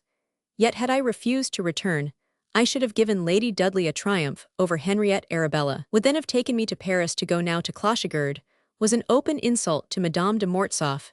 In that case, Arabella was sure of me. Did any woman ever pardon such crimes against love, unless she were an angel descended from the skies, instead of a purified spirit ascending to them? A loving woman would rather see her lover die than know him happy with another. Thus look at it, as I would. My situation, after I had once left Clochegard for the Grenadier, was as fatal to the love of my choice as it was profitable to the transient love that held me. Lady Dudley had calculated all this with consummate cleverness. She owned to me later that if she had not met Madame de Mortsauf on the moor, she had intended to compromise me by haunting Clochegard until she did so. When I met the Countess that morning, and found her pale and depressed like one who has not slept all night, I was conscious of exercising the instinctive perception given to hearts still fresh and generous, to show them the true bearing of actions little regarded by the world at large, but judged as criminal by lofty spirits, like a child going down a precipice in play and gathering flowers, who sees with dread that it can never climb that height again, feels itself alone with night approaching, and hears the howls of animals. So I now knew that she and I were separated by a universe. A wail arose within our souls, like an echo of that woeful consummatum est, heard in the churches on Good Friday at the hour the Saviour died. A dreadful scene, which awes young souls whose first love is religion. All Henriette's illusions were killed at one blow. Her heart had endured its passion. She did not look at me, she refused me the light that for 6 long years had shone upon my life. She knew well that the spring of the effulgent rays shed by our eyes was in our souls, to which they served as pathways to reach each other, to blend them in one meeting, parting, playing like two confiding women who tell each other all bitterly. I felt the wrong of bringing beneath this roof, where pleasure was unknown, a face on which the wings of pleasure had shaken their prismatic dust, if the night before I had allowed Lady Dudley to depart alone, if I had then returned to Clochegard, where it may be Henriette awaited me. Perhaps, Madame de Mortsauf might not so cruelly have resolved to be my sister. But now, she paid me many ostentatious attentions, playing her part vehemently for the very purpose of not changing it during breakfast. She showed me 1,000 civilities, humiliating attentions, caring for me as though I were a sick man whose fate she pitied. You were out walking early, said the Count. I hope you have brought back a good appetite, you, whose stomach is not yet destroyed. This remark, which brought the smile of a sister to Henriette's lips, completed my sense of the ridicule of my position. It was impossible to be at Clochegard by day and St. Cyr by night. During the day, I felt how difficult it was to become the friend of a woman. We have long loved the transition, easy enough when years have brought it about, is like an illness in youth. I was ashamed, I cursed the pleasure Lady Dudley gave me. I wished that Henriette would demand my blood. I could not tear her rival in pieces before her, for she avoided speaking of her. Indeed, had I spoken of Arabella, Henriette, noble and sublime, to the inmost recesses of her heart, would have despised my infamy. After 5 years of delightful intercourse, we now had nothing to say to each other. Our words had no connection with our thoughts. We were hiding from each other our intolerable pain, we, whose mutual sufferings had been our first interpreter. Henriette assumed a cheerful look for me as for herself, but she was sad. She spoke of herself as my sister, and yet found no ground on which to converse, and we remained for the greater part of the time in constrained silence. She increased my inward misery by feigning to believe that she was the only victim. I suffer more than you, I said to her, at a moment when my self-styled sister was betrayed into a feminine sarcasm. How so? She said haughtily. Because I am the one to blame.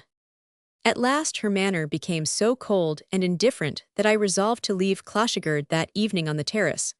I said farewell to the whole family, who were there assembled. They all followed me to the lawn, where my horse was waiting. The Countess came to me, as I took the bridle in my hand. "Let us walk down the avenue together, alone," she said. I gave her my arm, and we passed through the courtyard with slow and measured steps, as though our rhythmic movement were consoling to us. When we reached the grove of trees, which forms a corner of the boundary, she stopped. "Farewell, my friend," she said, throwing her head upon my breast, and her arms around my neck. "Farewell.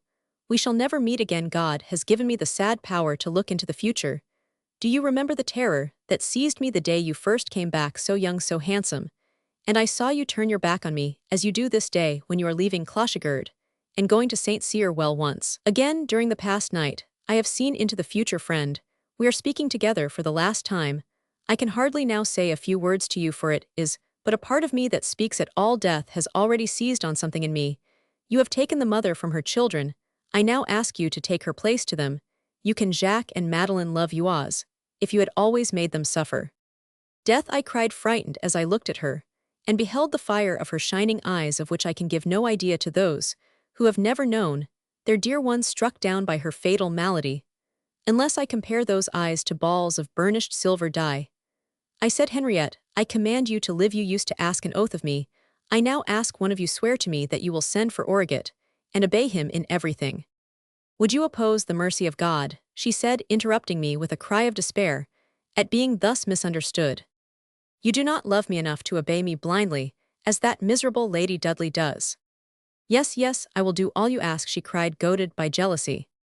"Then I stay," I said, kissing her on the eyelids. Frightened at the words, she escaped from my arms and leaned against a tree. Then she turned and walked rapidly homeward without looking back. But I followed her. She was weeping and praying. When we reached the lawn, I took her hand and kissed it respectfully. This submission touched her. "I am yours forever, and as you will," I said, "for I love you as your aunt loved you." She trembled and wrung my hand. "One look," I said, "one more, one last of our old looks. The woman who gives herself wholly," I cried, "my soul illumined by the glance she gave me gives less of life and soul than I have now received. Henriette, thou art my best beloved, me only love." "I shall live," she said, "but cure yourself as well." That look had effaced the memory of Arabella's sarcasms. Thus I was the plaything of the two irreconcilable passions I have now described to you. I was influenced by each alternately.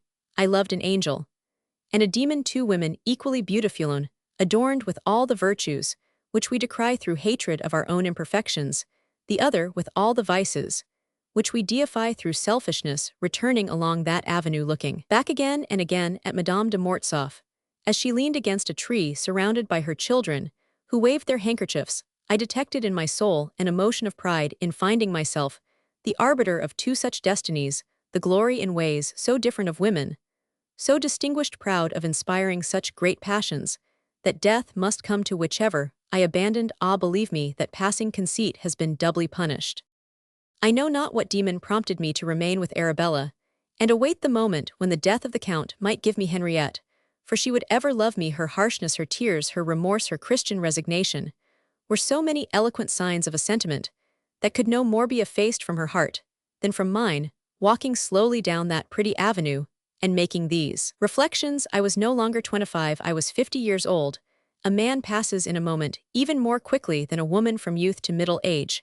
Though long ago I drove these evil thoughts away from me, I was then possessed by them.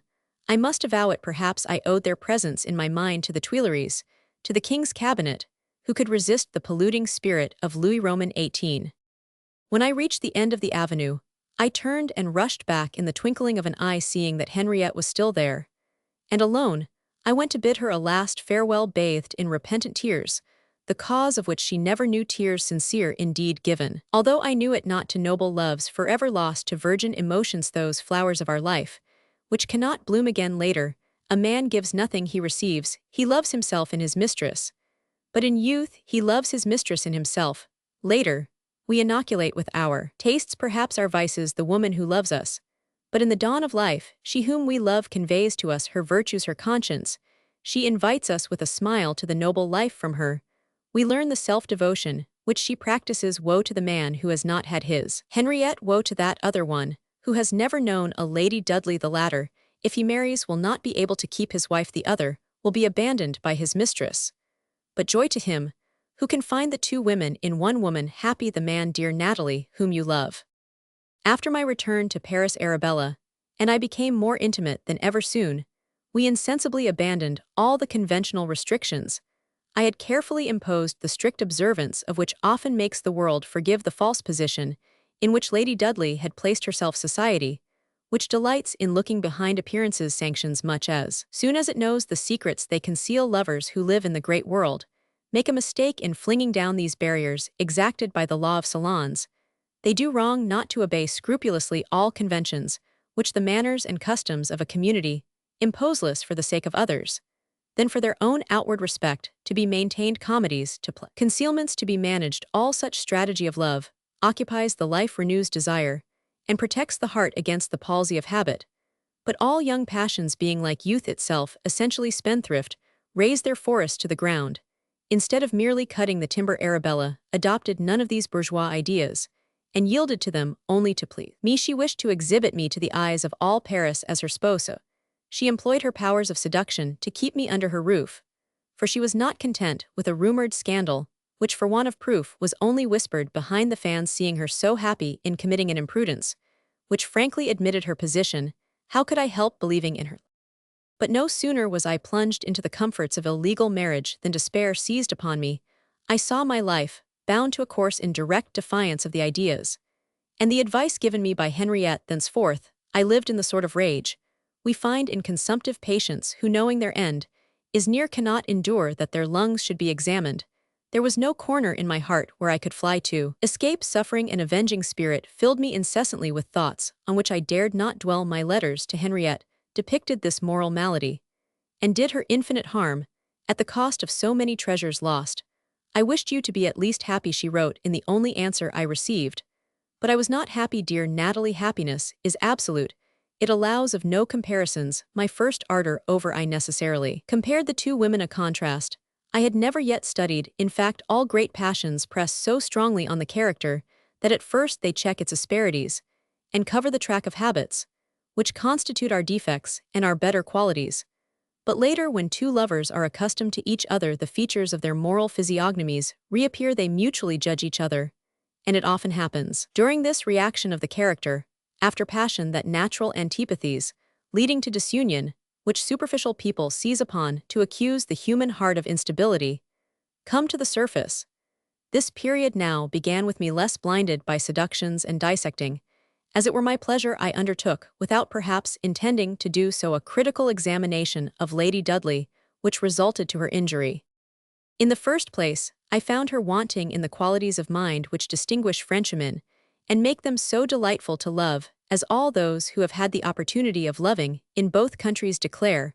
When a Frenchwoman loves, she is metamorphosed. Her noted coquetry is used to deck her love. She abandons her dangerous vanity, and lays no claim to any merit but that of loving well. She espouses the interests, the hatreds, the friendships of the man she loves. She acquires in a day the experience of a man of business. She studies the code. She comprehends the mechanism of credit, and could manage a banker's office. Naturally heedless and prodigal, she will make no mistakes, and waste not a single louis. She becomes in turn mother, adviser, doctor, giving to all her transformations a grace of happiness which reveals in its every detail her infinite love. She combines the special qualities of the women of other countries, and gives unity to the mixture by her wit, that truly French product, which enlivens, sanctions, justifies, and varies, all thus relieving the monotony of a sentiment which rests on a single tense of a single verb. The Frenchwoman loves always without abatement, and without fatigue in public, or in solitude in public. She uses a tone which has meaning for one only. She speaks by silence. She looks at you with lowered eyelids. If the occasion prevents both speech and look, she will use the sand, and write a word with the point of her little foot. Her love will find expression even in sleep. In short, she bends the world to her love. The Englishwoman, on the contrary, makes her love bend to the world. Educated to maintain the icy manners, the Britannic and egotistic deportment, which I described to you, she opens and shuts her heart with the ease of a British mechanism. She possesses an impenetrable mask, which she puts on or takes off phlegmatically passionate, as an Italian when no eye sees her. She becomes coldly dignified before the world. A lover may well doubt his empire when he sees the immobility of face, the aloofness of countenance, And here's the calm voice with which an Englishwoman leaves her boudoir hypocrisy, then becomes indifference, she has forgotten all. Certainly the woman who can lay aside her love like a garment may be thought to be capable of changing it. What tempests arise in the heart of a man stirred by wounded self-love, when he sees a woman taking and dropping and again, picking up her love like a piece of embroidery. These women are too completely mistresses of themselves ever to belong wholly to you.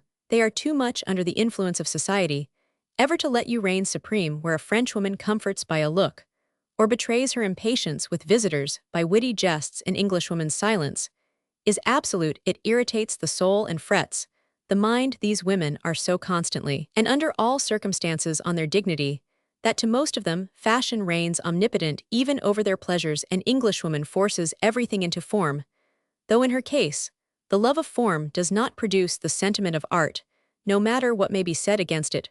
Protestantism and Catholicism explain the differences which make the love of Frenchwomen so far superior to the calculating, reasoning love of Englishwomen. Protestantism doubts, searches, and kills belief. It is the death of art and love, where worldliness is all in all. Worldly people must needs obey, but passionate hearts flee from it. To them, its laws are insupportable. You can now understand what a shock my self-love received when I found that Lady Dudley could not live without the world, and that the English system of 2 lives was familiar to her. It was no sacrifice she felt called upon to make. On the contrary, she fell naturally into 2 forms of life that were inimical to each other. When she loved Madeline. No woman of any country could be compared to her. But when the curtain fell upon that fairy scene, she banished even the memory of it. In public she never answered to a look or a smile. She was neither mistress nor slave. She was like an ambassadress, obliged to round her phrases, and her elbows. She irritated me by her composure, and outraged my heart with her decorum. Thus she degraded love to a mere need, instead of raising it to an ideal through enthusiasm. She expressed neither fear, nor regrets, nor desire. But at a given hour her tenderness reappeared like a fire suddenly lighted. In which of these 2 women ought I to believe? I felt, as it were, by 1,000 pinpricks, the infinite differences between Henriette and Arabella. When Madame de Mortsauf left me for a while, she seemed to leave to the air the duty of reminding me of her. The folds of her gown, as she went away, spoke to the eye as their undulating sound. To the ear, when she returned, infinite tenderness was in the way she lowered her eyelids and looked on the ground. Her voice, that musical voice, was a continual caress. Her words expressed a constant thought. She was always like unto herself.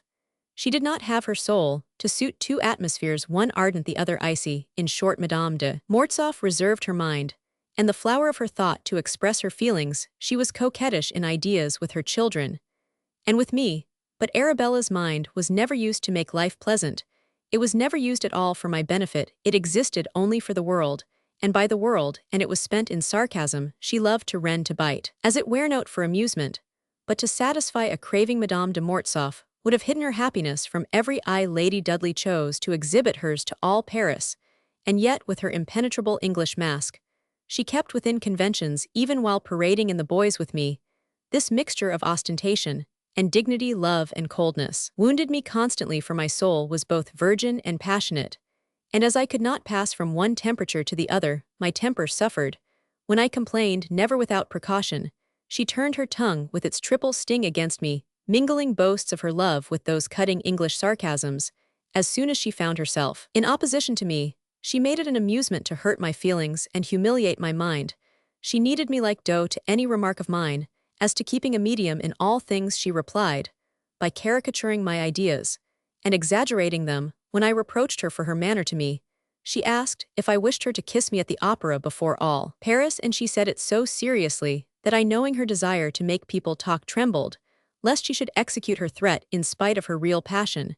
She was never meditative, self-contained, or reverent like Henriette. On the contrary, she was insatiable as a sandy soil. Madame de Mortsauf was always composed, able to feel my soul in an accent or a glance. Lady Dudley was never affected by a look or a pressure of the hand, nor yet by a tender word. No proof of love surprised her. She felt so strong a necessity for excitement, noise, celebrity, that nothing attained to her ideal in this respect. Hence her violent love, her exaggerated fancy. Everything concerned herself, and not me. The letter you have read from Madame de Mortsauf, a light which still shone brightly on my life, a proof of how the most virtuous of women obeyed the genius of a Frenchwoman, revealing, as it did her perpetual vigilance, her sound understanding of all my prospects. That letter must have made you see with what care Henriette had studied my material interests, my political relations, my moral conquests, and with what ardor she took hold of my life in all permissible directions on such points as these. Lady Dudley affected the reticence of a mere acquaintance. She never informed herself about my affairs nor of my likings or dislikings, as a man prodigal for herself. Without being generous, she separated too decidedly self-interest and love, whereas I knew very well without proving it that to save me a pang Henriette would have sought for me that which she would never seek for herself in any great and overwhelming misfortune. I should have gone for counsel to Henriette, but I would have let myself be dragged to prison sooner than say a word to Lady Dudley. Up to this point the contrast relates to feelings, but it was the same in outward things. In France luxury is the expression of the man, the reproduction of his ideas, of his personal poetry. It portrays the character, and gives between lovers a precious value to every little attention by keeping before them the dominant thought of the being loved. But English luxury, which at first allured me by its choiceness and delicacy, proved to be mechanical. Also the 1,001 attentions shown me at Clochigard. Arabella would have considered the business of servants. Each one had his own duty and speciality. The choice of the footman was the business of her butler. As if it were a matter of horses, she never attached herself to her servants. The death of the best of them would not have affected her, for money could replace the one lost by another equally efficient. As to her duty towards her neighbor, I never saw a tear in her eye for the misfortunes of another. In fact, her selfishness was so naively candid that it absolutely created a laugh. The crimson draperies of the great lady, covered in iron, nature the delightful siren who sounded at night every bell of her amorous folly, could soon make a young man forget the hard and unfeeling Englishwoman, and it was only step by step that I discovered the stony rock on which my seeds were wasted, bringing no harvest. Madame de Mortsauf had penetrated that nature at a glance. In their brief encounter, I remembered her prophetic words. She was right. Arabella's love became intolerable to me. I have since remarked that most women who ride well on horseback have little tenderness. Like the Amazons, they lack a breast. Their hearts are hard in some direction, but I do not know in which. At the moment when I begin to feel the burden of the yoke, when weariness took possession of soul and body too, when at last I comprehended the sanctity that true feeling imparts to love, when memories of Clochigard were bringing me, in spite of distance, the fragrance of the roses, the warmth of the terrace, and the warble of the nightingale, set this frightful moment, when I saw the stony bed beneath me, as the waters of the torrent receded, I received a blow which still resounds in my heart, for at every hour its echo wakes. I was working in the cabinet of the king, who was to drive out at 4 o'clock. The Duc de Lenoncourt was on service. When he entered the room, the king asked him news of the countess. I raised my head hastily. In too eager a manner, the king, offended by the action, gave me the look which always preceded the harsh words he knew so well how to say. "Sire, my poor daughter is dying," replied the duke. "Will the king deign to grant me leave of absence?" I cried with tears in my eyes, braving the anger which I saw about to burst. "Go, my lord," he answered, smiling at the satire in his words, and withholding his reprimand in favor of his own wit. More courtier than father, the duke asked no leave, but got into the carriage with the king. I started without bidding Lady Dudley good-bye. She was fortunately out when I made my preparations, and I left a note telling her I was sent on a mission by the king at the Croix de Berny. I met His Majesty returning from Verrières. He threw me a look full of his royal irony, always insufferable in meaning, which seemed to say, if you mean to be anything in politics, come back, don't parley with the dead. The duke waved his hand to me sadly. The 2 pompous equipages with their 8 horses, the colonels and their gold-laced the escort, and the clouds of dust, rolled rapidly away to cries of Vive le Roi. It seemed to me that the court had driven over the dead body of Madame de Mortsauf with the utter insensibility which nature shows for our catastrophes. Though the duke was an excellent man, he would no doubt play whist with Monsieur after the king had retired. As for the duchess, she had long ago given her daughter the first stab by writing to her of Lady Dudley. My hurried journey was like a dreamed dream of a ruined gambler. I was in despair at having received no news. Had the confessor pushed austerity so far as to exclude me from Clochigard, I accused Madeleine Jacques, the Abbé de Menis, all, even Monsieur de Mortsauf, beyond Tours. As I came down the road bordered with poplars, which leads to Poncher, which I so much admired that first day of my search for mine unknown, I met Monsieur Origet, he guessed that I was going to Clochegard, I guessed that he was returning. We stopped our carriages, and got out I to ask for news he to give it. How is Madame de Mortsauf, I said. I doubt if you find her living, he replied. She is dying a frightful death of inanition when she called me in last June. No medical power could control the disease, she had the symptoms, which Monsieur de Mortsauf has no doubt described to you, for he thinks he has them himself. Madame la Comtesse was not in any transient condition of ill health which our profession can direct, and which is often the cause of a better state, nor was she in the crisis of a disorder, the effects of which can be repaired. No, her disease had reached a point where science is useless. It is the incurable result of grief, just as a mortal wound is the result of a stab. Her physical condition is produced by the inertia of an organ as necessary to life, as the action of the heart itself. Grief has done the work of a dagger. Don't deceive yourself, Madame de Mortsauf is dying of some hidden grief. Hidden, I exclaimed. Her children have not been ill. No, he said, looking at me significantly, and since she has been so seriously attacked, Monsieur de Mortsauf has ceased to torment her. I am no longer needed. Monsieur Deslins of Azay is all sufficient. Nothing can be done. Her sufferings are dreadful. Young, beautiful, and rich, to die emaciated, shrunken, with hunger, for she dies of hunger during the last 40 days. The stomach, being as it were closed up, has rejected all nourishment, under whatever form we attempt to give it. Monsieur Origet pressed my hand with a gesture of respect. Courage, monsieur, he said, lifting his eyes to heaven. The words expressed his compassion for sufferings he thought shared. He little suspected the poisoned arrow which they shot into my heart. I sprang into the carriage and ordered the postilion to drive on, promising a good reward if I arrived in time. Notwithstanding my impatience, I seemed to do the distance in a few minutes, so absorbed was I in the bitter reflections that crowded upon my soul. Dying of grief. Yet her children were well. Then she died through me. My conscience uttered one of those arraignments which echo throughout our lives, and sometimes beyond them. What weakness, what impotence in human justice, which avenges none but open deeds. Why shame and death to the murderer, who kills with a blow, who comes upon you unawares in your sleep, and makes it last eternally, who strikes without warning, and spares you a struggle. Why a happy life, an honored life, to the murderer, who drop by drop pours gall into the soul, and saps the body to destroy it. How many murderers go unpunished? What indulgence for fashionable vice, what condoning of the homicides caused by moral wrongs. I know not whose avenging hand it was that suddenly at that moment raised the painted curtain that reveals society. I saw before me many victims known to you, and me, Madame de Beauseant, dying and starting for Normandy. Only a few days earlier the Duchesse de Langeais lost Lady Brandon hiding herself in Touraine in the little house where Lady Dudley had stayed 2 weeks, and dying there, killed by a frightful catastrophe. You know it, our period teems with such events. Who does not remember that poor young woman who poisoned herself, overcome by jealousy, which was perhaps killing? Madame de Mortsauf, who has not shuddered at the fate of that enchanting young girl who perished after 2 years of marriage, like a flower torn by the wind, the victim of her chaste ignorance, the victim of a villain with whom Ronquerolles, Montrevaux, and de Marsay shake hands, because he is useful to their political projects. What heart has failed to throb at the recital of the last hours of the woman whom no entreaties could soften, and who would never see her husband after nobly paying his debts?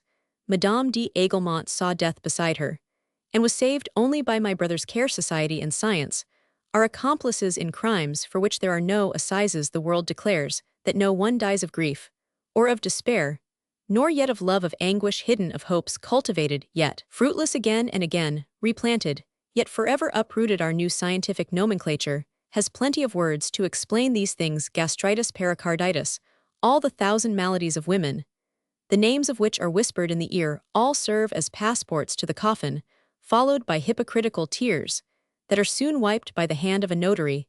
Can there be at the bottom of this great evil some law which we do not know? Must the centenary pitilessly strew the earth with corpses, and dry them to dust about him, that he may raise himself, as the millionaire battens, on a myriad of little industries? Is there some powerful and venomous life which feasts on these gentle, tender creatures? My God, do I belong to the race of tigers?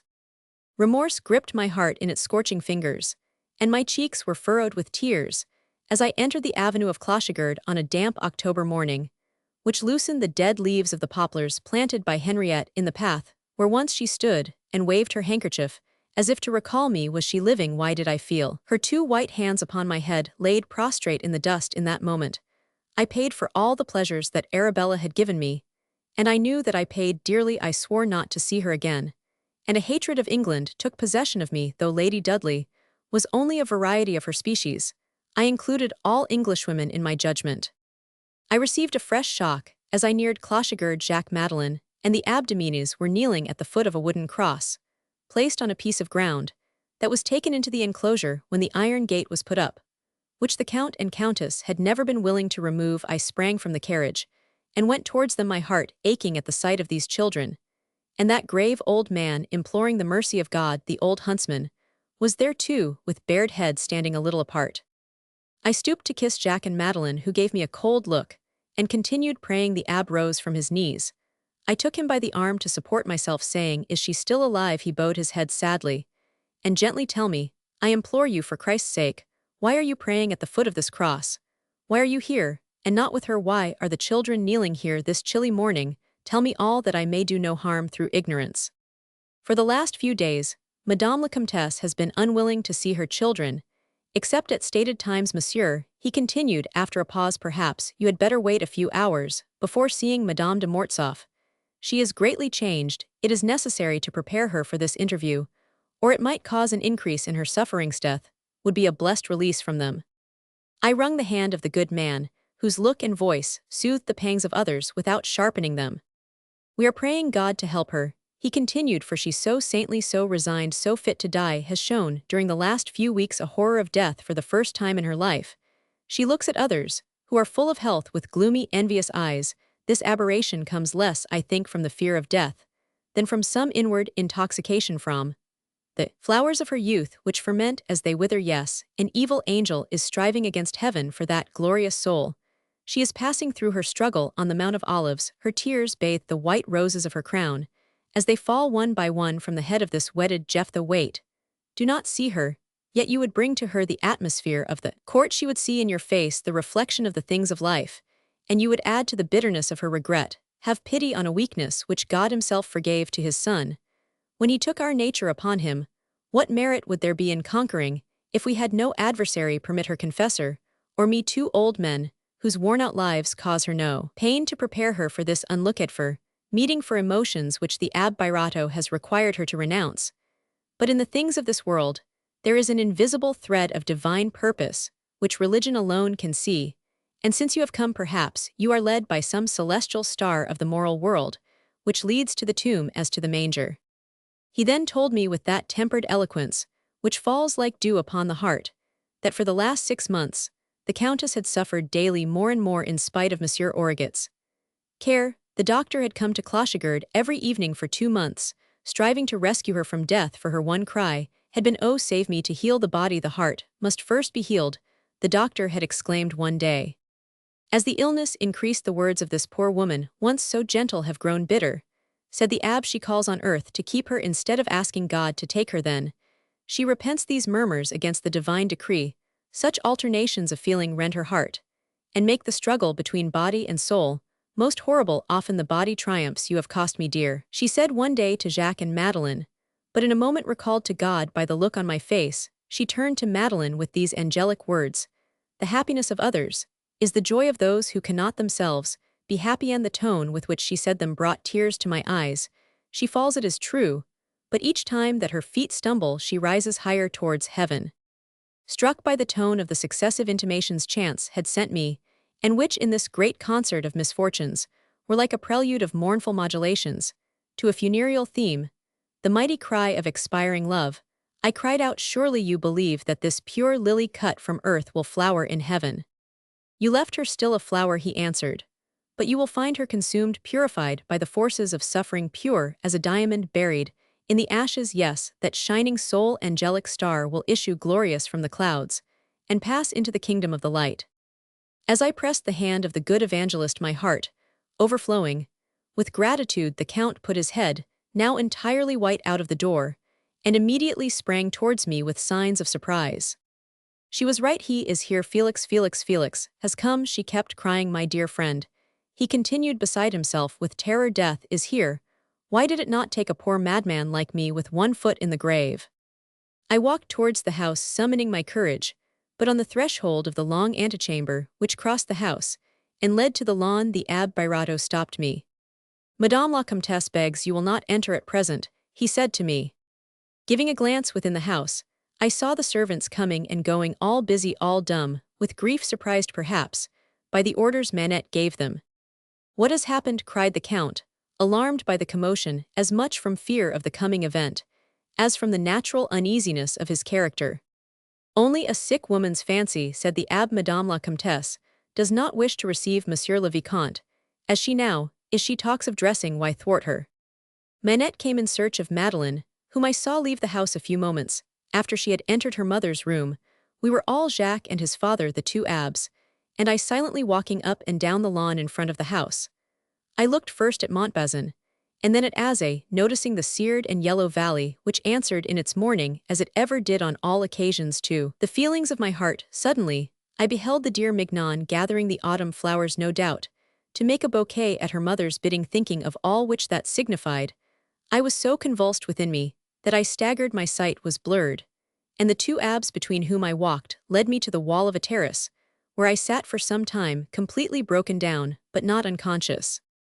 Poor Felix, said the Count, she forbade me to write to you, she knew how much you loved her.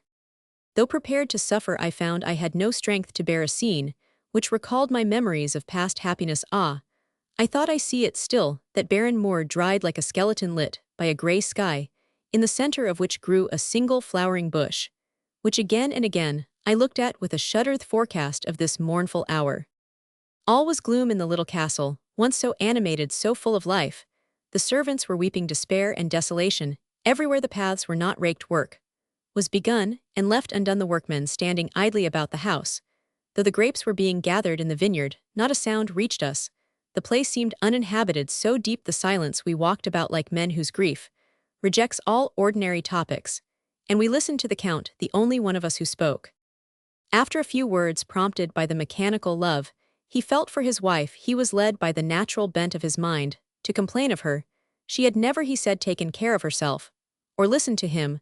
When he gave her good advice, he had been the first to notice the symptoms of her illness, for he had studied them in his own case. He had fought them, and cured them without other assistance than careful diet, and the avoidance of all emotion. He could have cured the Countess. But a husband ought not to take so much responsibility upon himself, especially when he has the misfortune of finding his experience in this, as in everything, despised. In spite of all he could say, the Countess insisted on seeing Origet, who had managed his case. So ill was now killing his wife. If this disease was, as they said, the result of excessive grief, surely he was the one who had been in a condition to have it. What griefs could the Countess have had? She was always happy. She had never had troubles or annoyances. Their fortune, thanks to his care and to his sound ideas, was now in a most satisfactory state. He had always allowed Madame de Mortsauf to reign at Clochegourde, her children well trained, and now in health gave her no anxiety. Where then did this grief they talked of come from? Thus he argued and discussed the matter, mingling his expressions of despair with senseless accusations. Then, recalled by some sudden memory to the admiration which he felt for his wife, tears rolled from his eyes, which had been dry so long. Madeleine came to tell me that her mother was ready. The Abbé Birato followed me. Madeleine, now a grave young girl, stayed with her father, saying that the Countess desired to be alone with me, and also that the presence of too many persons would fatigue her. The solemnity of this moment gave me that sense of inward heat and outward cold which overcomes us often in the great events of life. The Abbé Birato, one of those men whom God marks for his own, by investing them with sweetness and simplicity, together with patience and compassion, took me aside. Monsieur, he said, I wish you to know that I have done all in my power to prevent this meeting. The salvation of this saint required it. I have considered her only, and not you. Now that you are about to see her, to whom access ought to have been denied you by the angels, let me say that I shall be present to protect you against yourself and perhaps against her. Respect her weakness. I do not ask this of you as a priest, but as a humble friend whom you did not know you had, and who would fain save you from remorse. Our dear patient is dying of hunger and thirst since morning. She is a victim to the feverish irritation which precedes that horrible death, and I cannot conceal from you how deeply she regrets life. The cries of her rebellious flesh are stifled in my heart, where they wake echoes of a wound still tender, but Monsieur de Dominis, and I accept this duty that we may spare the sight of this moral anguish to her family. As it is, they no longer recognize their star by night and by day. In her they all husband, children, servants. All are asking where is Shesh is so changed. When she sees you her regrets will revive. Lay aside your thoughts. As a man of the world, forget its vanities. Be to her the auxiliary of heaven not of earth. Pray God, that this dear saint die not in a moment of doubt, giving voice to her despair. I did not answer. My silence alarmed the poor confessor. I saw, I heard, I walked. And yet I was no longer on the earth. The thought, in what state shall I find her? Why do they use these precautions? Gave rise to apprehensions, which were the more cruel, because so indefinite all forms of suffering crowded my mind. We reached the door of the chamber, and the abbe opened it. I then saw Henriette dressed in white sitting on her little sofa, which was placed before the fireplace, on which were two vases filled with flowers. Flowers were also on a table near the window. The expression of the abbe's face, which was that of amazement at the change in the room, now restored to its former state, showing me that the dying woman had sent away the repulsive preparations which surround a sickbed. She had spent the last waning strength of fever in decorating her room to receive him whom, in that final hour, she loved above all things else. Surrounded by clouds of lace, her shrunken face, which had the greenish pallor of a magnolia flower, as it opens, resembled the first outline of a cherished head, drawn in chalks upon the yellow canvas of a portrait.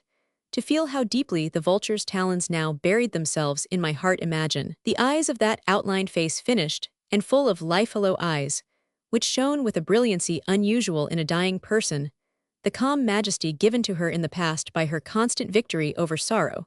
Was there no longer her forehead, the only part of her face which still kept its beautiful proportions, wore an expression of aggressive will and covert threats? In spite of the waxy texture of her elongated face, inward fires were issuing from it like the fluid mist, which seems to flame above the fields of a hot day. Her hollow temples, her sunken cheeks, showed the interior formation of the face, and the smile upon her whitened lips vaguely resembled the grin of death. Her robe, which was folded across her breast, showed the emaciation of her beautiful figure.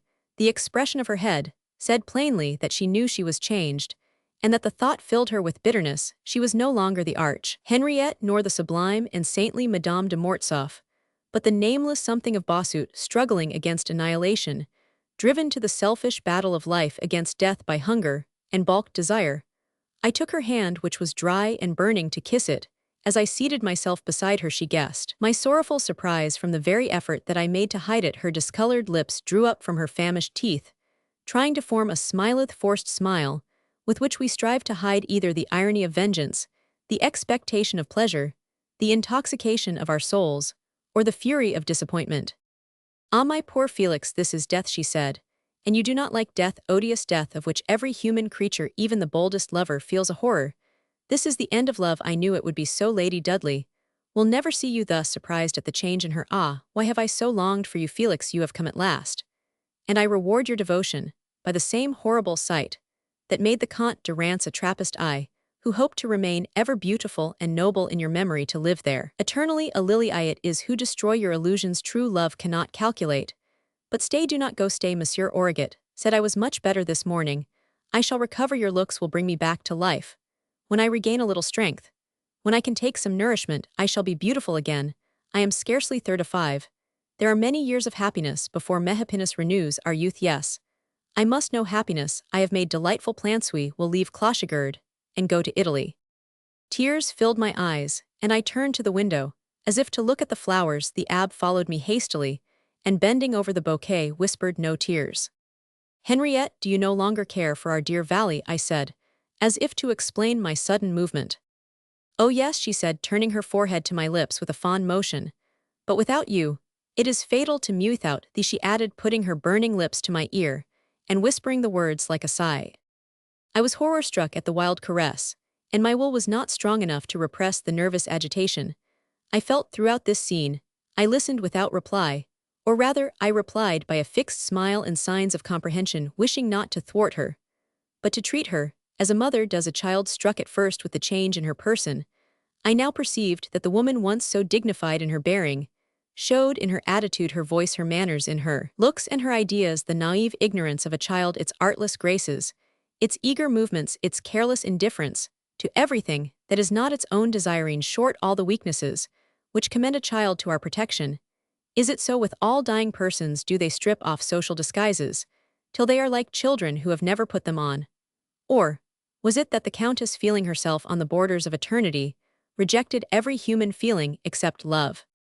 You will bring me health as you used to do, Felix, she said, and our valley will still be my blessing. How can I help eating what you will give me? You are such a good nurse, besides you are so rich in health and vigor that life is contagious beside you.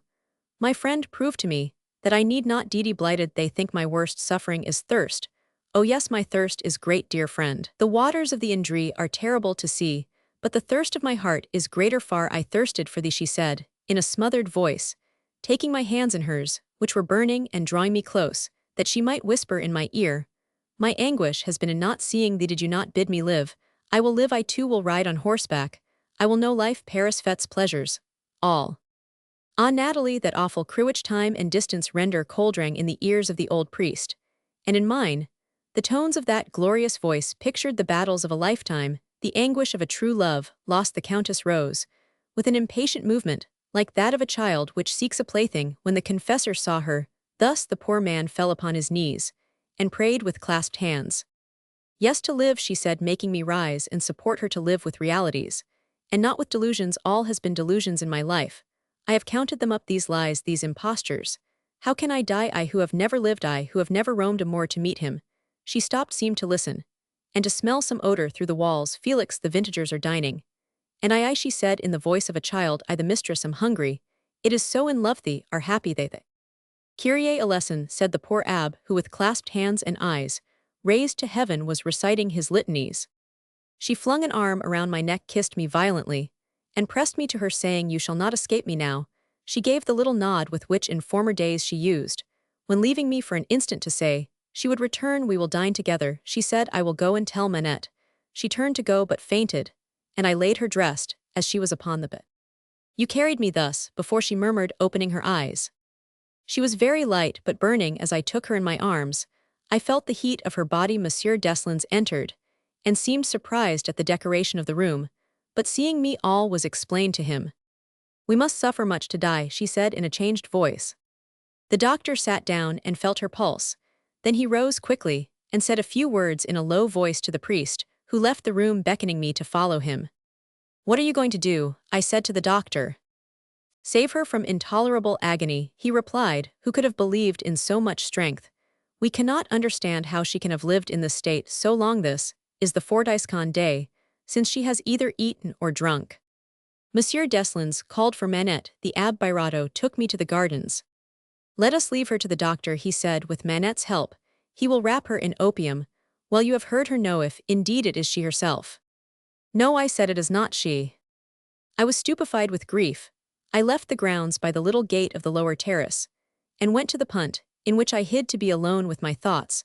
I tried to detach myself from the being in which I lived, a torture like that with which the Tartars punish adultery, by fastening a limb of the guilty man in a piece of wood, and leaving him with a knife to cut it off. If he would not die of hunger, my life was a failure too. Despair suggested many strange ideas to me. Sometimes I vowed to die beside her, sometimes to bury myself at Meilleray among the Trappists. I looked at the windows of the room where Henriette was dying, fancying I saw the light that was burning there the night I betrothed my soul to hers. Ah, ought I not to have followed the simple life she had created for me, keeping myself faithfully to her while I worked in the world? Had she not bidden me become a great man expressly that I might be saved from base and shameful passions? Chastity, was it not a sublime distinction, which I had not know how to keep? Love, as Arabella understood it, suddenly disgusted me, as I raised my humbled head, asking myself where in future I could look for light and hope, what interest could hold me to life. The air was stirred by a sudden noise. I turned to the terrace and there saw Madeleine walking alone with slow steps. During the time it took me to ascend the terrace, intending to ask the dear child the reason of the cold look she had given me when kneeling at the foot of the cross, she had seated herself on the bench. When she saw me approach her, she rose, pretending not to have seen me, and returned towards the house in a significantly hasty manner. She hated me. She fled from her mother's murderer. When I reached the portico, I saw Madeleine like a statue, motionless and erect, evidently listening to the sound of my steps. Jacques was sitting in the portico, His attitude expressed the same insensibility to what was going on about him that I had noticed when I first saw him. It suggested ideas such as we lay aside in some corner of our mind to take up and study at our leisure. I have remarked that young persons who carry death within them are usually unmoved at funerals. I longed to question that gloomy spirit. Had Madeleine kept her thoughts to herself, or had she inspired Jacques with her hatred? "You know, Jacques," I said to begin the conversation, "that, in me, you have a most devoted brother. Your friendship is useless to me. I shall follow my mother," he said, giving me a sullen look of pain. "Jacques," I cried, "you too against me." He coughed and walked away. When he returned, he showed me his handkerchief stained with blood. "Do you understand that?" he said. Thus they had each of them a fatal secret. I saw before long that the brother and sister avoided each other. Henriette laid low. All was in ruins at Clochegourde. "Madame is asleep," Manette came to say, quite happy in knowing that the Countess was out of pain. In these dreadful moments, though each person knows the inevitable end, strong affections fasten on such minor joys. Minutes are centuries which we long to make restorative. We wish our dear ones to lie on roses. We pray to bear their sufferings. We cling to the hope that their last moment may be to them unexpected. "Monsieur Deslandes has ordered the flowers taken away. They excited Madame's nerves," said Manette. Then it was the flowers that caused her delirium. She herself was not a part of it. "Come, Monsieur Félix," added Manette, "come and see Madame. She is beautiful as an angel." I returned to the dying woman just as the setting sun was gilding the lacework on the roofs of the chateau of Azay. All was calm and pure. A soft light lit the bed on which my Henriette was lying wrapped in opium.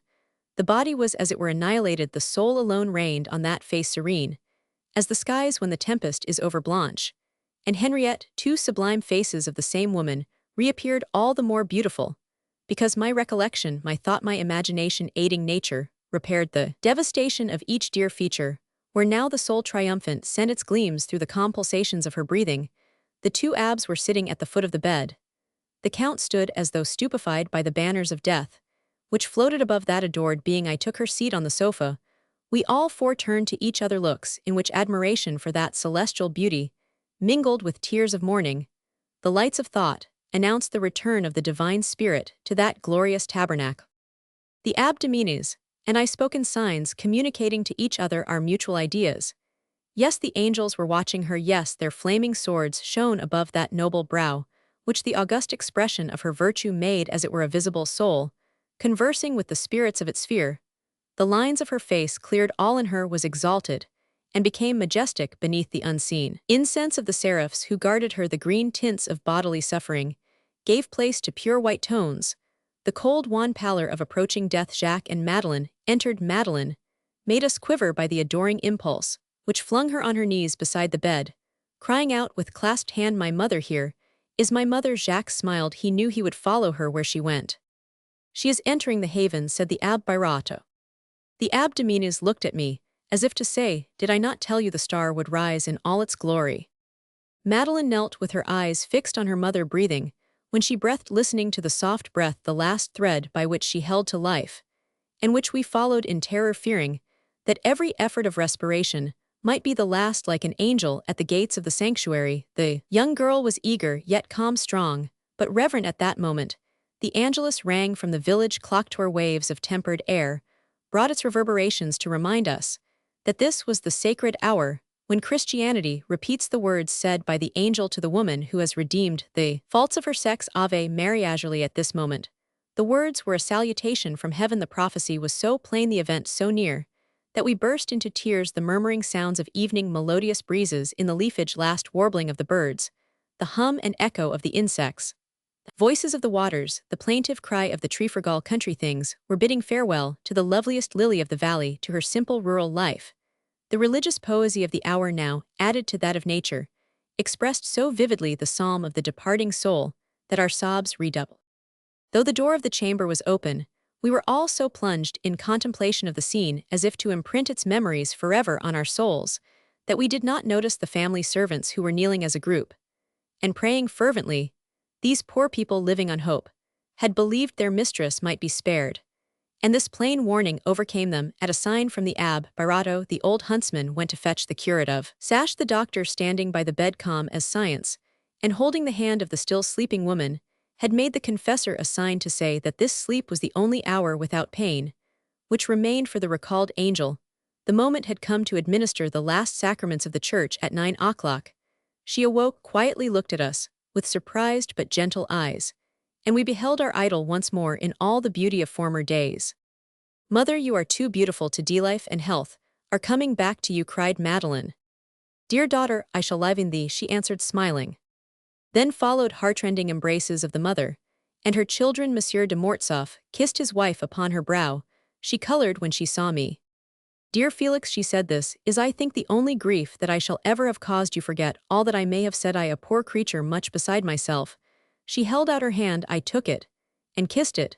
Then she said with her chaste and gracious smile, "As in the old days, Felix." We all left the room, and went into the salon. During the last confession, I approached Madeleine in presence of others. She could not escape me without a breach of civility, but like her mother, she looked at no one, and kept silence without even once turning her eyes in my direction.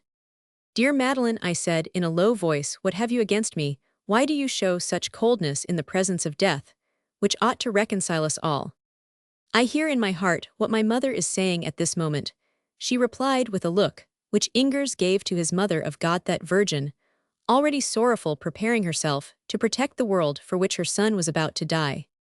"And you condemn me at the moment when your mother absolves me. Indeed, I am guilty." "You," she said, "always yourself." The tones of her voice revealed the determined hatred of a Corsican, implacable as the judgments of those who, not having studied life, admit of no extenuation of faults committed against the laws of the heart.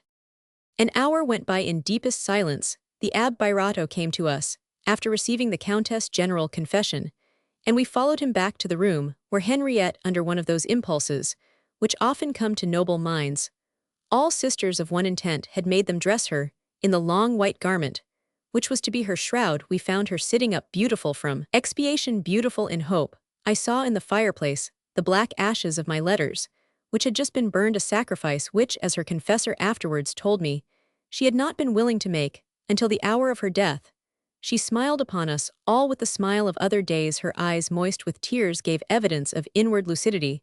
She saw the celestial joys of the promised land. "Dear Felix," she said, holding out her hand and pressing mine, "stay with us. You must be present at the last scene of my life, not the least painful among many such, but one in which you are concerned." She made a sign, and the door was closed at her request. The Count sat down, the Abbé Birato, and I remained standing. Then, with Manette's help, the Countess rose and knelt before the astonished Count, persisting in remaining there a moment after. When Manette had left the room, she raised her head, which she had laid upon her husband's knees. "Though I have been a faithful wife to you," she said, in a faint voice, "I have sometimes failed in my duty. I have just prayed to God to give me strength to ask your pardon. I have given to a friendship outside of my family more affectionate care than I have shown to you. Perhaps I have sometimes irritated you by the comparisons you may have made between these cares, these thoughts, and those I gave to you. I have had," she said in a sinking voice, "a deep friendship, which no one, not even he who has been its object, has fully known. Though I have continued virtuous according to all human laws, though I have been a irreproachable wife to you, still other thoughts, voluntary or involuntary, have often crossed my mind, and in this hour I fear I have welcomed them too warmly. But as I have tenderly loved you and continued to be your submissive wife, and as the clouds passing beneath the sky do not alter its purity, I now pray for your blessing with a clean heart. I shall die without one bitter thought if I can hear from your lips a tender word for your Blanche, for the mother of your children, if I know that you forgive her those things for which she did not forgive herself, till reassured by the great tribunal which pardons all." "Blanche, Blanche," cried the broken man, shedding tears upon his wife's head, "would you kill me?" He raised her with a strength unusual to him, kissed her solemnly on the forehead, and thus holding her continued, "Have I no forgiveness to ask of you? Have I never been harsh? Are you not making too much of your girlish scruples?" "Perhaps," she said, "but dear friend, indulge the weakness of a dying woman, tranquilize my mind. When you reach this hour you will remember that I left you with a blessing. Will you grant me permission to leave to our friend? Now here, that pledge of my affection," she continued, showing a letter that was on the mantel-shelf. "He is now my adopted son, and that is all the heart, dear friend, makes its bequests. My last wishes impose a sacred duty on that dear Felix. I think I do not put too great a burden on him. Grant that I do not ask too much of you in desiring to leave him these last words. "You see I am always a woman," she said, bending her head with mournful sweetness. "After obtaining pardon I ask a gift. Read this," she added, giving me the letter, "but not until after my death." The Count saw her color change. He lifted her, and carried her himself to the bed, where we all surrounded her. "Felix," she said, "I may have done something wrong to you often. I gave you pain, by letting you hope for that I could not give you. But see, it was that very courage of wife and mother that now enables me to die forgiven of all. You will forgive me too, you who have so often blamed me, and whose injustice was so dear." The Abbe Birato laid a finger on his lips at that sign. The dying woman bowed her head. Faintness overcame her. Presently, she waved her hands, as if summoning the clergy and her children and the servants to her presence. And then with an imploring gesture she showed me the desolate Count and the children beside him. The sight of that father, the secret of whose insanity was known to us alone now, to be left sole guardian of those delicate beings, brought mute entreaties to her face, which fell upon my heart like sacred fire. Before receiving extreme unction she asked pardon of her servants if by a hasty word she had sometimes hurt them. She asked their prayers, and commended each one individually to the Count. She nobly confessed that during the last 2 months, she had uttered complaints that were not Christian and might have shocked them. She had repulsed her children and clung to life unworthily, but she attributed this failure of submission to the will of God, to her intolerable sufferings. Finally, she publicly thanked the Abbe Birato with heartfelt warmth for having shown her the illusion of all earthly things. When she ceased to speak, prayers were said again, and the curate of Sash gave her the viaticum. A few moments later her breathing became difficult. A film overspread her eyes, but soon they cleared again. She gave me a last look, and died to the eyes of earth, hearing perhaps the symphony of our sobs, as her last sigh issued from her lips, effort of a life that was one long anguish. I felt a blow within me that struck on all my faculties. The Count and I remained beside the bier all night with the 2 abbes, and the curate watching in the glimmer of the tapers. The body of the departed now, so calm, laid upon the mattress of her bed, where once she had suffered cruelly. It was my first communion with death. I remained the whole of that night with my eyes fixed on Henriette, spellbound by the pure expression that came from the stilling of all tempests, by the whiteness of that face, where still I saw the traces of her innumerable affections, although it made no answer to my love. What majesty in that silence, in that coldness! How many thoughts they expressed! What beauty in that cold repose! What power in that immobility! All the past was there, and futurity had begun. I loved her dead as much as I had loved her living. In the morning, the Count went to bed. The 3 wearied priests fell asleep in that heavy hour of dawn, so well known to those who watch. I could then, without witnesses, kiss that sacred brow with all the love I had never been allowed to utter. The 3rd day, in a cool autumn morning, we followed the Countess to her last home. She was carried by the old huntsman, the 2 Martineaus and Manette's husband. We went down by the road I had so joyously ascended the day I first returned to her. We crossed the valley of the Indre to the little cemetery of Sashia, poor village graveyard, placed behind the church on the slope of the hill, where with true humility she had asked to be buried beneath a simple cross of black wood. Like a poor countrywoman, she said, when I saw from the center of the valley the village church and the place of the graveyard, a convulsive shudder seized me. Alas, we have all our Golgothas, where we leave the first 33 years of our lives with the lancewand in our side, the crown of thorns, and not of roses on our brow. That hill slope was to me the mount of expiation. We were followed by an immense crowd seeking to express the grief of the valley, where she had silently buried so many noble actions. Manette, her faithful woman, told me that, when her savings did not suffice to help the poor, she economized upon her dress. There were babes to be provided for, naked children to be clothed, mothers succored in their need, sacks of flour brought to the millers in winter for helpless old men, a cow sent to some poor home. Deeds of a Christian woman, a mother, and the lady of the manor. Besides these things, there were dowries paid to enable loving hearts to marry, substitutes bought for youths to whom the draft had brought despair, tender offerings of the loving woman who had said the happiness of others is the consolation of those who cannot themselves be happy. Such things related at the Vallées made the crowd immense. I walked with Jacques and the 2 abbes behind the coffin. According to custom, neither the Count nor Madeleine were present. They remained alone at Clochegourde, but Manette insisted in coming with us. Poor madame, she is happy now, I heard her saying to herself amid her sobs. As the procession left the road to the mills, I heard a simultaneous moan and a sound of weeping, as though the valley were lamenting for its soul. The church was filled with people. After the service was over, we went to the graveyard, where she wished to be buried near the cross. When I heard the pebbles and the gravel falling upon the coffin, my courage gave way. I staggered and asked the two Martineaus to steady me. They took me half-dead to the chateau of Sash, where the owners very kindly invited me to stay, and I accepted. I will own to you that I dreaded a return to Clochegird, and it was equally repugnant to me to go to Frapesle, where I could see my Henriette's windows. Here at Sash, I was near her. I lived for some days in a room which looked on the tranquil, solitary valley I have mentioned to you. It is a deep recess among the hills, bordered by oaks that are doubly centenarian, through which a torrent rushes after rain. The scene was in keeping with the stern and solemn meditations to which I desired to abandon myself. I had perceived during the day which followed the fatal night how unwelcome my presence might be at Clochegird. The Count had gone through violent emotions at the death of his wife, but he had expected the event. His mind was made up to it, in a way that was something like indifference. I had noticed this several times. And when the Countess gave me that letter which I still dared not read, and when she spoke of her affection for me, I remarked that the Count, usually so quick to take offense, made no sign of feeling any. He attributed Henriette's wording to the extreme sensitiveness of a conscience which he knew to be pure. This selfish insensibility was natural to him.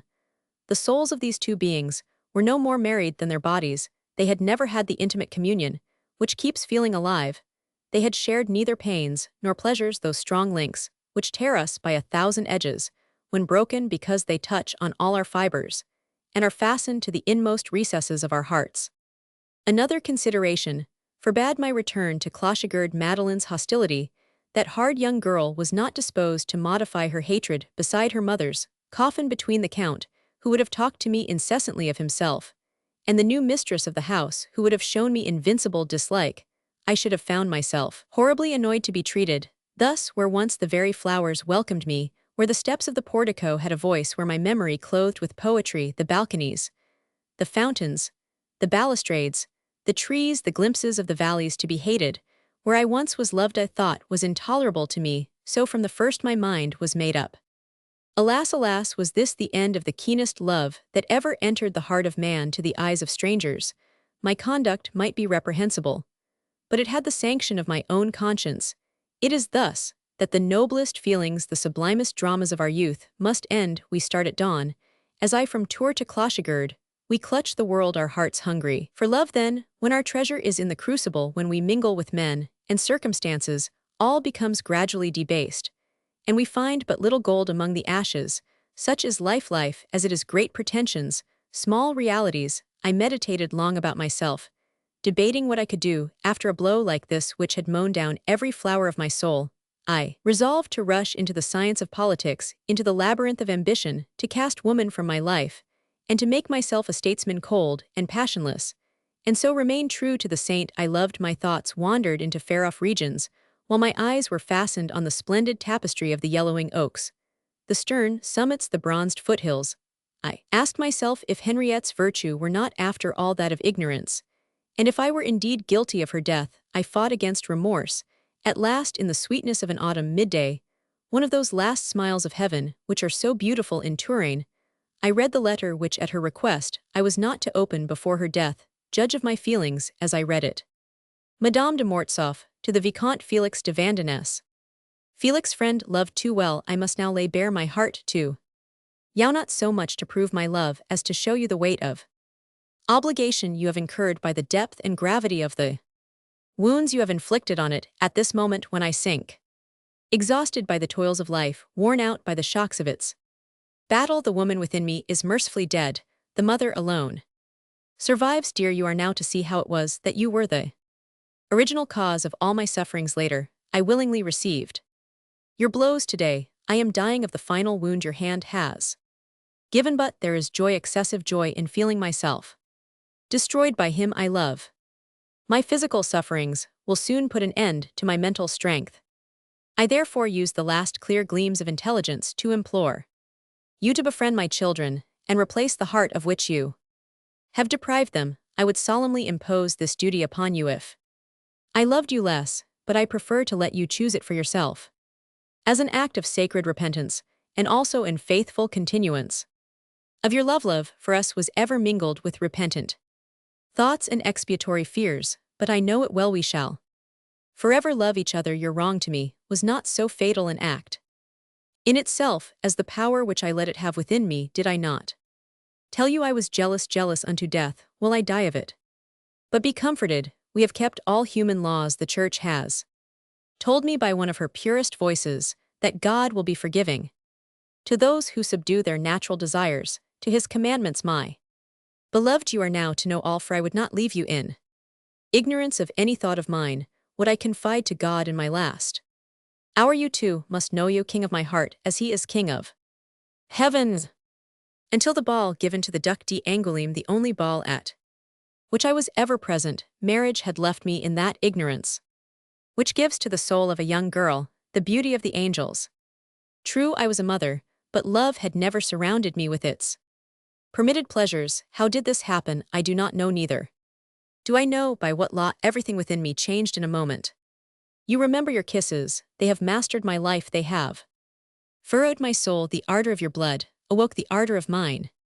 Your youth entered my youth, your desires my soul. When I rose and left you proudly, I was filled with an emotion for which I know no name in any language. Ever, children have not yet found a word to express the marriage of their eyes with light, nor the kiss of life laid upon their lips. Yes, it was sound coming in the echo, light flashing through the darkness, motion shaking the universe.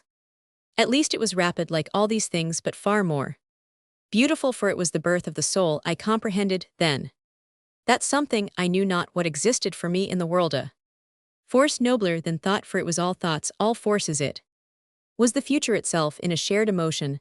I felt I was but half a mother falling thus upon my heart. This thunderbolt awoke desires which slumbered there without my knowledge. Suddenly, I divined all that my aunt had meant when she kissed my forehead, murmuring, "Poor Henriette."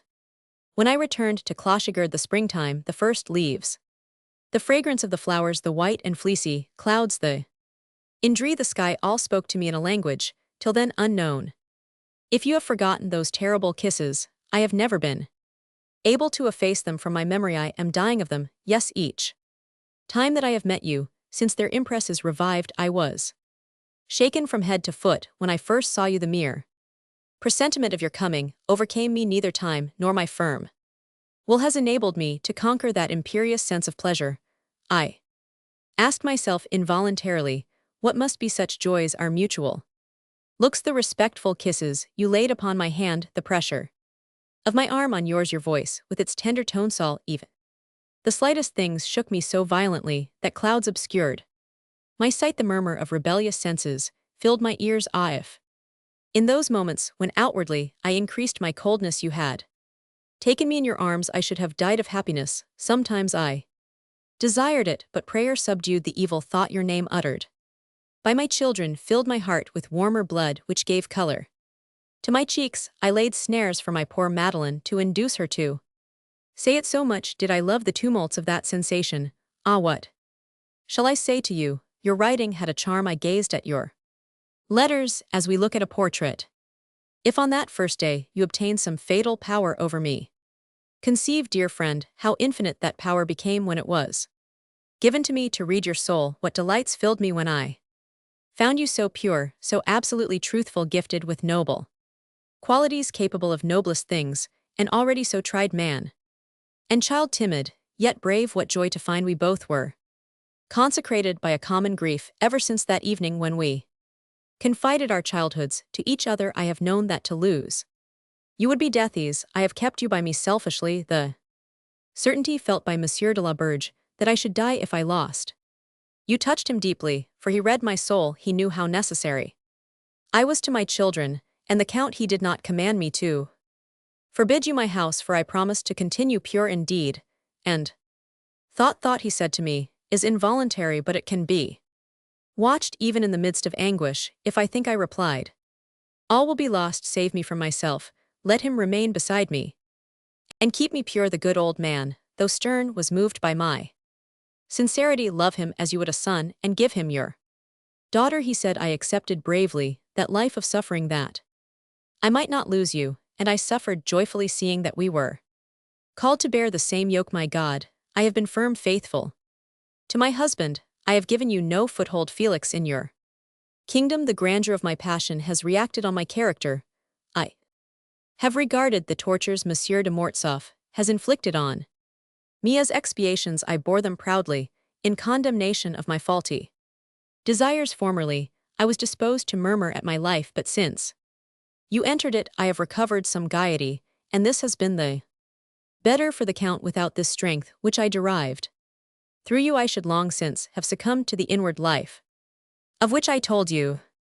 If you have counted for much in the exercise of my duty, so have my children also. I felt I had deprived them of something, and I feared I could never do enough to make amends to them. My life was thus a continual struggle, which I loved, feeling that I was less a mother, less an honest wife. Remorse entered my heart, fearing to fail in my obligations. I constantly went beyond them. Often I put Madeleine between you and me, giving you to each other, raising barriers between us, barriers that were powerless. For what could stifle the emotions which you caused me? Absent or present, you had the same power. I preferred Madeleine to Jacques, because Madeleine was sometime to be yours, but I did not yield you to my daughter. Without a struggle, I told myself that I was only 28 when I first met you, and you were nearly 22. I shortened the distance between us. I gave myself up to delusive hopes. Oh, Felix, I tell you these things to save you from remorse, also perhaps to show you that I was not cold and insensible, that our sufferings were cruelly mutual, that Arabella had no superiority of love over mine. I too am the daughter of a fallen race, such as men love well. There came a moment when the struggle was so terrible that I wept. The long nights through my hair fell off. You have it. Do you remember the Count's illness? Your nobility of soul, far from raising my soul, belittled it. Alas, I dreamed of giving myself to you some day as the reward of so much heroism, but the folly was a brief one. I laid it at the feet of God during the Mass that day, when you refused to be with me. Jacques' illness and Madeleine's sufferings seemed to me the warnings of God calling back to him his lost sheep. Then your love, which is so natural for that Englishwoman, revealed to me secrets of which I had no knowledge. I loved you better than I knew the constant emotions of this stormy life, the efforts that I made to subdue myself with no other succor than that religion gave me. All has brought about the malady of which I die. The terrible shocks I have undergone brought on attacks about which I kept silence. I saw in death the sole solution of this hidden tragedy. A lifetime of anger, jealousy, and rage lay in those 2 months between the time my mother told me of your relations with Lady Dudley and your return to Clochigard. I wished to go to Paris. Murder was in my heart. I desired that woman's death. I was indifferent to my children. Prayer, which had hitherto been to me a balm, was now without influence on my soul. Jealousy made the breach through which death has entered, and yet I have kept a placid brow. Yes, that period of struggle was a secret between God and myself after your return. And when I saw that I was loved, even as I loved you, that nature had betrayed me, and not your thought I wished to live, it was then too late. God had taken me under his protection, filled no doubt with pity for a being true with herself, true with him, whose sufferings had often led her to the gates of the sanctuary.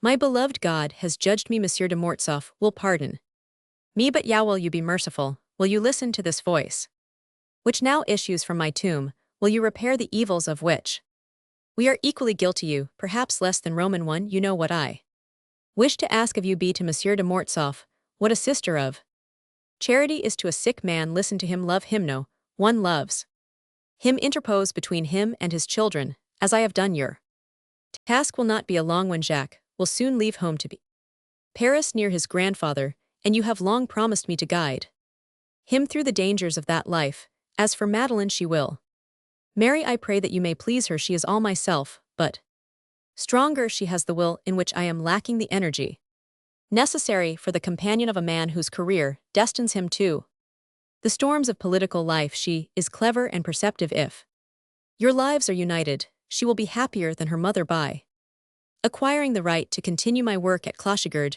you will blot out the faults I have not sufficiently expiated, though they are pardoned in heaven and also on earth, for he is generous and will forgive me. You see, I am ever selfish. Is it not the proof of a despotic love? I wish you to still love me in mine, unable to be Yours in life I bequeath to you my thoughts, and also my duties. If you do not wish to marry Madeleine, you will at least seek the repose of my soul, by making Monsieur de Mortsauf as happy as he ever can be. Farewell, dear child of my heart, this is the farewell of a mind absolutely sane, still full of life, the farewell of a spirit on which thou hast shed too many and too great joys, to suffer thee to feel remorse for the catastrophe they have caused. I use that word catastrophe, thinking of you, and how you love me. As for me, I reach the haven of my rest, sacrifice to duty, and not without regret. I tremble at that thought. God knows better than I whether I have fulfilled his holy laws, in accordance with their spirit. Often no doubt I have tottered, but I have not fallen. The most potent cause of my wrongdoing lay in the grandeur of the seductions that encompassed me. The Lord will behold me trembling when I enter his presence, as though I had succumbed. Farewell. Again a long farewell like that I gave last night to art valley, where I soon shall rest, and where you will often will you not return. Henriette. I fell into an abyss of terrible reflections, as I perceived the depths unknown of the life, now lighted up by this expiring flame. The clouds of my egotism rolled away. She had suffered as much as more than I, for she was dead. She believed that others would be kind to her friend. She was so blinded by love that she had never so much as suspected the enmity of her daughter.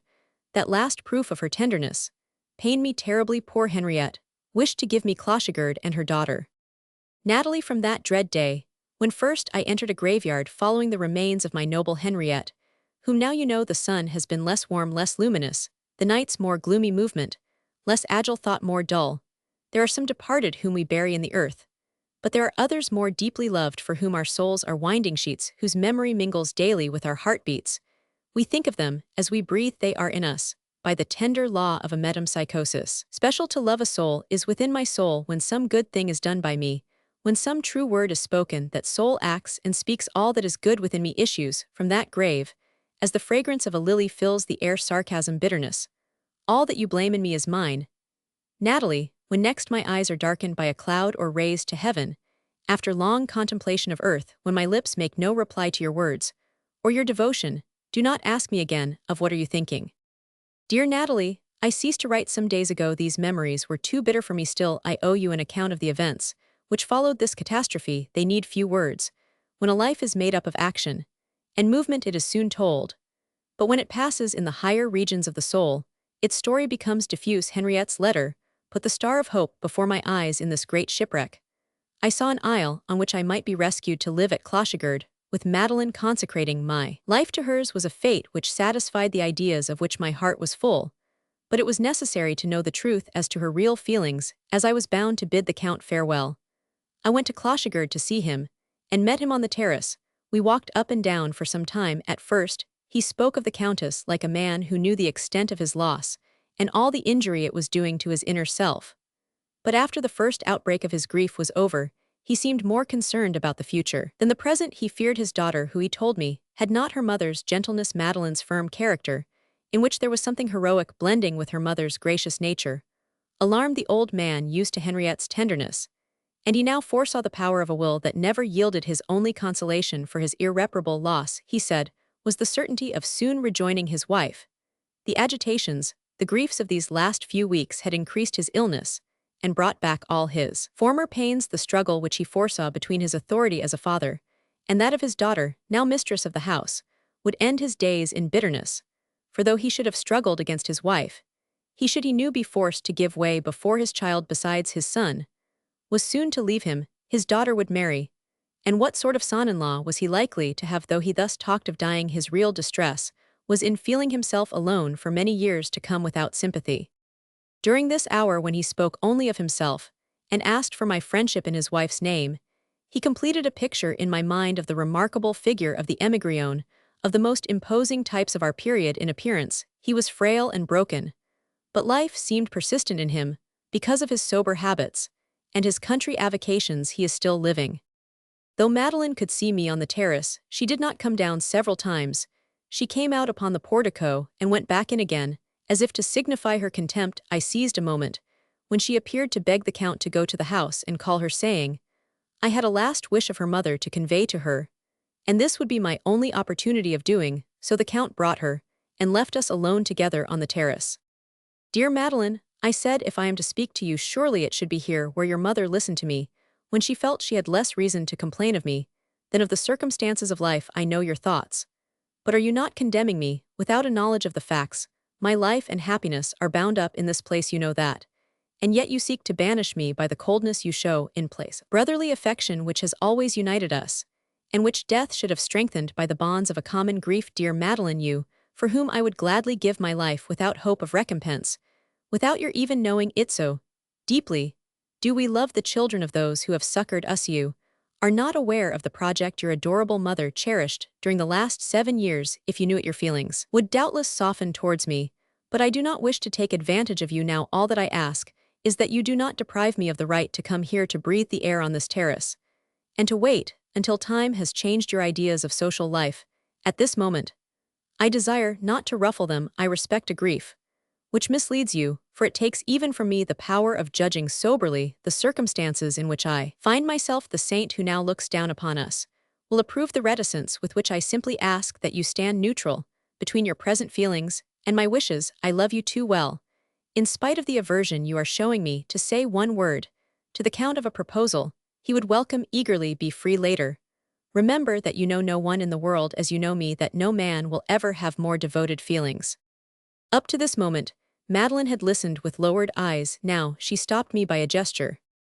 "Monsieur," she said in a voice trembling with emotion, "I know all your thoughts, but I shall not change my feelings towards you. I would rather fling myself into the Indre than ally myself to you. I will not speak to you of myself. But if my mother's name still possesses any power over you in her name, I beg you never to return to Clochegird so long as I am in it.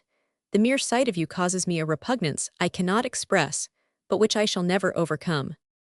She bowed to me with dignity, and returned to the house, without looking back, impassible as her mother had been for one day only, but more pitiless. The searching eye of that young girl had discovered, though tardily, the secrets of her mother's heart, and her hatred to the man whom she fancied fatal to her mother's life may have been increased by a sense of her innocent complicity. All before me was now chaos. Madeline hated me without considering whether I was the cause or the victim of these misfortunes. She might have hated us equally, her mother and me, had we been happy. Thus it was that the edifice of my happiness fell in ruins. I alone, the life of that unknown noble woman, I alone, had entered every region of her soul. Neither mother, father, husband, nor children had ever known her strange truth. I stir this heap of ashes, and take pleasure in spreading them before you. All hearts may find something in them of their closest experience. How many families have had their Henriette? How many noble feelings have left this earth, with no historian to fathom their hearts, to measure the depth and breadth of their spirits? Such is human life in all its truth. Often mothers know their children as little as their children know them. So it is with husbands, lovers, brothers. Did I imagine that one day, beside my father's coffin, I should contend with my brother Charles, for whose advancement I had done so much good? God, how many lessons in the simplest history! When Madeline disappeared into the house, I went away with a broken heart, bidding farewell to my host at Sash. I started for Paris, following the right bank of the Indre, the one I had taken when I entered the valley for the first time. Sadly, I drove through the pretty village of Pont-Rouen. Yet I was rich. Political life courted me. I was not the weary plodder of 1814. Then my heart was full of eager desires. Now my eyes were full of tears. Once my life was all before me to fill as I could. Now I knew it to be a desert. I was still young, only 29, but my heart was withered. A few years had sufficed to despoil that landscape of its early glory, and to disgust me with life. You can imagine my feelings, when on turning round I saw Madeline on the terrace. A prey to imperious sadness, I gave no thought to the end of my journey. Lady Dudley was far indeed from my mind, and I entered the courtyard of her house without reflection. The folly once committed, I was forced to carry it out. My habits were conjugal in her house, and I went upstairs thinking of the annoyances of a rupture.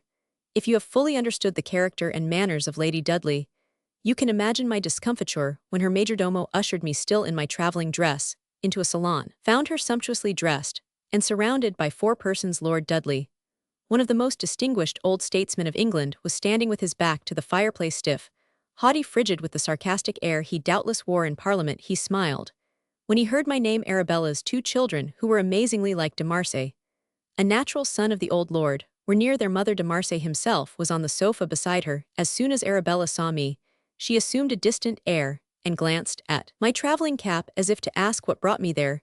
She looked me over from head to foot, as though I were some country gentleman just presented to her. As for our intimacy, that eternal passion, those vows of suicide, if I ceased to love her, those visions of Armida, all had vanished like a dream. I had never clasped her hand. I was a stranger. She knew me not. In spite of the diplomatic self-possession to which I was gradually being trained, I was confounded, and all others in my place would have felt the same. De Marsay smiled at his boots, which he examined with remarkable interest. I decided at once upon my course. From any other woman, I should modestly have accepted my defeat, but outraged at the glowing appearance of the heroine who had vowed to die for love, and who had scoffed at the woman who was really dead, I resolved to meet insolence with insolence. She knew very well the misfortunes of Lady Brandon. To remind her of them was to send a dagger to her heart, though the weapon might be blunted by the blow.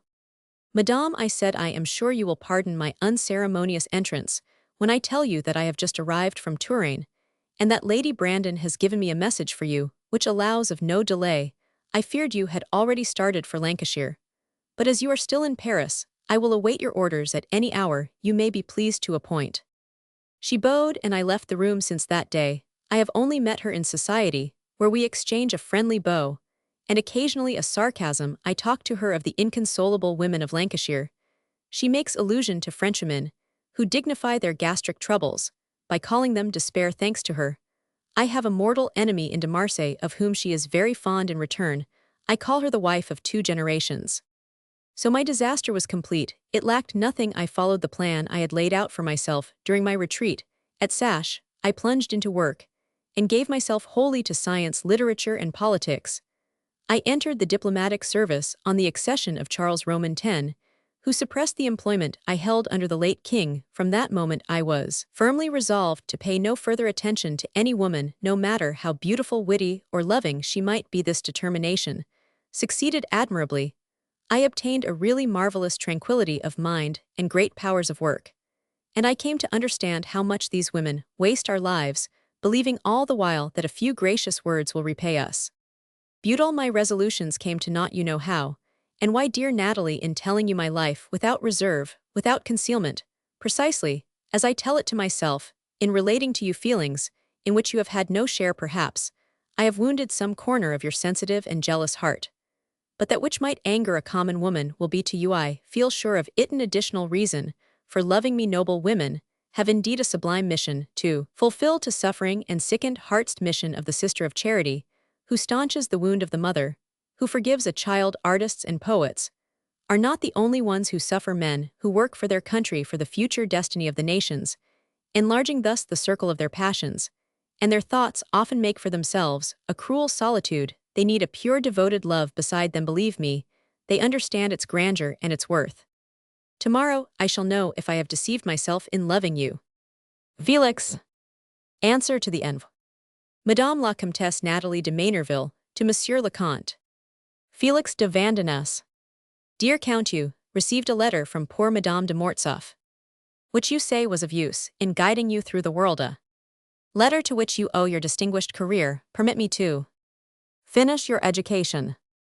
Give up, I beg of you, a really dreadful habit. Do not imitate certain widows who talk of their first husband and throw the virtues of the deceased in the face of their second. I am a Frenchwoman, dear Count. I wish to marry the whole of the man I love, and I really cannot marry Madame de Mortsauf. Too, having read your tale with all the attention it deserves, and you know the interest I feel in you, it seems to me that you must have wearied Lady Dudley with the perfections of Madame de Mortsauf, and done great harm to the Countess by overwhelming her with the experiences of your English love. Also you have failed in tact too. Me, poor creature, without other merit than that of pleasing you. You have given me to understand that I cannot love as Henriette or Arabella loved you. I acknowledge my imperfections, I know them. But why so roughly make me feel them? Shall I tell you whom I pity? The 4th woman whom you love, she will be forced to struggle against 3 others. Therefore, in your interests as well as in hers, I must warn you against the dangers of your tale. For myself, I renounce the laborious glory of loving you. It needs too many virtues, Catholic or Anglican, And I have no fancy for rivaling phantoms. The virtues of the Virgin of Clochigerd would dishearten any woman however sure of herself she might be, and your intrepid English Amazon discourages even a wish for that sort of happiness, no matter what a poor woman may do. She can never hope to give you the joys she will aspire to give. Neither heart nor senses can triumph against these memories of yours. I own that I have never been able to warm the sunshine chilled for you by the death of your sainted Henriette. I have felt you shuddering beside me. My friend, for you will always be my friend. Never make such confidences again. They lay bare your disillusions. They discourage love and compel a woman to feel doubtful of herself. Love, dear Count, can only live on trustfulness. The woman who, before she says a word or mounts her horse, must ask herself whether a celestial Henriette might not have spoken better, whether a writer like Arabella was not more graceful. That woman, you may be very sure, will tremble in all her members. You certainly have given me a desire to receive a few of those intoxicating banquets, but you say you will make no more. There are many other things you dare no longer do, thoughts and enjoyments you can never reawaken. No woman, and you ought to know this, will be willing to elbow in your heart the phantom whom you hold theirs. You ask me to love you out of Christian charity. I could do much, I candidly admit, for charity. In fact, I could do all except love. You are sometimes wearisome, and wearied you call your dullness melancholy. Very good, so be it, but all the same it is intolerable, and causes much cruel anxiety to one who loves you. I have often found the grave of that saint between us. I have searched my own heart. I know myself, and I own I do not wish to die as she. Roman 999. If you tired out Lady Dudley, who is a very distinguished woman, I who have not her passionate desires, should I fear turn coldly against you even sooner than she. Roman 999. Come, let us suppress love between us, inasmuch as you can find happiness only with the dead, and let us be merely friends. I wish it.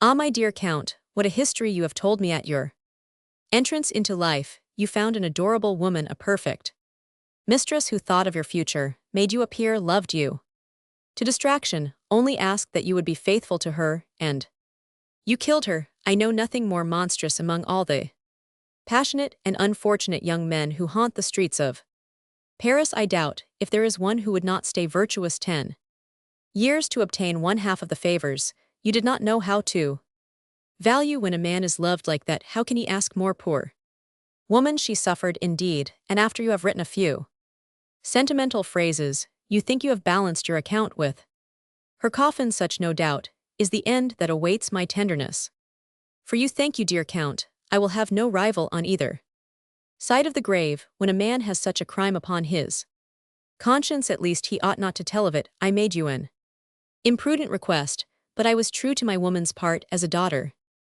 of Eve. It was your part to estimate the effect of the answer. You ought to have deceived me later. I should have thanked you. Is it possible that you have never understood the special virtue of lovers? Can you not feel how generous they are in swearing that they have never loved before, and love at last for the first time?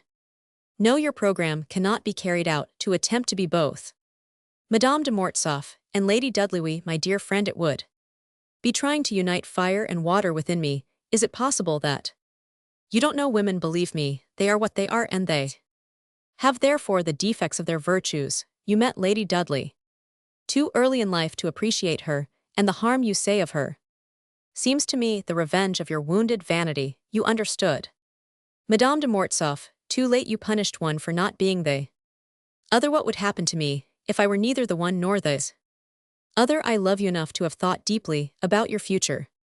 In fact, I really care for you a great deal. Your air of the Knight of the Sad Countenance has always deeply interested me. I believed in the constancy of melancholy men, but I little thought that you had killed the loveliest and the most virtuous of women at the opening of your life. Well, I ask myself, what remains for you to do? I have thought it over carefully. I think, my friend, that you will have to marry a Mrs. Shandy, who will know nothing of love or of passion, and will not trouble herself about Madame de Mortsauf or Lady Dudley, who will be wholly indifferent to those moments of ennui which you call melancholy, during which you are as lively as a rainy day. Wife who will be to you, in short the excellent sister of charity, whom you're seeking, but as for loving quivering at a word, anticipating happiness, giving it, receiving it, experiencing all. The tempests of passion, cherishing the little weaknesses of a beloved woman, me dear, count, renounce it all you have followed. The advice of your good angel about young women too closely you have avoided them so carefully that now you know nothing about them. Madame de Mortsauf was right to place you high in life at the start, otherwise all women would have been against you, and you never would have risen in society. It is too late now to begin your training over again, too late to learn to tell us what we long to hear, to be superior to us at the right moment, or to worship our pettiness when it pleases us to be petty. We are not so silly as you think us. When we love, we place the man of our choice above all else. Whatever shakes our faith in our supremacy shakes our love in flattering us. Men flatter themselves. If you intend to remain in society to enjoy intercourse with women, you must carefully conceal from them all that you have told me. They will not be willing to sow the flowers of their love upon the rocks, or lavish their caresses to soothe a sickened spirit. Women will discover the barrenness of your heart, and you will be ever more and more unhappy. Few among them would be frank enough to tell you what I have told you, or sufficiently good-natured to leave you without rancor, offering their friendship like the woman who now subscribes herself your devoted friend, Nathalie de Manerville.